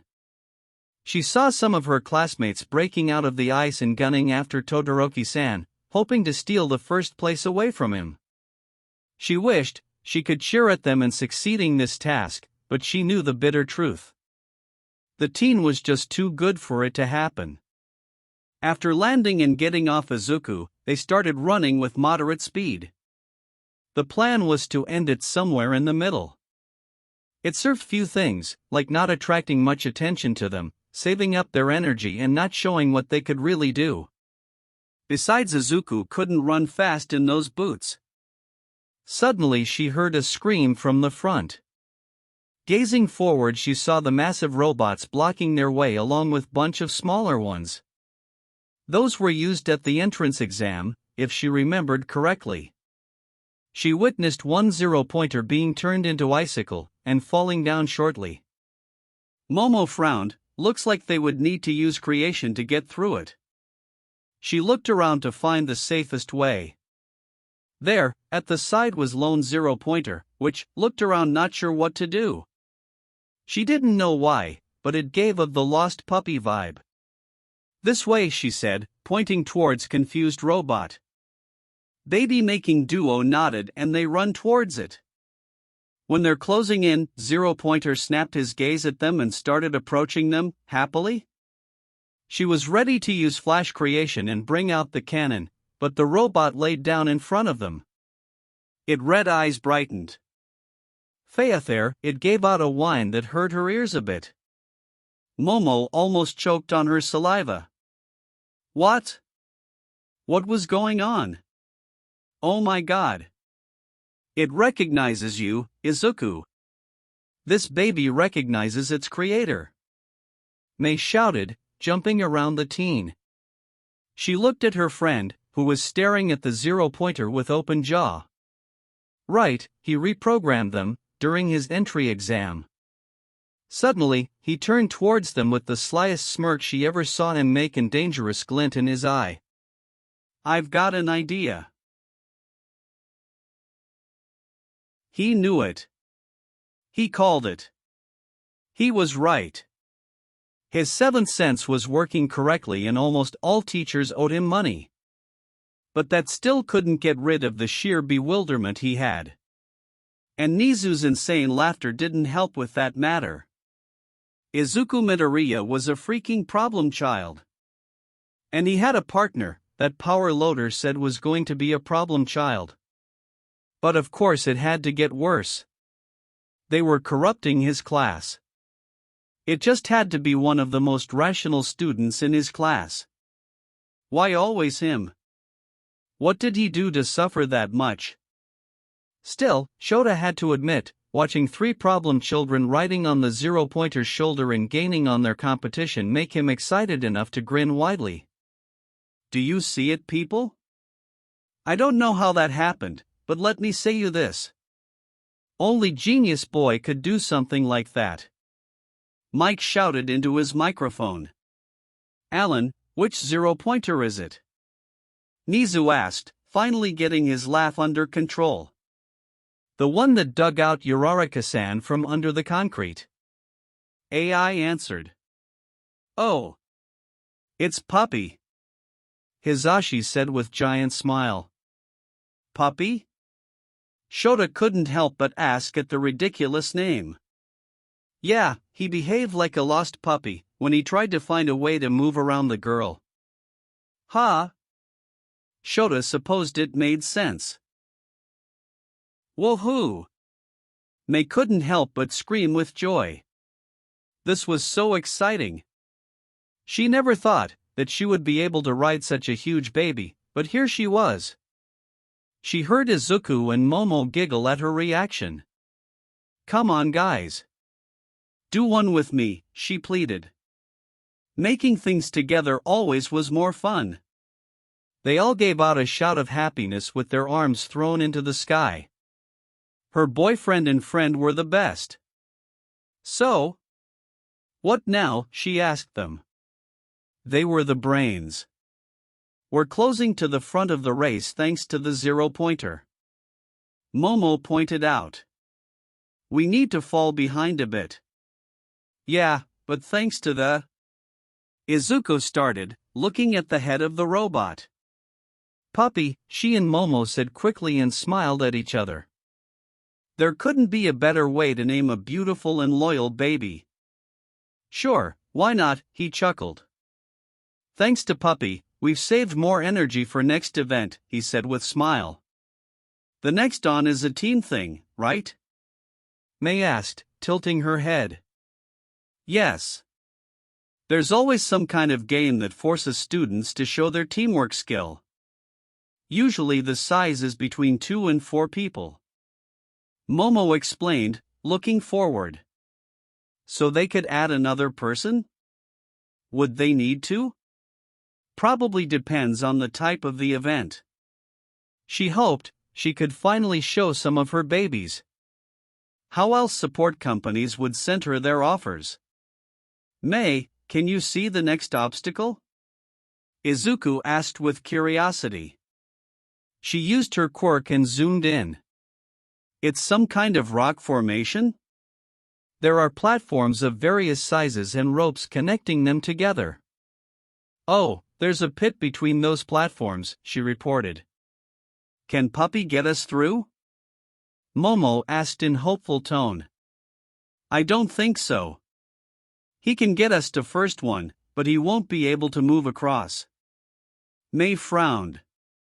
They would have to leave that adorable baby behind. Maybe they could visit it sometimes? She was looking forward to it. Well, better this than nothing. Izuku said in displeased voice. So he too wanted to stay with this baby. He really was a good father. Soon they arrived at the obstacle.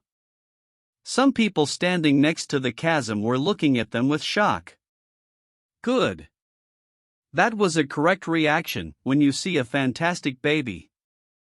Okay girls, hold tight. Izuku commanded. She stood next to Momo and grabbed the part that was sticking out of the puppy's armor. Puppy, please carry us over, her boyfriend ordered. Zero Pointer crouched down, then it leaned over the chasm, grabbing the platform with its arms. It was long enough to secure the safety passage. They quickly run across. May looked down, she was glad that she hadn't fallen down. She turned towards Robot and approached its head. The baby deserved a pat. Her partner and friend also petted it, showing their gratitude. Robot gave out a sound, signaling its satisfaction. Thanks, Puppy, she said, grinning widely. Go back safely on the other side. Momo added with slight worry. Yeah. I don't want a baby of mine to be damaged by accident. Izuku stated in proud tone. Then he sent a sweet, innocent smile with closed eyes. Oh. Puppy, be a dear and help your father with one more thing. Destroy as many cords connecting this platform to the other side as you can. But don't hurt anyone. Yes, Puppy answered. It straightened up and looked around. Aiming carefully, he swiped down its massive arm, cutting down several ropes at once. People at the other side screamed at them. If she remembered correctly, that was part of the plan. They wanted to decrease the number of people and make them burn as much energy as they could. Or something like that. Let's go now. Izuku ordered, with Momo already on his back. They looked so adorable. May felt herself grin. Activating her hover boots, she sped up toward the edge of the platform. During her fall, she used her quirk to find a good spot and shoot her grapple gun at it. It hit, which in turn made her swing. She loved the feeling of wind rushing around her, it made her heart beat faster. Jetpack on her back, that was upgraded to repulsor tech, would only serve as the option when she had no other choice. Something about revealing her hand too early, if she remembered correctly. Oh, there it was. That strange feeling of calmness despite her excitement. She didn't know how she got it and why, but it proved itself useful. She should ask Izuku about it later, he would know. Or Momo. Actually, both of them would know. They were smart when it came to quirks. Speaking of them, May saw Duo flying from cord to cord. Girl cut them with a knife she made. She briefly wondered whose idea it was. Landing on the solid ground once again, she looked ahead and zoomed. She saw that boy with dual-colored hair still on the front of the pack. Todoroki? Something like that. The blonde jerk was gaining on him. Some other students were also hot on their heels. She recognized Sue and that weird guy with glasses. Izuku and Momo joined her soon enough and once again they run forward. I see the next obstacle, she informed. It's minefield. How does it look? Her friend asked. You can see the mines, ground around them is darker. Spaces between them are enough to travel safely, but you need to watch your steps. She answered. After arriving, they saw all students carefully walking around the mines.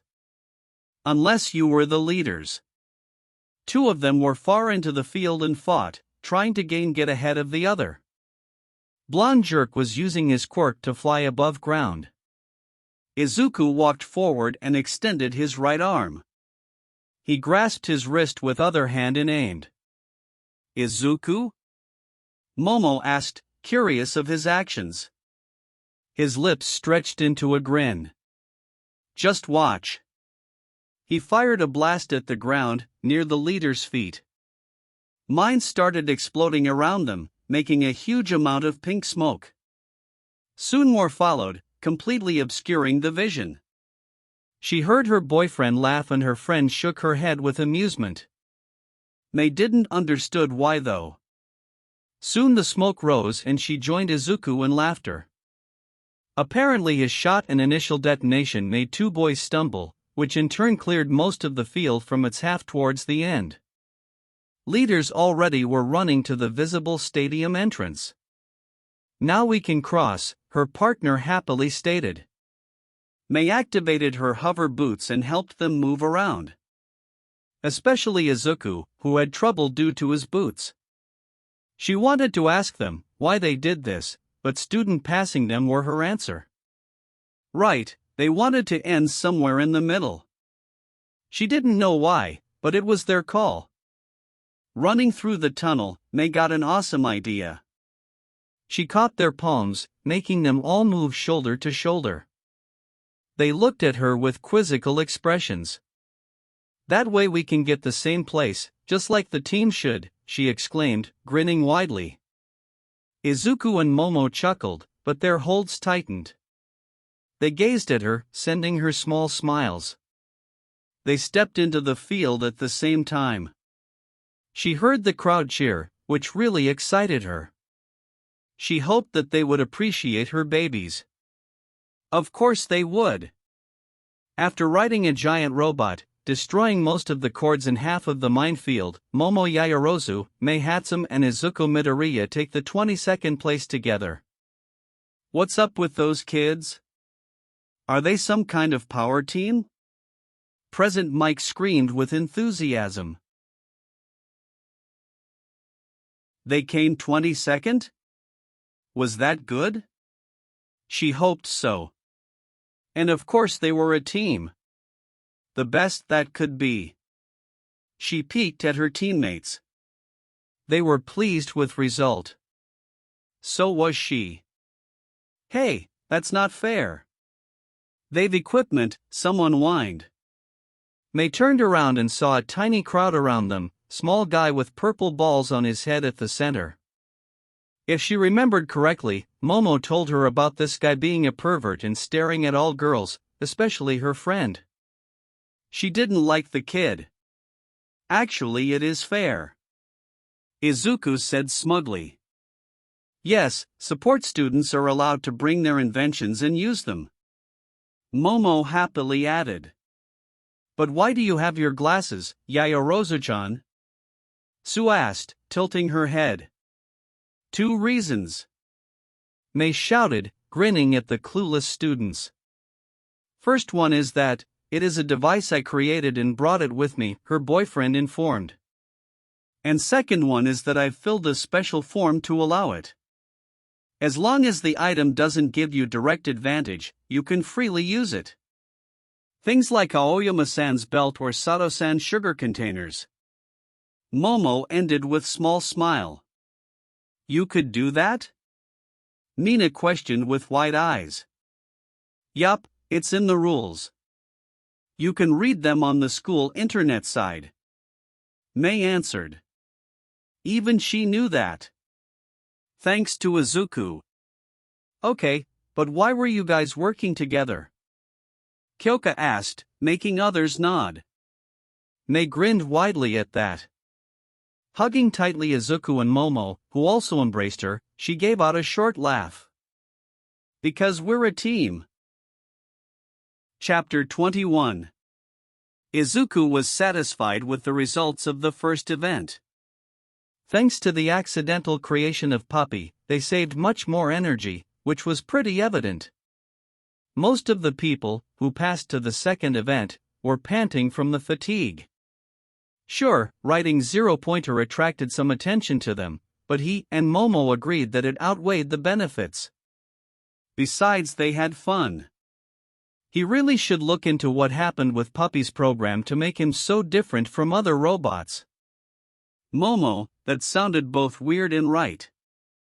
Being able to call her by name left him utterly overjoyed.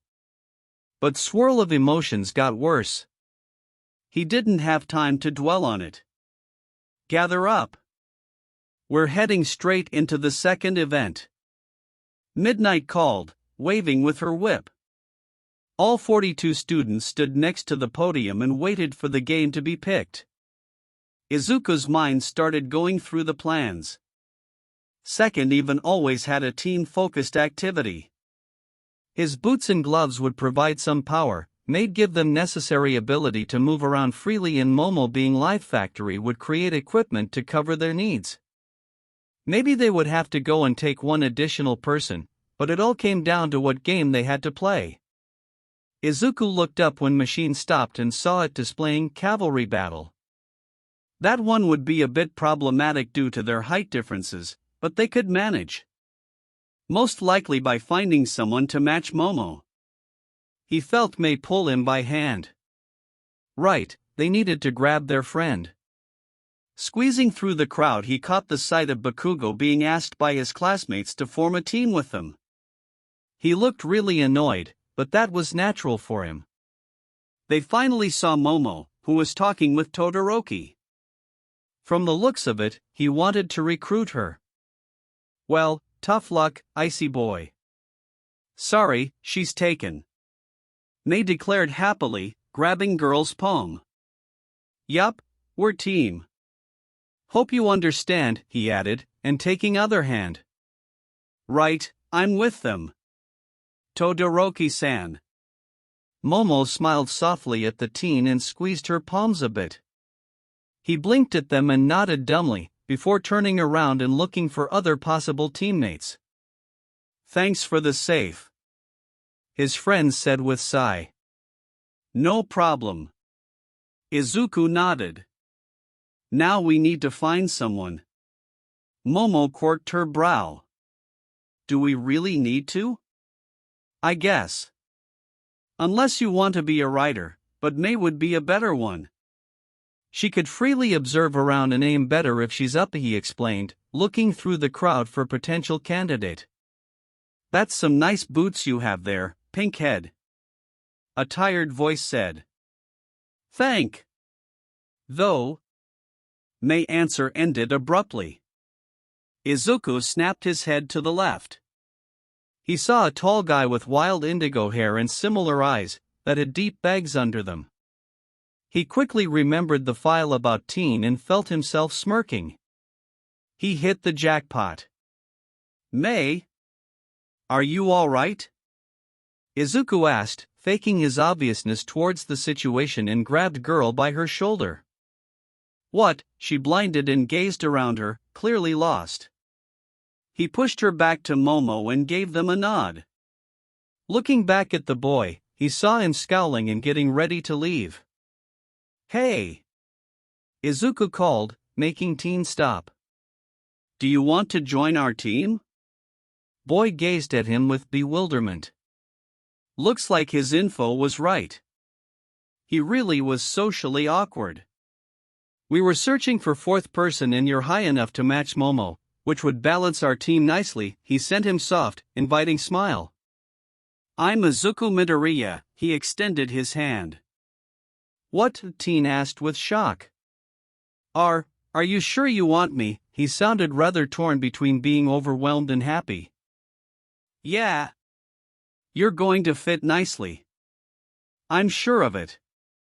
He answered with excitement. But I've tried to steal your teammate with my quirk? Aren't you mad? Looks like he still couldn't believe in what was happening. Steal with your quirk?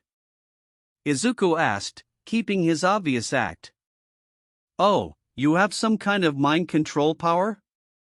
That's so useful for heroics. You could resolve any conflict before it even begins. That was true.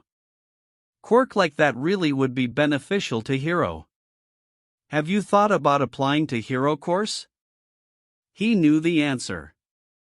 Yeah. Boy scratched behind his head. He peeked at Izuku shyly. I heard that depending on how well we do in sports festival, we could get a transfer to Hero class, he said in longing tone. Then let me help you. Join us and you'll get a chance to show what you can do in one-on-one.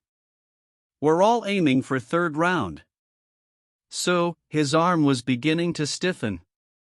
Yeah, sure. He grasped Izuku's hand. I'm Hitoshi Shinso. Nice to meet you, Shinso-kun, he smiled brightly at him. Then he turned towards the girls, who were watching them with curious expressions. Go grab the gear. Mei grinned widely and stated jumping, showing her excitement. What should we bring? Anything that is good for containment, but nothing too fancy. We still need to keep our hand hidden, he informed. Girls nodded and ran towards the lockers. He still needed Momo to create something. He led Shinso-kun towards the side and began fiddling with regulator to up the power. He had a feeling they would need a bit more punch. So, Shinso-kun started, looking at him awkwardly. What do we do? Izuku smirked and snapped his eyes back to the crowd. We're observing our enemies. This certainly is interesting. Nizu said, passing his binoculars to Aizawa. What do you mean? Yamada asked curiously. It seems like Genius Boy made an alliance with Hatsum and Yaoyorozu. It looks like they have planned this. Eraserhead stated, watching field. Oh. I see. So they really are some kind of a team then? Mike commented with huge grin. Nizu nodded and looked at young Midoriya, who was standing with another boy. He watched them as two kept themselves at the sideline, from time to time pointing at another team. He grinned, looks like Teen was already developing strategies. He noticed that Inventor and his teammates from previous event could place higher, but I look like they chose not to. He wondered what they were going to do now. Aizawa-san, are you up for the bet? Nizu asked with huge grin and chuckle. Izuku checked the harnesses around his waist, that he asked Momo to make. They were secure. Good, they needed to be. This way they wouldn't risk getting split while flying. He was at the front of their formation with special board strapped to his back, next thing that his friend created. It had footstool with straps for riders' feet and bars for others' palms. Due to his repulsors he needed to have his hands free. Mei was their rider. She was the smallest one, had a good grasp on how to operate jetpack, could easily use her quirk to look for valuable headbands and warn them of possible treats. Besides, thanks to her headset, their 320 points would be hard to steal. She also had modified stun gun. Momo and Shinsoku, who were accordingly on his right and left side, wore Mei's hover boots. Good thing that she made one additional pair. When their friend gushed over them, it was a cute scene to witness. Special handguns with cylinders were strapped to their outer arms. Inside those were balls filled with strong glue-like substance. Remember, we're going for taking candy from the baby strategy. We don't go after Todoroki's team and their 10 million, unless we can easily take it away. Izuku informed with steel in his voice. What about blonde jerk? Mei asked curiously. Avoid at all cost, he said sternly. But, if the Pomeranian comes and starts barking. He added with hint of mischief, which caused girl to giggle. You really must hate that guy. Shinsoku stated simply. Izuku chose not to comment on it. Game begun and they started slowly, marching around the field and looking for potential catches. Izuku catched the sight of mixed hero class team, that was doing rather nicely with fending off any danger. As he suspected, Todoroki was under the siege, hiding behind his ice fortress. That seemed to be a smart choice, until ice changed literally into a goo. People poured in, but their target escaped, using a ramp Todoroki made. They were moving fast, due to Ida-san's quirk. No doubt Uraraka-san also played her part in it. Now, where was Deku? That's his answer. He looked over his shoulder and saw Bakugo along with Kirishima, Ashido, and Siro. They were gaining on them fast. I assume that's the Pomeranian. Shinsoku stated dryly. Activate boots. We're running away. Catch any headband you manage, he ordered. After a few seconds he launched his repulsors and began flying away, keeping close to the ground. He had hard time maneuvering effectively, but somehow he managed. Hours spent in the testing room proved really useful. They're still on us. Momo, catch headband from the guys that's riding Beast Boy. Mei told them. Izuku snorted. Bakugo really wanted to beat him. He was kind of surprised when Blonde Menace didn't come after him during first round. Unfortunately for Firecracker, he would need to wait longer. Shinsoku, fire behind you a few times. Make it look like you have a lousy aim, he said, steering them towards another team that was suspecting nothing. I won't need to act, Teen commented sourly. He heard a hiss of the gun and soon enough a litany of curses. Using his gloves, he stopped his team and turned around. He gazed straight at Bakugo's pissed face and smirked smugly. That only agitated Pomeranian more. Take this as a warning. Come again after us again and you're saying goodbye to Festival. With that he turned to the side and started running again. They needed to save batteries in hover boots for later. Izuku, why did you say that? Momo asked, both curious and worried. He bit his lip. Should he tell her that he wanted to literally beat the shit out of Bakugo for what he did to the girl? He still held into that wrath, it fueled him and pushed to have dark thoughts about Firecracker. He knew he'd just thrown a challenge at Blonde. But that needed to be done. I will tell you later, he would do it. Izuku felt Momo place her hand on his biceps and squeeze it lightly. He tilted his head to her and showed her small smile. Another team with annoying blonde is closing on us. Shinsoku said. Turns out annoying blonde was Nito Monoma from One Beat. Seriously, dude had some issues. He started rambling about the greatness of his class, how superior they were and how they would finally take away the limelight from 1A. He said that while he recommended their effort and respected them deeply, all while shedding a fake tears, he needed to take away their headbands to assure that he would pass to the next event. It took him 3 minutes to finish his monologue. Wow. You're good at speeches. Are you natural? Shinso-kun asked with fake awe. Ah, finally. Monoma said, before his body went limp. Throw your headbands to us and jump of your horse, idiot, he commended in satisfied tone. Izuku caught the sight of blonde throwing points perfectly into Mei's extended hands and using palms of his teammates as a springboard. He crashed into the ground hard. The rest of 1B boys were too shocked to comprehend what just happened. Thanks, Shinso, Mei happily exclaimed. Yes, thank you.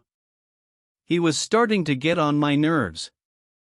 Momo admitted with sigh. Told you. Your quirk can resolve any standoff. Izuku added. No problem. Shinso-kun told them timidly. Mei, how much do we have? He asked. The point value would determine their next actions. Give me a moment, she started counting under her nose rapidly. 1,315. That should be enough, right? Shinso-kun asked hopefully. He was panting rather heavily. Yes. There are only 2 minutes left. Momo answered with confidence. We're moving into defense, right, Izuku? That sounded like a statement. Unless something happens. For now we're changing our pace to march, he confirmed. Looking around he saw almost every team trying to get Todoroki's 10 million. Then he witnessed 3 of them rising into the air, leaving Kaminari-san on the ground. Teen used his quirk and unleashed a powerful electric wave that shocked everyone near him. After that the rest of the team returned, and immediately began running away from Bakugo's pack. But Izuku caught up to something.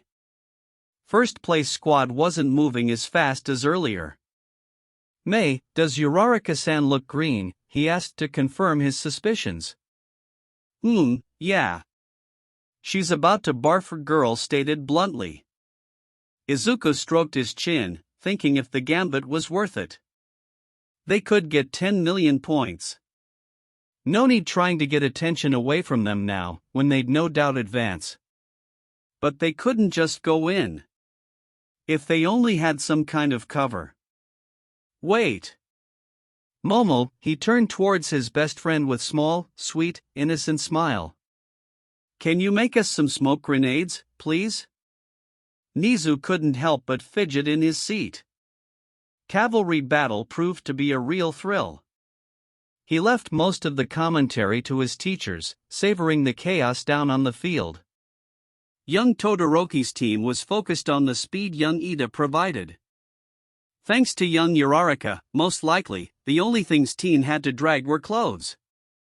Ryder himself continued to use his right side to create ice walls and protect his team with them. From time to time he froze the ground, trapping students after them. Finally young Kaminari served as an ultimate weapon to paralyze huge threats with his quirk. From time to time they took some headbands, most likely as a backup plan. Other interesting team was the one with young Shiozaki as a rider. Her horses were girls' classmate, young Tetsu, young Tokoyami, and young Aoyama. He heard a few things about the 1B grudge against 1A4 taking down the villains. He was worried that problem could escalate badly, but watching this team function and gather points gave him hope that things weren't looking grim. The chase that young Bakugo made against young Midoriya's team ended well and without the bloodshed he feared. He laughed when he saw Inventor using his repulsors in young Hatsume's hover boots to leave explosive Teen in dust. Then they glued them and he witnessed young Midoriya turn and say something. Whatever it was, young Bakugo's team left them alone, chasing after 10 million points. As for the genius boy and his squad, they took a tactical approach and stole headbands from teams that were distracted or too weak to pose a challenge to them. They left glue on the field from time to time to cause inconvenience for others. They run with young Momo's team was utterly hilarious and made him check papers. He had to say that young Shinso's quirk would be very useful for Hiro. Being able to literally talk your way out of any situation was useful. Besides, he seemed to be quite intelligent young man. Teen's homeroom teacher informed him that boy had aspiration to become a hero. If he proved himself, then transfer would be very possible. What's going on? Smoke filled the area. You can't see a thing. Yamada screamed into his microphone, pulling Nizu out of his musing. He looked down and saw great amount of thick, black gas covering more than half of the ring. Soon enough from it emerged young Midoriya's team, using jetpack, but the boy himself was missing. His mind quickly caught up to what was happening. He turned to Mike, wanting to tell him to hold off with commentary, but Aizawa already silenced his friend with his scarf. Nizu shrugged it off, whatever works. He gazed back at the field and after short wait young Midoriya shoot out into the skies, meeting with his team. Young Hatsum took something from his mouth and started cheering. Nizu gazed at the scoreboard and let out a laugh. Look at that people. With only 20 seconds left, Team Hatsum takes 10 million points for themselves, gaining indisputable first place. That's what you call a twist. Yamada commented, making crowd go wild. Explosion happened and young Bakugo shoot up, flying towards young Midoriya with tremendous speed. Nizu felt a pit grow in his stomach. This could end up badly. But then happened something that he hadn't envisioned. Inventor pointed his arm at Teen and fired a repulsor blast. Attack was too fast to dodge and hit young Bakugo, sending him towards the ground. Fortunately, his team caught him. Genius Boy protects his team victory, literally shooting down their competition. Who would have thought that he would be so set up on winning this with big prize? Nizu frowned.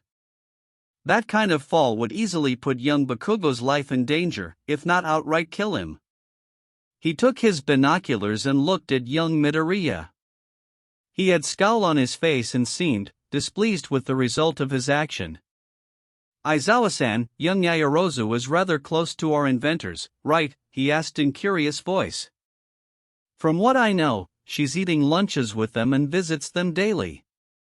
Whenever class talks about duo, she's first to join, abandoning her prim persona. Eraserhead said in his usual tired tone. So it seemed that young Midoriya's already bad relations with young Bakugo only worsened. Without a doubt after young Yaoyorozu's close call. Nizu knew how Inventor's mind worked, or at the very least he thought so. He knew that young Midoriya didn't have friends before UA due to his quirkless status. And with how close the relationship between teens sounded, he hoped that his business partner wouldn't do anything too serious. By the way, you owe me 3,000 yen in month of detention coverage. Nizu informed happily. Aizawa's groan and quiet curse filled him with joy. Chapter 22. May glued her eyes to scoreboard. They passed second round, just like planned. But she still had hard time believing that they took first place. And all thanks to that crazy plan Izuku hatched inside his wonderful mind. Using smokes to take away enemies' vision and going in with infrared goggles to steal that 10 million headband, while they took into the skies. She was nervous, her mind supplied her with many what-if scenarios. But then he shoot up towards them, headband secured in his teeth, grinning at them. That was so awesome. From what she remembered, they didn't have any strategy like that. Did it matter? Nope. And Izuku blasting down the blonde jerk, who screamed a bloody murder, was like a cherry on top. Mei turned around and quickly caught Izuku and Momo into tight, overjoyed hug. She felt them embrace her, which caused her grin to widen. Wait, something is missing. Correction, someone. She looked around and found Shinso walking away. Oh no, you don't. Hey, Shinso, she called, gaining his attention. Come join us. It's a victory hug. He looked at them with baffled expression. What? He asked in disbelief. Mei is right. It was thanks to you that we were able to advance by taking away Team Momo points. Momo stated, smiling softly. Shinso scratched his head and gazed at the ground. Small smile graced his lips. Without it we wouldn't be able to go after 10 million, so in a sense, you are our hero. Izuku added happily. Teen looked at them with shining eyes and open jaw. Mei and Momo nodded, confirming statement. They wouldn't go with that crazy plan if their win wasn't already secured. Shinso shyly walked towards them and allowed to be dragged into the hug. Guy really was socially awkward. Well, after he spends some more time with them, he'll open up, Mei was sure of it. So, who wants a lunch? I'm starving, Mei exclaimed, making them chuckle. Oh, and you, she pointed at Shinso. You're sitting with us. Friends stick together, she started jumping up and down in excitement. Friends? He asked, completely lost. Yes, I'd like us to be friends, Shinso-san. Momo said, bouncing on her feet. Izuku chuckled and laid his hand on Teen's shoulder. Don't even try to fight it. We're all dead set on this. Shinso looked at them and blinked. Finally he snorted with laughter. If you say so, he smiled at them. It was one filled with happiness. Momo kept gazing at the Izuku's tablet, that had a picture of matchups. There were some that piqued her interest. Like Mei's and her classmate, Ida-san. He was by far the fastest in their class, thanks to his developed musculature and quirk. But with Mei as his opponent, she just hoped that her friend wouldn't humiliate him too much. Another one was between Ishido-chan and Kirishima-san. Here she wasn't exactly sure how it would go. Pink Girl was very nimble and could keep her opponent on distance with her acid. But if Boy could withstand it and caught their classmate, he may be able to snatch a win, but it was rather unlikely. Izuku's fight against their new friend, Shinso-san, was first. She remembered his file, especially the part about his psychological profile. Being scorned by society for what you have no control over. She had hard time wrapping her head around it. Why would people do it? In sense Shinso-san was similar to Izuku. She knew that strategy against the teen basically said, keep your mouth shut, but whenever she peeked at Green Inventor, he looked to be deep in his thoughts. His face betrayed that he was torn between something. She just hoped that whatever he's going to choose to do, it would be for the best. Her own match was with Tokoyami-san. It was one of trickier ones, but she had a plan. It was her second fight that she fretted over. There was no way that Bakugo wouldn't win his match against Tetsu. Blonde was one of the biggest obstacles in the tournament. Izuku pointed it out over and over again. And she believed him. Her run with Bakugo during exercise was still fresh in her mind. She felt her palms being grabbed. Looking to her sides, she saw Izuku and Mei smiling at her softly, silently telling her that all was going to be okay. They always were able to tell when she needed their comfort. It melted her worry away. She rubbed her thumbs against their hands. Izuku was sure that it was planned. He could bet his money on it. And he wasn't sure if he wanted to kill or thank Mizu. Before his match, President Mike made special announcement and said that the school wanted to show something to everyone. That something turned out to be his arc reactor. Nizu praised him for developing it, said that it powered the school and bigger part of their region, told the whole world that it was clean energy produced using cold fusion, which was thought of as impossible to archive. Izuku could already imagine his mailbox getting filled with companies' requests asking him to allow them to use this to power up their fabrics. And that meant money. Lots of money. He already earned absurd amount thanks to school's reactor. Seriously, which 15-year-old earned nearly $500 million weekly. And that was about a 50% from the sale to Power Grid. He donated bigger portion of this to charity, but he still had more money than he could even know what to use for. He shook his head, no time for being distracted by finances. He had a match to win. He just pleaded that his plan would backfire. It is time, ladies and gentlemen. And to start things off, we give you the two guys who placed first in cavalry battle. President Mike shouted, making crowd go wild. The first one to go is a kid, who may be related to Eraserhead, due to his eye bags. Seriously dude, do you know what a sleep is? From General Department, Class 1C, Hitoshi Shinso. Izuku watched his new friend walk out from the tunnel on the other side of the field and step into the ring.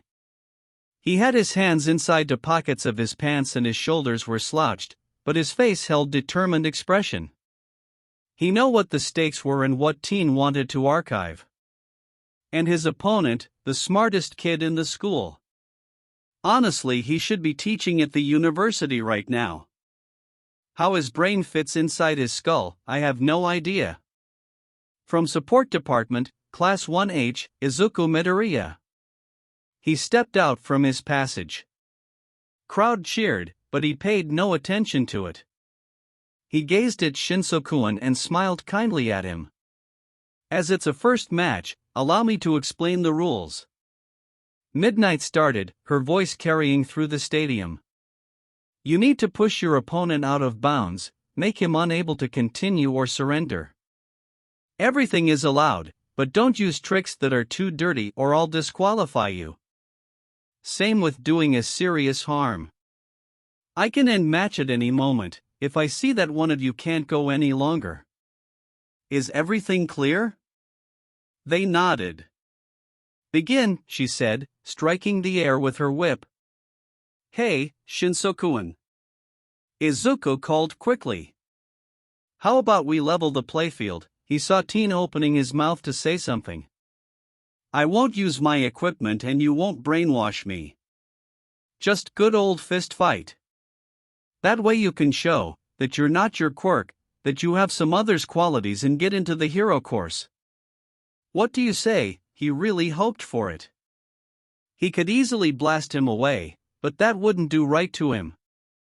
Shinso-kun was similar to him. Society labeled him by his genes, not his deeds. Teen looked at him suspiciously and narrowed his eyes. And what about your quirk? Ah, here was the gambit. Did he use his quirk or no? There was no way of telling it. Izuku scratched his cheek and positioned his body in such way that his arm would hit it if brainwash was activated. He hoped it would be enough of stimulant to break the quirk.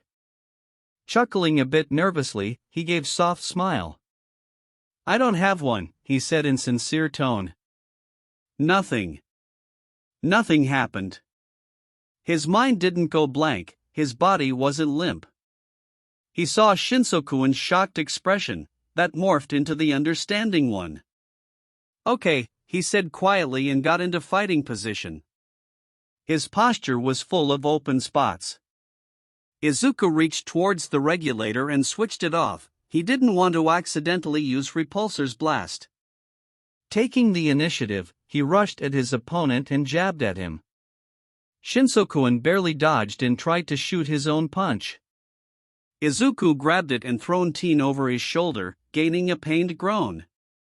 Boy sent a sloppy kick from his down position, but he quickly jumped back.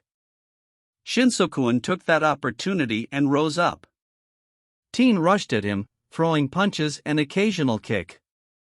He was very telegraphic about his intentions, which allowed Izuku to easily dodge or counter. But Shinsokuan wasn't stopping. Even when his breath became quick and short and his knuckles turned red from hitting metal gloves, he still pushed forward. Izuku admired that and respected it. Shinsokuan was just like him. Both had seemingly impossible dreams, were shunned by society and its people. No one expected them to do great things. But they didn't agree. They stood back and pushed forward. Izuku shot a straight punch, which connected, and followed it with roundhouse kick, sending his opponent on the ground. Teen rolled back a bit, rose up and gazed at him. "He know how to fight. Aren't you supposed to be some nerdy inventor?" he asked, panting hard. Izuku gave out short laugh and smiled. "I am. But you're not the only one who wants to become a hero." Shinsokuan tilted his head. "So you two want to get into the hero class?" he asked with curiosity. "Nah, I'm taking SNHQT." His reply was laced with happiness and confidence.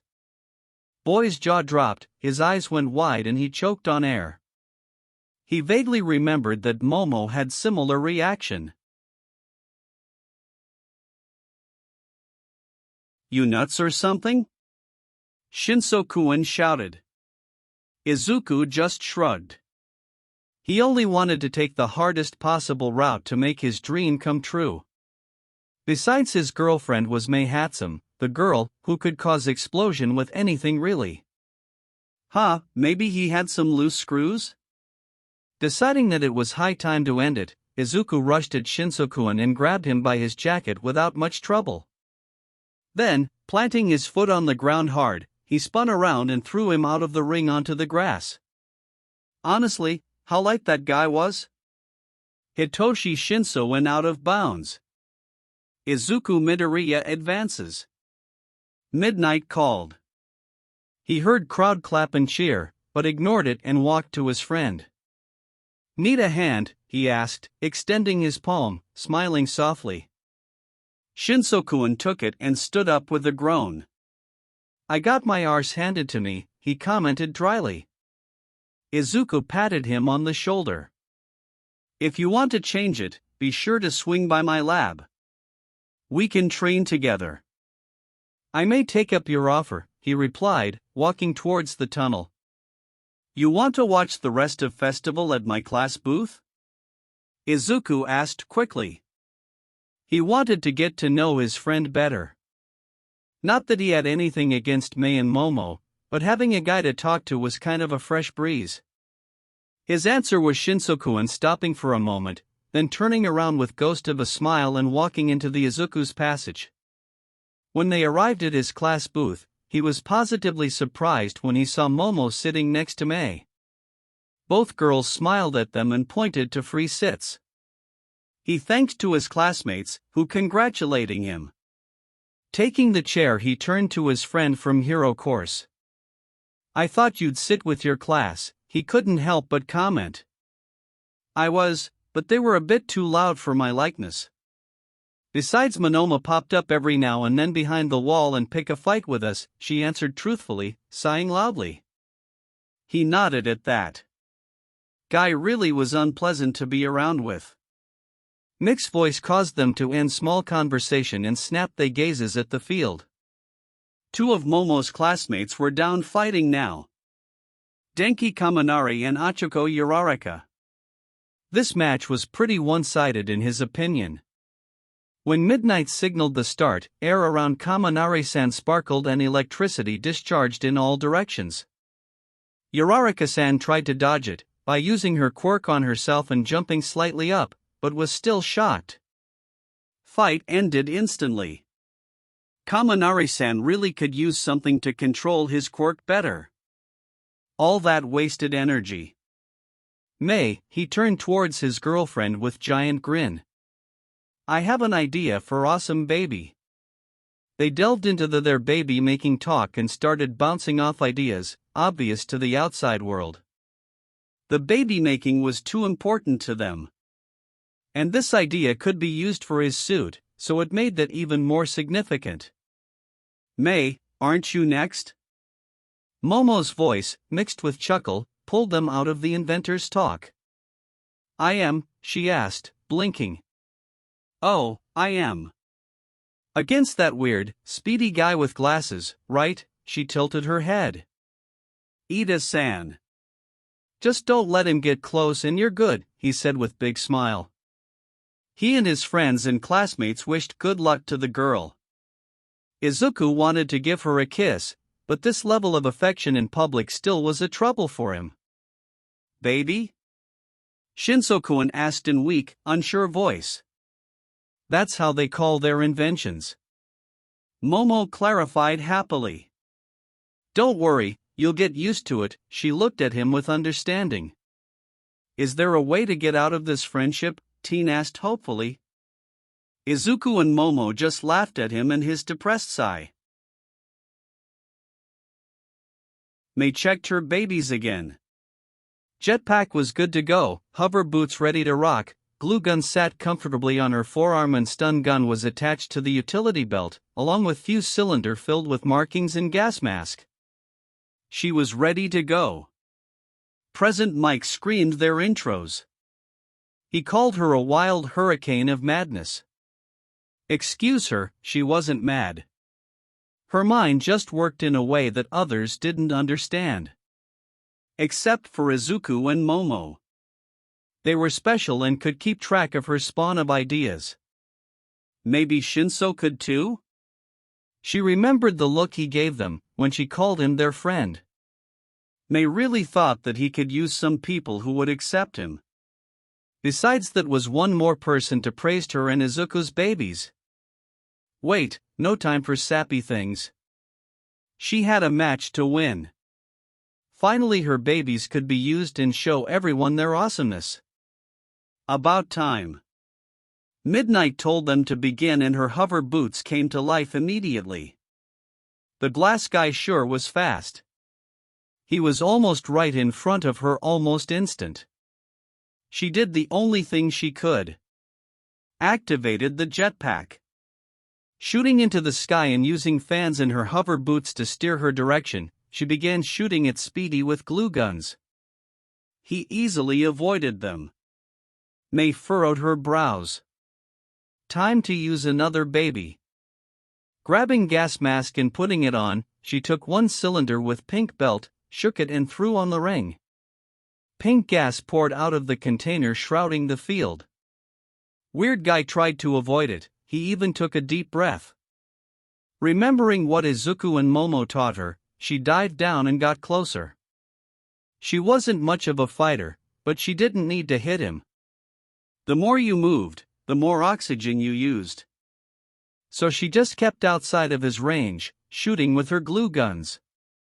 Soon Speedy had to take a breath, swallowing some of the gas. Almost immediately he started getting drowsy and swayed sideways. Looks like sleeping gas worked faster than they assumed. Maybe they should check in later. Landing on the ground, she walked toward her opponent. He tried his best to stay awake. She just pushed him, making him fall on the ground. Tenya Ida is unable to continue. May had some advances. Midnight called. She grinned. Babies worked. Taking a look at the place where support companies had their representatives, she zoomed in and saw them talking between themselves. They were interested in her and Izuku's cute babies. Great. She hoped they would get great internship offers. Using her jetpack, she rose up and steered towards her class booth. After landing and taking of the babies, she took the best possible sit in the entire stadium. The Izuku's and Momo's laps. She quirked her brow at their surprised faces, but grinned widely nonetheless. They just chuckled and started petting her head. Is this another thing I have to get used to? Shinso asked. Why did he sounded so depressed? Her boyfriend and friends started laughing. She didn't know why, but decided to join them. Shinso just groaned loudly. Nizu observed battles between students with great amount of interest. Their fighting proneness, strategies, usage of quirks. It was just so interesting. And thanks to Alan, who transmitted every piece of possible conversation due to Midnight's earpiece, they could learn even more. He was pleased with how young Midoriya acted. A bit of surprise rose when he said he was quirkless to young Shinso, and near the end, when he mentioned SNHQT. Why did he said this? A puzzle for later, but he would get to the bottom of this. His jaw went slack when young Todoroki produced a giant iceberg, defeating young Aoyama in instant. He knew that boy was powerful, but this was a tad too much for a first-year student. Endeavor must have trained him hard. He frowned a little bit, hoping that it wasn't too hard. It was a sliver of hope, but he needed to believe in something. Nizu laughed silently at the response young Shiozaki gave to Mick's intro. He heard about her religious persona and pacifistic tendencies. While he admired it, he knew that girl would have to make a compromise if she wished to become a hero. Fighting was unavoidable in that profession. But she was good at capturing targets. Young Siro tried to get a quick victory by shooting out his tape and pulling young Shiozaki out of bounds, but girl just used her vines to her bindings. Her vines grabbed Teen and gently took him outside of the ring.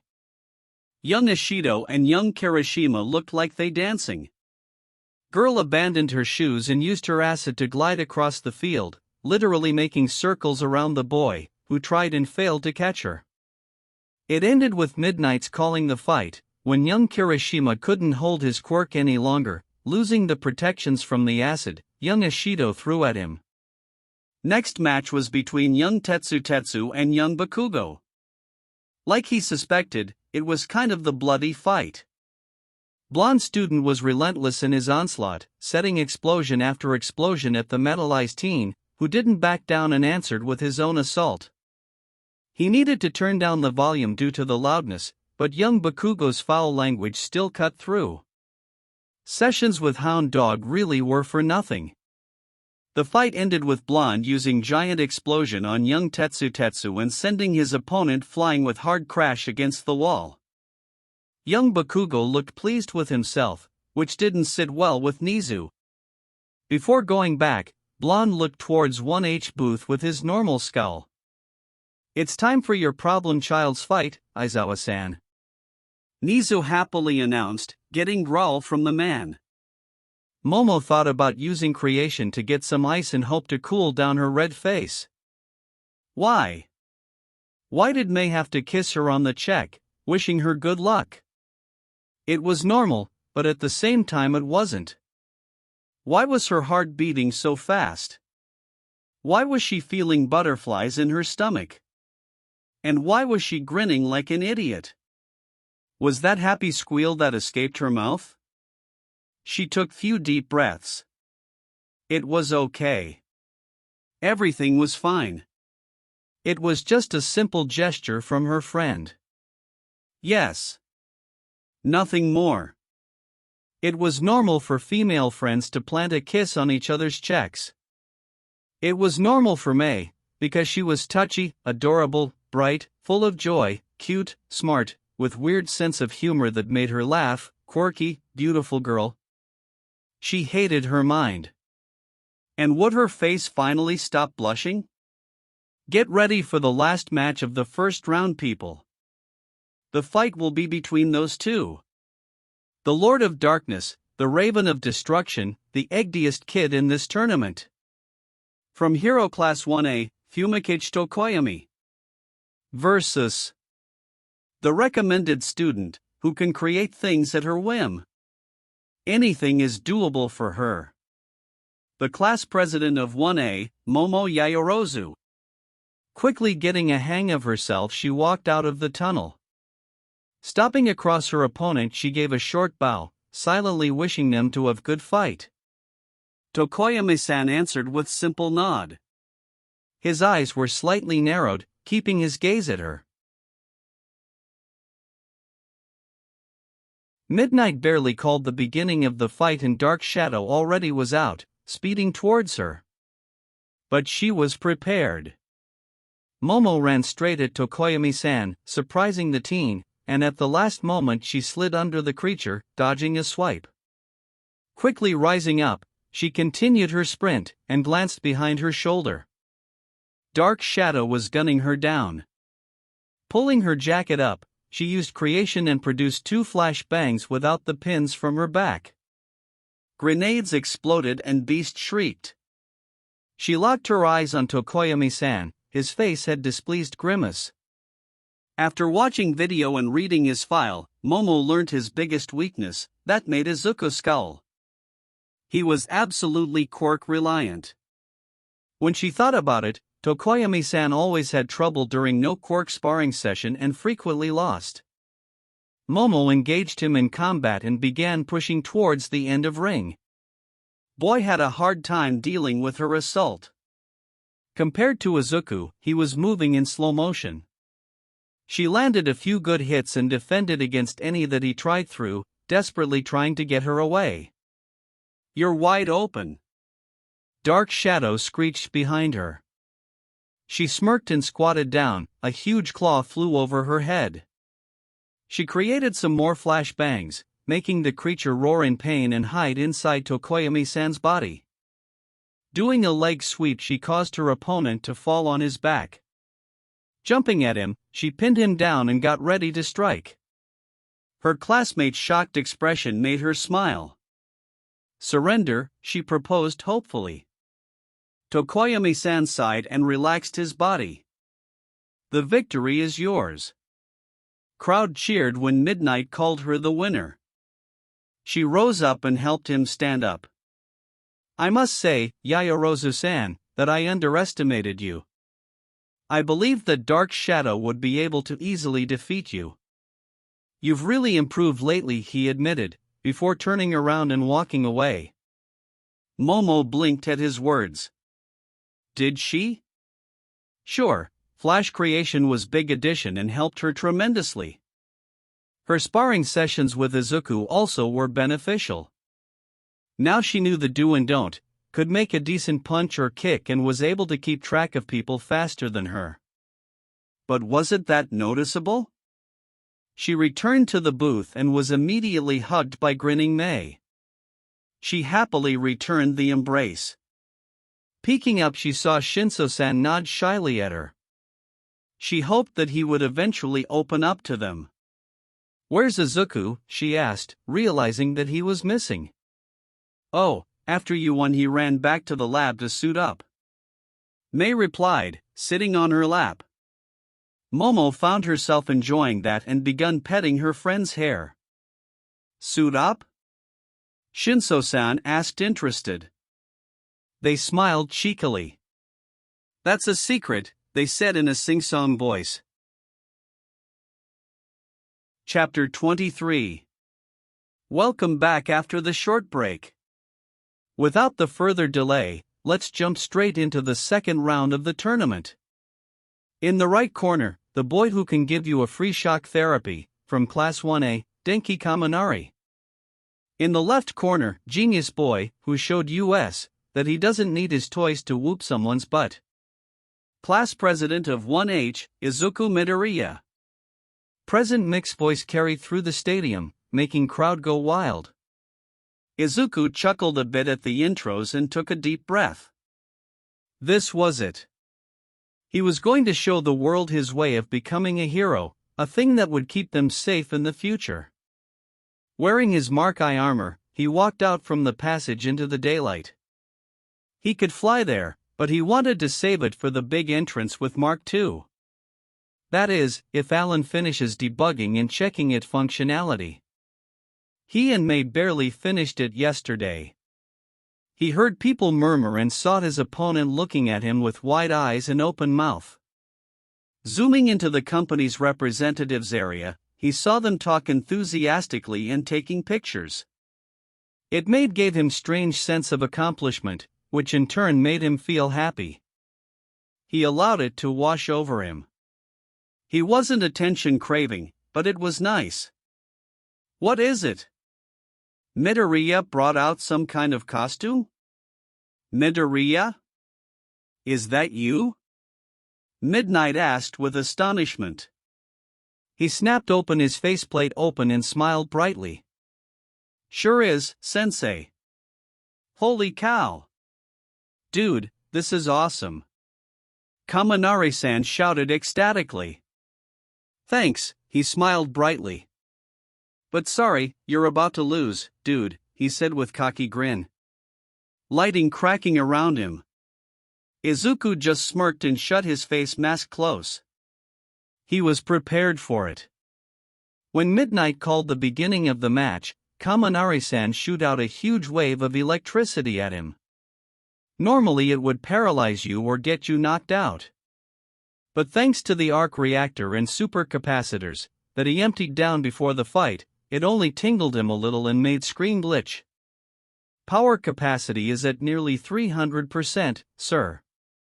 Alan told him, showing him the exact number on his screen. That was interesting.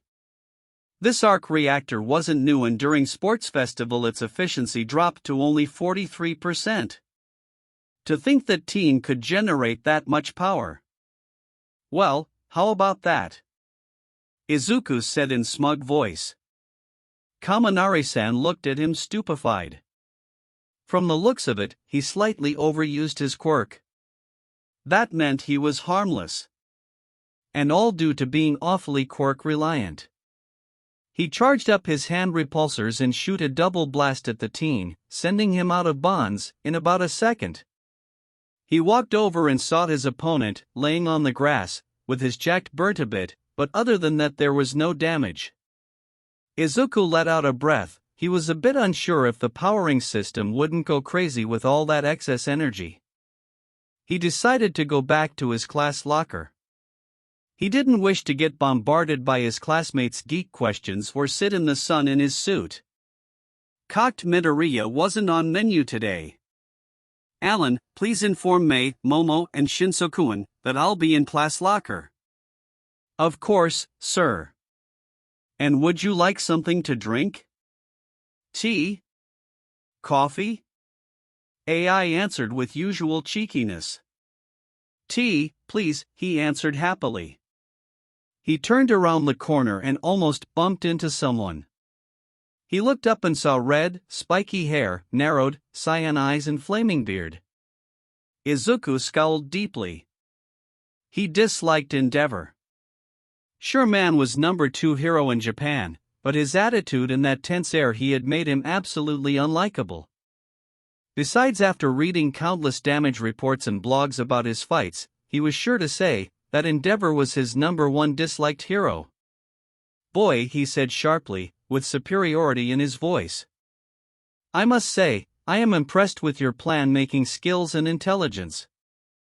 I assume that to coming up with this arc reactor and that power suit you must be very smart. Did he just praise Izuku? If yes, then why did it sound like his inventions were nothing out of ordinary? Seriously, just how much could one human be disrespectful?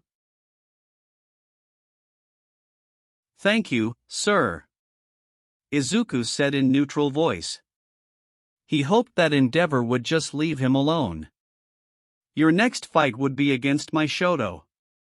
And while your device is impressive, I suggest you to give up. My son doesn't have time for testing the toys. He has a duty to surpass all my Hero said in tone that held no room for argument. Toys? Did that burning trash can just called his life's work a toy?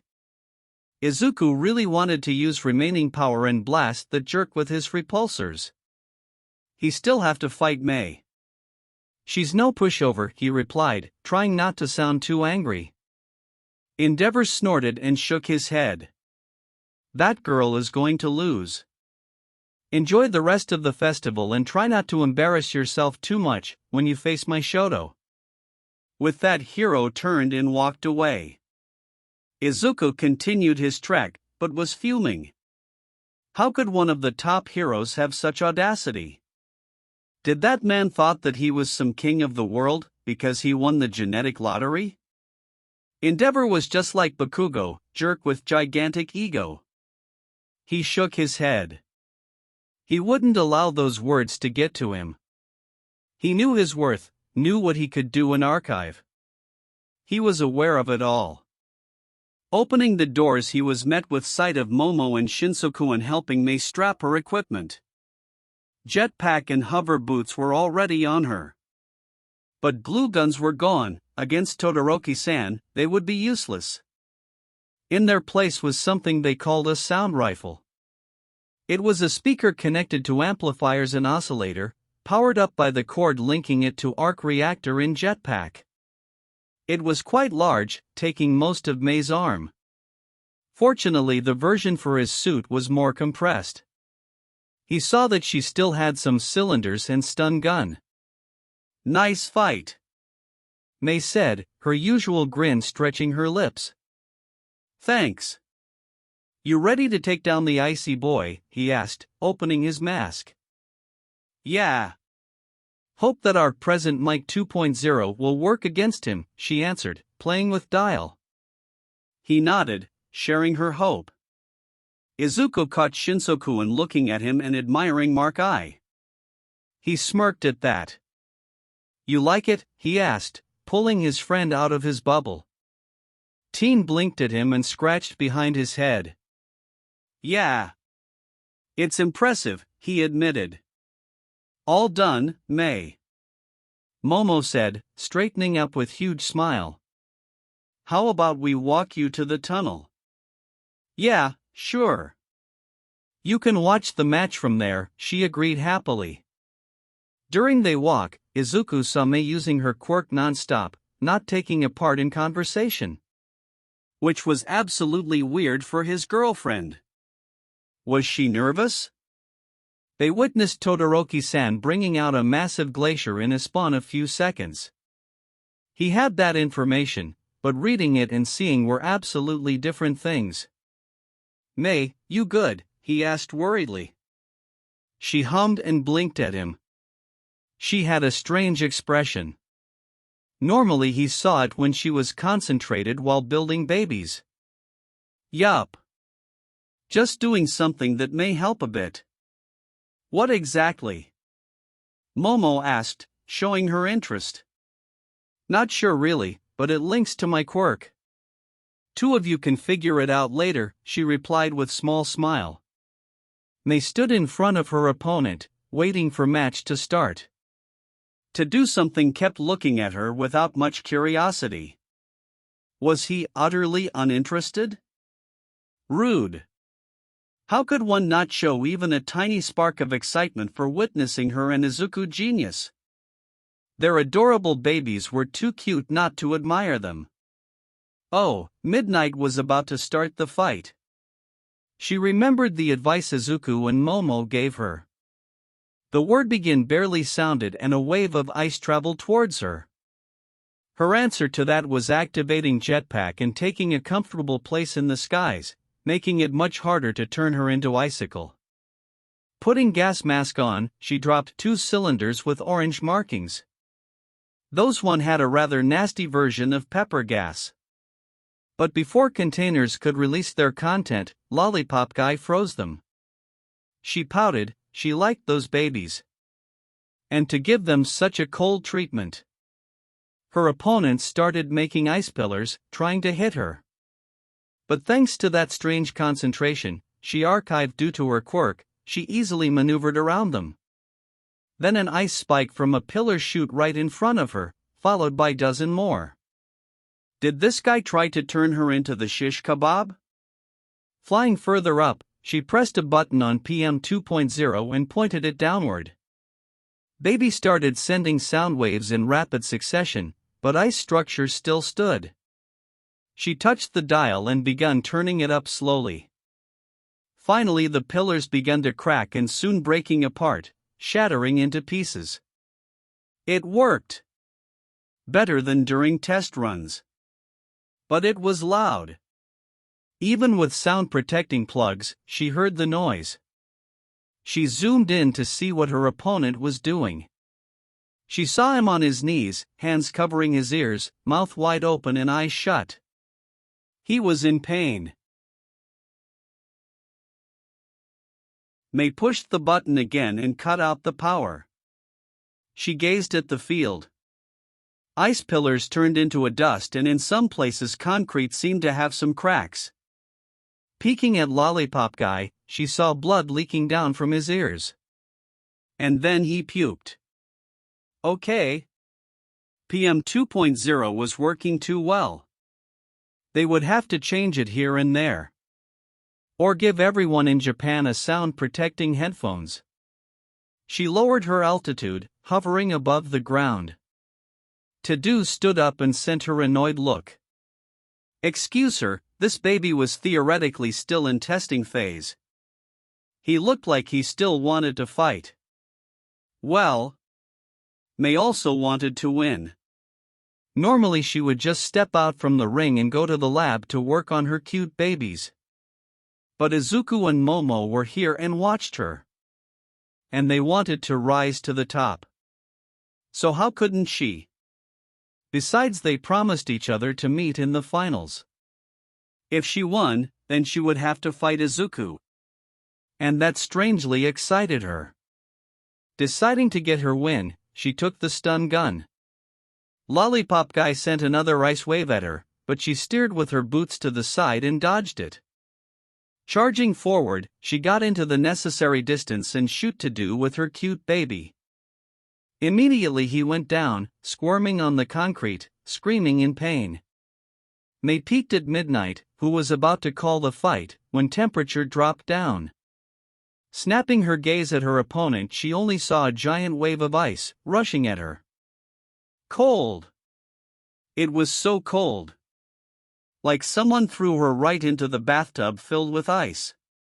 She couldn't breathe and move. The only thing she heard was beating of her heart and blood in her veins. Her lungs begun to burn. She wanted to take a breath. She needed it. Soon everything began fading into black.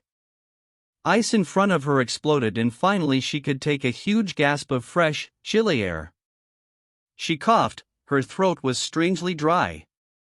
Her vision was blurry, but May was sure that she saw Izuku's armored glove. Oh, and his head with those softly glowing green eyes. She heard some noise, it sounded similar to his voice. Was he calling her? Or someone else? Soon more ice was taken away and she felt herself fall forward. Her body was so goddamn heavy.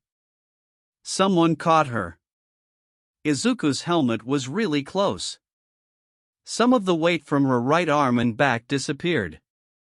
Then something nice and warm touched and wrapped around her. Heat radiated from her chest, which made her want to snuggle closer to it. She was sleepy. Her body began moving, but she wasn't in control. Looking around, she saw the walls and lights on the ceiling. Momo and Shinso were here too. But why they wore such worried expressions? She wanted to call to them, but her voice couldn't leave her throat. Her eyes shut down and she drifted into the dreamless sleep. She was terrified. How could she be? Her best female friend was fighting against the boy, who was at the top of her class in term of power. And he tried to skewer May. Momo was impressed by the sound rifle. To turn that amount of ice into dust and cracked concrete, it needed to be very powerful. Besides looking at Todoroki-san's pained face, she was sure that device could be extremely efficient when it came to disabling and capturing people. She didn't want to be at the opposite side of this baby. She thought that it was a good move to defeat Todoroki-san by simply using a stun gun. Most likely he already had damaged ears, and with current position, May's rifle would hit part of the crowd directly. Momo was so sure of May's victory. So was Izuku and Shinso-san. They prepared to celebrate, but then she saw Todoroki-san slap his right hand on the ground. Soon the gigantic mass of ice flew at her friend, burying her under it. Her heart stopped along with her mind. "May!" Izuku screamed, shooting towards the glacial. She ran, Shinso-san next to her. She barely registered midnight call the fight. She observed Izuku using his hand repulsors to break the ice bit by bit, but it was going too slow. At this rate May would lose oxygen and freeze to death. "Todoroki-san," she turned to the down teen. "Use your fire. We need to get May out," she pleaded loudly. He looked at her with unfocused eyes. What? She asked you to use your fire. Hurry up and fix it." Shinso-san screamed, pointing at the mass of ice. I can't." Todoroki-san relied with weak voice and looked down. What did he mean that he can't? Her friend could die and he just refused to help them rescue her. What was the point in being in hero class if you won't do what hero is supposed to do? Sure, he was shocked and his eardrums were busted, but no doubt he still could use his quirk. "Alan, all power to the chest piece," Izuku called hastily. She turned to him and saw a huge beam shoot out right from the place where arc reactor was. It quickly destroyed the ice. "Shinso, keep looking if we can see May. I don't want to accidentally hurt her. Momo, make something to heat her up. She's sure to have hypothermia," he told them urgently. She opened her jacket, not caring if people stared at her, and began creating a couple of blankets, along with a hot pack, wrapped in cloth. "I see her," Shinso-san called.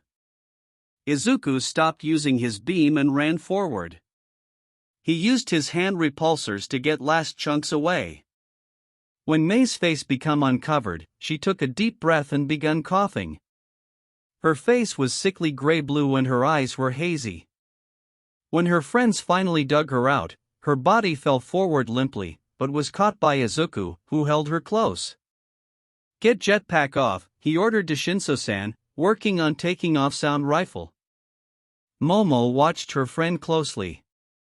She was shivering awfully and her breathing was shallow. When equipment hit the ground, she walked forward and opened May's jacket, placing the hot pack on her chest. Then they quickly wrapped her in blankets. Izuku stood up with May in his arms and sprinted towards the tunnel. They followed him. They tried to call to their friend, but she didn't respond. Momo was worried. They all were. Girl's eyes closed eventually. Recovery Girl's office came into view and she speeded forward to open the door. Something told her that Izuku would just force them open. Heroine just pointed at the bed and when May was placed down, she told them to back off and let her work. The wait was agonizing. They watched as Recovery Girl checked their friend functions.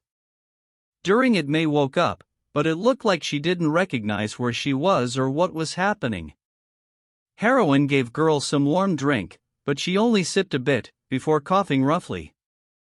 Finally an oxygen mask was given to her, along with fluid bag. "She's stable," Recovery Girl told them. They all released a breath, allowing their body to relax. "She needs to rest up. You can stay, but be quiet not to wake her up."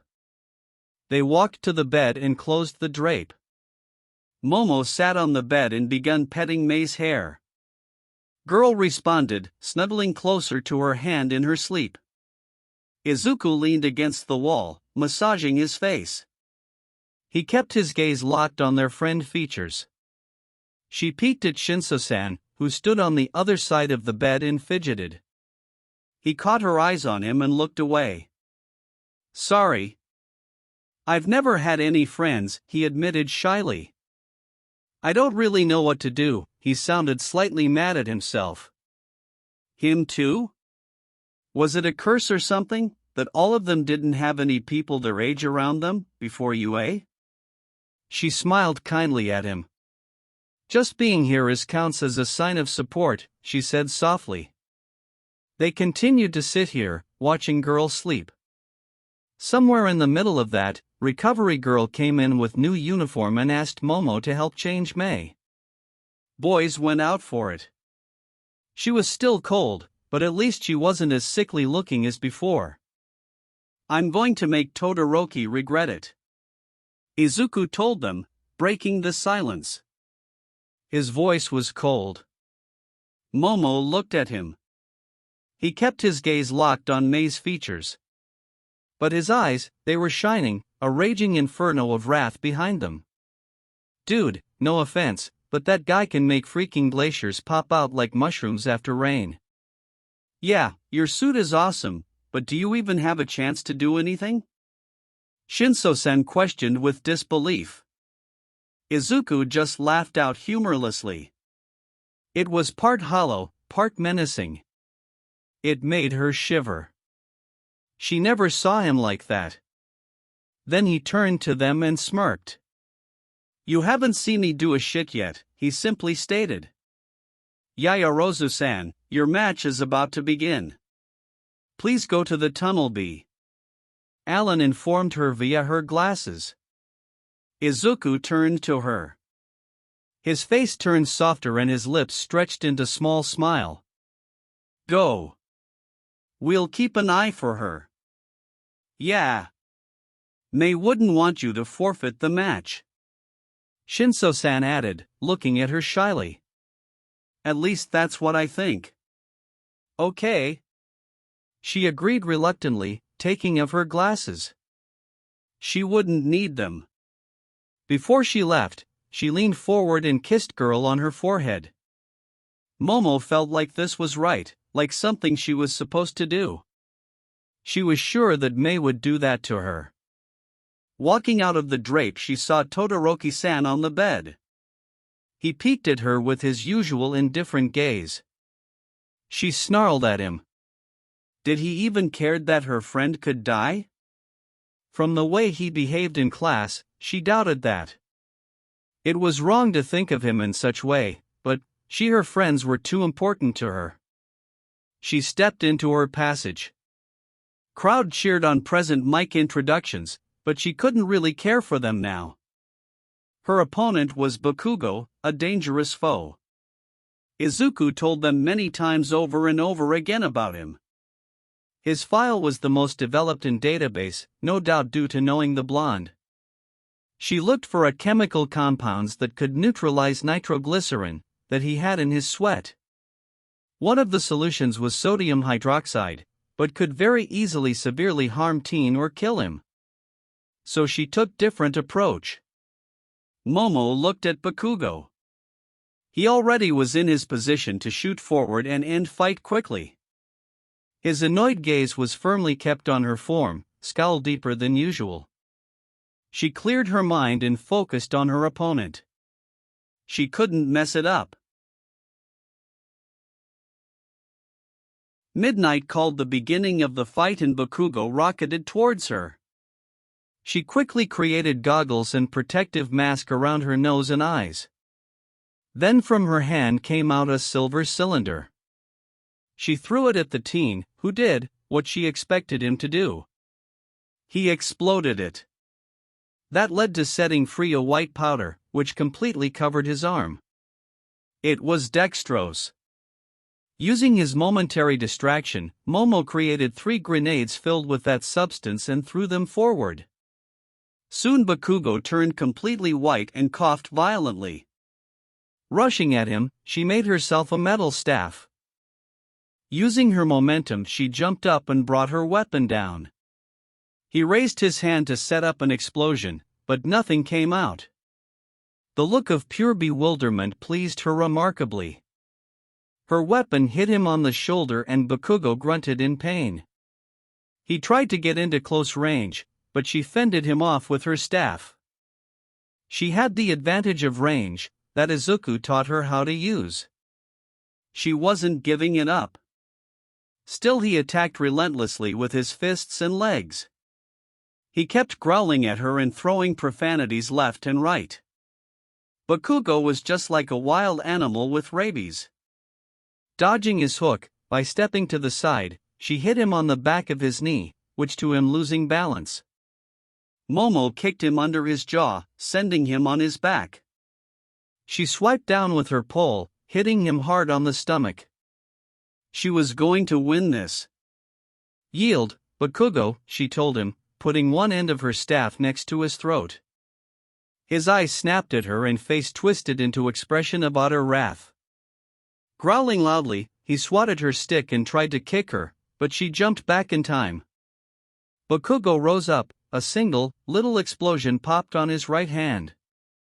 Compared to his usual output, this was similar to sparklers.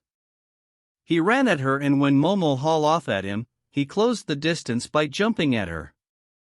She created a metal beam out of her stomach, stopping his advance, but Bakugo managed to firmly grab her arm. He turned around, jerking her along. Blonde released his hold and she skidded forward. Before she corrected herself, he kicked her, taking away her balance completely. She fell on the ground in awkward position and her something cracked in her left arm. A pained shout escaped her mouth. Suddenly her head was grabbed roughly and hit the concrete. Her mind went hazy and vision blurred. A fist connected with her cheek.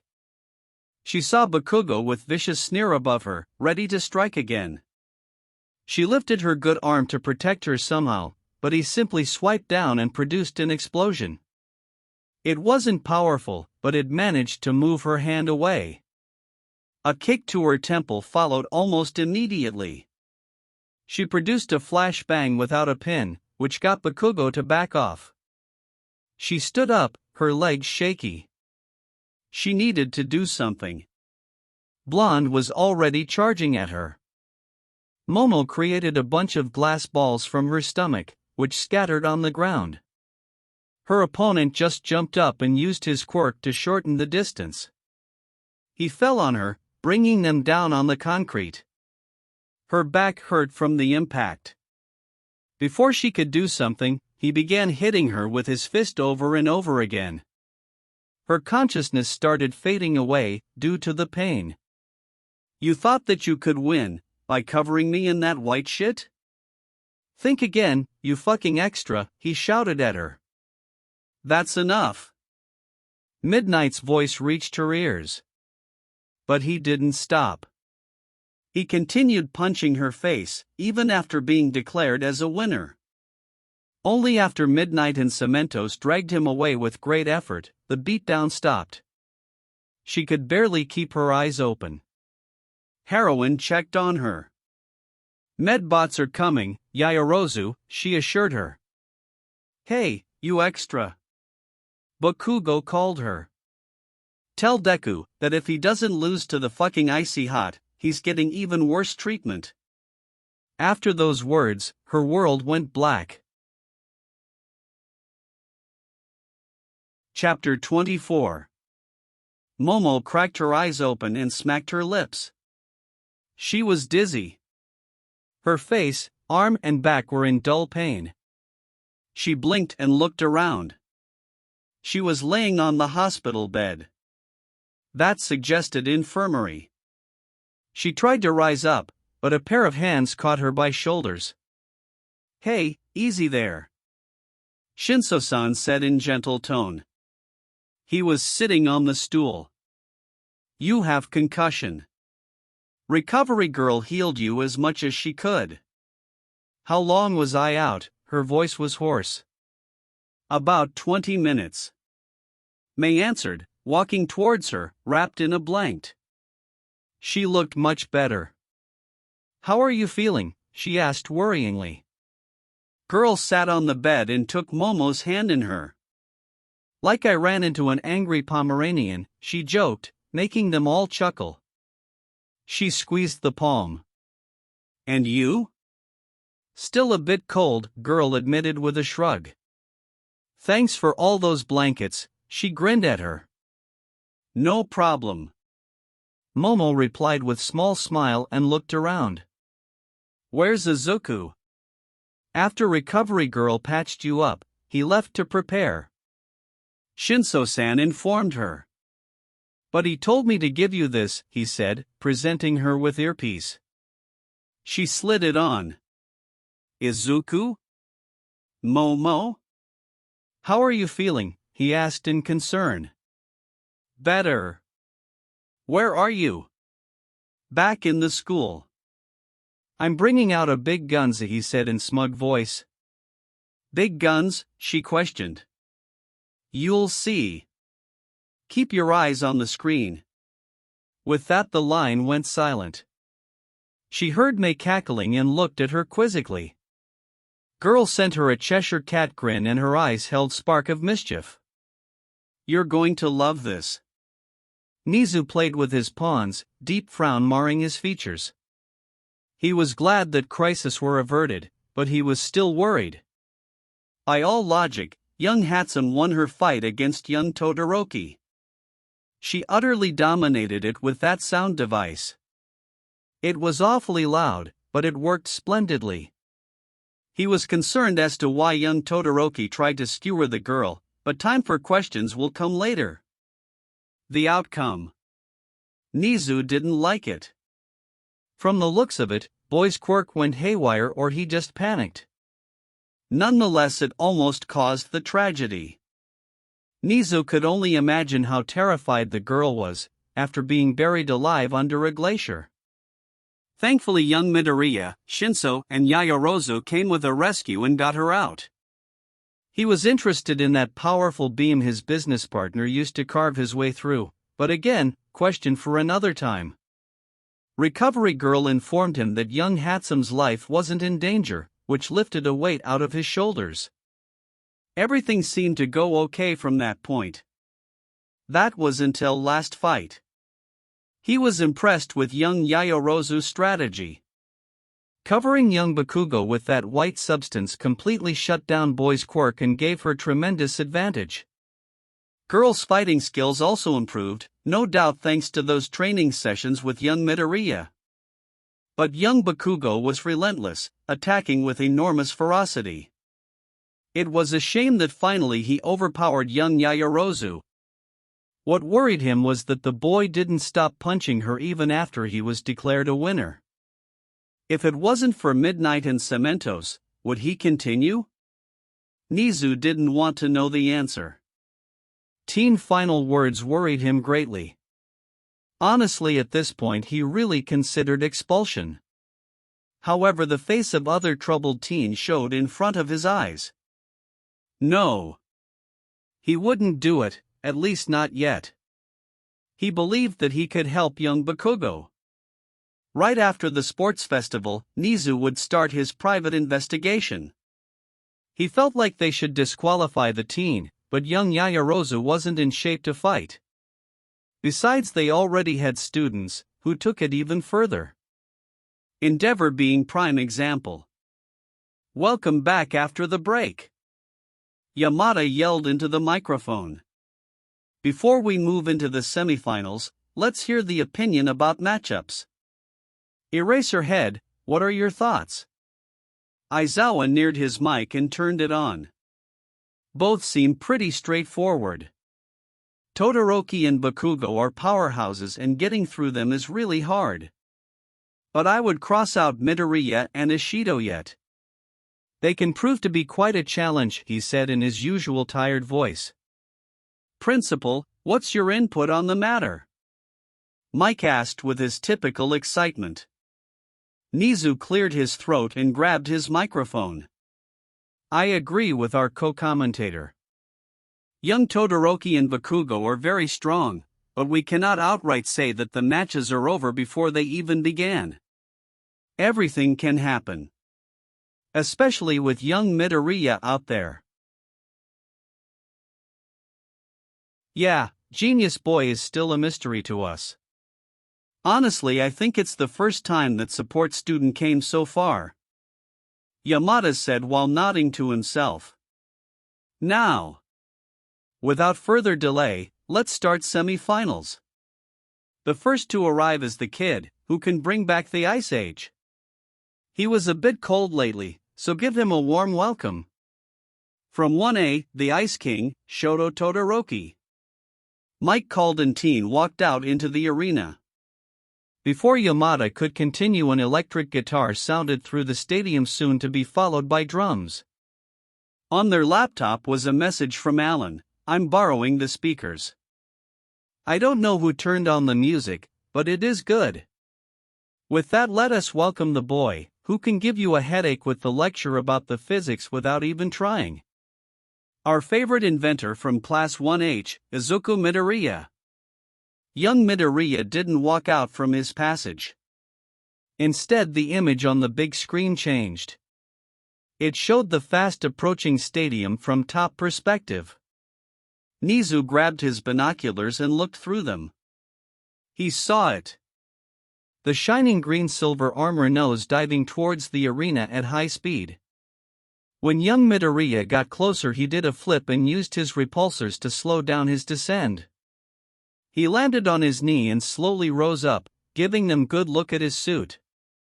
It was similar to Mark I, but a bit more streamlined here and there.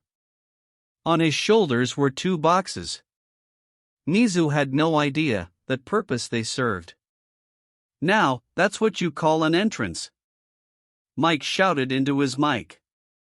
It was theoretically ready.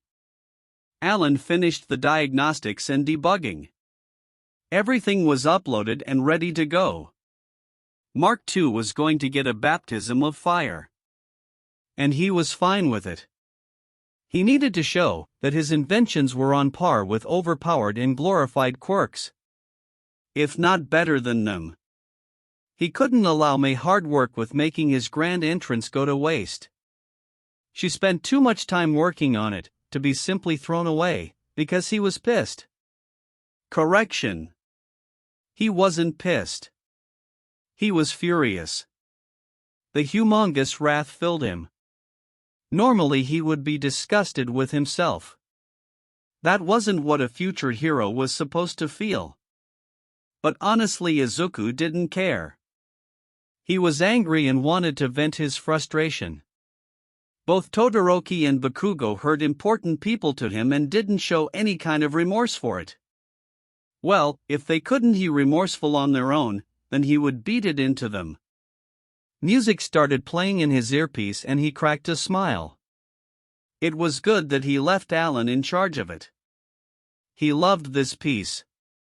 Besides, it would make his entrance even better. Dropping down from almost 25 kilometers wasn't something the sane person would do, to just make a show. But May wasn't sane. And it rubbed on him a bit. Crowd was silent. Midnight was looking at him with astonishment and Todoroki was surprised. That wasn't what he expected. Now that's what you call an entrance. There it was, the crowd going absolutely nuts, destroying their throats by screaming their cheers at him. That's more like it. Are you ready? Midnight asked. They both nodded.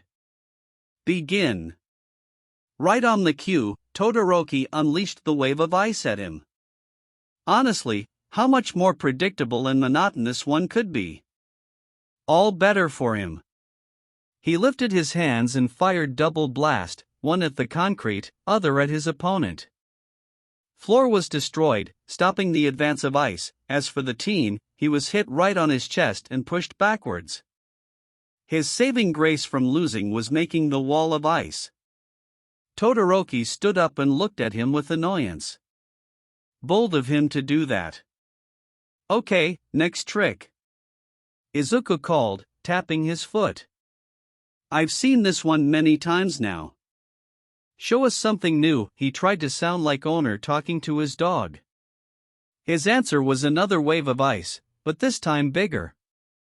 Tensing his shoulders and arms, he pushed his chest forward, releasing the energy beam, which was bigger than Mark I could make. It melted the ice instantly and ended hitting the wall of stadium. Good chunk of it was destroyed. Todoroki tried to hide his bewilderment, but seeing as the beam shoot right next to his face, he had every right to fail at it. You know, your fights are boring, Izuku said in deadpan voice. All you do is send waves of ice until your opponent turns into icicle. What is your point? Teen asked him with low growl. My point? That you're too easy to beat, he replied, rising into the air. Here's something special for you. You seemed to enjoy it in last round. Front cover of boxes opened, showing everyone the speakers. Todoroki scowled and tried to send a glacier at him, but PM 2.0 destroyed it immediately. Teen screamed in pain and went to his knees. Izuku lowered an output a bit, but kept it coming. You see? Without your ice you can't do a thing. Izuku taunted him, hovering near him. If your right side doesn't work, how about your left? Todoroki tilted his head towards him and looked at him with anger. He tried to produce the ice, but it cracked as soon as it was made. Izuku turned off the sound rifles, but kept himself in the air. So? Either you drop out or try with your fire.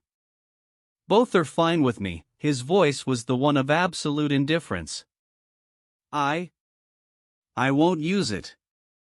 Todoroki groaned out. You won't.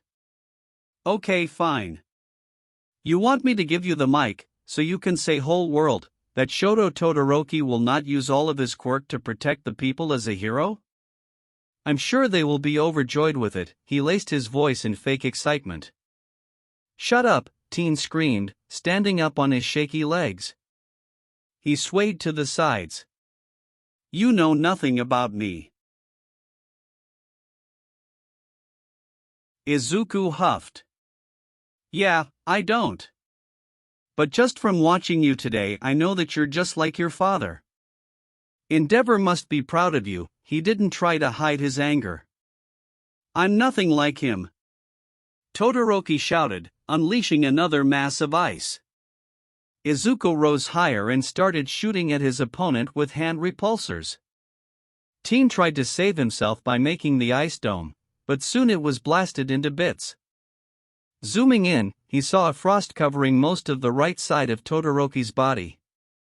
You're getting frostbites. And you're shivering. You see now, they only need to endure you, until you make yourself unable to continue. Izuku commented, snarling lightly. He dropped down on the field and walked towards Todoroki. Another wave of ice rushed at him and covered his legs. Izuku shook his head and simply broke from his restraints, thanks to the suit power capabilities. Compared to the beginning of the fight, this ice was weak. He hit Todoroki straight in the face, enjoying his pained groan. Grabbing him by left arm, Izuku threw the teen like a ragdoll to the opposite side of the ring. Boy rolled on the ground, stopping few meters shy from the bounds. You said you're nothing like Endeavor, he said, walking closer. But all I see is an arsehole with powerful quirk, who doesn't care what's going to happen to anyone around him. Izuku opened his faceplate and looked at Todoroki with anger and disgust. I hate people like you. You don't know what he did to me. Teen said, trying to stand up. I don't. And I don't give a shit for your tragic backstory. You could have killed the person, who is very important to me, he stated, shooting blast at his opponent back, which downed him yet again. And what was that earlier? You can't use your fire? Well, newsflash, idiot. It's part of your power. Honestly, you have a chance to become a great hero, but please by all means, continue to hold back due to your petty reasons. I'm sure that families of people, who you don't save, will congratulate you. He brought out his most sarcastic tone. And all because of what? Shitty childhood? Daddy issues? Izuku shook his head. Grow up, kid. Todoroki kept gazing at him with broken expression. Was truth that hard to swallow? No matter. It wasn't his problem to deal with it. He just wanted to blow out some steam. And if his preaching did some good, then all the better. If not? Well, happens. Scram. I've got another douchebag to teach a lesson. Izuku used simple repulsor blast to throw Todoroki out of the bonds. He ignored crowd clapping, Midnight calling him a winner or present mixed commentary. Turning around, he searched for flaming trash can. There he was, looking at him with pissed expression. And above him, from 1A's booth, stood Bakugo, popping explosions on his hand, sending him annoyed look. That made him smirk. Alan, give me the stadium speakers for a moment. You're going to do something utterly stupid, sir. AI stated in deadpan voice, but gave him control nonetheless. How was that for a toy, he called, surprising people. That TOI just kicked your brat's arse into the next week. And you want him to exceed All Might? Don't make me laugh.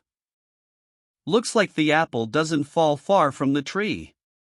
Both of you are incapable of solving situations that can't be handled by brute force. He was about to end, but a thought struck him. One that would devastate Endeavor ego even more. Closing his helmet, he added. Oh, and for the record, I'm quirkless. The eerie silence filled the stadium. It was very suiting in his opinion. Turning away, he walked into the tunnel and trekked into the infirmary. Okay, maybe it was a bit too much. Did he just declare a war on number 2 hero? Yes, he did. Endeavor was known for his wealth and political influence. Semi-direct one. You couldn't badmouth him or his agency, because you would get a case in the court. Every newspaper that tried to say something that showed Hero in a bad light was immediately closed. Many blogs and sites that were dedicated to him and his work were erased. Basically, he just picked a fight with the worst possible enemy. Well, another mountain to climb over. He entered the infirmary and saw his girlfriend and friends look at him with mix of joy and disbelief. Opening his faceplate, he smiled nervously at them. Hi guys. That was so badass. May shouted, jumping up and down, grinning widely.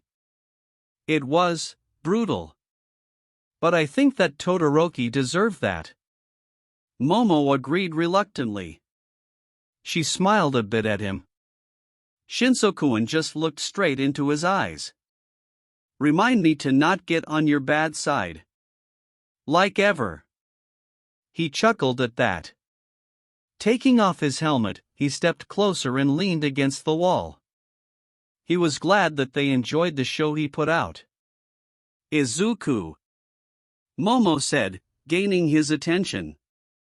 Tell me, do you have another grand entrance for a final fight? She was really curious. Not really, he admitted. Shame. It was really epic. Shinso-kun commented with a sigh. Well then. Momo started, turning to him with small smirk. How about we make you one? Hey guys, and welcome to the channel. Today I will be doing a what if, which is what if Deku was Iron Man Part 6. I did not make this what if fan fiction. The author of this amazing fan fiction is Mr. Kage, so please support their work. Chapter 25. Inko sat comfortably on the couch. She was at the Bakugo's residence, waiting for sports festival to begin to watch her son perform. Normally she would do it at home, but Mitsuki invited her over. She was a bit surprised by that. After college, their only contact was during parent-teacher meetings at schools. Nonetheless, she accepted. After a mass of commercials and commentary to hype people, the thing finally begun. She watched the class coming in, waiting for her son to appear. Now from the support department. Class 1H, and leading them into the field is no other than a student, who should teach at the university. Trust me when I say that his nickname, Genius Boy, is well deserved. There was her adorable son, singled out and embarrassed in front of the whole world. She couldn't help but laugh at the silly, but suiting nickname. Izuku was already famous there? Masaru asked in awe. Wow, you're lucky Inko. Mitsuki said, grinning at her. She just politely nodded at them. Then came Katsuki's athlete oath. She blinked, absolutely not understanding why Mitsuki laughed at it and cheered. Masaru just shook his head. Seems like Katsuki was still loud and throwing challenges left and right, but did he have to be so disrespectful? Obstacle race begun and here they are. Inko looked at screen with great interest when camera showed her baby boy along with two girls. Izuku told her about his female friends. She vaguely recognized Momo from her visits in the comic book shop. Those girls were really pretty. Scratch that. They were beautiful. Almost every day Izuku told her about something they did together and such. She really hoped that one of them would catch her son's eye. She wanted grandbabies in the future. Do you see it, people? I don't know how that happened, but let me say you this. Only Genius Boy could do something like that. She snapped out of her fantasy. Why her baby boy was riding on that monstrosity. And why her potential daughters-in-law were doing it with him. But they looked like they had fun. She will let it slide just this once. Oh wow! Your son have some balls to do that, Inko. Mitsuki shouted in excitement. Yes, he does, she simply answered. Camera showed the last obstacle, the minefield. She had mixed feeling about it. Go get him, brat. Take that first place. Mitsuki shouted when Katsuki was showed on the screen. He was fighting with a boy that had some kind of ice quirk. Then explosion happened and pink smoke filled the field. She wondered what could happen, and just like that the feed showed her Izuku with outstretched hand and still glowing repulsor. She remembered when her son told her about his success in making arc reactor and Iron Man suit. She was so overjoyed. Her baby boy's dream was closer than ever. She remembered the long hours Izuku spent reading about machinery, electricity, studying periodic table, filling out his notebooks with ideas and theories. It all paid off. She was really proud of her son. Damn it! Mitsuki screamed in anger when Katsuki was declared second, making her and Masaru cringe at the volume of her voice. She was glad when her son came back on the stadium, sharing the place with his friends. The suggestion of them being a power team really pleased her. Ha, would you look at that? Little Izuku was surrounding himself with girls. Who would have known? Mitsuki said in her teasing voice. You're so lucky, Inko, you at least have a chance to be a grandma. Not like me with that brat of mine. She chuckled slightly. I hope so. Izuku told me about those two young ladies. They're close friends. That's good. I remember Izuku being a loner in middle school. Maybe even before that. Masaru commented, smiling softly at her. Cavalry battle started and there was her son with his female friends and unfamiliar boy. Most of the event focused on Team Todoroki and them defending their 10 million, but from time to time she saw Izuku and his team running around the field and snatching points from unsuspecting squads. When scoreboard showed up, she was glad to see them placed fourth. It meant they would pass to the next event. But she could help but cringe a little at the brutality Katsuki displayed. Mitsuki was really enjoying it, but Masaru had a little frown. At least he wasn't blind to his son's violent behavior. What's going on?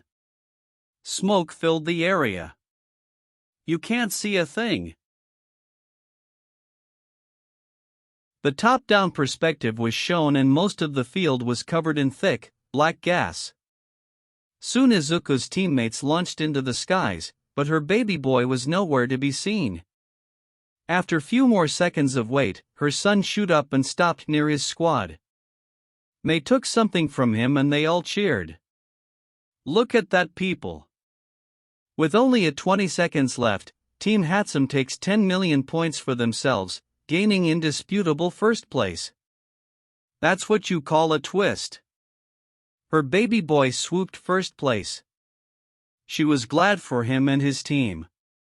Then Katsuki launched himself up, straight at her son. But Izuku just blasted him of the skies. Something was wrong. Her mother instincts were tingling. Her baby boy could easily dodge it, but he chose to shot another person. From that height Katsuki could be easily harmed. Maybe even killed. Damn it, second again. Mitsuki huffed. Congratulations, Inko. Masaru told her, smiling a bit. Thank you. I'm sure Izuku and his team are also overjoyed, she replied, smiling back. As if on cue, her baby boy was shown, hugging with girls, soon to be joined by their other teammate. Her son was close to those girls. Like really close. Her chances of being a grandma skyrocketed. Now is the tournament, right? Masaru asked in wonder. Yes. It's always on the third event. Inko informed, nodding slowly. Finally. Some good ass kicking in going to happen. Mitsuki cheered, visibly pumped up. Before the tournament begun, there was a special commercial showing Big Arc Reactor. It looked similar to the one in the Iron Man movie from pre-Quark era. The one who developed this device is none other than our first-year student, Izuku Midoriya. With his consent, school built the bigger version that powers our facilities. All the access energy is sold to the city grid. I'm not allowed to disclose the information about its performance, but let me to tell you this. Arc Reactor is giving power to the bigger part of our region. Device is completely eco-friendly.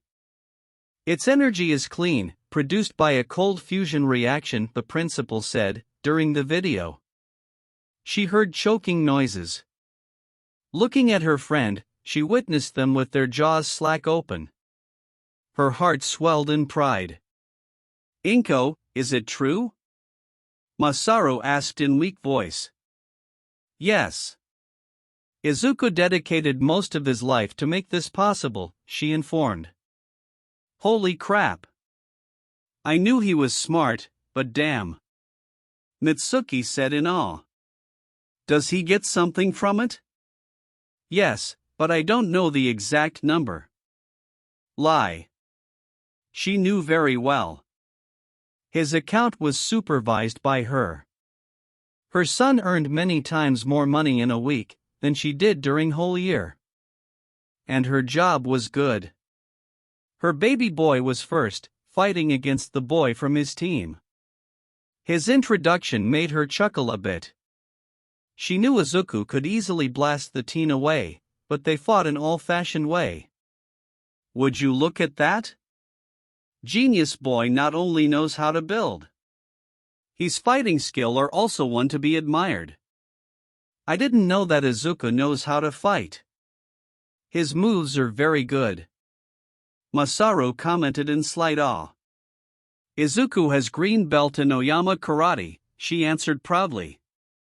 Her baby boy was able to handle himself. Mitsuki snorted with laughter. Green? Does he has some kind of fetish for this color? Not really. Only his room and accessories are green, she replied, making them all laugh. Her baby boy won. She hoped that he would bring out his suit soon. She wanted to finally see it. She enjoyed Mei's fight. Girl was clever and knew what to do to keep herself safe. Izuku extolled her many times, mostly girls' intellect and building skills. She had a good laugh when he told her about their babies. They all gaped at the huge glacier that Todoroki made. Inko hoped that her son would have to go against him. Katsuki's match was too violent for her. She was reminded of those angry dogs that wanted to attack you for no reason at all. She peeked at her friends. Masaru was rooting silently, but he had a small frown marring his features. Mitsuki cheered loudly, screaming at her son to blast that kid away. And that he did. She was worried slightly for the boy's safety, seeing him stuck into the wall. She was impressed with Momo's fighting skills and quick thinking. Izuku told her that he was helping her to learn how to fight better. Girl knew how to handle herself. Second round rolled in after a break. And there he was. Oh, it was so similar to movie version of Mark II. She hoped that it functioned good. It had to be. Otherwise Izuku wouldn't be so proud of it. That's Izuku? Mitsuki shouted, completely astonished. Inko just nodded happily. She wished that Stan could see it, they owed him so much. The match was short and she couldn't help but compare it to the scene from the first Avengers movie. It was exactly like that. A lightning hitting her son, him just shrugging it off and blasting his opponent away. She briefly wondered if the power reading was the same. Once again she was impressed with Mei and her abilities. The girl navigated in the air with a strange grace, dodging the ice pillars popping out from the ground. But then she feared for her potential daughter-in-law's health. Why did that boy try to skewer her? Didn't he know that it could kill her? Fortunately Mei raised up and used that strange device on her arm. They only heard a bit, before it was muted, but it was so loud. She pitted people on the stadium. She was so sure of the girl's victory. She played this perfectly, and when she shot Todoroki with her stun gun, she thought that the match was over. But then the massive amount of ice rushed at Mei and buried her. She gasped, terrified for the girl's life. Fortunately her son and his friends rushed to her rescue, digging her out and taking away, most likely to the infirmary. She released the breath she was holding, but still wished that Mei was all right. But something didn't sit right with her. There was so many heroes there, even Endeavor was present. And none of them moved an inch to help. She questioned their behavior. Next match was normal and without any kind of moment that made her fear for participants' life. She was glad that the girl from 1B didn't suffer due to acid. Her hair, despite being vines, were really beautiful in their strange way. Last match of the second round. Momo vs. Katsuki. She silently wished for her potential daughter-in-law to win this. Come on, brat. Just blast her away. Mitsuki screamed, annoyed, that her son's opponent was winning it. Maybe that white stuff is messing with his quirk. Masaru suggested, stroking his chin. Inko cheered for Momo. Girl really gave her all. Maybe she could get to the finals? She wondered how her baby boy would fight his friend. But then the tables turned around. All because Katsuki managed to grab Momo, swaying the fight in his favor. She cringed at how rough and violent he was. Shouldn't he be disqualified? He continued to hit the girl even after being called a winner. Poor Momo, her face was all bloody and swollen. She hoped that recovery girl would be able to heal her. He took it too far. Masaru said, looking displeased with what they've just watched. Ha! But he won. It's all that matters.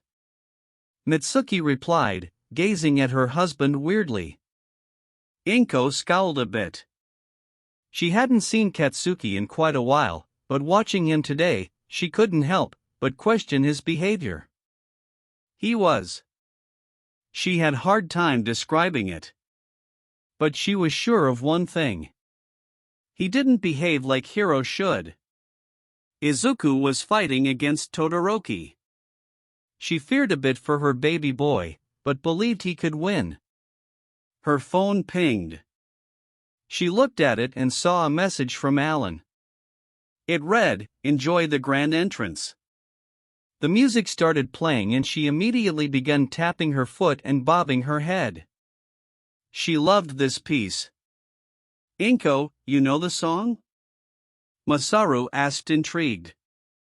"Yes. It's from the old, pre-quirk band called AC/DC. Me and Izuku really like this one." Then her son came from the skies, made a flip and did a superhero landing, posing similar to the Iron Man. He had another armor ready? It gave the movie's Mark III vibe. Inko pouted a bit, seeing that suit wasn't the red gold, but she understood that Izuku wanted to make his own image. She wondered a bit about the boxes on his shoulder. Match begun and Izuku dominated it. But something was off. Her baby boy was too violent. He could end it quickly, but it seemed like he was dragging it on purpose.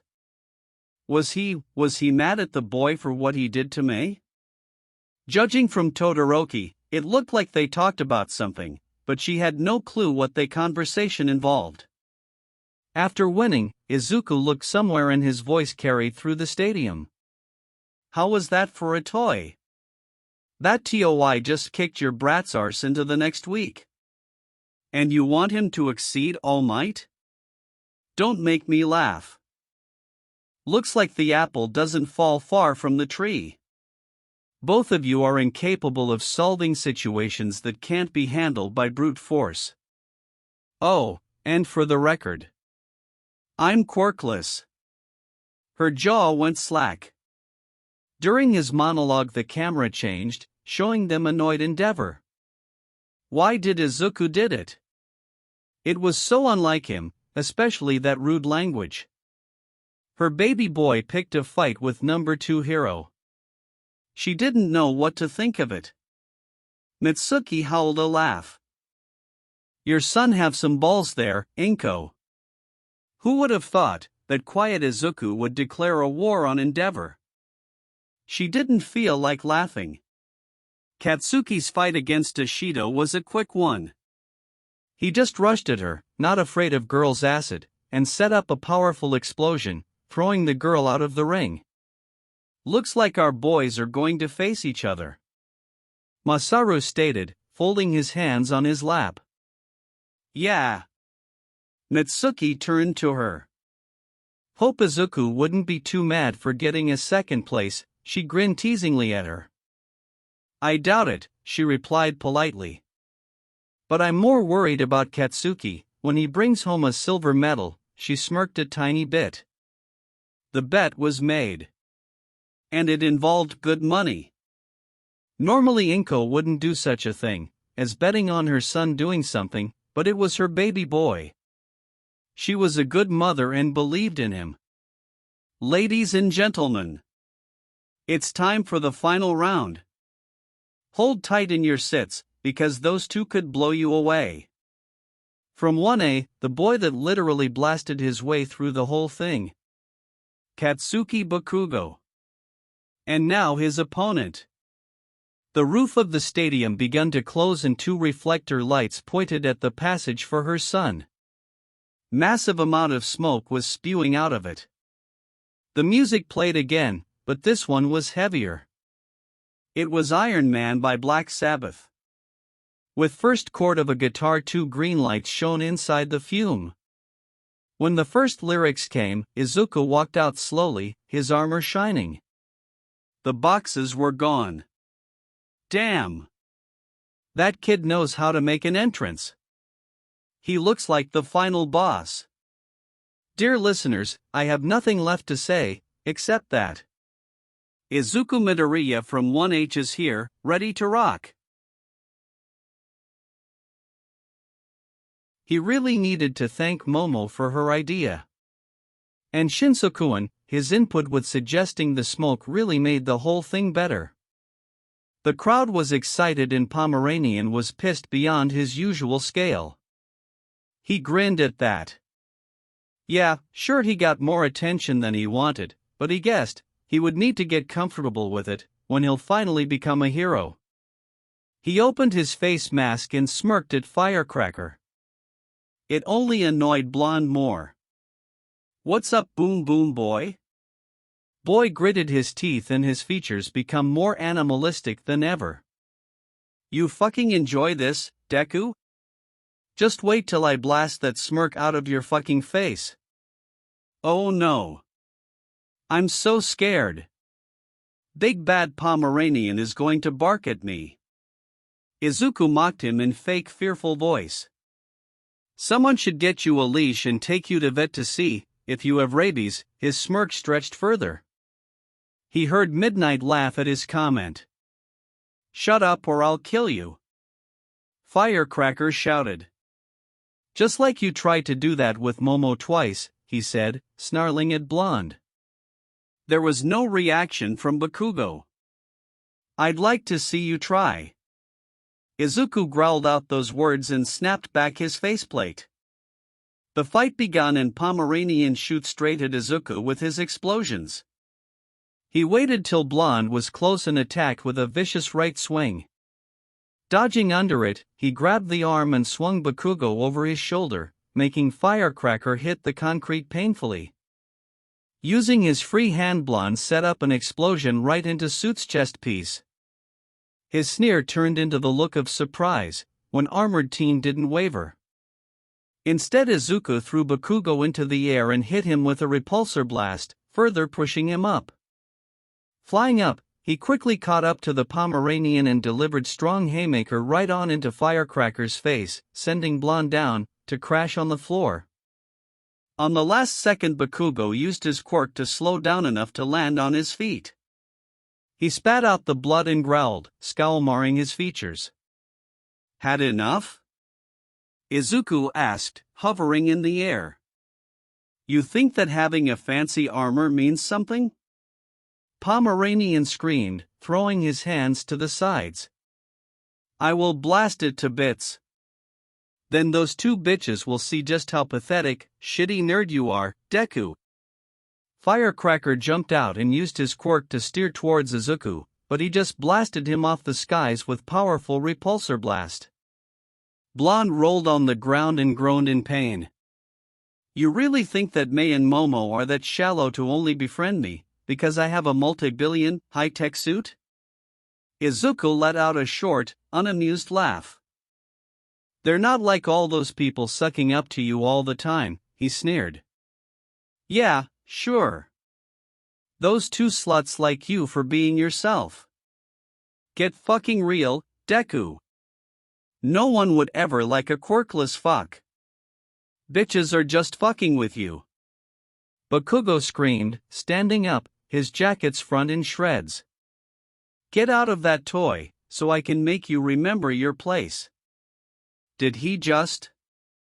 Yes, he did. Okay, he planned to go easy on Blonde Menace. Play with him a bit and then just throw him off to humble him. Of course, rough him up a bit for almost killing Momo twice now. But Pomeranian just crossed a line. No more Mr. Nice Guy. Bakugo was leaving this place on a stretcher. He landed on the ground and started walking towards the Firecracker. Blonde ran at him, aiming with a hook on the helmet, but the attack was caught effortlessly.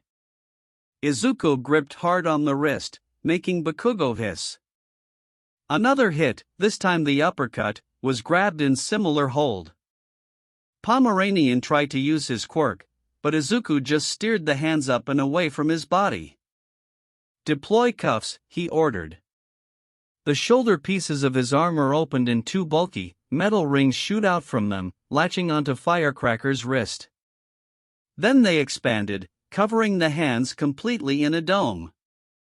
Using a low-powered blast from chest piece, he sent Bakugo away, making him land on his butt. "The fuck are those?" he questioned, before using his quirk. Then a blood-curdling scream filled the stadium. Pomeranian trashed on the ground, shouting curses left and right, tears poured from his eyes. Black smoke rose from the cuffs. That view shouldn't bring him so much joy. But it did. A huge grin found his way onto Izuku's face. Clapping slowly, he walked forward. "Congratulations, Bakugo. You've just gave yourself at least a second-degree burns and maybe even busted some bones." He stopped a few steps from the blonde. "I developed those cuffs for people whose quirks are based around their hands. Just like yours." He enjoyed the look of pure hate he got from Pomeranian. "So in other words, you're quirkless now." He ran up to Firecracker and kicked him in the ribs, sending a good distance away. He was sure that some of them cracked. Bakugo stood up on wobbly legs. Letting out a roar, he charged at Izuku. Armored Teen met him in the middle. Dodging a straight punch, he jabbed Pomeranian on the face, then delivered an uppercut into his chin. Grabbing the blonde by shoulders, Izuku hit him with his knee on the stomach. Firecracker bended, coughing up a blood. A powerful, right hook sent blonde sprawling on the floor. Bakugo took a painful breath and rolled onto his chest. Placing his arms on the sides, he began to rise up. Izuku placed his hand on Pomeranian's back, stopping his movement. "Here's something that you may remember." Repulsor in the glove whined softly. "Stay down," he hissed out. Blast shout out, downing Firecracker yet again. Blonde howled in pain. A perfect circle smoldered right between his shoulder blades. "That's it." Katsuki Bakugo is unable to continue. "Izuku Midoriya is a winner." Midnight called out. The crowd clapped and cheered. Present Mike rumbled some kind of commentary and fireworks shoot into the skies. But for Izuku it meant nothing. Crouching next to the Bakugo's face, he opened his faceplate and looked straight into his eyes. "Try calling any of my important people names again and I'll make sure that you stay quirkless forever," he said in grave tone. "And for the notice. For me, you're never going to be a hero. People like you are villains." Snapping his mask back, he stood up and walked away into the passage. There, waiting for him were his friends. But none were smiling or cheering. Everyone wore somber expression. They heard everything, due to earpieces they had. Taking off his helmet, he allowed girls to hug him tightly. Izuku released a long sigh and buried his head in Momo's shoulder. "How is a guy like him in the hero course?" Shinsokuan asked angrily.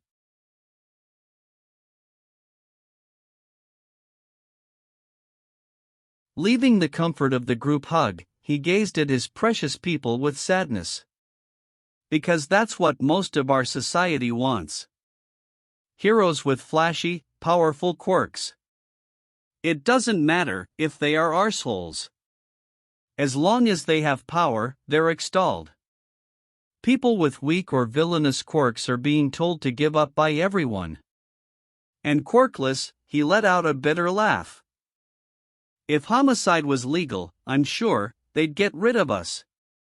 Izuku blinked, his words catching up to him. "Sorry. No," Momo said, looking at the ground. "You're right. I had a moments in my life when I had thoughts like that.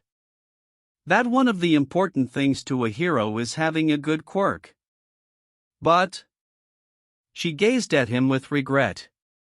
"But being around you in May, I understood that what hero needs lies in different directions." Izuku smiled softly at those words. He felt proud that his actions lead to someone's realization about their corrupted world. "Good for you, Yayorozu. You'll make a fine hero," Shinsokuan said, smiling kindly. She beamed up at his words. Thank you, Shinso-san. So will you. Teen scowled and looked away. His eyes narrowed. Doubt it. My transfer to hero course isn't likely to happen. I won't be a hero, he told them bitterly. Then let us help you. Mei shouted, jumping next to the boy. What? Shinso-kun asked. He was utterly perplexed. You heard me. We'll help you become a hero. Girl explained, grinning like a maniac. Izuku saw Momo nod and smile brightly at their friend. He followed her example. Yeah, we'll help you become a hero. That's what friends do.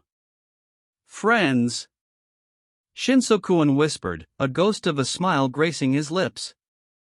I'd like that. Chapter 26. Thank you for tagging along with me, Tsukachi-san. Nizu said, to the man. No problem. You said it was important. Detective replied with small smile. It was a Monday, new week just after the sports festival. The two of them were on their way towards the Eldora Junior High. Nizu wanted to do the solid background check on young Bakugo. Normally he would start with family, but he couldn't get in contact with boys' parents. Maybe it was better this way, sometimes children could behave differently at home and away from it. The things he heard and saw his student do didn't sit well with him. He thought about asking young Midoriya for his opinion, but decided against it for now. Boys' input would be taken last, to avoid taking sides, even subconsciously. He asked Detective to come with him just for insurance. While Nizu could tell when someone was lying or hiding information, man was pretty diligent in his work and had good senses, so he may pick up something that he would miss. Knocking on the door and getting the invitation to the inside, they moved into the principal's crumped office. Man himself was middle-aged, bald and overweight with hideous sense of style. How Kodan wore yellow tie to the light blue suit was beyond Nizu. Yes, how can I help you? Principal asked, stiffing a yawn. Hello, sir. I'm Nizu, principal of UA High School. And this is my colleague, Naomi Tsukachi, he said, sitting down on the chair. Oh, welcome. What can I do for you? Man's face adopted the huge smile. We're here to ask a few questions about your previous student. Tsukachi-san stated, pulling out his notepad and pen. What can you tell us about Katsuki Bakugo? Nizu questioned, fondling his paws nicely on his lap. Principal's smile strained slightly and his eyes squinted. Giving them awkward chuckle, he said. He's very good and talented student. His drive for heroics was well known around the school. That's great to hear. But what about his behavior? Was he, I don't know, aggressive towards others? Nizu pushed forward. Principal scratched his temple and looked away from them for a moment. No, I've never had any complaint about him. He was competitive, but he never crossed a line. Tsukachi-san gazed at the man from his notepad. What about cursing? Threatening students? Or using his quirk in public? He asked in curious tone. Principal shook his head. Such things were never reported to me. I see. Thank you for your time. Would it be a problem if me and my friend would go around the school and talk to teachers and maybe some students? Nizu questioned with polite smile. Not at all. Came quick reply. Man was sweating pretty heavily. Oh, just one more question. How was Izuku Midoriya here as a student? Nizu said curiously. Who? Principal looked at them with lost expression. After leaving the office, They went to teacher's room and asked us similar questions to the employees there. During break they caught some third years and repeated the process. Every teacher said that Katsuki Bakugo was an excellent student with magnificent quirk. They praised him through the roof and never said a bad word about the teen. For students, they admitted that young Bakugo was kind of a jerk and swore constantly. Some of them were beaten up by him or got caught in his explosions. He was the biggest bully in the school and no one could oppose to him. None of them particularly liked the boy. But every time, when Nizu asked about young Midoriya, answers ranged from a surprise that he was a student here, to snicker about how Bakugo from time to time showed quirkless nerd where he belonged. When they left and got into the car, Nizu had a huge frown marring his features. He didn't suspect for things to look so grim. Well, at least kids aren't lying about how things were, Tsukachi-sen said with heavy sigh. That seems to be the case. Nizu nodded slowly. Do you think they were lying about young Bakugo in order to not destroy his chances at becoming a hero? Most likely. Detective admitted bitterly. Do you want me to open a case? Nizu blinked and began playing with his paws. Would they need a case to deal with young Bakugo and his personality? He hoped no. He really hoped no. But his gut told him that it may come in handy. For now we're only gathering the evidences. At best we may use it to punish the school and its staff for the malversation. At worst, we're going to mess up a young man's future. He stated somberly. Your call, Nizu-san. But what truly leaves me bewilderment is that almost nobody seems to recognize Midoriya-kun. I was blown away by his performance during festival. Tsukachi-san told him, amazement lacing his voice. Nizu chuckled at Detective's reaction. Trust me, you weren't the only one. But yes, it worries me that at best they remember him as some sort of doormat. He's not having any trouble in school, right? Tsukachi asked with concern. No, not at all. He's doing fantastic, he said, with huge grin. I can't wait till he turns his dream into a reality. His dream? Came question with clear interest. Not saying now. But if everything goes right, big changes will arrive. Nizu said almost wishfully. Momo looked at the screen, which showed the number of offers for them. She had to admit, pros worked fast. To analyze and decide which one of them were interesting enough and had skills to intern with them was nothing short of amazing. While her 472 proposals pleased her, it was nowhere near close to Todoroki's 5,000 or Pomeranian's 3,500. She peeked at the teen with dual-colored hair. All day long he seemed to be in deep thoughts and from time to time he looked at his left hand with strange expression. Momo was still angry at him for what he did during festival, but she decided to let him be. Looking at Bakugo, she immediately glanced at his hands. Recovery Girl truly was miraculous maker, but even with her quirk and knowledge she couldn't save his palms from scars. Some were small, but others marred the whole patches of skin. His fingers were a bit crooked. In her mid, it served him right. Going back to checking her papers with offers, she wondered if she should ask Izuku for an advice. He possessed extreme knowledge about heroes and could easily tell her who was the best to intern with. On one hand she had no doubt that he would help her and do it quickly, giving her this wonderful smile of his. But on the other hand, she didn't want to be dependent on him. This was her decision to make and her internship.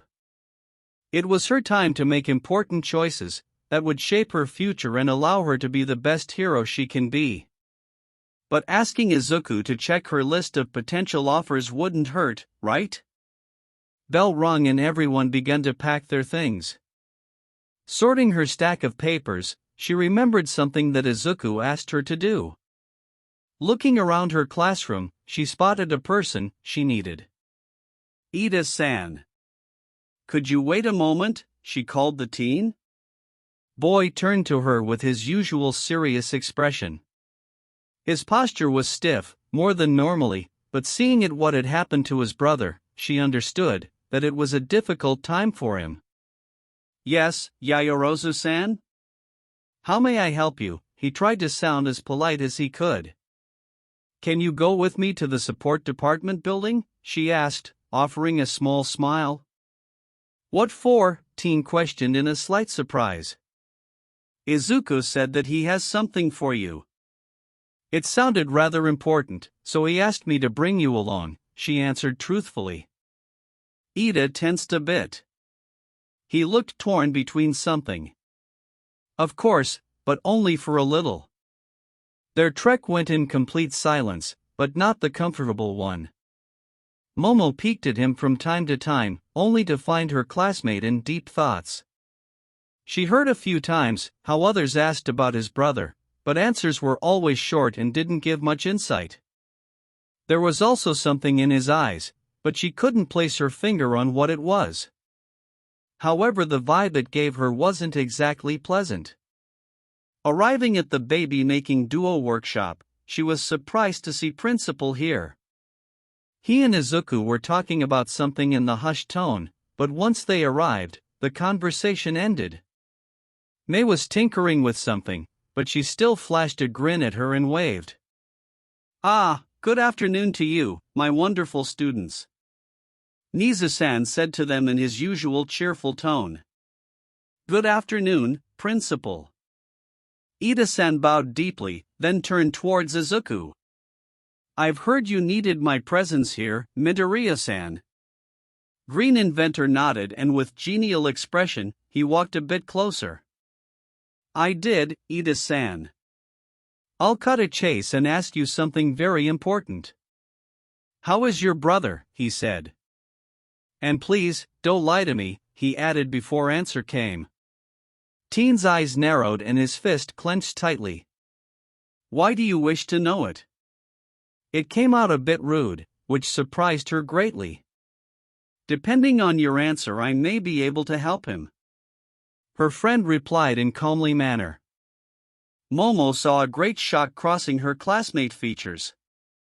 Ida-san looked at the floor and frowned deeply. After a few moments of silence, he gazed at them again. "He's stable now, but..." He swallowed hard. "Hero killer damaged his spine, making him paralyzed from the waist down." "There's no chance for recovery," teen admitted bitterly, tears gathering in the corner of his eyes. Momo tried not to gasp. This was horrible. She read articles about the Ingenium and seen videos of his work. She thought highly of him. He seemed to be a really pleasant and hard-working hero. Furthermore, from Uraraka-chan she heard that for Ida-san his brother was just like All Might for society. A pillar of heroics. She couldn't even imagine what her classmate felt. "I see. Allow me to offer my sincere condolences," Izuku said, bowing slightly. "I don't want to get your hopes high, but I may be able to help your brother walk again," he smiled politely. "You can!" Ida-san exclaimed loudly, voicing her thoughts. "It's possible. Me and Mei can create a prosthesis of sort that would allow your brother to move again. But to do that we would need to have access to his medical record and take measurements," Izuku explained. "I'll see what I can do." "Thank you, Midoriya-san." Ida-san bowed deeply, showing his gratitude. He sounded overjoyed. After her classmate left, her friend and principal returned to their conversation. Not wanting to eavesdrop, she moved to Mei, who was tinkering with the cuffs. "Did you know about it?" Momo asked curiously. "Izuku mentioned something about it during classes," she replied with shrug. "I was immediately on board with it. I see, she smiled brightly. Then I must thank you. Ida-san was gloomy all day and barely talked. Nah, no sweat. Her friend replied nonchalantly. Oh, by the way, how are your offers for internship? She asked, remembering that support students also had those. She was sure that her friends got a ton of proposals. We're invited to the best support company in Japan. Mei shouted, jumping up and down, catching Momo's palms. They said that our babies were marvelous and want to have us over. That's great. I'm so happy for you, she replied, joining her friend in bouncing around. I know, right? Just think of all those adorable babies that me and Izuku will make there. Her mind came to the abrupt stop. This was usual way of Mei's talking about their work and there was nothing weird about it. Or at least shouldn't be. But out of nowhere there was a strange feeling in her stomach. During last month she saw her friends being close. Closer than best friends were supposed to be. At least she thought that. From time to time she saw them kissing each other on the cheeks or forehead. And every time that happened, she had a strange desire and swirl of emotions hit her. The worst one was when she thought that she saw them kissing on the lips. She told herself that she must be seeing things, that she was tired after training and her mind was playing her scenes from her romance manga. But the uneasiness in her gut remained and questions kept multiplying in her mind. Momo, you okay? Izuku asked, waving in front of her face. When did he came to her? Yes, I'm good. Why do you ask? She asked, completely lost. You kind of blacked out for a minute. Mei informed her. You were staring into the space, not even blinking. Sorry. I had something on my mind. She answered a bit bashfully. It's all right. Anyway, how are your offers? Izuku asked in wonder. Quite good actually. I'm trying to pick the best proposal for me. She told him. Something caught your eye? Mei questioned, peeking at her from her work. There are some. But I think that I'll go with Uwabami. Momo said a bit unsure. Izuku hummed and looked at her, tilting his head a bit in cute manner. Well, that's a good choice. Yes. She knew it. She knew that her friend would agree with her. Uwabami was pretty high-ranked hero and that no doubt meant she could teach her many valuable things. She was glad that Izuku, who she considered as a hero specialist, approved her choice. That is, if you want to end up in commercial, he added with deadpan voice, pulling out a very good impression of Aizawa-sensei. Momo blinked at him and he just blinked back. What? But Uwabami was. Which one is it? Mei asked, stopping her tinkering. The snake lady. Izuku replied quickly. Oh, her. My mom bought some perfume, because it was advertised by her. Her friend told them happily. But, she's rank 35. Momo protested in weak voice. Green Inventor snorted with quiet laughter and shook his head. He looked at her with small, amused smile. Let me guess. She was the highest-ranked hero on your list, right? She nodded, gazing at the floor. That was the case. She had others candidates, but Uwabami had the highest rank among them. Izuku sighed. While it's true that she's a great capture specialist, Uwabami is a hero that mostly makes advertisements for products and attends charity balls. I'm not saying it's a bad choice, but no doubt you're going to spend most of your time in some studio. My bet is that she picked you because you're beautiful. She snapped her wide eyes at him. His voice was serious and smile he had was bright. Her face heated up. Izuku, her best friend, thought she was beautiful. It wasn't some cheap comment from the boy that tried to score her on the ball. He was sincere about it. Yeah, Izuku's right. Snake Lady wanted an adorable assistant to the commercial. May chippered, grinning at her. Her too. That was a bit too much for her poor heart.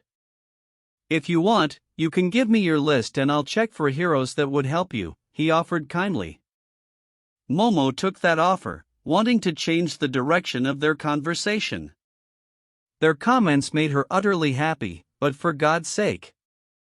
Did they had to be so serious about them? It's not like she had doubts in her body.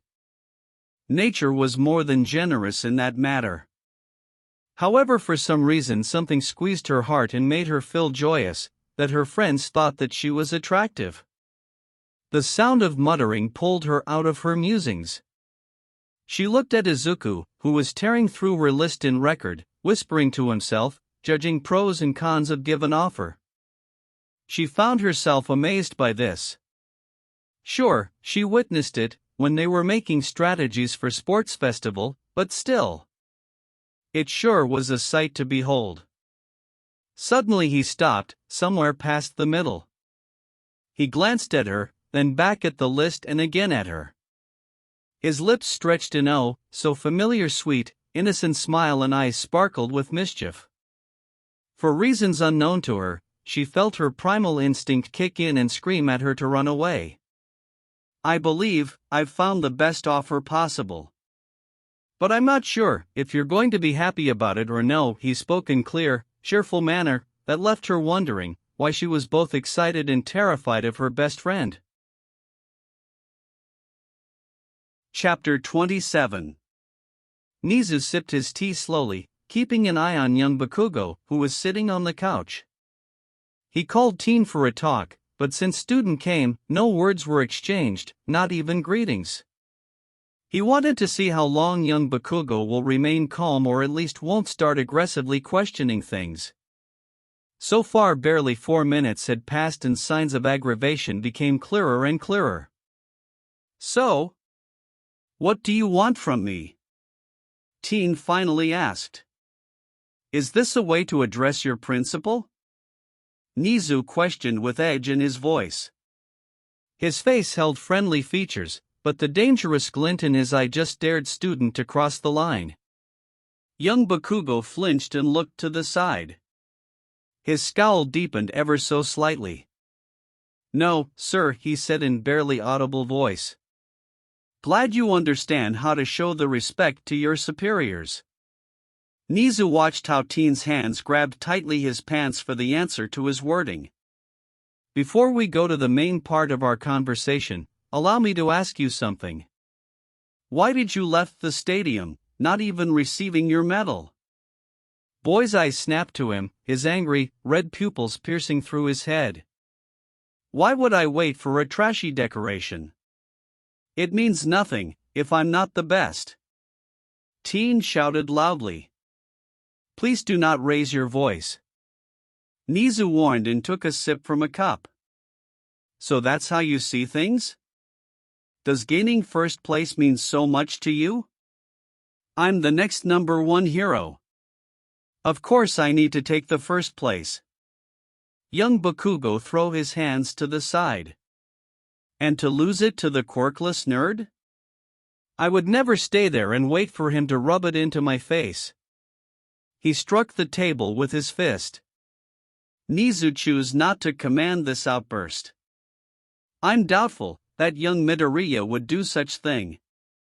He's a humble young man. While I'm sure he appreciates the title, he's not the one to gloat about it, he said in calm manner. Teen just clicked his tongue and looked away, not wanting to continue the current conversation. Now, on to the main part. Nizu informed, fondling his paws neatly on his lap. Me and other teachers heard every word you've said during the tournament, he told student and waited for his reaction. He guessed that looking at him with huge scowl was the best acknowledgement he would get. And seeing as your sessions with Hound Dog aren't giving any results, you leave me no choice but to give you an ultimatum. Nizu watched the way the boy's body tensed and how the eyes narrowed dangerously. I've seen that you've decided to intern with Best Jeanist. Very fine choice, if you ask me. I've gotten in touch with him and asked him for a favor. He paused for a moment, gazing right into Teen's eyes. During your internship, you're to continue your therapeutic sessions with Best Jeanist. After that, he will send me a report. If there's no sign of betterment of your behavior, you, young Bakugo, will be removed from Hero Course and placed into General Education Department. What? You can't do that to me. Student shouted, rising from his seat. His face was one of the outraged animal, ready to kill. Then the explosions began to pop, filling the room with the smell of burnt caramel. I can and I'm going to do it. Nizu stated calmly, not intimidated by the boy's outburst. I could even expel you, if I wanted. That seemed to do a trick and calm Teen a bit. But I want to help you, young Bakugo. If you truly want to become a hero, then start behaving as one. My school will not produce another endeavor. He took a sip of his tea, emptying the cup. That's all I wanted to tell you. You're dismissed. Teen stood in the place, seemingly rooted to it. His shocked face morphed into the usual scowl, before he stomped out of the office, shutting the door with huge force. Nizu sighed heavily and massaged his forehead. In his mind, that went well. Or as well as it could. The idea for ultimatum came from his talk with Aizawa-san about the boy. The homeroom teacher voiced his worries about young Bakugo and his isolation from the class. Even young Kirishima, who stuck to the teen since USJ, couldn't really talk with boy. It all escalated after the festival. The class somehow caught up to the fact that the beatdown young Bakugo served to young Yaoyorozu could be fatal to her life. Teen himself didn't even try to patch things up, instead he chose to challenge everyone who dared to comment on it. He just hoped that everything would end up good and young Bakugo would see the errors of his ways. Izuku blinked, looking at the smiling faces of Yagi-san and Principal. When Alan informed him that Nizu wanted for him to swing by, he thought that it was about their project. However, after arriving at the office, to see him in All Might in his withered form, he guessed that it was time for his answers regarding Yagi-san's look. So he just sat down and listened. Needlessly to say, that his head had trouble containing all the information. He knew that quirks were weird, but, come on. Power stockpiling quirk that could be passed between people not related to each other? That was a bit of the stretch. And supervillain that was able to take quirks away from the people? Nope, he didn't want to comment on it. Massaging his scalp, he glanced at Yagi-san. Okay. At least this cleared the mystery of your quirk, and why do you look like mummy without the cloth around you? No offense here. None taken, young Midoriya. All Might waved his hand. But with that out of the way, I would like to ask you a question. He looked Izuku straight in the eye, his face adopting the grave features. Will you accept one for all and become next symbol of peace? I've seen you during sports festival, especially how you flew to rescue young Hatsum. I believe that you have what is needed to become a hero that will protect our society. That caught him off guard. He was glad that his number 3 favorite hero had that kind of opinion about him. But becoming next All Might? Becoming the man who can punch his way through any problem, with smile that can melt any worry away? Could he become such a man? Well, sure, just grab that weird quirk and done. That thought itself left him with mixed feelings. When he was younger, he was sour about not having power on his own. Not being able to breathe fire, attract things to him, or something between. But now that he had his knowledge, his inventions, his important people, who liked him for who he was?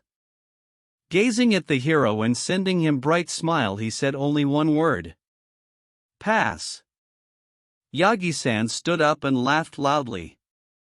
Yes. I know that you would agr. Wait, what? He looked at him with lost expression. Pass. I'm honored that you wanted me to succeed you, but nope. I'm good with what I've got. Izuku leaned back into the couch. Besides, don't you think it would be suspicious and weird that out of nowhere a boy that was quirkless his entire life can level a city with a punch? He raised his brow at All Might's sheepish face. You didn't thought about it, did you? He asked in deadpan tone. I'm a bit too enthusiastic from time to time and tend to forget about little details. Yagi-san admitted, scratching his head. I, for one, know that it would be your answer, young Midoriya. Nizu stated proudly. Izuku snorted, shooting a look at the principal's smug face. Of course you did, he coughed quietly. Now, if this is all, I would like to return to my workshop. Me and May still have some things to go over before our internship starts tomorrow. He stood up, getting ready to leave. Of course. Oh, and remember to be ready by Tuesday. Aizawa-san said that he will gladly take you under his wing. Nizu informed him. Young Midoriya, before you go. Yagi-san called him and extended his palm. I respect your choice, and even with you not accepting one for all, I'm going to support you on your way to become a hero. He smiled widely. Izuku shook the hand and nodded.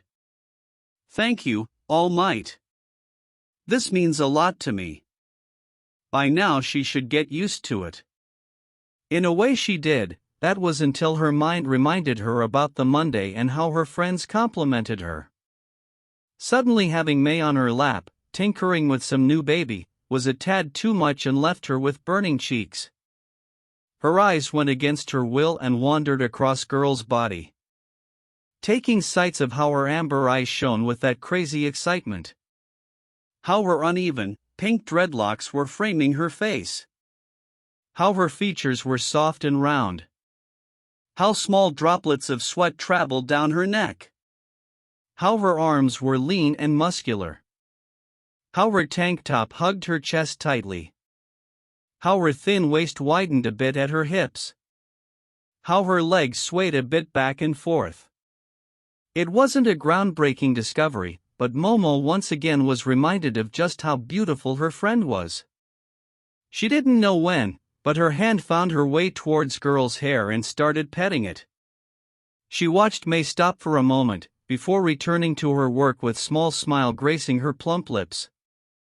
Once again she caught herself fantasying about how she wanted to touch those lips. Momo started a little experiment a while ago. Well, not exactly an experiment, but she started observing other girls. She found some cute, some sexy, some beautiful, or mix of those three. May fell into the mixed category. And that led her to wanting to know what those thoughts meant. Doors opened and Izuku stepped in, wearing his new pilot suit. This one was more form-fitting, leaving nothing to imagine. Honestly, he put to shame some of the boys in her class. She licked her lips, due to their sudden dryness. How is the suit? May asked, looking at her partner. Good, it helps with coldness on higher altitudes, he answered, searching for something. Do you know where the pliers are? Zipper jammed and I can't open it. Momo stood up, ignoring her female friend pout for losing one of the greatest sits in the school, and moved to Izuku. Let me help you. No need. I just need pliers, he protested, waving his hands at her. His voice was weird, but she just strapped it to just getting out from the armor. She forced him to turn around and grabbed the zip puller. Wait! Izuku shouted when she pushed Zipper down. She jumped up and looked at him quizzically. He seemed terrified, gazing at her with wide eyes. Why was he so scared of her seeing his back? She heard metal hit the floor in May's gasp. Glancing at the girl, Momo saw her looking right onto Izuku. Following her gaze, she soon released a breath. There, right between his shoulder blades, was a pale imprint of hand with some rough skin around it. It seemed to be rather old, but it was noticeable. Izuku, she whispered, her hand hovering above the scar. She wanted to touch it, but wasn't sure if she could. He released a heavy sigh and went to the beanbags, plopping on the middle one. He kept his gaze on the floor. Momo peeked at May and saw her nod lightly. The two of them sat on his sides and grabbed Izuku's hands, squeezing them tightly. His own grip grew stronger. And so they waited for him to say something. She was sure that he would tell them eventually. After a full minute of silence and taking a deep breath, he said, "It happened when me and Bakugo were little. Like 5 or something." He paused for a moment. After getting his quirk, everyone began to shower him with praises, saying how awesome his quirk was, how magnificent it was that he possessed such a strong quirk, how he would become a great hero. He let out a bitter laugh. But instead he became a bully. Every kid that even tried to oppose him, he beat them up. That in turn stroked his ego even further. Adults just ignored it. Kids are playing rough, that's how they called it. Izuku paused for a moment. One time he attacked a boy at the playground, because kid didn't want to leave the swing. I stood up to Bakugo and his lackeys, so they went after me. But I rose up every time. Finally Firecracker stuck his hand to my back and used his quirk, screaming at me to stay down. Momo didn't know what to say about it. She was angry at the blonde for doing such terrible things for over a decade. She was confused, because she couldn't understand why no one tried to stop him or why adults didn't see a problem. She was amazed by Izuku and his will to defend the boy. Rubbing her thumb against his palm, she asked, "Didn't your mom try to do anything about it?" Izuku glanced at her with sad, shameful eyes. "She doesn't know. Honestly, I have no idea how I've kept it away from her all those years. Only Stan was aware of it, but he swore his secrecy to me." Does it hurt?" May questioned quietly, running her fingers across the scar. "No, but it feels funny when someone touches it." "Like you're trying to tickle me with a feather," he replied, leaning back into the beanbag. Her friend lay down on Green Inventor's chest and glanced at her. Ignoring her shyness and the heat on her cheeks, she followed May's example. She was on his left, which allowed her to hear his loud heartbeat. Momo felt him wrap his arms around them, keeping them close. Pink Inventor took her palm, placing them right in the middle of Boy's torso. "We're never making baby for that blonde prick. Like ever," May declared seriously, making Izuku hum in agreement. Momo tilted her head up, catching a bit of his face. "You're really brave, you know?" He chuckled a bit and turned his head to her. His green eyes gazed right into her onyx ones. "Thank you," he gave her a small, grateful smile. At this moment Momo decided 2 things.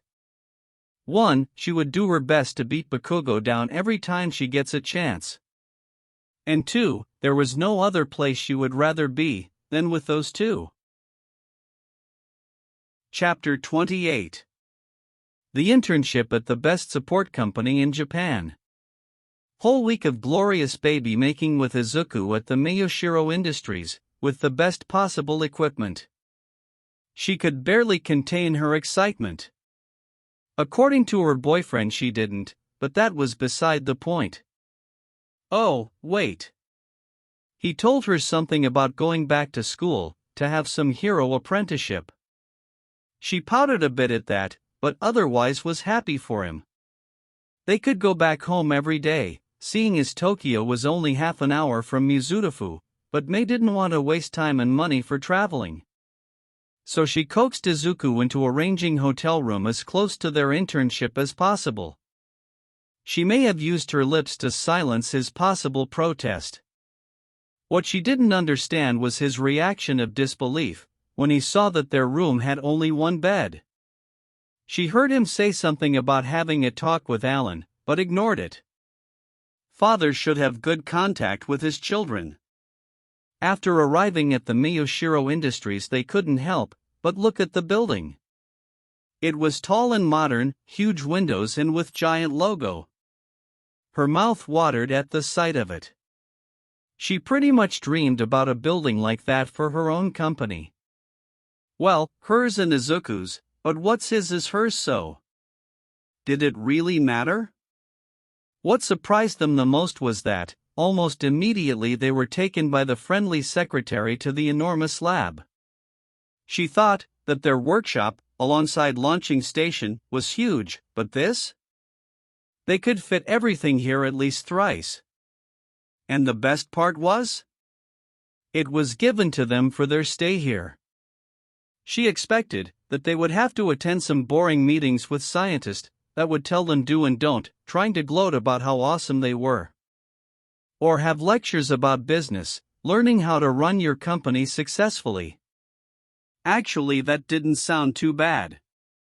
But getting the place with the latest, cutting-edge equipment, built-in assembly line and having access to seemingly unlimited amount of recourses? She wasn't the one to question things.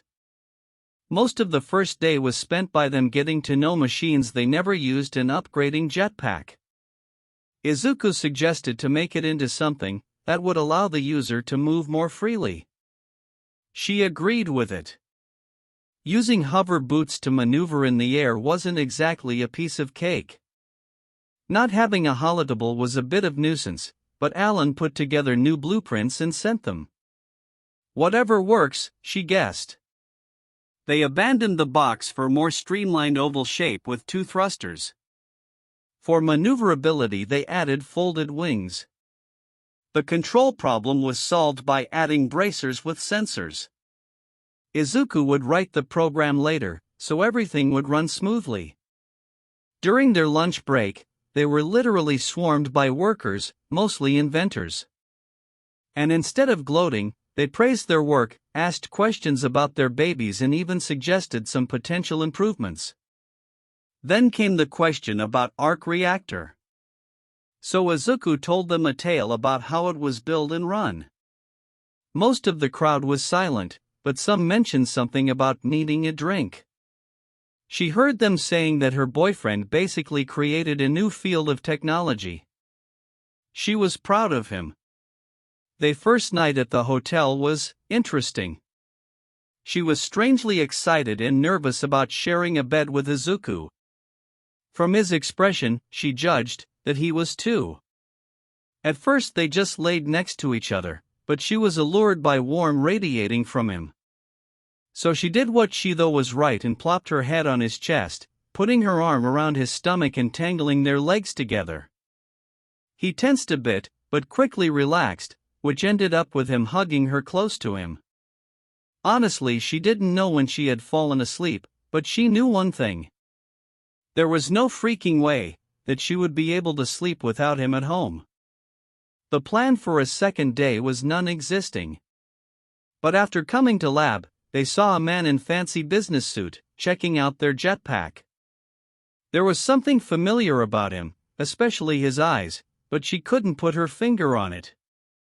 He didn't give them a name, but presented himself as a big passionate of science and technology.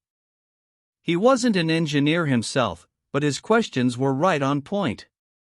In turn he gave them tips and small lectures about running the company.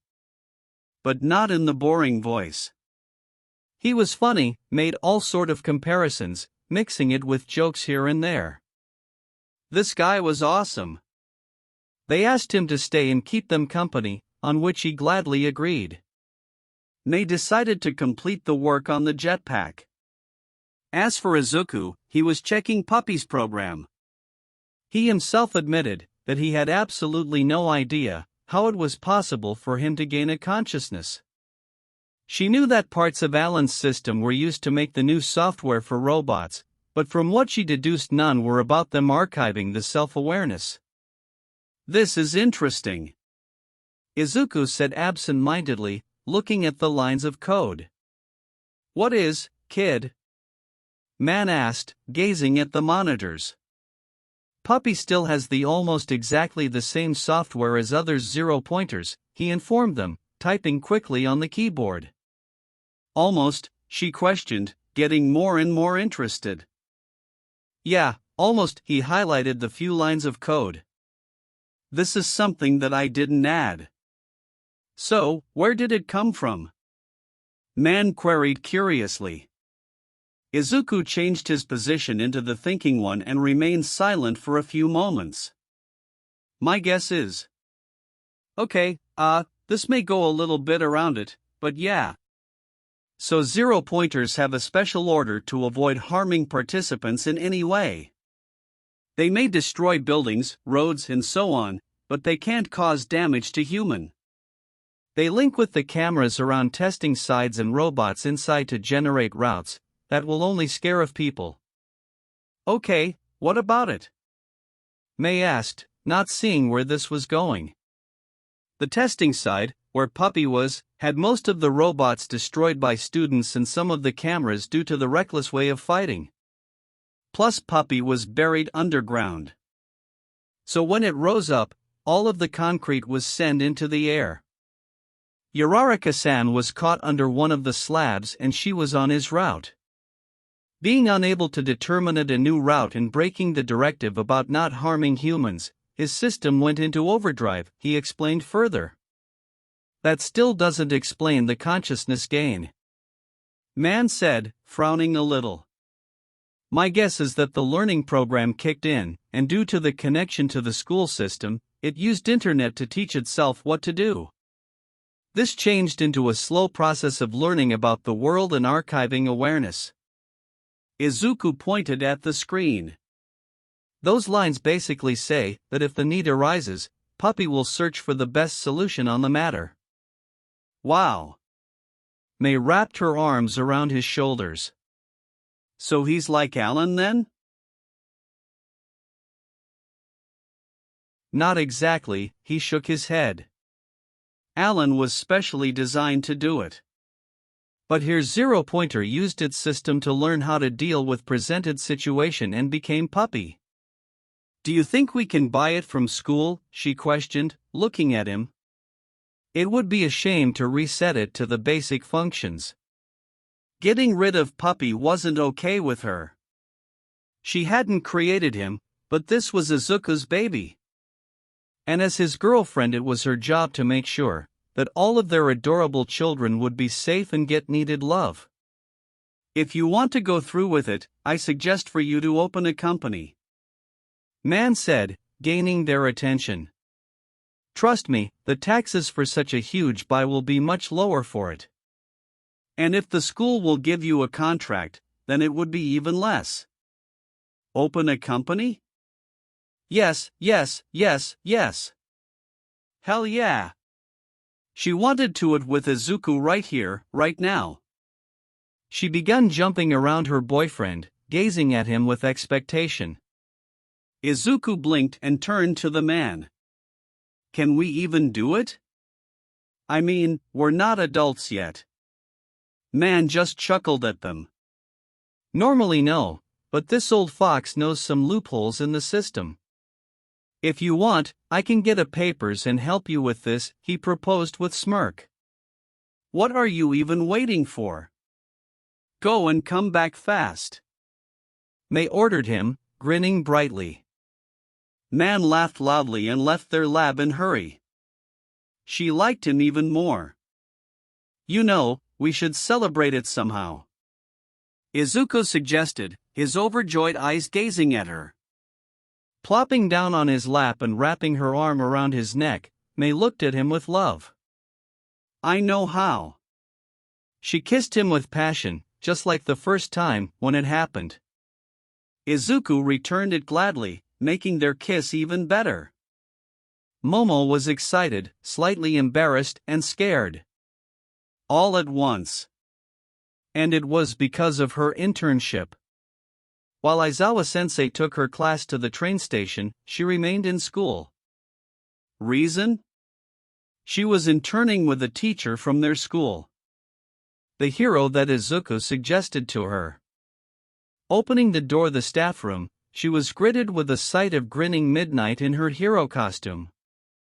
"Finally. I thought that you run away somewhere," Heroine said to her. "Sorry for the wait." Momo bowed lightly. "As a class president, I had to make sure that my classmates had all necessary things." Midnight waved her hand at her. "It's fine, don't sweat about it." "But..." Her tone changed to more dangerous one, her eyes had feral look and her tongue licked her lips slowly. "Don't make a habit out of it. Otherwise, I might have to punish you." A chill ran down her spine. Now she understood why Aizawa-sensei gave her his condolences when he saw her choice. You couldn't tell what this woman would do. "Yes, sir." And just like that, Midnight turned back to her happy persona, smiling brightly at her. "Good. Now go change and grab your luggage. We're going to another city." Momo blinked at her, not knowing about it before. "If I may ask, why?" Heroine hummed and began checking paper on the table.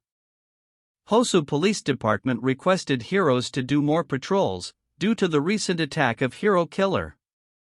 And as a freelancer of sort, I decided to take it. Besides, it'll be a good opportunity to show you how to operate during the time when people aren't feeling safe. Midnight explained. She nodded at the arguments. Reasons were fine with her. What about a hero killer? He may strike again. She didn't want to run at that villain. That's true, but if this happens, then he would have a small army of heroes to get through. Heroine turned to her and smiled reassuringly. Don't worry, Yaoyorozu, I won't allow my beautiful apprentice to be harmed. Momo was glad for that and felt a bit better. But did that woman really needed to call her apprentice? She wasn't exactly aiming to become a hero like our rated hero, Midnight. After the train ride and dropping their stuff at the hotel, she went at her first patrol. Talk about exciting. She followed Heroine advices and kept looking around, searching for potential problems. So far it was quiet, the only disturbance came from people recognizing her from sports festival. Some praised her performance, telling her that they were rooting for her, others wanted her autograph and picture. Midnight encouraged her to do it, saying that it made people happy and at ease. During their walk she saw many heroes. Some known, some not, but all of them diligently patrolled the streets. She caught the sight of her classmate, Ida-san. She waved at him, but he didn't give any response. Weird, Teen was very polite and always greeted people with respect. She guessed that he wanted to do his duty right. First day of her internship ended with nothing except pictures, autographs, and hurt feet. However, Midnight explained her a little more meticulously about how exactly heroes were getting paid and about the different types of codes used for emergencies. So it wasn't absolutely wasted. Message from Kendo-chan, who whined about her internship with Iwabami, made her glad that she listened to Izuku. Her mind wandered towards her friends. They texted her, telling her how they were doing. She was surprised when she saw the sign saying Miyoshiro Industries. Did her parents have something to do with it? She would ask them after coming back home.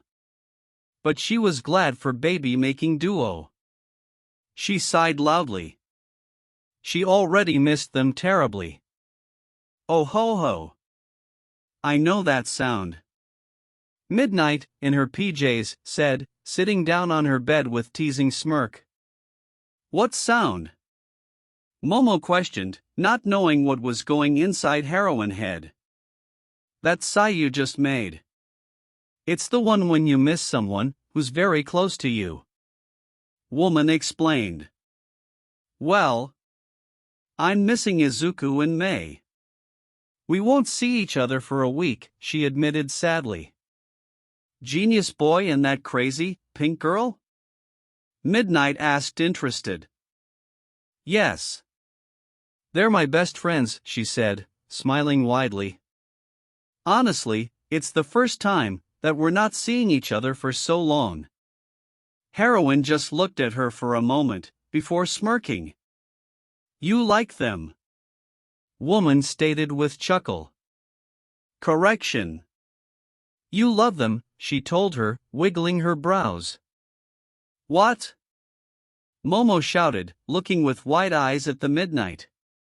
No. We're just good friends.